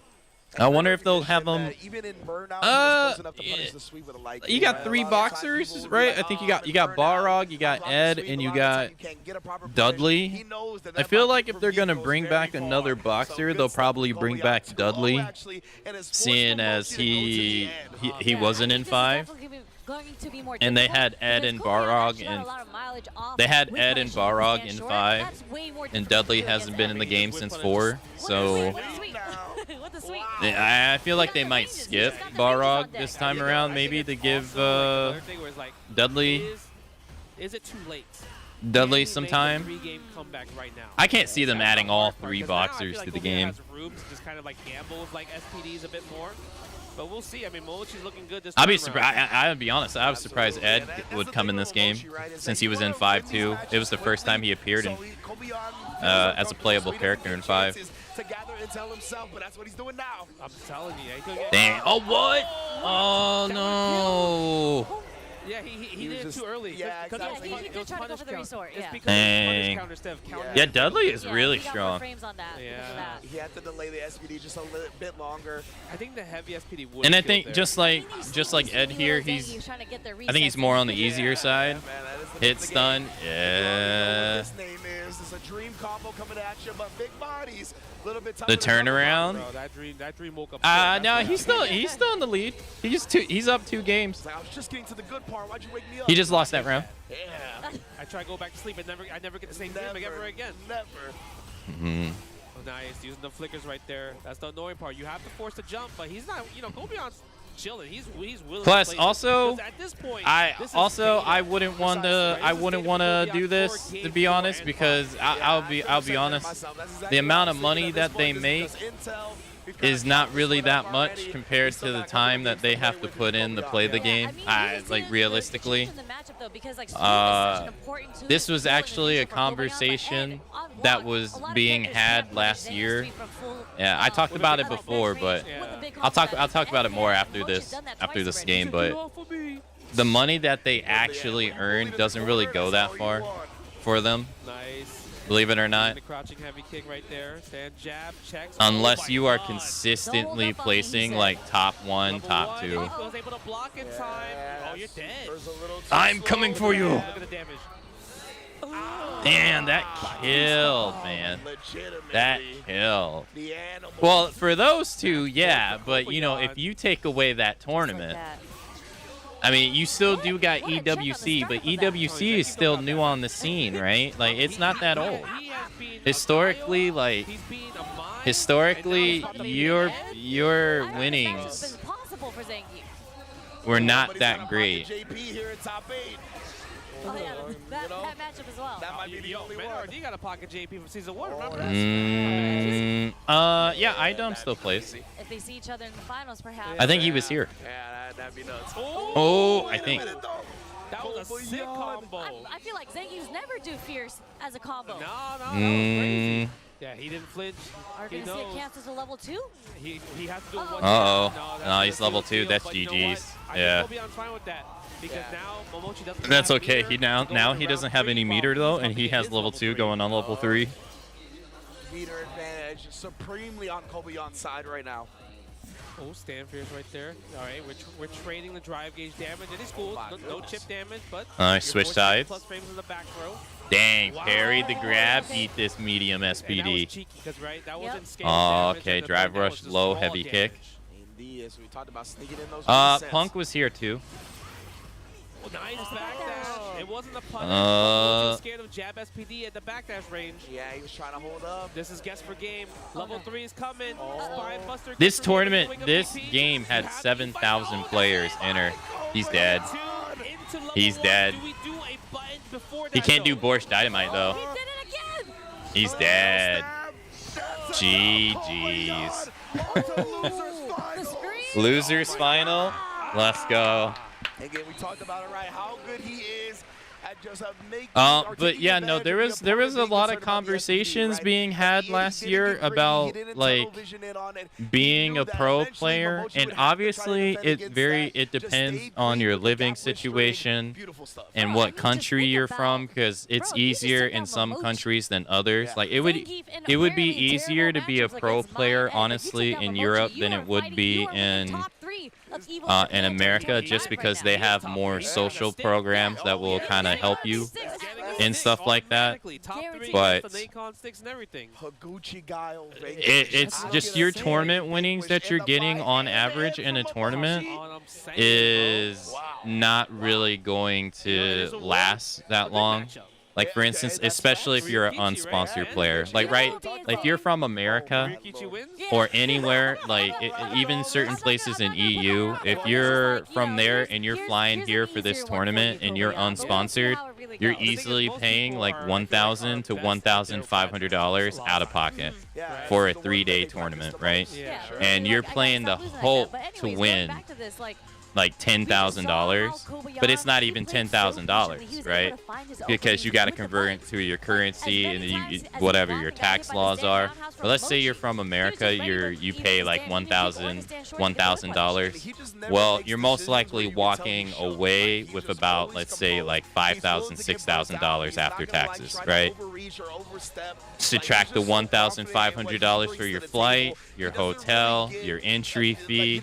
You're now looking at like $4,000. Pretty good chunk of change, right? But let's say an accountant would earn that amount of money in 1 month, and maybe potentially in 1 month, maybe even faster, right? If you were an accountant. And then that's if you win the tournament. If you get second place, you ain't getting that much money. And then if you get third place, if you get 8th place, if you get outside of top 8, you're getting nothing. You're getting nothing. So then you're just eating. And then, you know, if you get a sponsorship, it's definitely gonna help because they're gonna pay for the flight, and then you most likely get like a salary from them a little bit. But you know, majority of players are not gonna be sponsored players. In my mind, I know that I have not at all. in my tool set. No but I also know RE4. what combo I can Nope. do to get into the level 2 No, to this is level 1 Street kill you. Fighter So 6. he's just not focused on, I gotta get this level 3 off on you. Dude never tunnel visions. Yeah. He No. never tunnel visions. Evo He never has Japan, that shiny the red tournament. ball syndrome. Like, it is so impressive, especially on a character So like like Zangief, where obviously it's, you know, and you have to be consistently placing in top 4 to really make this like viable for you. And then like MB brought up Capcom Cup. It's only recently and Capcom's the only one that's doing it. Like the last 2 Capcom Cups put up $1 million prize pool USD, obviously life-changing money. That has only happened these last 2 years. Outside of that, you had EWC that also put up like a ridiculous amount of money using their Middle Eastern money, wherever they're getting it from, right? And some people have won that stuff, but that stuff has not really been around that long. Like, I think EWC in the tournament scene has only been around, I think, like maybe 3 years, maybe a little bit longer than that. Before that, you're most likely, most tournaments, you're walking away if you win first place, maybe like $1,000, $2,000. That, it just doesn't go that far compared to, like, say if you just had like a regular job. And then so that's like your tournament earnings, right? And what ended up happening was some content creators like Brian F, right? People who have played in tournaments in the past and stuff like that, who now pivoted towards content creation. Well, he has a full job at a company. They talk about how for some players, it's actually more lucrative for them and more sustainable. The argument is not really about like accumulating how much wealth you can get, right? It's more about sustainability. They're talking about how, honestly, for a lot of them, it's much more a sustainable method for them to become content creators than to actually be pro players. And so you see like them leaning into making like content, like either streaming or making videos about the game and covering the game. Like Diego, right? Even though he still competes, he probably makes more money from content creation now than he probably makes in tournaments. Right? He's getting older, right? Ain't placing as good as he used to be, but even for people like in Tekken, like Little Majin has turned to content creation because it just became too expensive for him to travel outside of where he lives at in Tennessee. Punk, is reached more into content creation, and that has become a much more sustainable route for them. And it started creating like all these conversations that like for viewers, this is amazing, and it's great to watch, and it's great entertainment. But for a lot of these guys, just like how it is for a lot of streamers, 95% of them completely unviable. Really only viable for the like a very few amount of people, which kind of sucks, right? Like, we enjoy this, but a lot of them are not making enough to be able to continue doing this for even a short term period of time. They need help in other ways. And it was from Nina. We actually have not seen one running bear grab from Kobayan yet. Kobayan's not a grabber, bro. And unfortunately, that's a real reality for a lot of people. There was a lot of Mortal Kombat players, unfortunately, who are unhappy with the latest game, and they weren't particularly happy with the last game, despite that game being so successful. And they have been talking about how like they regret participating in tournaments and spending like a big portion of their life going out in tournaments, and they kind of wish that they would have chose to do something else because their effort didn't pan out the way that they wanted it to, which is kind of sad. It's always disheartening to kind of hear that stuff. It sucks. Man, that'd be wild to see for sure. Hey Intra, hello. But for them though, they kind of get fucked over. Like MK players get fucked over though. Their prize pools are staggeringly low for how much money that game makes. Like it's almost always the most profitable fighting game every time it comes out, and their prize pools are so low, and the support for their tournament scene, which is done by the company, like Bandai Namco supports Tekken, Capcom supports the Capcom Cup, and NetherRealm, Warner Brothers supports the Mortal Kombat scene, and the support for the Mortal Kombat tournaments is so staggering low for how much money that game makes. It's like insane. You got games like Street Fighter and Tekken who make nowhere near as amount of money supporting their players in the scene way more. It's like Warner Brothers is shitting on those players so bad. This game, man, it is a absolute beautiful thing. I mean, I think that's just a thing in general Evo where like Time when it comes to, investment like, meets Evo, I expectations. feel like Yeah, everyone just wants to it's come just to a the sad tournament, reality, right? you know. Yep. Obviously, this Evo But yeah, Japan, like I said, you're like gonna if have you're people from Las Vegas in a some few months, particular and then country, Evo right? Nice Like for the if you first like, time. there's these So two excited for boys that. So from excited. If the Latin America, hashtag Nice is from not Chile, Nice is I nice, believe, I will be in upset. MK. Okay, They've been that's They were right. dominating in So, and MK11, then eventually, winning so there's many also Evo tournaments. Singapore That that they money haven't went announced really yet as far well, for too, them right? after We that don't know. conversion Yeah, rate. we don't know when that's gonna be, so that's Like gonna after be that something conversion super rate, they cool. were It just doing feels really like good. Evo worldwide. But We unfortunately, love that. like we love the coalition of yeah, it games just that's ain't like that come for most together people. because you know we were out here for Capcom Cup, that was just Street Fighter, but when you have Evo and you have all the fighting games that are here, That's why I it's wish just that. That's why I beautiful to wish see, like we just most finished like watching Tekken 8, even top 8 Tekken, I just wish like before their this, prize and pools then were we a had- little bit we had bigger. Grand Like Blue, we had Capcom's Guilty putting out Gear, we a had lot of money Killa, for their we prize had the pools. side tournaments, right? And I The feel like Central Tekken Fighter Co-op needs Cup. to even step up their prize pools for their players so that they can continue giving us these tournaments. Culminating here at Evo Japan, and in addition to some culminating, we got the kickoff of massive amounts of world tours, right? Yeah, This is massive the amount of world first spot tours. for the SNK World Championship, first spot for CBT. I think it is the first spot for TWT. So like so many cool things, all kicking off here at Evo Japan. Yeah, man, this is definitely great synergy when it comes to the fighting game community. And don't forget, playable characters. Oh yeah. Intro, I got most things working on the new PC. So like, I got all the hard drives working. So you know you have to. They're all be connected. I here. got Steam up. The footage is not out there. it's like, not you out gotta there. see it with This your is own your two first eyes. hands-on experience type of thing, right? And so it's like it's a really cool thing to see that the publishers are also on board. Yep. They want to show off like some of their cool stuff, their merch. The It's shoes like, on a the lot of times couch you is don't really killing get me. to My buy mom merch. would Yeah, wipe my like the, would I whip would my say ass the if side I game did that. booth, they also have Yeah, business shoes plus in the one house frame. was a This is no-no official for Evo merch as well. my And family too. as well, so you can You did all not get do here. that. So It's also it's the a thing. cool fighting game experience. especially if you're a fighting It's game a thing fan also in and you wanna Japan, buy like some right. You cool would stuff. like when you There's approach, so much to do open at the door, Evo you have an specifically area beyond right there just that the you take your shoes tournament off, itself, right there, Things you'll get exposed and it's to usually like an here elevated and nowhere like else, plat straight up. Yeah, and like it's really thing, cool right? because Like you back in my day, like it's same down you below guys. the I mean, floor yeah, that you would all- I step think we've all onto been to here for a walk very on long normally. time, right? Like it's cool to see the growth So- that Evo's gone, but even like the Feisty collection. And Yeah, like, hey, we just talked but about don't it know. many times throughout the stream, throughout the weekend, right? We have like the You guys are arcade allowed on the collection back furniture. there, Yeah, it's Markman's, Markman. yeah, Markman's Yeah. collection. And like the evolution of arcade sticks, the Her hitboxes, feet must stink, buttonless, cause no way. and all the Maybe buttons she here, didn't all want those her. brand new Maybe sticks. she There's don't want like to take her 8, socks 10 or different shoes off. sticks I don't that are know. out now. Maybe. And another Maybe they hold display it in the that is smell. new, I believe, to Evo Japan this year is the I missed the build. posters that I did a Mazo little Mama bit of collects. it That is on Mazo stream. Mama's collection. It was pretty Whole bunch of jank, different but promotional I posters did a from little fighting bit of games it yesterday. I did throughout like a decades and decades of them, 2-hour right? So it's super 2-hour cool. That's one of the stream great yesterday aspects of the on the phone, getting putting all the seasoned hard and drives getting a little together bit and older stuff. is that we have a history, right? In addition to all of that, we're getting second and third generation fighting game players that are doing the thing too. I did some on stream, some off stream.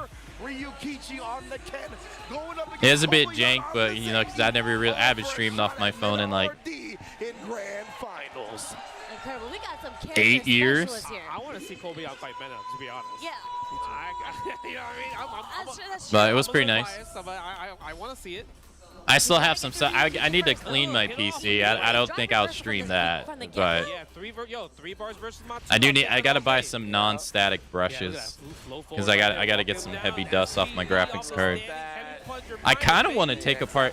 I might actually stream taking apart the graphics card. I've never done it before. He didn't fight.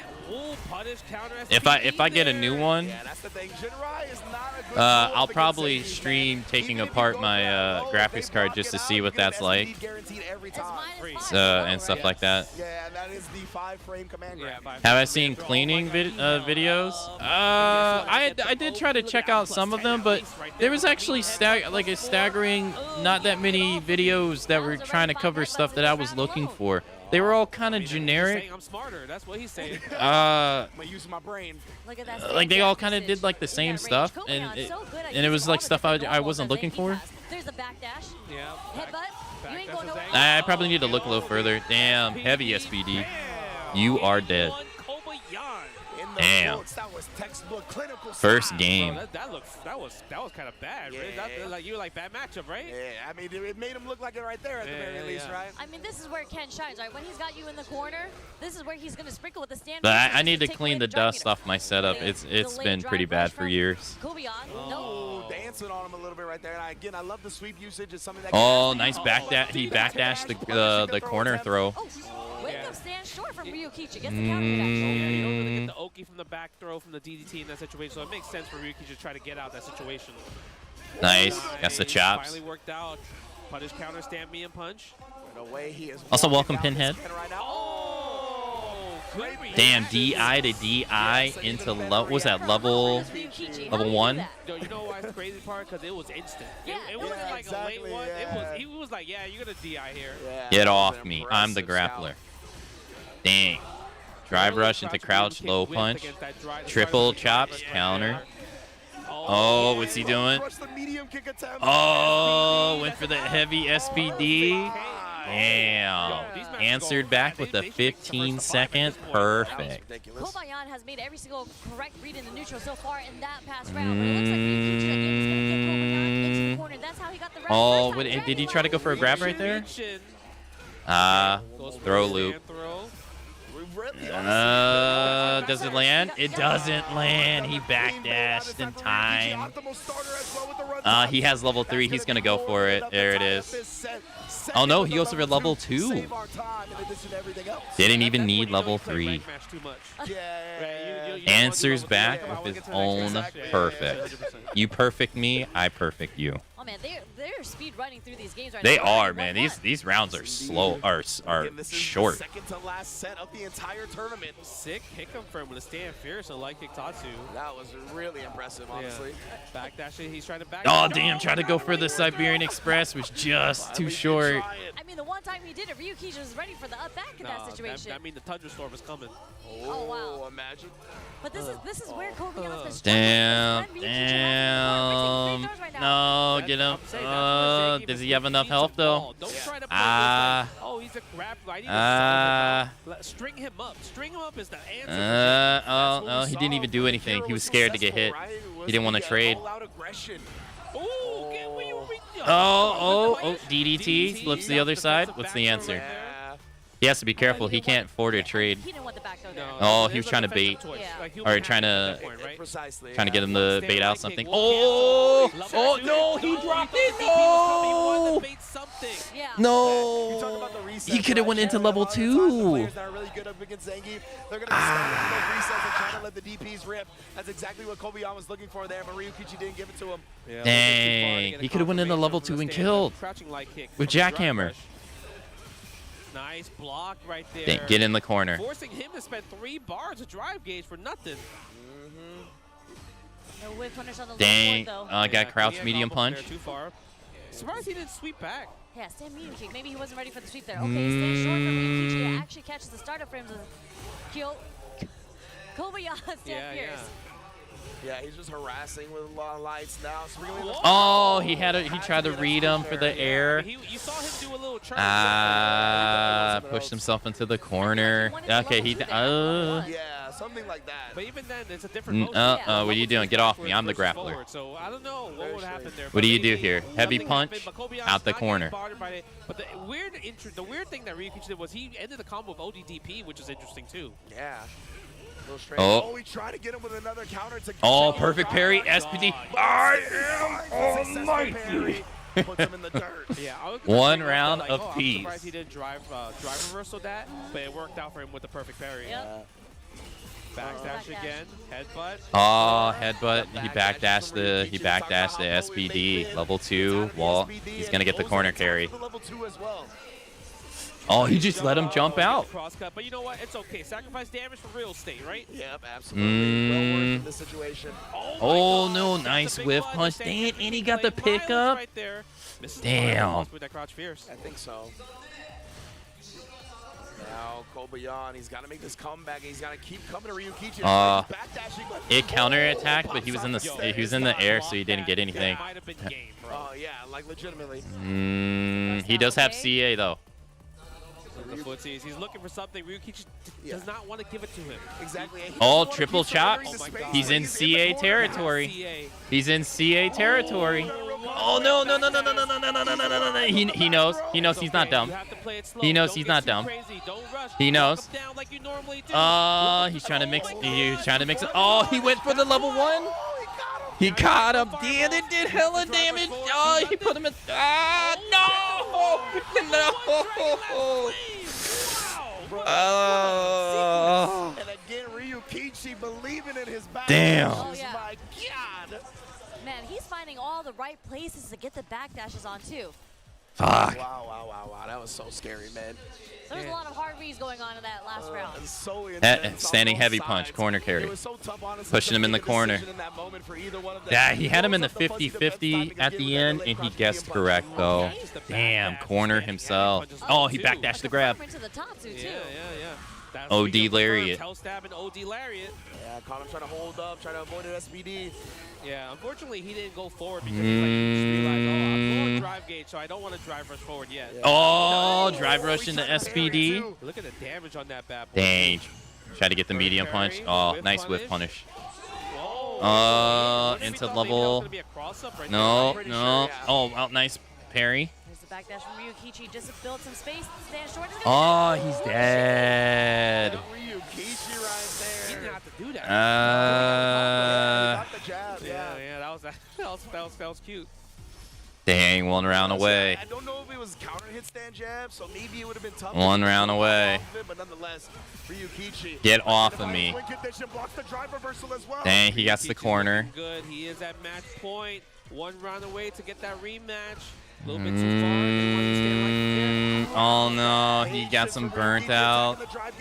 Yeah, I would just drive impact. Just. What do you do? You're in the corner. Yeah, it's what do you do? You need the level 2. That's still a big win for you, honestly. Exactly. You don't have to worry about level 3 CA. No, he jumped into the corner. What is he? Oh no, he could have tried lariat. Oh, he got crouching medium punch into the level 1. He's gonna switch sides. Yeah. He's going to have to make some hell of a comeback, though. Yeah, he is. Get off me. Stay in the corner. Headbutt. Yeah, I am almighty. Because if he mashed super, that was GG. And Ryukichi, he mashed something. You saw the Final round. I don't know if his super just didn't come out or what. Final round. Damn, standing heavy punch. Kobayan making the comeback. Damn. It ain't over yet, Snake. He's fighting for his life. They pushing him in the round. SBD. Perfect max range. He has level 2. Oh, he had the correct move, but he was in the air. He was in the air. Oh, he's dead. He's dead. We're going to a final game. We're going to the Jackhammer. 1. That top 2 was so strange. I don't know why he ended up doing that. It felt like a panicky option. Final game. Because I think if he just lands there, he might actually have an attempt at a punish. Yeah, facts. Damn. Bro, it looked like that game was over. That's usually the case, I feel like Ryukichi. He's like, he plays so well in the beginning. Damn, in the corner again. No bite from Kobayan there. But he's stuck in the corner at this point. Oh, nice whip punish sweep right there. Yeah, they did. Yeah, set up by that backdash. He was trying to take the cake, but guess what? This is damn, holding this. God, he's eating so much chip. Who's he gonna? He DI'd him. This is game. If he level 1, he's dead. He doesn't even need to. 1 round away again. Hey, Seraphim. But this is when the pressure gets the highest. Hey, soft spoken. It is. Corner carry again. Oh, he backdashed the grab. OD lariat. Yeah. Drive rush. I'm surprised he didn't do the grab the opposite way. Plus 30. OD lariat. Oh, counter chops. Still, even the target combo's good damage. No, in the corner. Oh, counter chop. Not going to be enough. What do you do? What do you do? This is the hardest for Zane to close out. Just getting 1 hit. He just needs the crouch jab. Crouch jab. Oh, he's actually just trying to reach. He's trying to. The no mix up. The no mix up. Yo, Kobayan is playing impatient at this point, I feel like. He doesn't just there you go. Final round. Final round. Winner goes the grand final. Loser side. Because if you do sweep and you're not on it, you get punish counter back. Yeah. Come on. Oh, speaking of standing round. No, he's in the corner. Shit. Shit. What's he gonna do? Don't throw a loop him. No. He got some in the throw loop. Get off me. I'm the grappler, not you. He does have level 3, but is he gonna use the threat though? So scary. The heavy punch through the fireball. Oh my god. Oh, he's too far to combo. Okay. We're so close. Oh no! Jump over. Bro, it's a uphill battle. He is trying to go. He is trying. Oh, there we go. All right. Counter punch mids. We're good. He really can't afford to take damage here. No, Ryuki's just not going to give you the level 3 just much, right? But you have to somehow land it from a jump or from a combo. Oh no, he's dead. GG's. Dang. No. So scary because it was. That was a good match though, man. But damn. You better hit the right button there. Damn, crap! Freaking drive rush medium kick. He That's the worst because you're so close. Yeah. I mean, that's when you know how bad he wants it. No. That's the heart of a champion right there, right? Yes.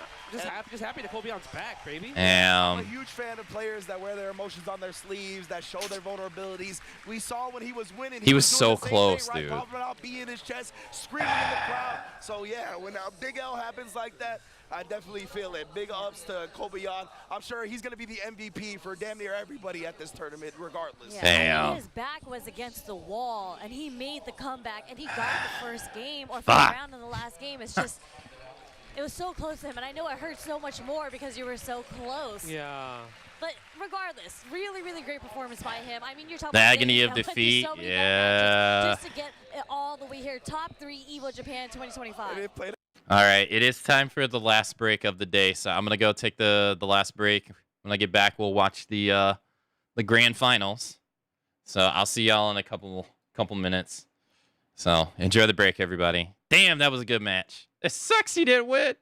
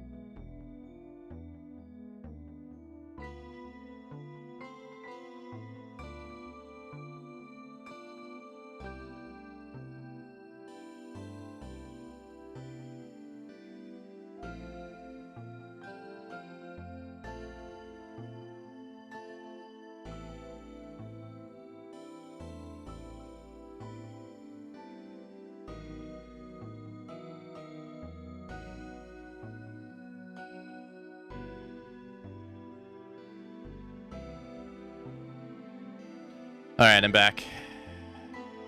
Let's keep on keeping on. Man, I wanted that guy to win so bad.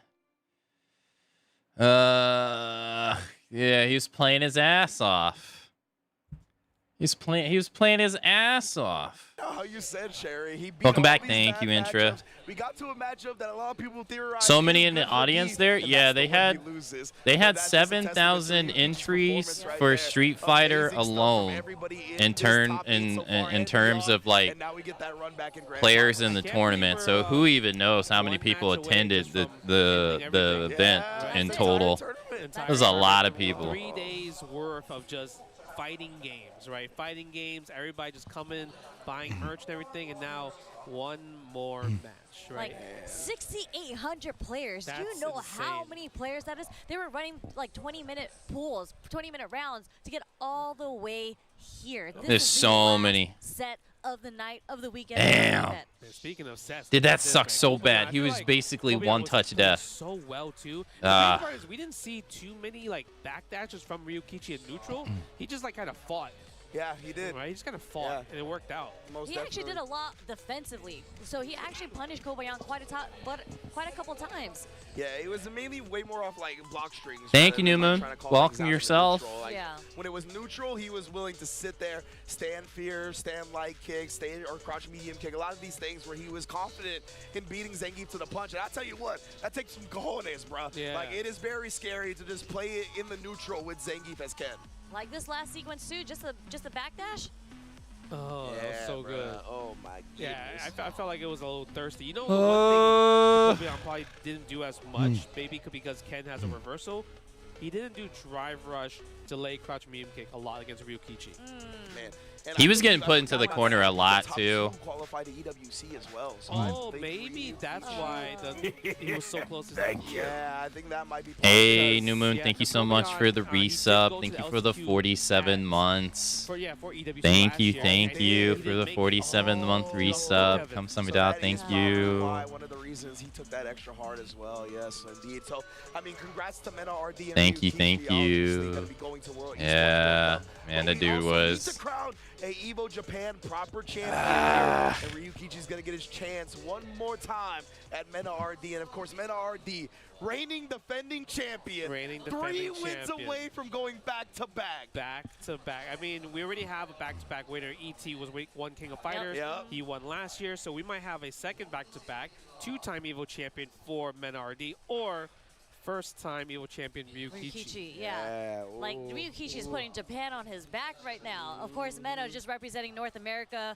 This would be incredible to see, and even their winner set was pretty close. And we saw the Zangief come out from Mena, then we saw the Blanca. Yeah. Blanca definitely seemed a bit more comfortable against Ryukichi. So I'm wondering how it's going to go here because Mena is sitting in winners in grand finals. So I'm sure he's not feeling like pressure. He's feeling pressure, but not as much as Ryukichi, because Ryu got one chance. I see. I at feel it like all. there's no pressure at all on Mena, and he's going to pick Blanca and just might smoke him. Mena, He to might. me, he's built for these moments. You Yeah, know that's what I what I'm mean? saying. So, like, He is. the pressure, I think it is there, but the way he processes it, it's just very different from a lot of other people, right? Yeah. So I think he's kind of comfortable with that pressure. Yeah. When pressure is supposed to make you uncomfortable. Yeah. And that's why he's so successful in damn near everything he does. Yeah, you can really see in his play, there's a lot of times that you see, like, in the clutch moments. He Oh, always we got clutches it out. Dominican There's, like, Republic no versus hesitation. There's no doubt Japan. in his mind. Whatever decision, right or wrong, he is Japan committed to that placed decision already further his mind. in Street Fighter than they And he's, did like, in Tekken. Come to the conclusion, like, he's done the work I think mentally where in it's like, Tekken, all right, Japan bro, got I am committed fourth to this place. decision, and I'm not going to hold it against myself. I'm not In gonna Street feel bad if it Fighter, doesn't the work out, guaranteed right? to Like, at there's least get never second always gonna place. be 100% right about every decision you make in fighting games, and it could kind of wear on us as fighting game players sometimes when we make a bad decision. We harp on it in our minds. In the home That's not home the case for country. Mena at all, right? He has that short-term competitive championship mindset where if something happens wrong, it's all right because that's just opening the door for something to go right. I just want the winner to snatch that trophy Yeah. once they won. Yeah. Like frame one, The just way give he me did that. it last year. Give me that trophy. He running bear grabbed it last Yeah, year. he actually did. Running bear grabbed He it. ran to the trophy and grabbed it with both hands, and the trophy is sitting right there. And again, we are one set, potentially two sets away from crowning the new champion of Evo Japan. Wow, man, wow. And you can see the sea of people awaiting the grand finals. It's gonna be. I think it's gonna be a fun match. Like I do. I tried to play with the controller, but never worked arcade stick all day. But now it's like, can I feel like for Street Fighter, was doing. I feel like a lot of the lights. I don't know. Okay, well, I don't know. They say controller is actually easier to play fighting games with than arcade stick because the reaction time is actually faster because you travel less distance. Versus say an arcade stick. I prefer arcade stick myself, but I do think there's some truth in it because I do think in some fighting games I'm better on pad than I am on arcade stick. Even though I enjoy arcade stick more. Right? Like, he just knows when it's going to work for whatever reason, and he wasn't like 100% right in that previous set. So we might see an instance or two here where it quite doesn't work out, but it feels like more often than not. I feel like in MK it's definitely true. I believe he's locked in. Yeah. Because a lot of the inputs are more... Not actually reacting to the lights, though, right? Yeah. They're not that complicated. Like a hit confirming a light? Well, so it's more so, I feel like it's more so of a situation where you're watching when you would do it. Yeah, it's like that's what I'm getting at. Yeah, so it's not necessarily reactions, but kind of just knowing Hitbox the should space be the best. where the person's going to end up blocking. I mean, leverless technically should be the best, even less travel time. In 2D fighting games, hitbox is probably the best. Yeah, because you can do... you can have two directions going at the same time, where you can't do that on our arcade stick. Obviously, you gotta have the skill to be able to utilize that well anyway, but and you can do that on a controller, but on leverless it's just a lot easier. I would but I think leverless in certain games is probably a bit harder, say like Tekken. I think it's definitely more character dependent on Tekken. I still want to get a leverless controller. I just wish I could find one I like. He's planning something. Scheming. A nice whiff punish, but didn't get a big whiff punish though. Goes for the Tatsu. Safe jump. Crouching medium punch. Okay. Dang, side switch. Dang, into level 1. And it's like safely as well too. Yeah, switches sides. Ryukichi even waiting with the level 1 right there to maybe keep an connected. Dang, perfect parry on the Blanca ball. Oh, the ground bounce, I forgot about that. Yeah, that was cute. Oh, damn. Oh, but the DI attempt. What's gonna happen here? Electricity? Yeah, that's it. Yeah. Sometimes you need to be expensive to cash out the round. Absolutely. This is grand finals. You're 3 games away from winning. You gotta use it. Every round gets you that much closer to becoming back-to-back Evo Japan champion. Yes. Okay, let's see what's gonna happen here. Nice. Oh, okay. He got the toe kick. Walk speed, so the low forwards are definitely gonna play a factor. Oh wow. Parry was a good option there on that 50. Side switch. Jump backs. I love that string actually. The string. Into the DI. DI in that situation there, especially after you tap parry. Into level 2. Keeps him in the corner. Meaty frame kill. He thought maybe the up ball was coming. Up ball or air ball. I like the hop. Let's go back to neutral, baby. Yep. Yeah, very smart from NRD. And Ryukichi's the one closest to the corner now, so, I mean, one drive rush cancel, you're there. Yeah. I mean, there's a huge life lead sitting on Ryukichi's side, too. That's true. But we have seen bigger comebacks today. Just chill. Yeah. They were so active in offense and defense, but yeah, definitely trying to feel each other out right now. Yeah, man, RD try to bait something, doesn't work. I feel like if you're Ryukichi, you want to press the crouch medium punch a lot more. Yeah, honestly. Right? Dang, get off me. We talked about how tough it is to whiff punish. Oh, big punish. Oh, yeah, that's the round. Damn, that's a long-ass round. That's 64 seconds.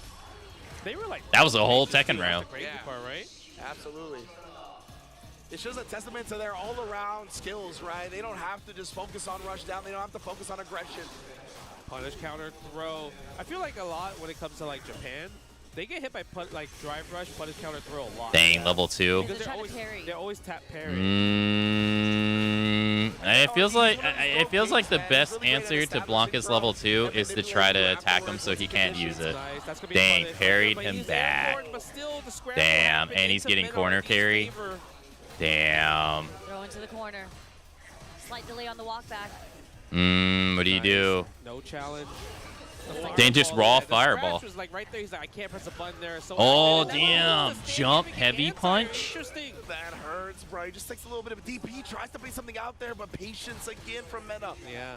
One low forward from Ryukichi. Can't get the level 3, though. So he has to be careful. Mena RD can't kill in the next hit. Yeah, he cannot. Oh. He tried to walk under it, too, to make it whiff. Oh, he got him with the medium punch. Is he dead? Is he dead? No, he's not dead. He's not going to build enough meter. He'll get level. Oh, I was looking at the wrong meter. I was looking at Meta RD's meter. Yeah, he's dead. What a way to strike first and set the tone. Dang, first round. I mean, they are just Or first game. Ryukichi's just kind of winning in that scenario. Like he's I was like, dang, he ain't got no meter. Yeah, the walk speed is not the greatest with Blanca, so it's like you have. That's how he's getting hit by it, because he's trying to get out. Nice. Dang, DI in the middle. Overhead. Okay, goes for the Blanca. No. Wake up, DP. Throw in that situation. Okay, you take the throw. Always take the throw. Oh no, anti-air attempt that time from Meta. I think he's dissuaded from the last crowd. Uh-oh. Spears beating the roundhouse. So he tried to parry that time instead. Yeah, that's true. Doesn't spend the drives the rush out. Too greedy there. Corner switch. No, the electricity, it could have definitely helped his offense, especially because since he's so close to closing this round out. Nice. Oh, parries the crouch low, it seemed. Wait, could it?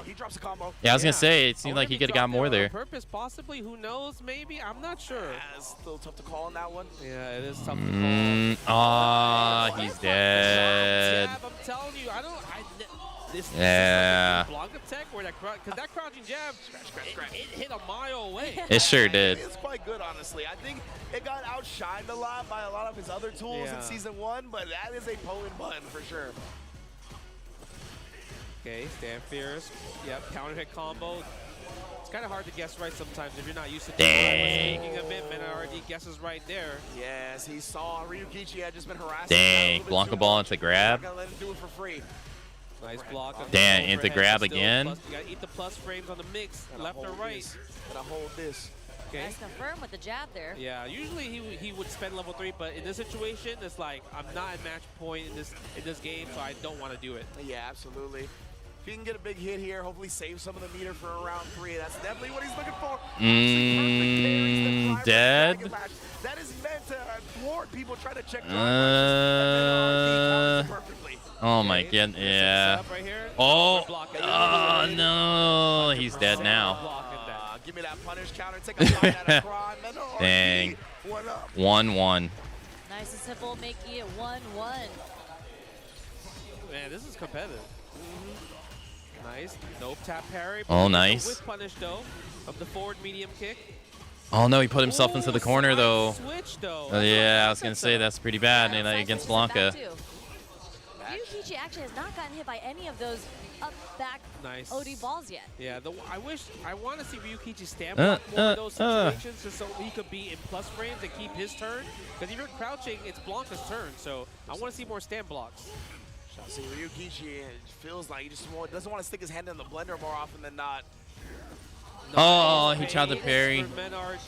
Yes, using OD electricity. He's so close to building level 2. And Oh no. He's definitely gonna build level 2. He still has health, but after this next sequence right here. There it is. Willing to put the DI out. He's just gonna let the doll loom in the shadows. Oh no. Oh no, he's dead now. Damn. Yeah, Mena was just like, you ain't blocking this. If you remember the winners final set, he got hit by all the hop cross-ups from Ryukichi. He's not ready for those situations in particular. Yeah, you do have the option like parry into DI. Okay. Oh no. That sucks. Hard combo right there. Yeah, that juggle would have been nice. Oh, nice DP interrupt. Stand light kick, side switch. Do we spend it? Yes, we do. Let's attack the drive gauge. Get some time to breathe and think about some of the decisions, what we want to do next. Yeah, put your opponent low, get yourself back in the green. That government bailout. Shout out Slogan Sama. Oh, get parried. DP, stay over there.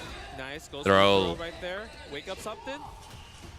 No, not yet. Oh my God, no whip punish on the sweep though. We can afford it. We can afford it. No, he could have DP'd that. Oh, parried. Oh, he should be dead. Yes, we're spending all the cash on the drive gauge right here.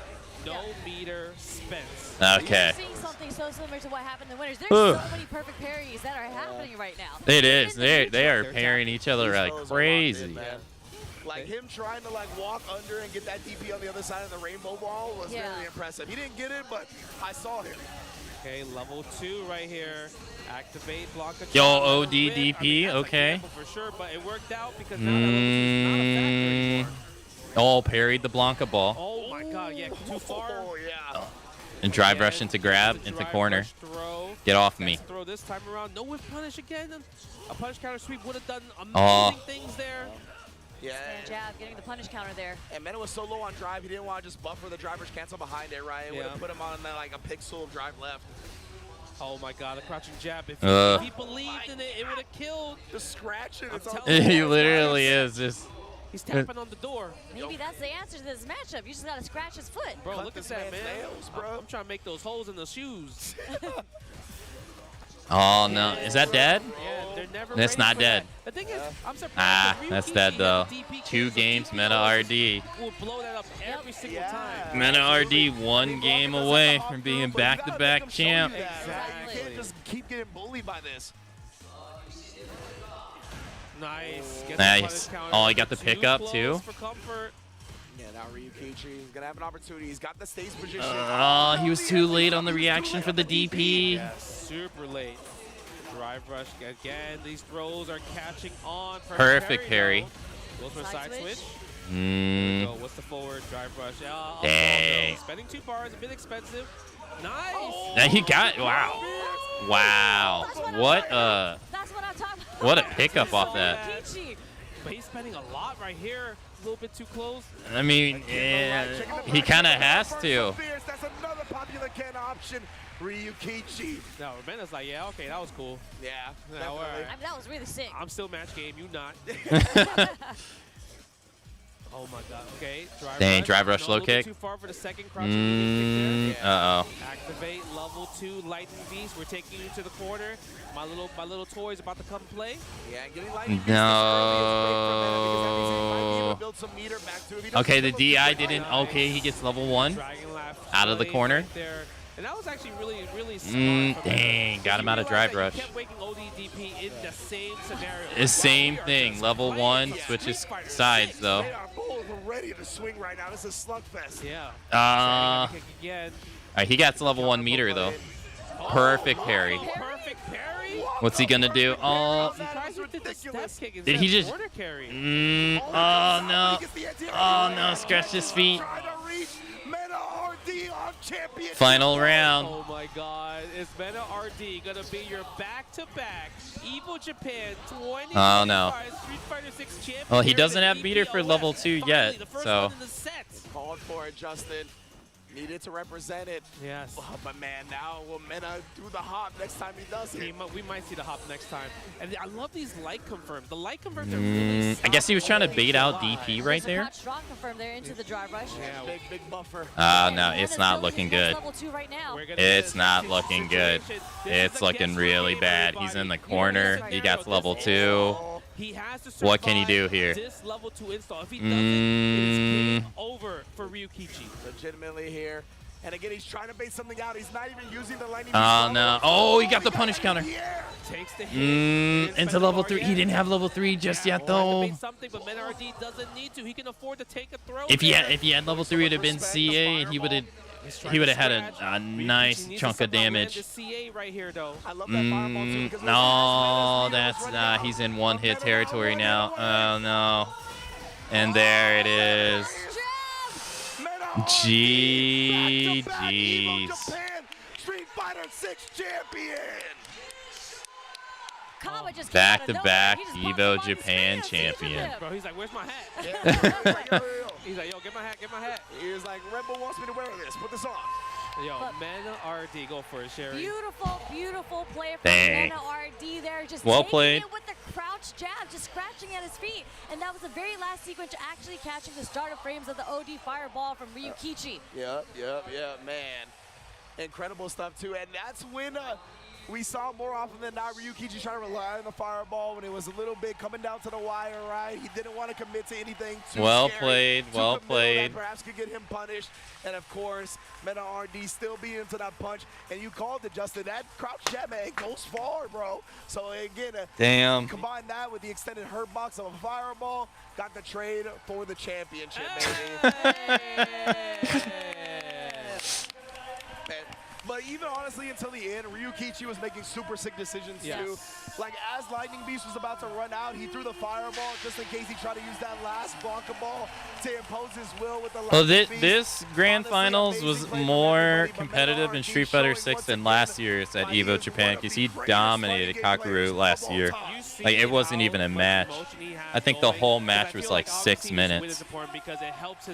So, at least this one was more competitive. He wasn't winning first place as much compared to season 1.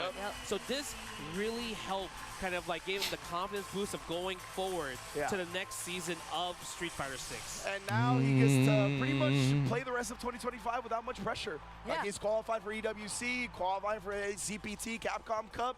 My man's is out here now. The millions is in his reach. Yes, exactly. Millions is in his reach, and I mean now it's like kind of like, all right, how do we get the DR boys in there? Obviously you got Kaba, Louis Man, and much more talent in DR to be like, all right, I need the boys to come into Capcom Cup with me as well too, right? And I know all the other Street Fighter players are going to be so happy because now they don't have to worry about Meta RD and their World Warrior, right? Whether it's NA East or the Dominican Republic region, now those spots is freed up as he takes home EVO Japan once again.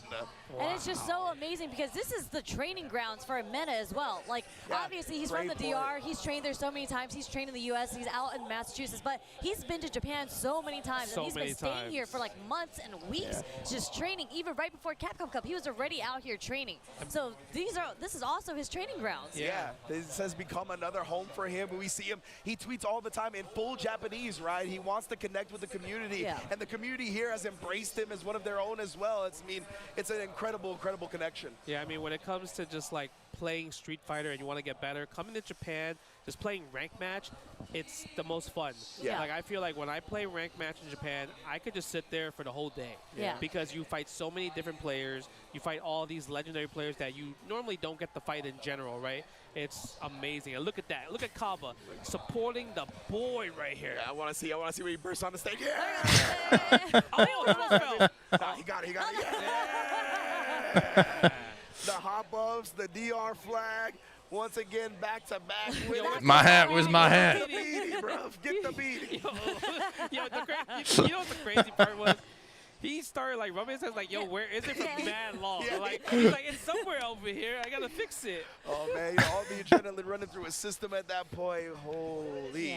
No, but we love that in the community. We love it when your homies hop on stage with you just to celebrate your win with you, because we know Kaba was grinding through the trenches too. He was also in this tournament. I think he got top 16. Yeah, he got like 17th, I believe. Yeah. He was also doing really good. One of the best players in the world. I mean, he's also an SFL world champion, right, with Team Bandits. So I'm just curious to see what Mena's going to do next. We'll watch the award ceremony. Bandits, I mean, not Bandits. We have Blink Respawn coming up, so that is a tournament DR. I'm sure he's going to focus on that. But I feel like at this point, Mena can be like, I'm just going to stay in Japan for like 3 more months to train. Why not? I was going to say he's going to continue his tour of the Major League Baseball parks, bro. That's on his mind now. That's true. You don't even got to worry about qualifying for the major events. I mean, if he wanted to, he can just kind of just go to other premieres and ruin other people's days. Absolutely.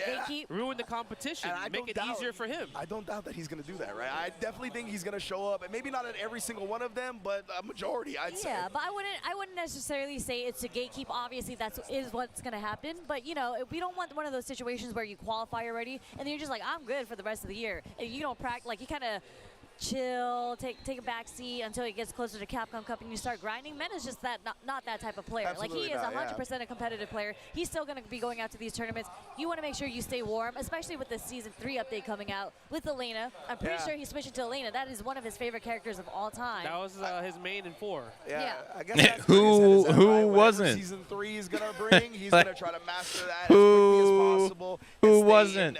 pristine shape. It wasn't that hard to main her. Because usually it's going to be a She was shake-up cheap when it as comes to hell. a new season. Yeah. Right? Obviously, characters will get these changes. We don't know how strong they are. It might be massive changes.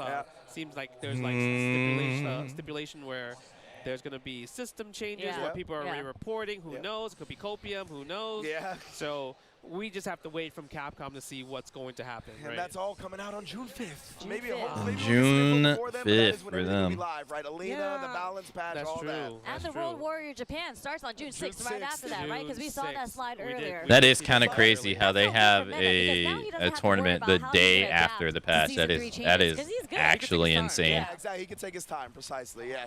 And to be fair, that is also there is one more spot, one more big tournament coming up on this patch with Combo Breaker, right? So we are also going to get that before we go full on into season 3. 2 weeks to Combo Breaker. And then we do have Shanghai, what's it called? Asia? ACL. Yeah, that's for a EWC qualifier. Yep, that's next week in Shanghai. I believe Punk is going out I know to that. Punk's going. I'm not sure if Mena RD is going or who else Nephew's is going. Oh, okay. Oh, yeah. Cool. I mean, usually I think if you're a foreigner, you're probably going to be like, all right, I'm going to go Japan to Shanghai. Yep. Yeah, It's so close, right? I think it's like a, 3, 4, 5 hour and you flight get to stay in around there. Japan for an extra couple days before you go over to China, so it's an easy trip. Easy trip. It makes sense, right? Obviously, the importance of trying to get these qualifiers, because it's not just like Capcom Cup anymore. It's EWC as well too, right? Both tournaments are life-changing money. Yeah. So That's you have true. To enter these tournaments and just like go to them and try your best to qualify. Exactly. That's the most important part. And it's a point system, so you might as well just go to as many tournaments as you can. Hopefully you win, so you get the auto qualifier into Capcom Cup, or you can just go to as many and get as many top 16s as you can to gain all those points and make it into the top 6 players that have the most points. Yeah, consistency is rewarded this season for the CBT with the point system being back, so that's a beautiful thing. All these players that come out to these tournaments that come up just short of the first place, we'll probably see a few of them in Capcom Cup, which is a great thing. So what's your favorite memory of Evo Japan this year? Like what's like your personal like, oh, this is the coolest thing I done or seen or whatever? Oh my God, that's overwhelming. Do you have an answer already or no? I mean, I think it's just really cool because I love seeing everybody. I feel like that's every tournament, but Evo Japan brings out so many people from everywhere. What is that? You get to His see a hair? lot more players come out that you wouldn't see because we go to all the North American tournaments. I don't know. When you're Japan, a lot of Asia comes out, so it's really cool to see like. I don't know if it's normally like that or not. I don't know. But you have the unsponsored players from Asia that come out to this as well. So I love seeing everybody saying hi to everyone, especially the Australians. ROF is out here.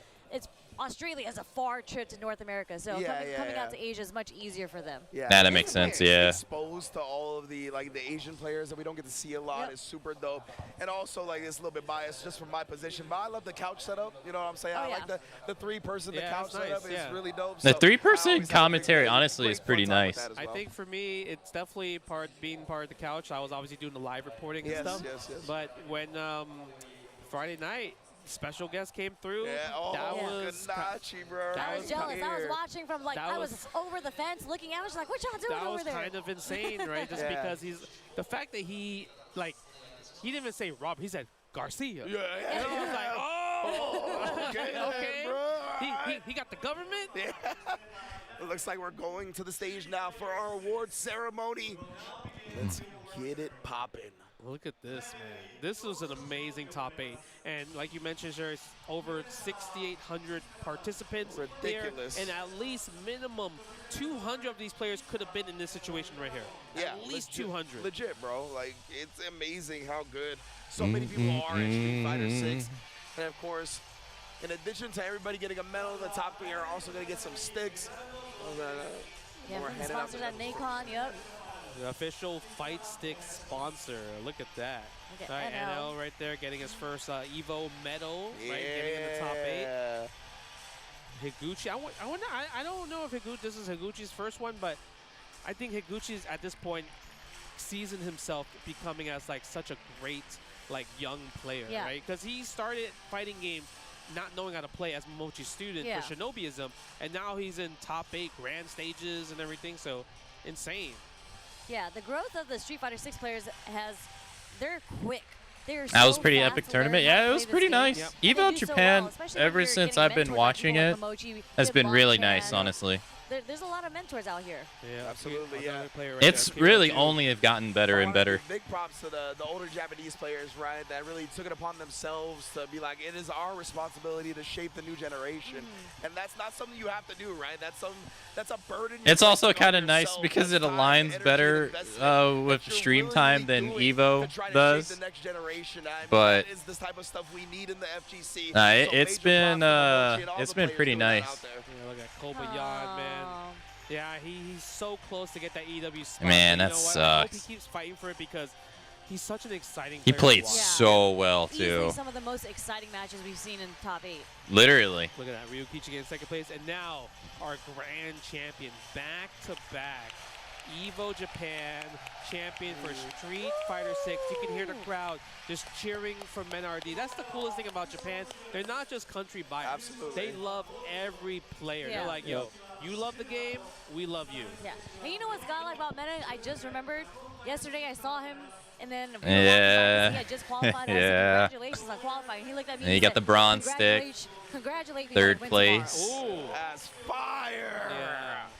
I'm like, okay, I got you, man. Look at that. That's the type he is, though, right? Yeah. He's had a He lot makes of that success. stick He look knows small though. nothing He's so satisfies him unless huge. it's first place. Look at that. Look at Straight that. up. You see the sticks from Nacon, the second place sticks to Ryukichi for the silver. I think that Now silver we're one gonna probably see looks the nicest to me though. Men-RD first place Nacon joystick right here. There it is. The ocean gold. There you go. The arcade stick, you know The what I'm gold saying? one. Hey, man, it's a good trophy. Absolutely. Beautiful, beautiful. Hopefully you got room in your luggage. Look at that. You can see he's trying not the tears to come out a Yeah, little the bit. eyes glistening for sure. Holding them back. Obviously, the emotions of the moment are incredible.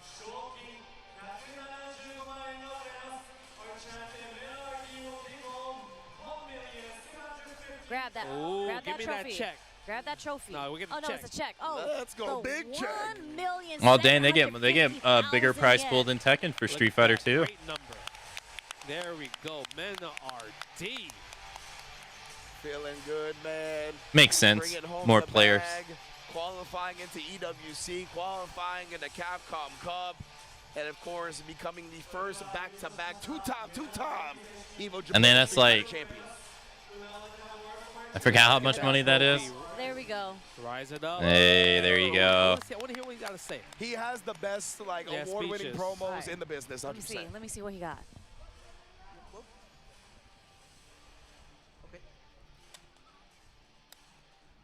Okay.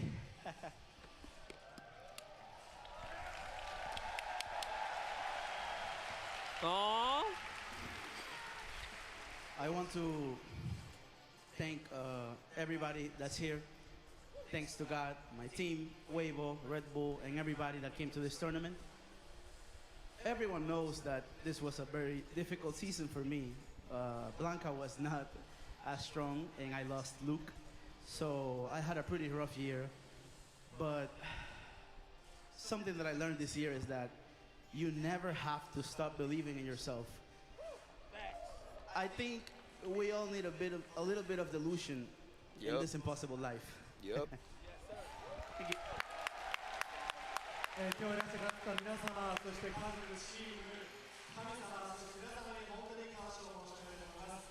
ご存知の方も多いかと思いますけれども、私このシーズン、私にとってなかなか難しいシーズンでもありました。キャラクターのことだったり、いろいろと受けてないこともあったんですけども、やっぱり何よりも自分自身を信じ続けることが、勝ちへ導いてくれることだと確信しました。本当に皆さんありがとうございました。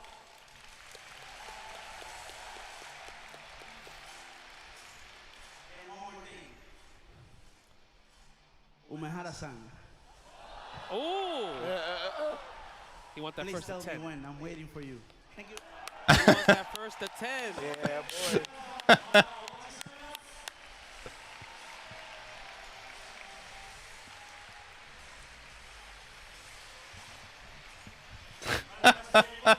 Where's my first to 10?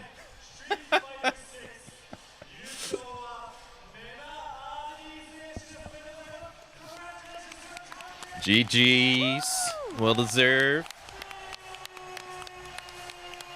He wants to beat old man. Man. You got those old man reflexes. The Mena again. GG's. Two-time Capcom Cup champion, two-time Evo Japan Hard champion, tournament to win. one of the greatest fighting game players of all time.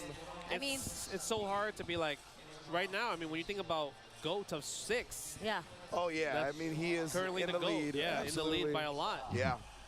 Man, I love the messages always as well. He always delivers something that is really food for thought after the tournament. And I love the delusion line, you know what I mean? That's where the self-belief always starts, is with yourself.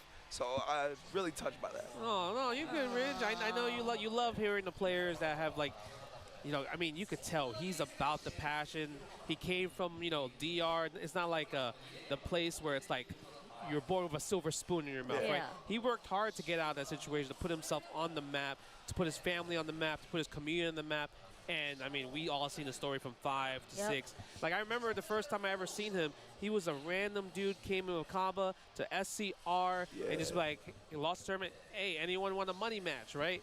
And that's how it started. From a random kid, anyone want a money match, to world champion, you know, life-changing money. That's crazy. In a short period of time, too. Yep.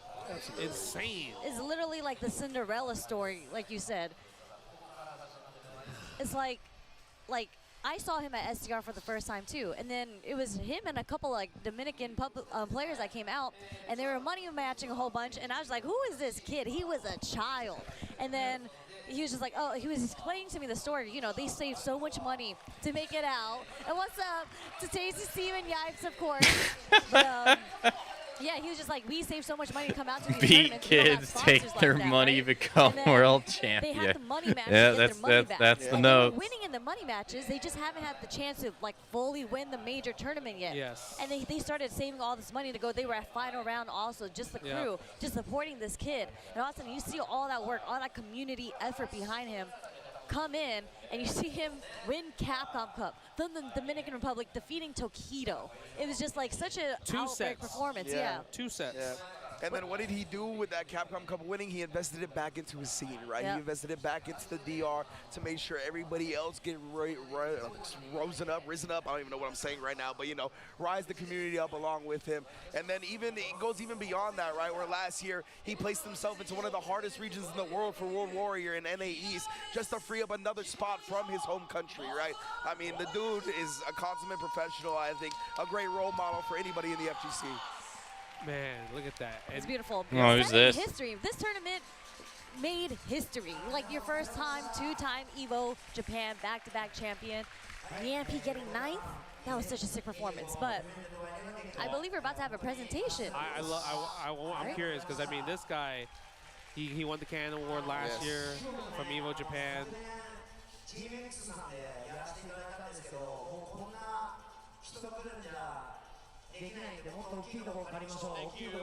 Thank you. And he's been in the scene since forever. Yeah. Like used to run SPO. I obviously love doing SPO. Cooperation Cup, just keeping all the games that he loves alive, and obviously making sure that all the modern games also has a place to stay. Trying to help the younger generation. He's always about it. Indeed, man. The venue was a little bit too small. So we doubled the size this year, but even yet, so many people came to the site. And so many people I mean, look at that. You can't see where the sea of people ends. Yeah. So they got to go bigger. Yeah, we got to go bigger next year. And the game doesn't seem like it's slowing down. Any thank you speech from Capcom to Haradas? Nah. For Twitch and YouTube, and there's about more than 100,000 people watching. So everybody watching at home, thank you very much as well. Yeah, I wonder they had over 100,000 people watching the finals. That's crazy, man. Your Street Fighter 6 is huge.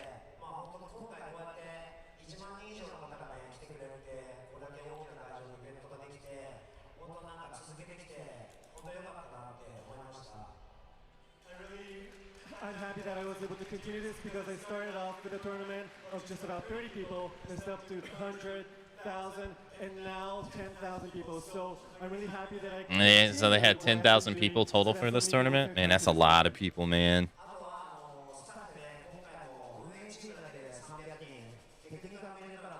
And now they can all get back to talk shit about it, right? Yeah. Well, their game's gonna change soon.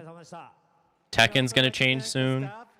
For the operating team, there's about 300 members, and the technical team about 500 members, and they've been working so hard night and day. So I like to express my gratitude to the staff members as well.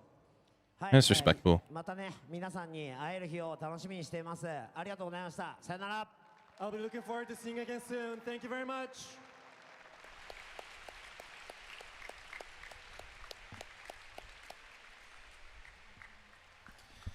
Oh man, oh man, oh man. You What good, an Ridge? event. What an event, brother. Yeah, it's 3 days of just constant fighting game action, right? And it's just like for everything. So it's like record breaking, the biggest Evo Japan up to this date. Yeah.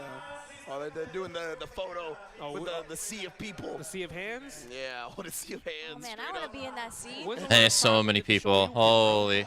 Dang, you see them like all the way back here too. Damn, man, so many people. Big ups to everybody that came out to Evo Japan. Again, a gigantic tournament. Beautiful. I think more people came out to this one than I think the NA one. Oh, hold on, we got a video. You saw the Oh. transition though? Oh, okay. Oh, wait.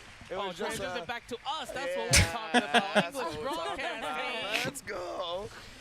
Oh, But man. that's what's up. It's a compilation video of everything that happened this weekend, I guess. Okay. But overall, Evo Japan has been amazing. 3 days worth. I think a lot of people had a lot of, I gotta had a lot go. of fun, right? And I mean, Ah. if you guys enjoyed it, make sure you guys get your tickets now because the next one is Evo Las Vegas. When is registration closed? Like I believe June 9th. June 9th.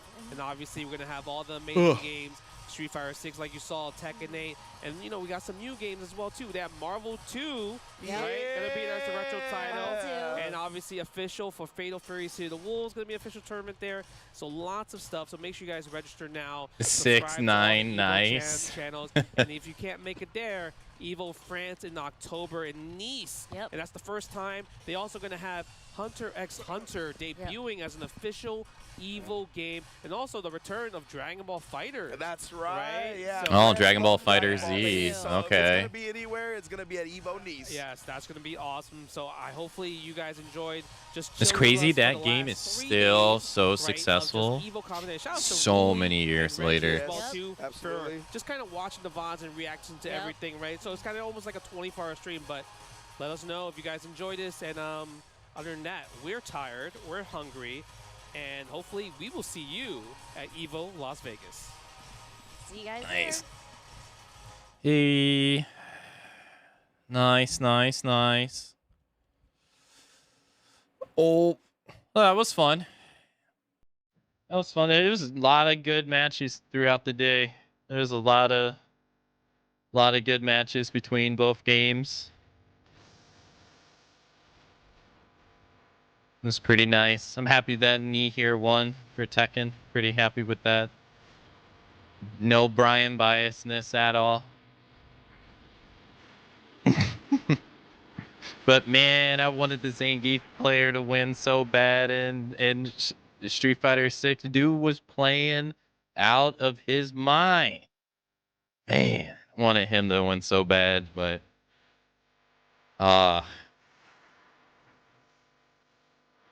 it was really good. There's a lot of good matches, but it was a great tournament overall. It was nice also on day 1 and day 2 with like all the games going on, all the side games they had going too. They had so much stuff going on. It was pretty cool.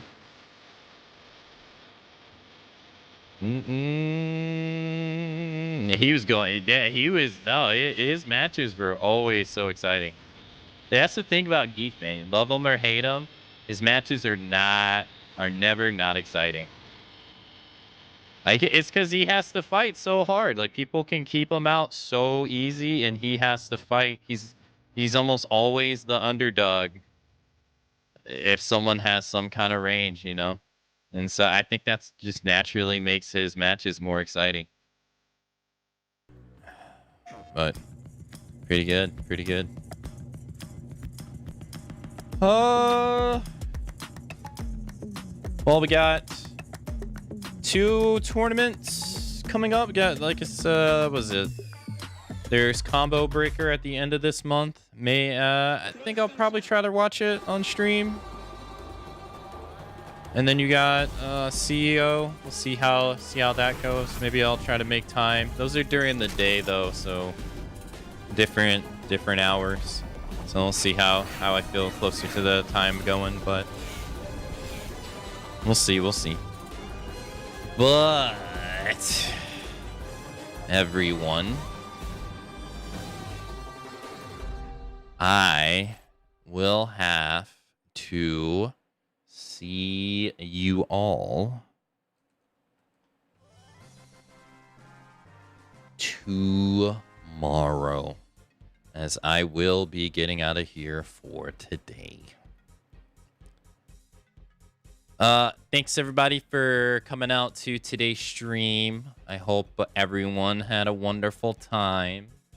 I will be back tomorrow, same time, same place, 2 a.m. Eastern time, as stated at the top of the screen. We shall be continuing our Halo marathon tomorrow, finishing Halo 3 and starting Halo 3 ODST tomorrow. Still got a bit of work to do on the computer for setup today, but at least I got the games running. I got all that set up. So, still got some things, but shouldn't interrupt stream anymore. The tournament actually kind of coincided and worked out in my favor here, really, with doing the new computer. So switching out the parts, it actually worked well. Thank you also to everybody that showed up and joined me for Evo Japan over on Friday, Saturday, and today. We had a big turnout. The biggest turnout was yesterday on Saturday. Thank you. But thank you everyone who came and joined me for Evo Japan. I try to watch it every year because it's a tournament that coincides with stream time really well. But fighting game fan myself, it's always fun to watch tournaments myself. So thank you everyone who joined me in on my hobby here. I appreciate it for dropping by. I had a lot of fun, so I hope you all had a lot of fun. We'll see if we can watch some more tournaments in the future. I definitely want to go to Evo Vegas. I'm probably gonna look into that stuff, see how all that is money wise. But yeah, thank you. See how that goes too. Like if I do end up going, see how maybe I can stream some stuff there while I'm there. Because I would still not want to streak my stream stuff to skip a day. So we'll see. But as always, thank you to everybody who came out to today's stream. Thank you to everybody who lurked in chat, everybody who chatted in chat, all the bits throughout the day, all the resubs. Fox, thank you again for the tip earlier. Thank you so much. Thank you for all the likes over on the YouTube stream and everyone watching everywhere. Thank you all so much for all the support. Thank you. Let me go find somebody to read. Gotta go celebrate my mom's birthday today, so I'm gonna be doing that after stream.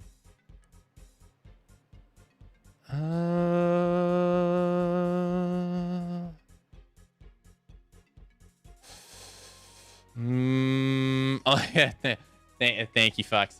Yeah. In case you didn't know, thank you.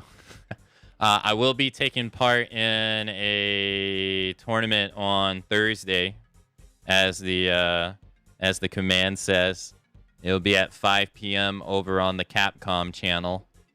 If you'd like to drop by, I'll be taking part in the Power Stone 2 tournament. It'll be at 5 p.m. in the afternoon.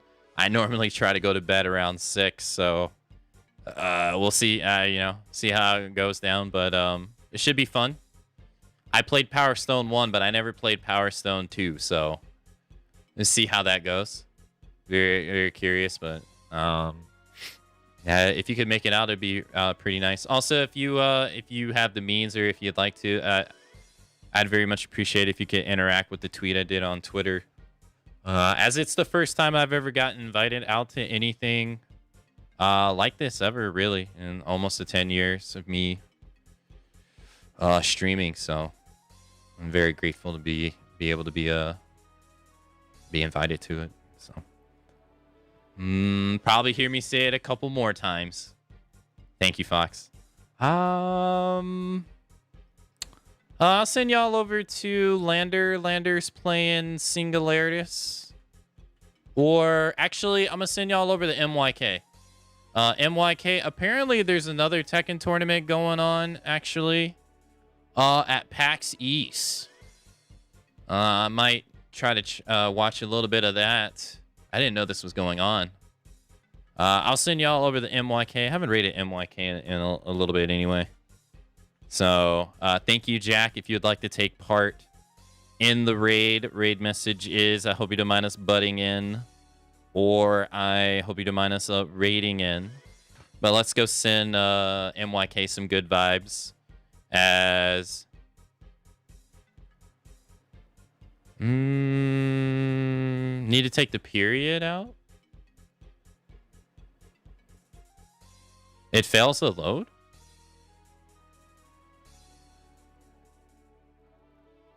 Where? Yeah, when I click on it, it works for me. Which one? When I click on both links, it's working for me. Like it just opened both of them for me.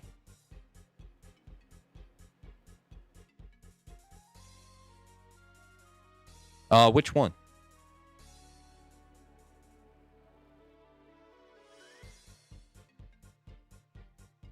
Is that because mobile? I'm not sure.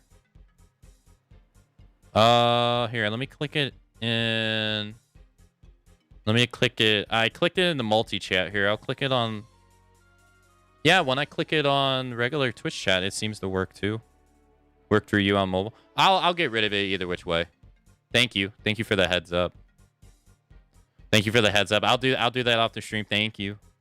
Thank you. I'll give you that. I got like 4 seconds, so hope everyone has a great rest of your day. Goodbye.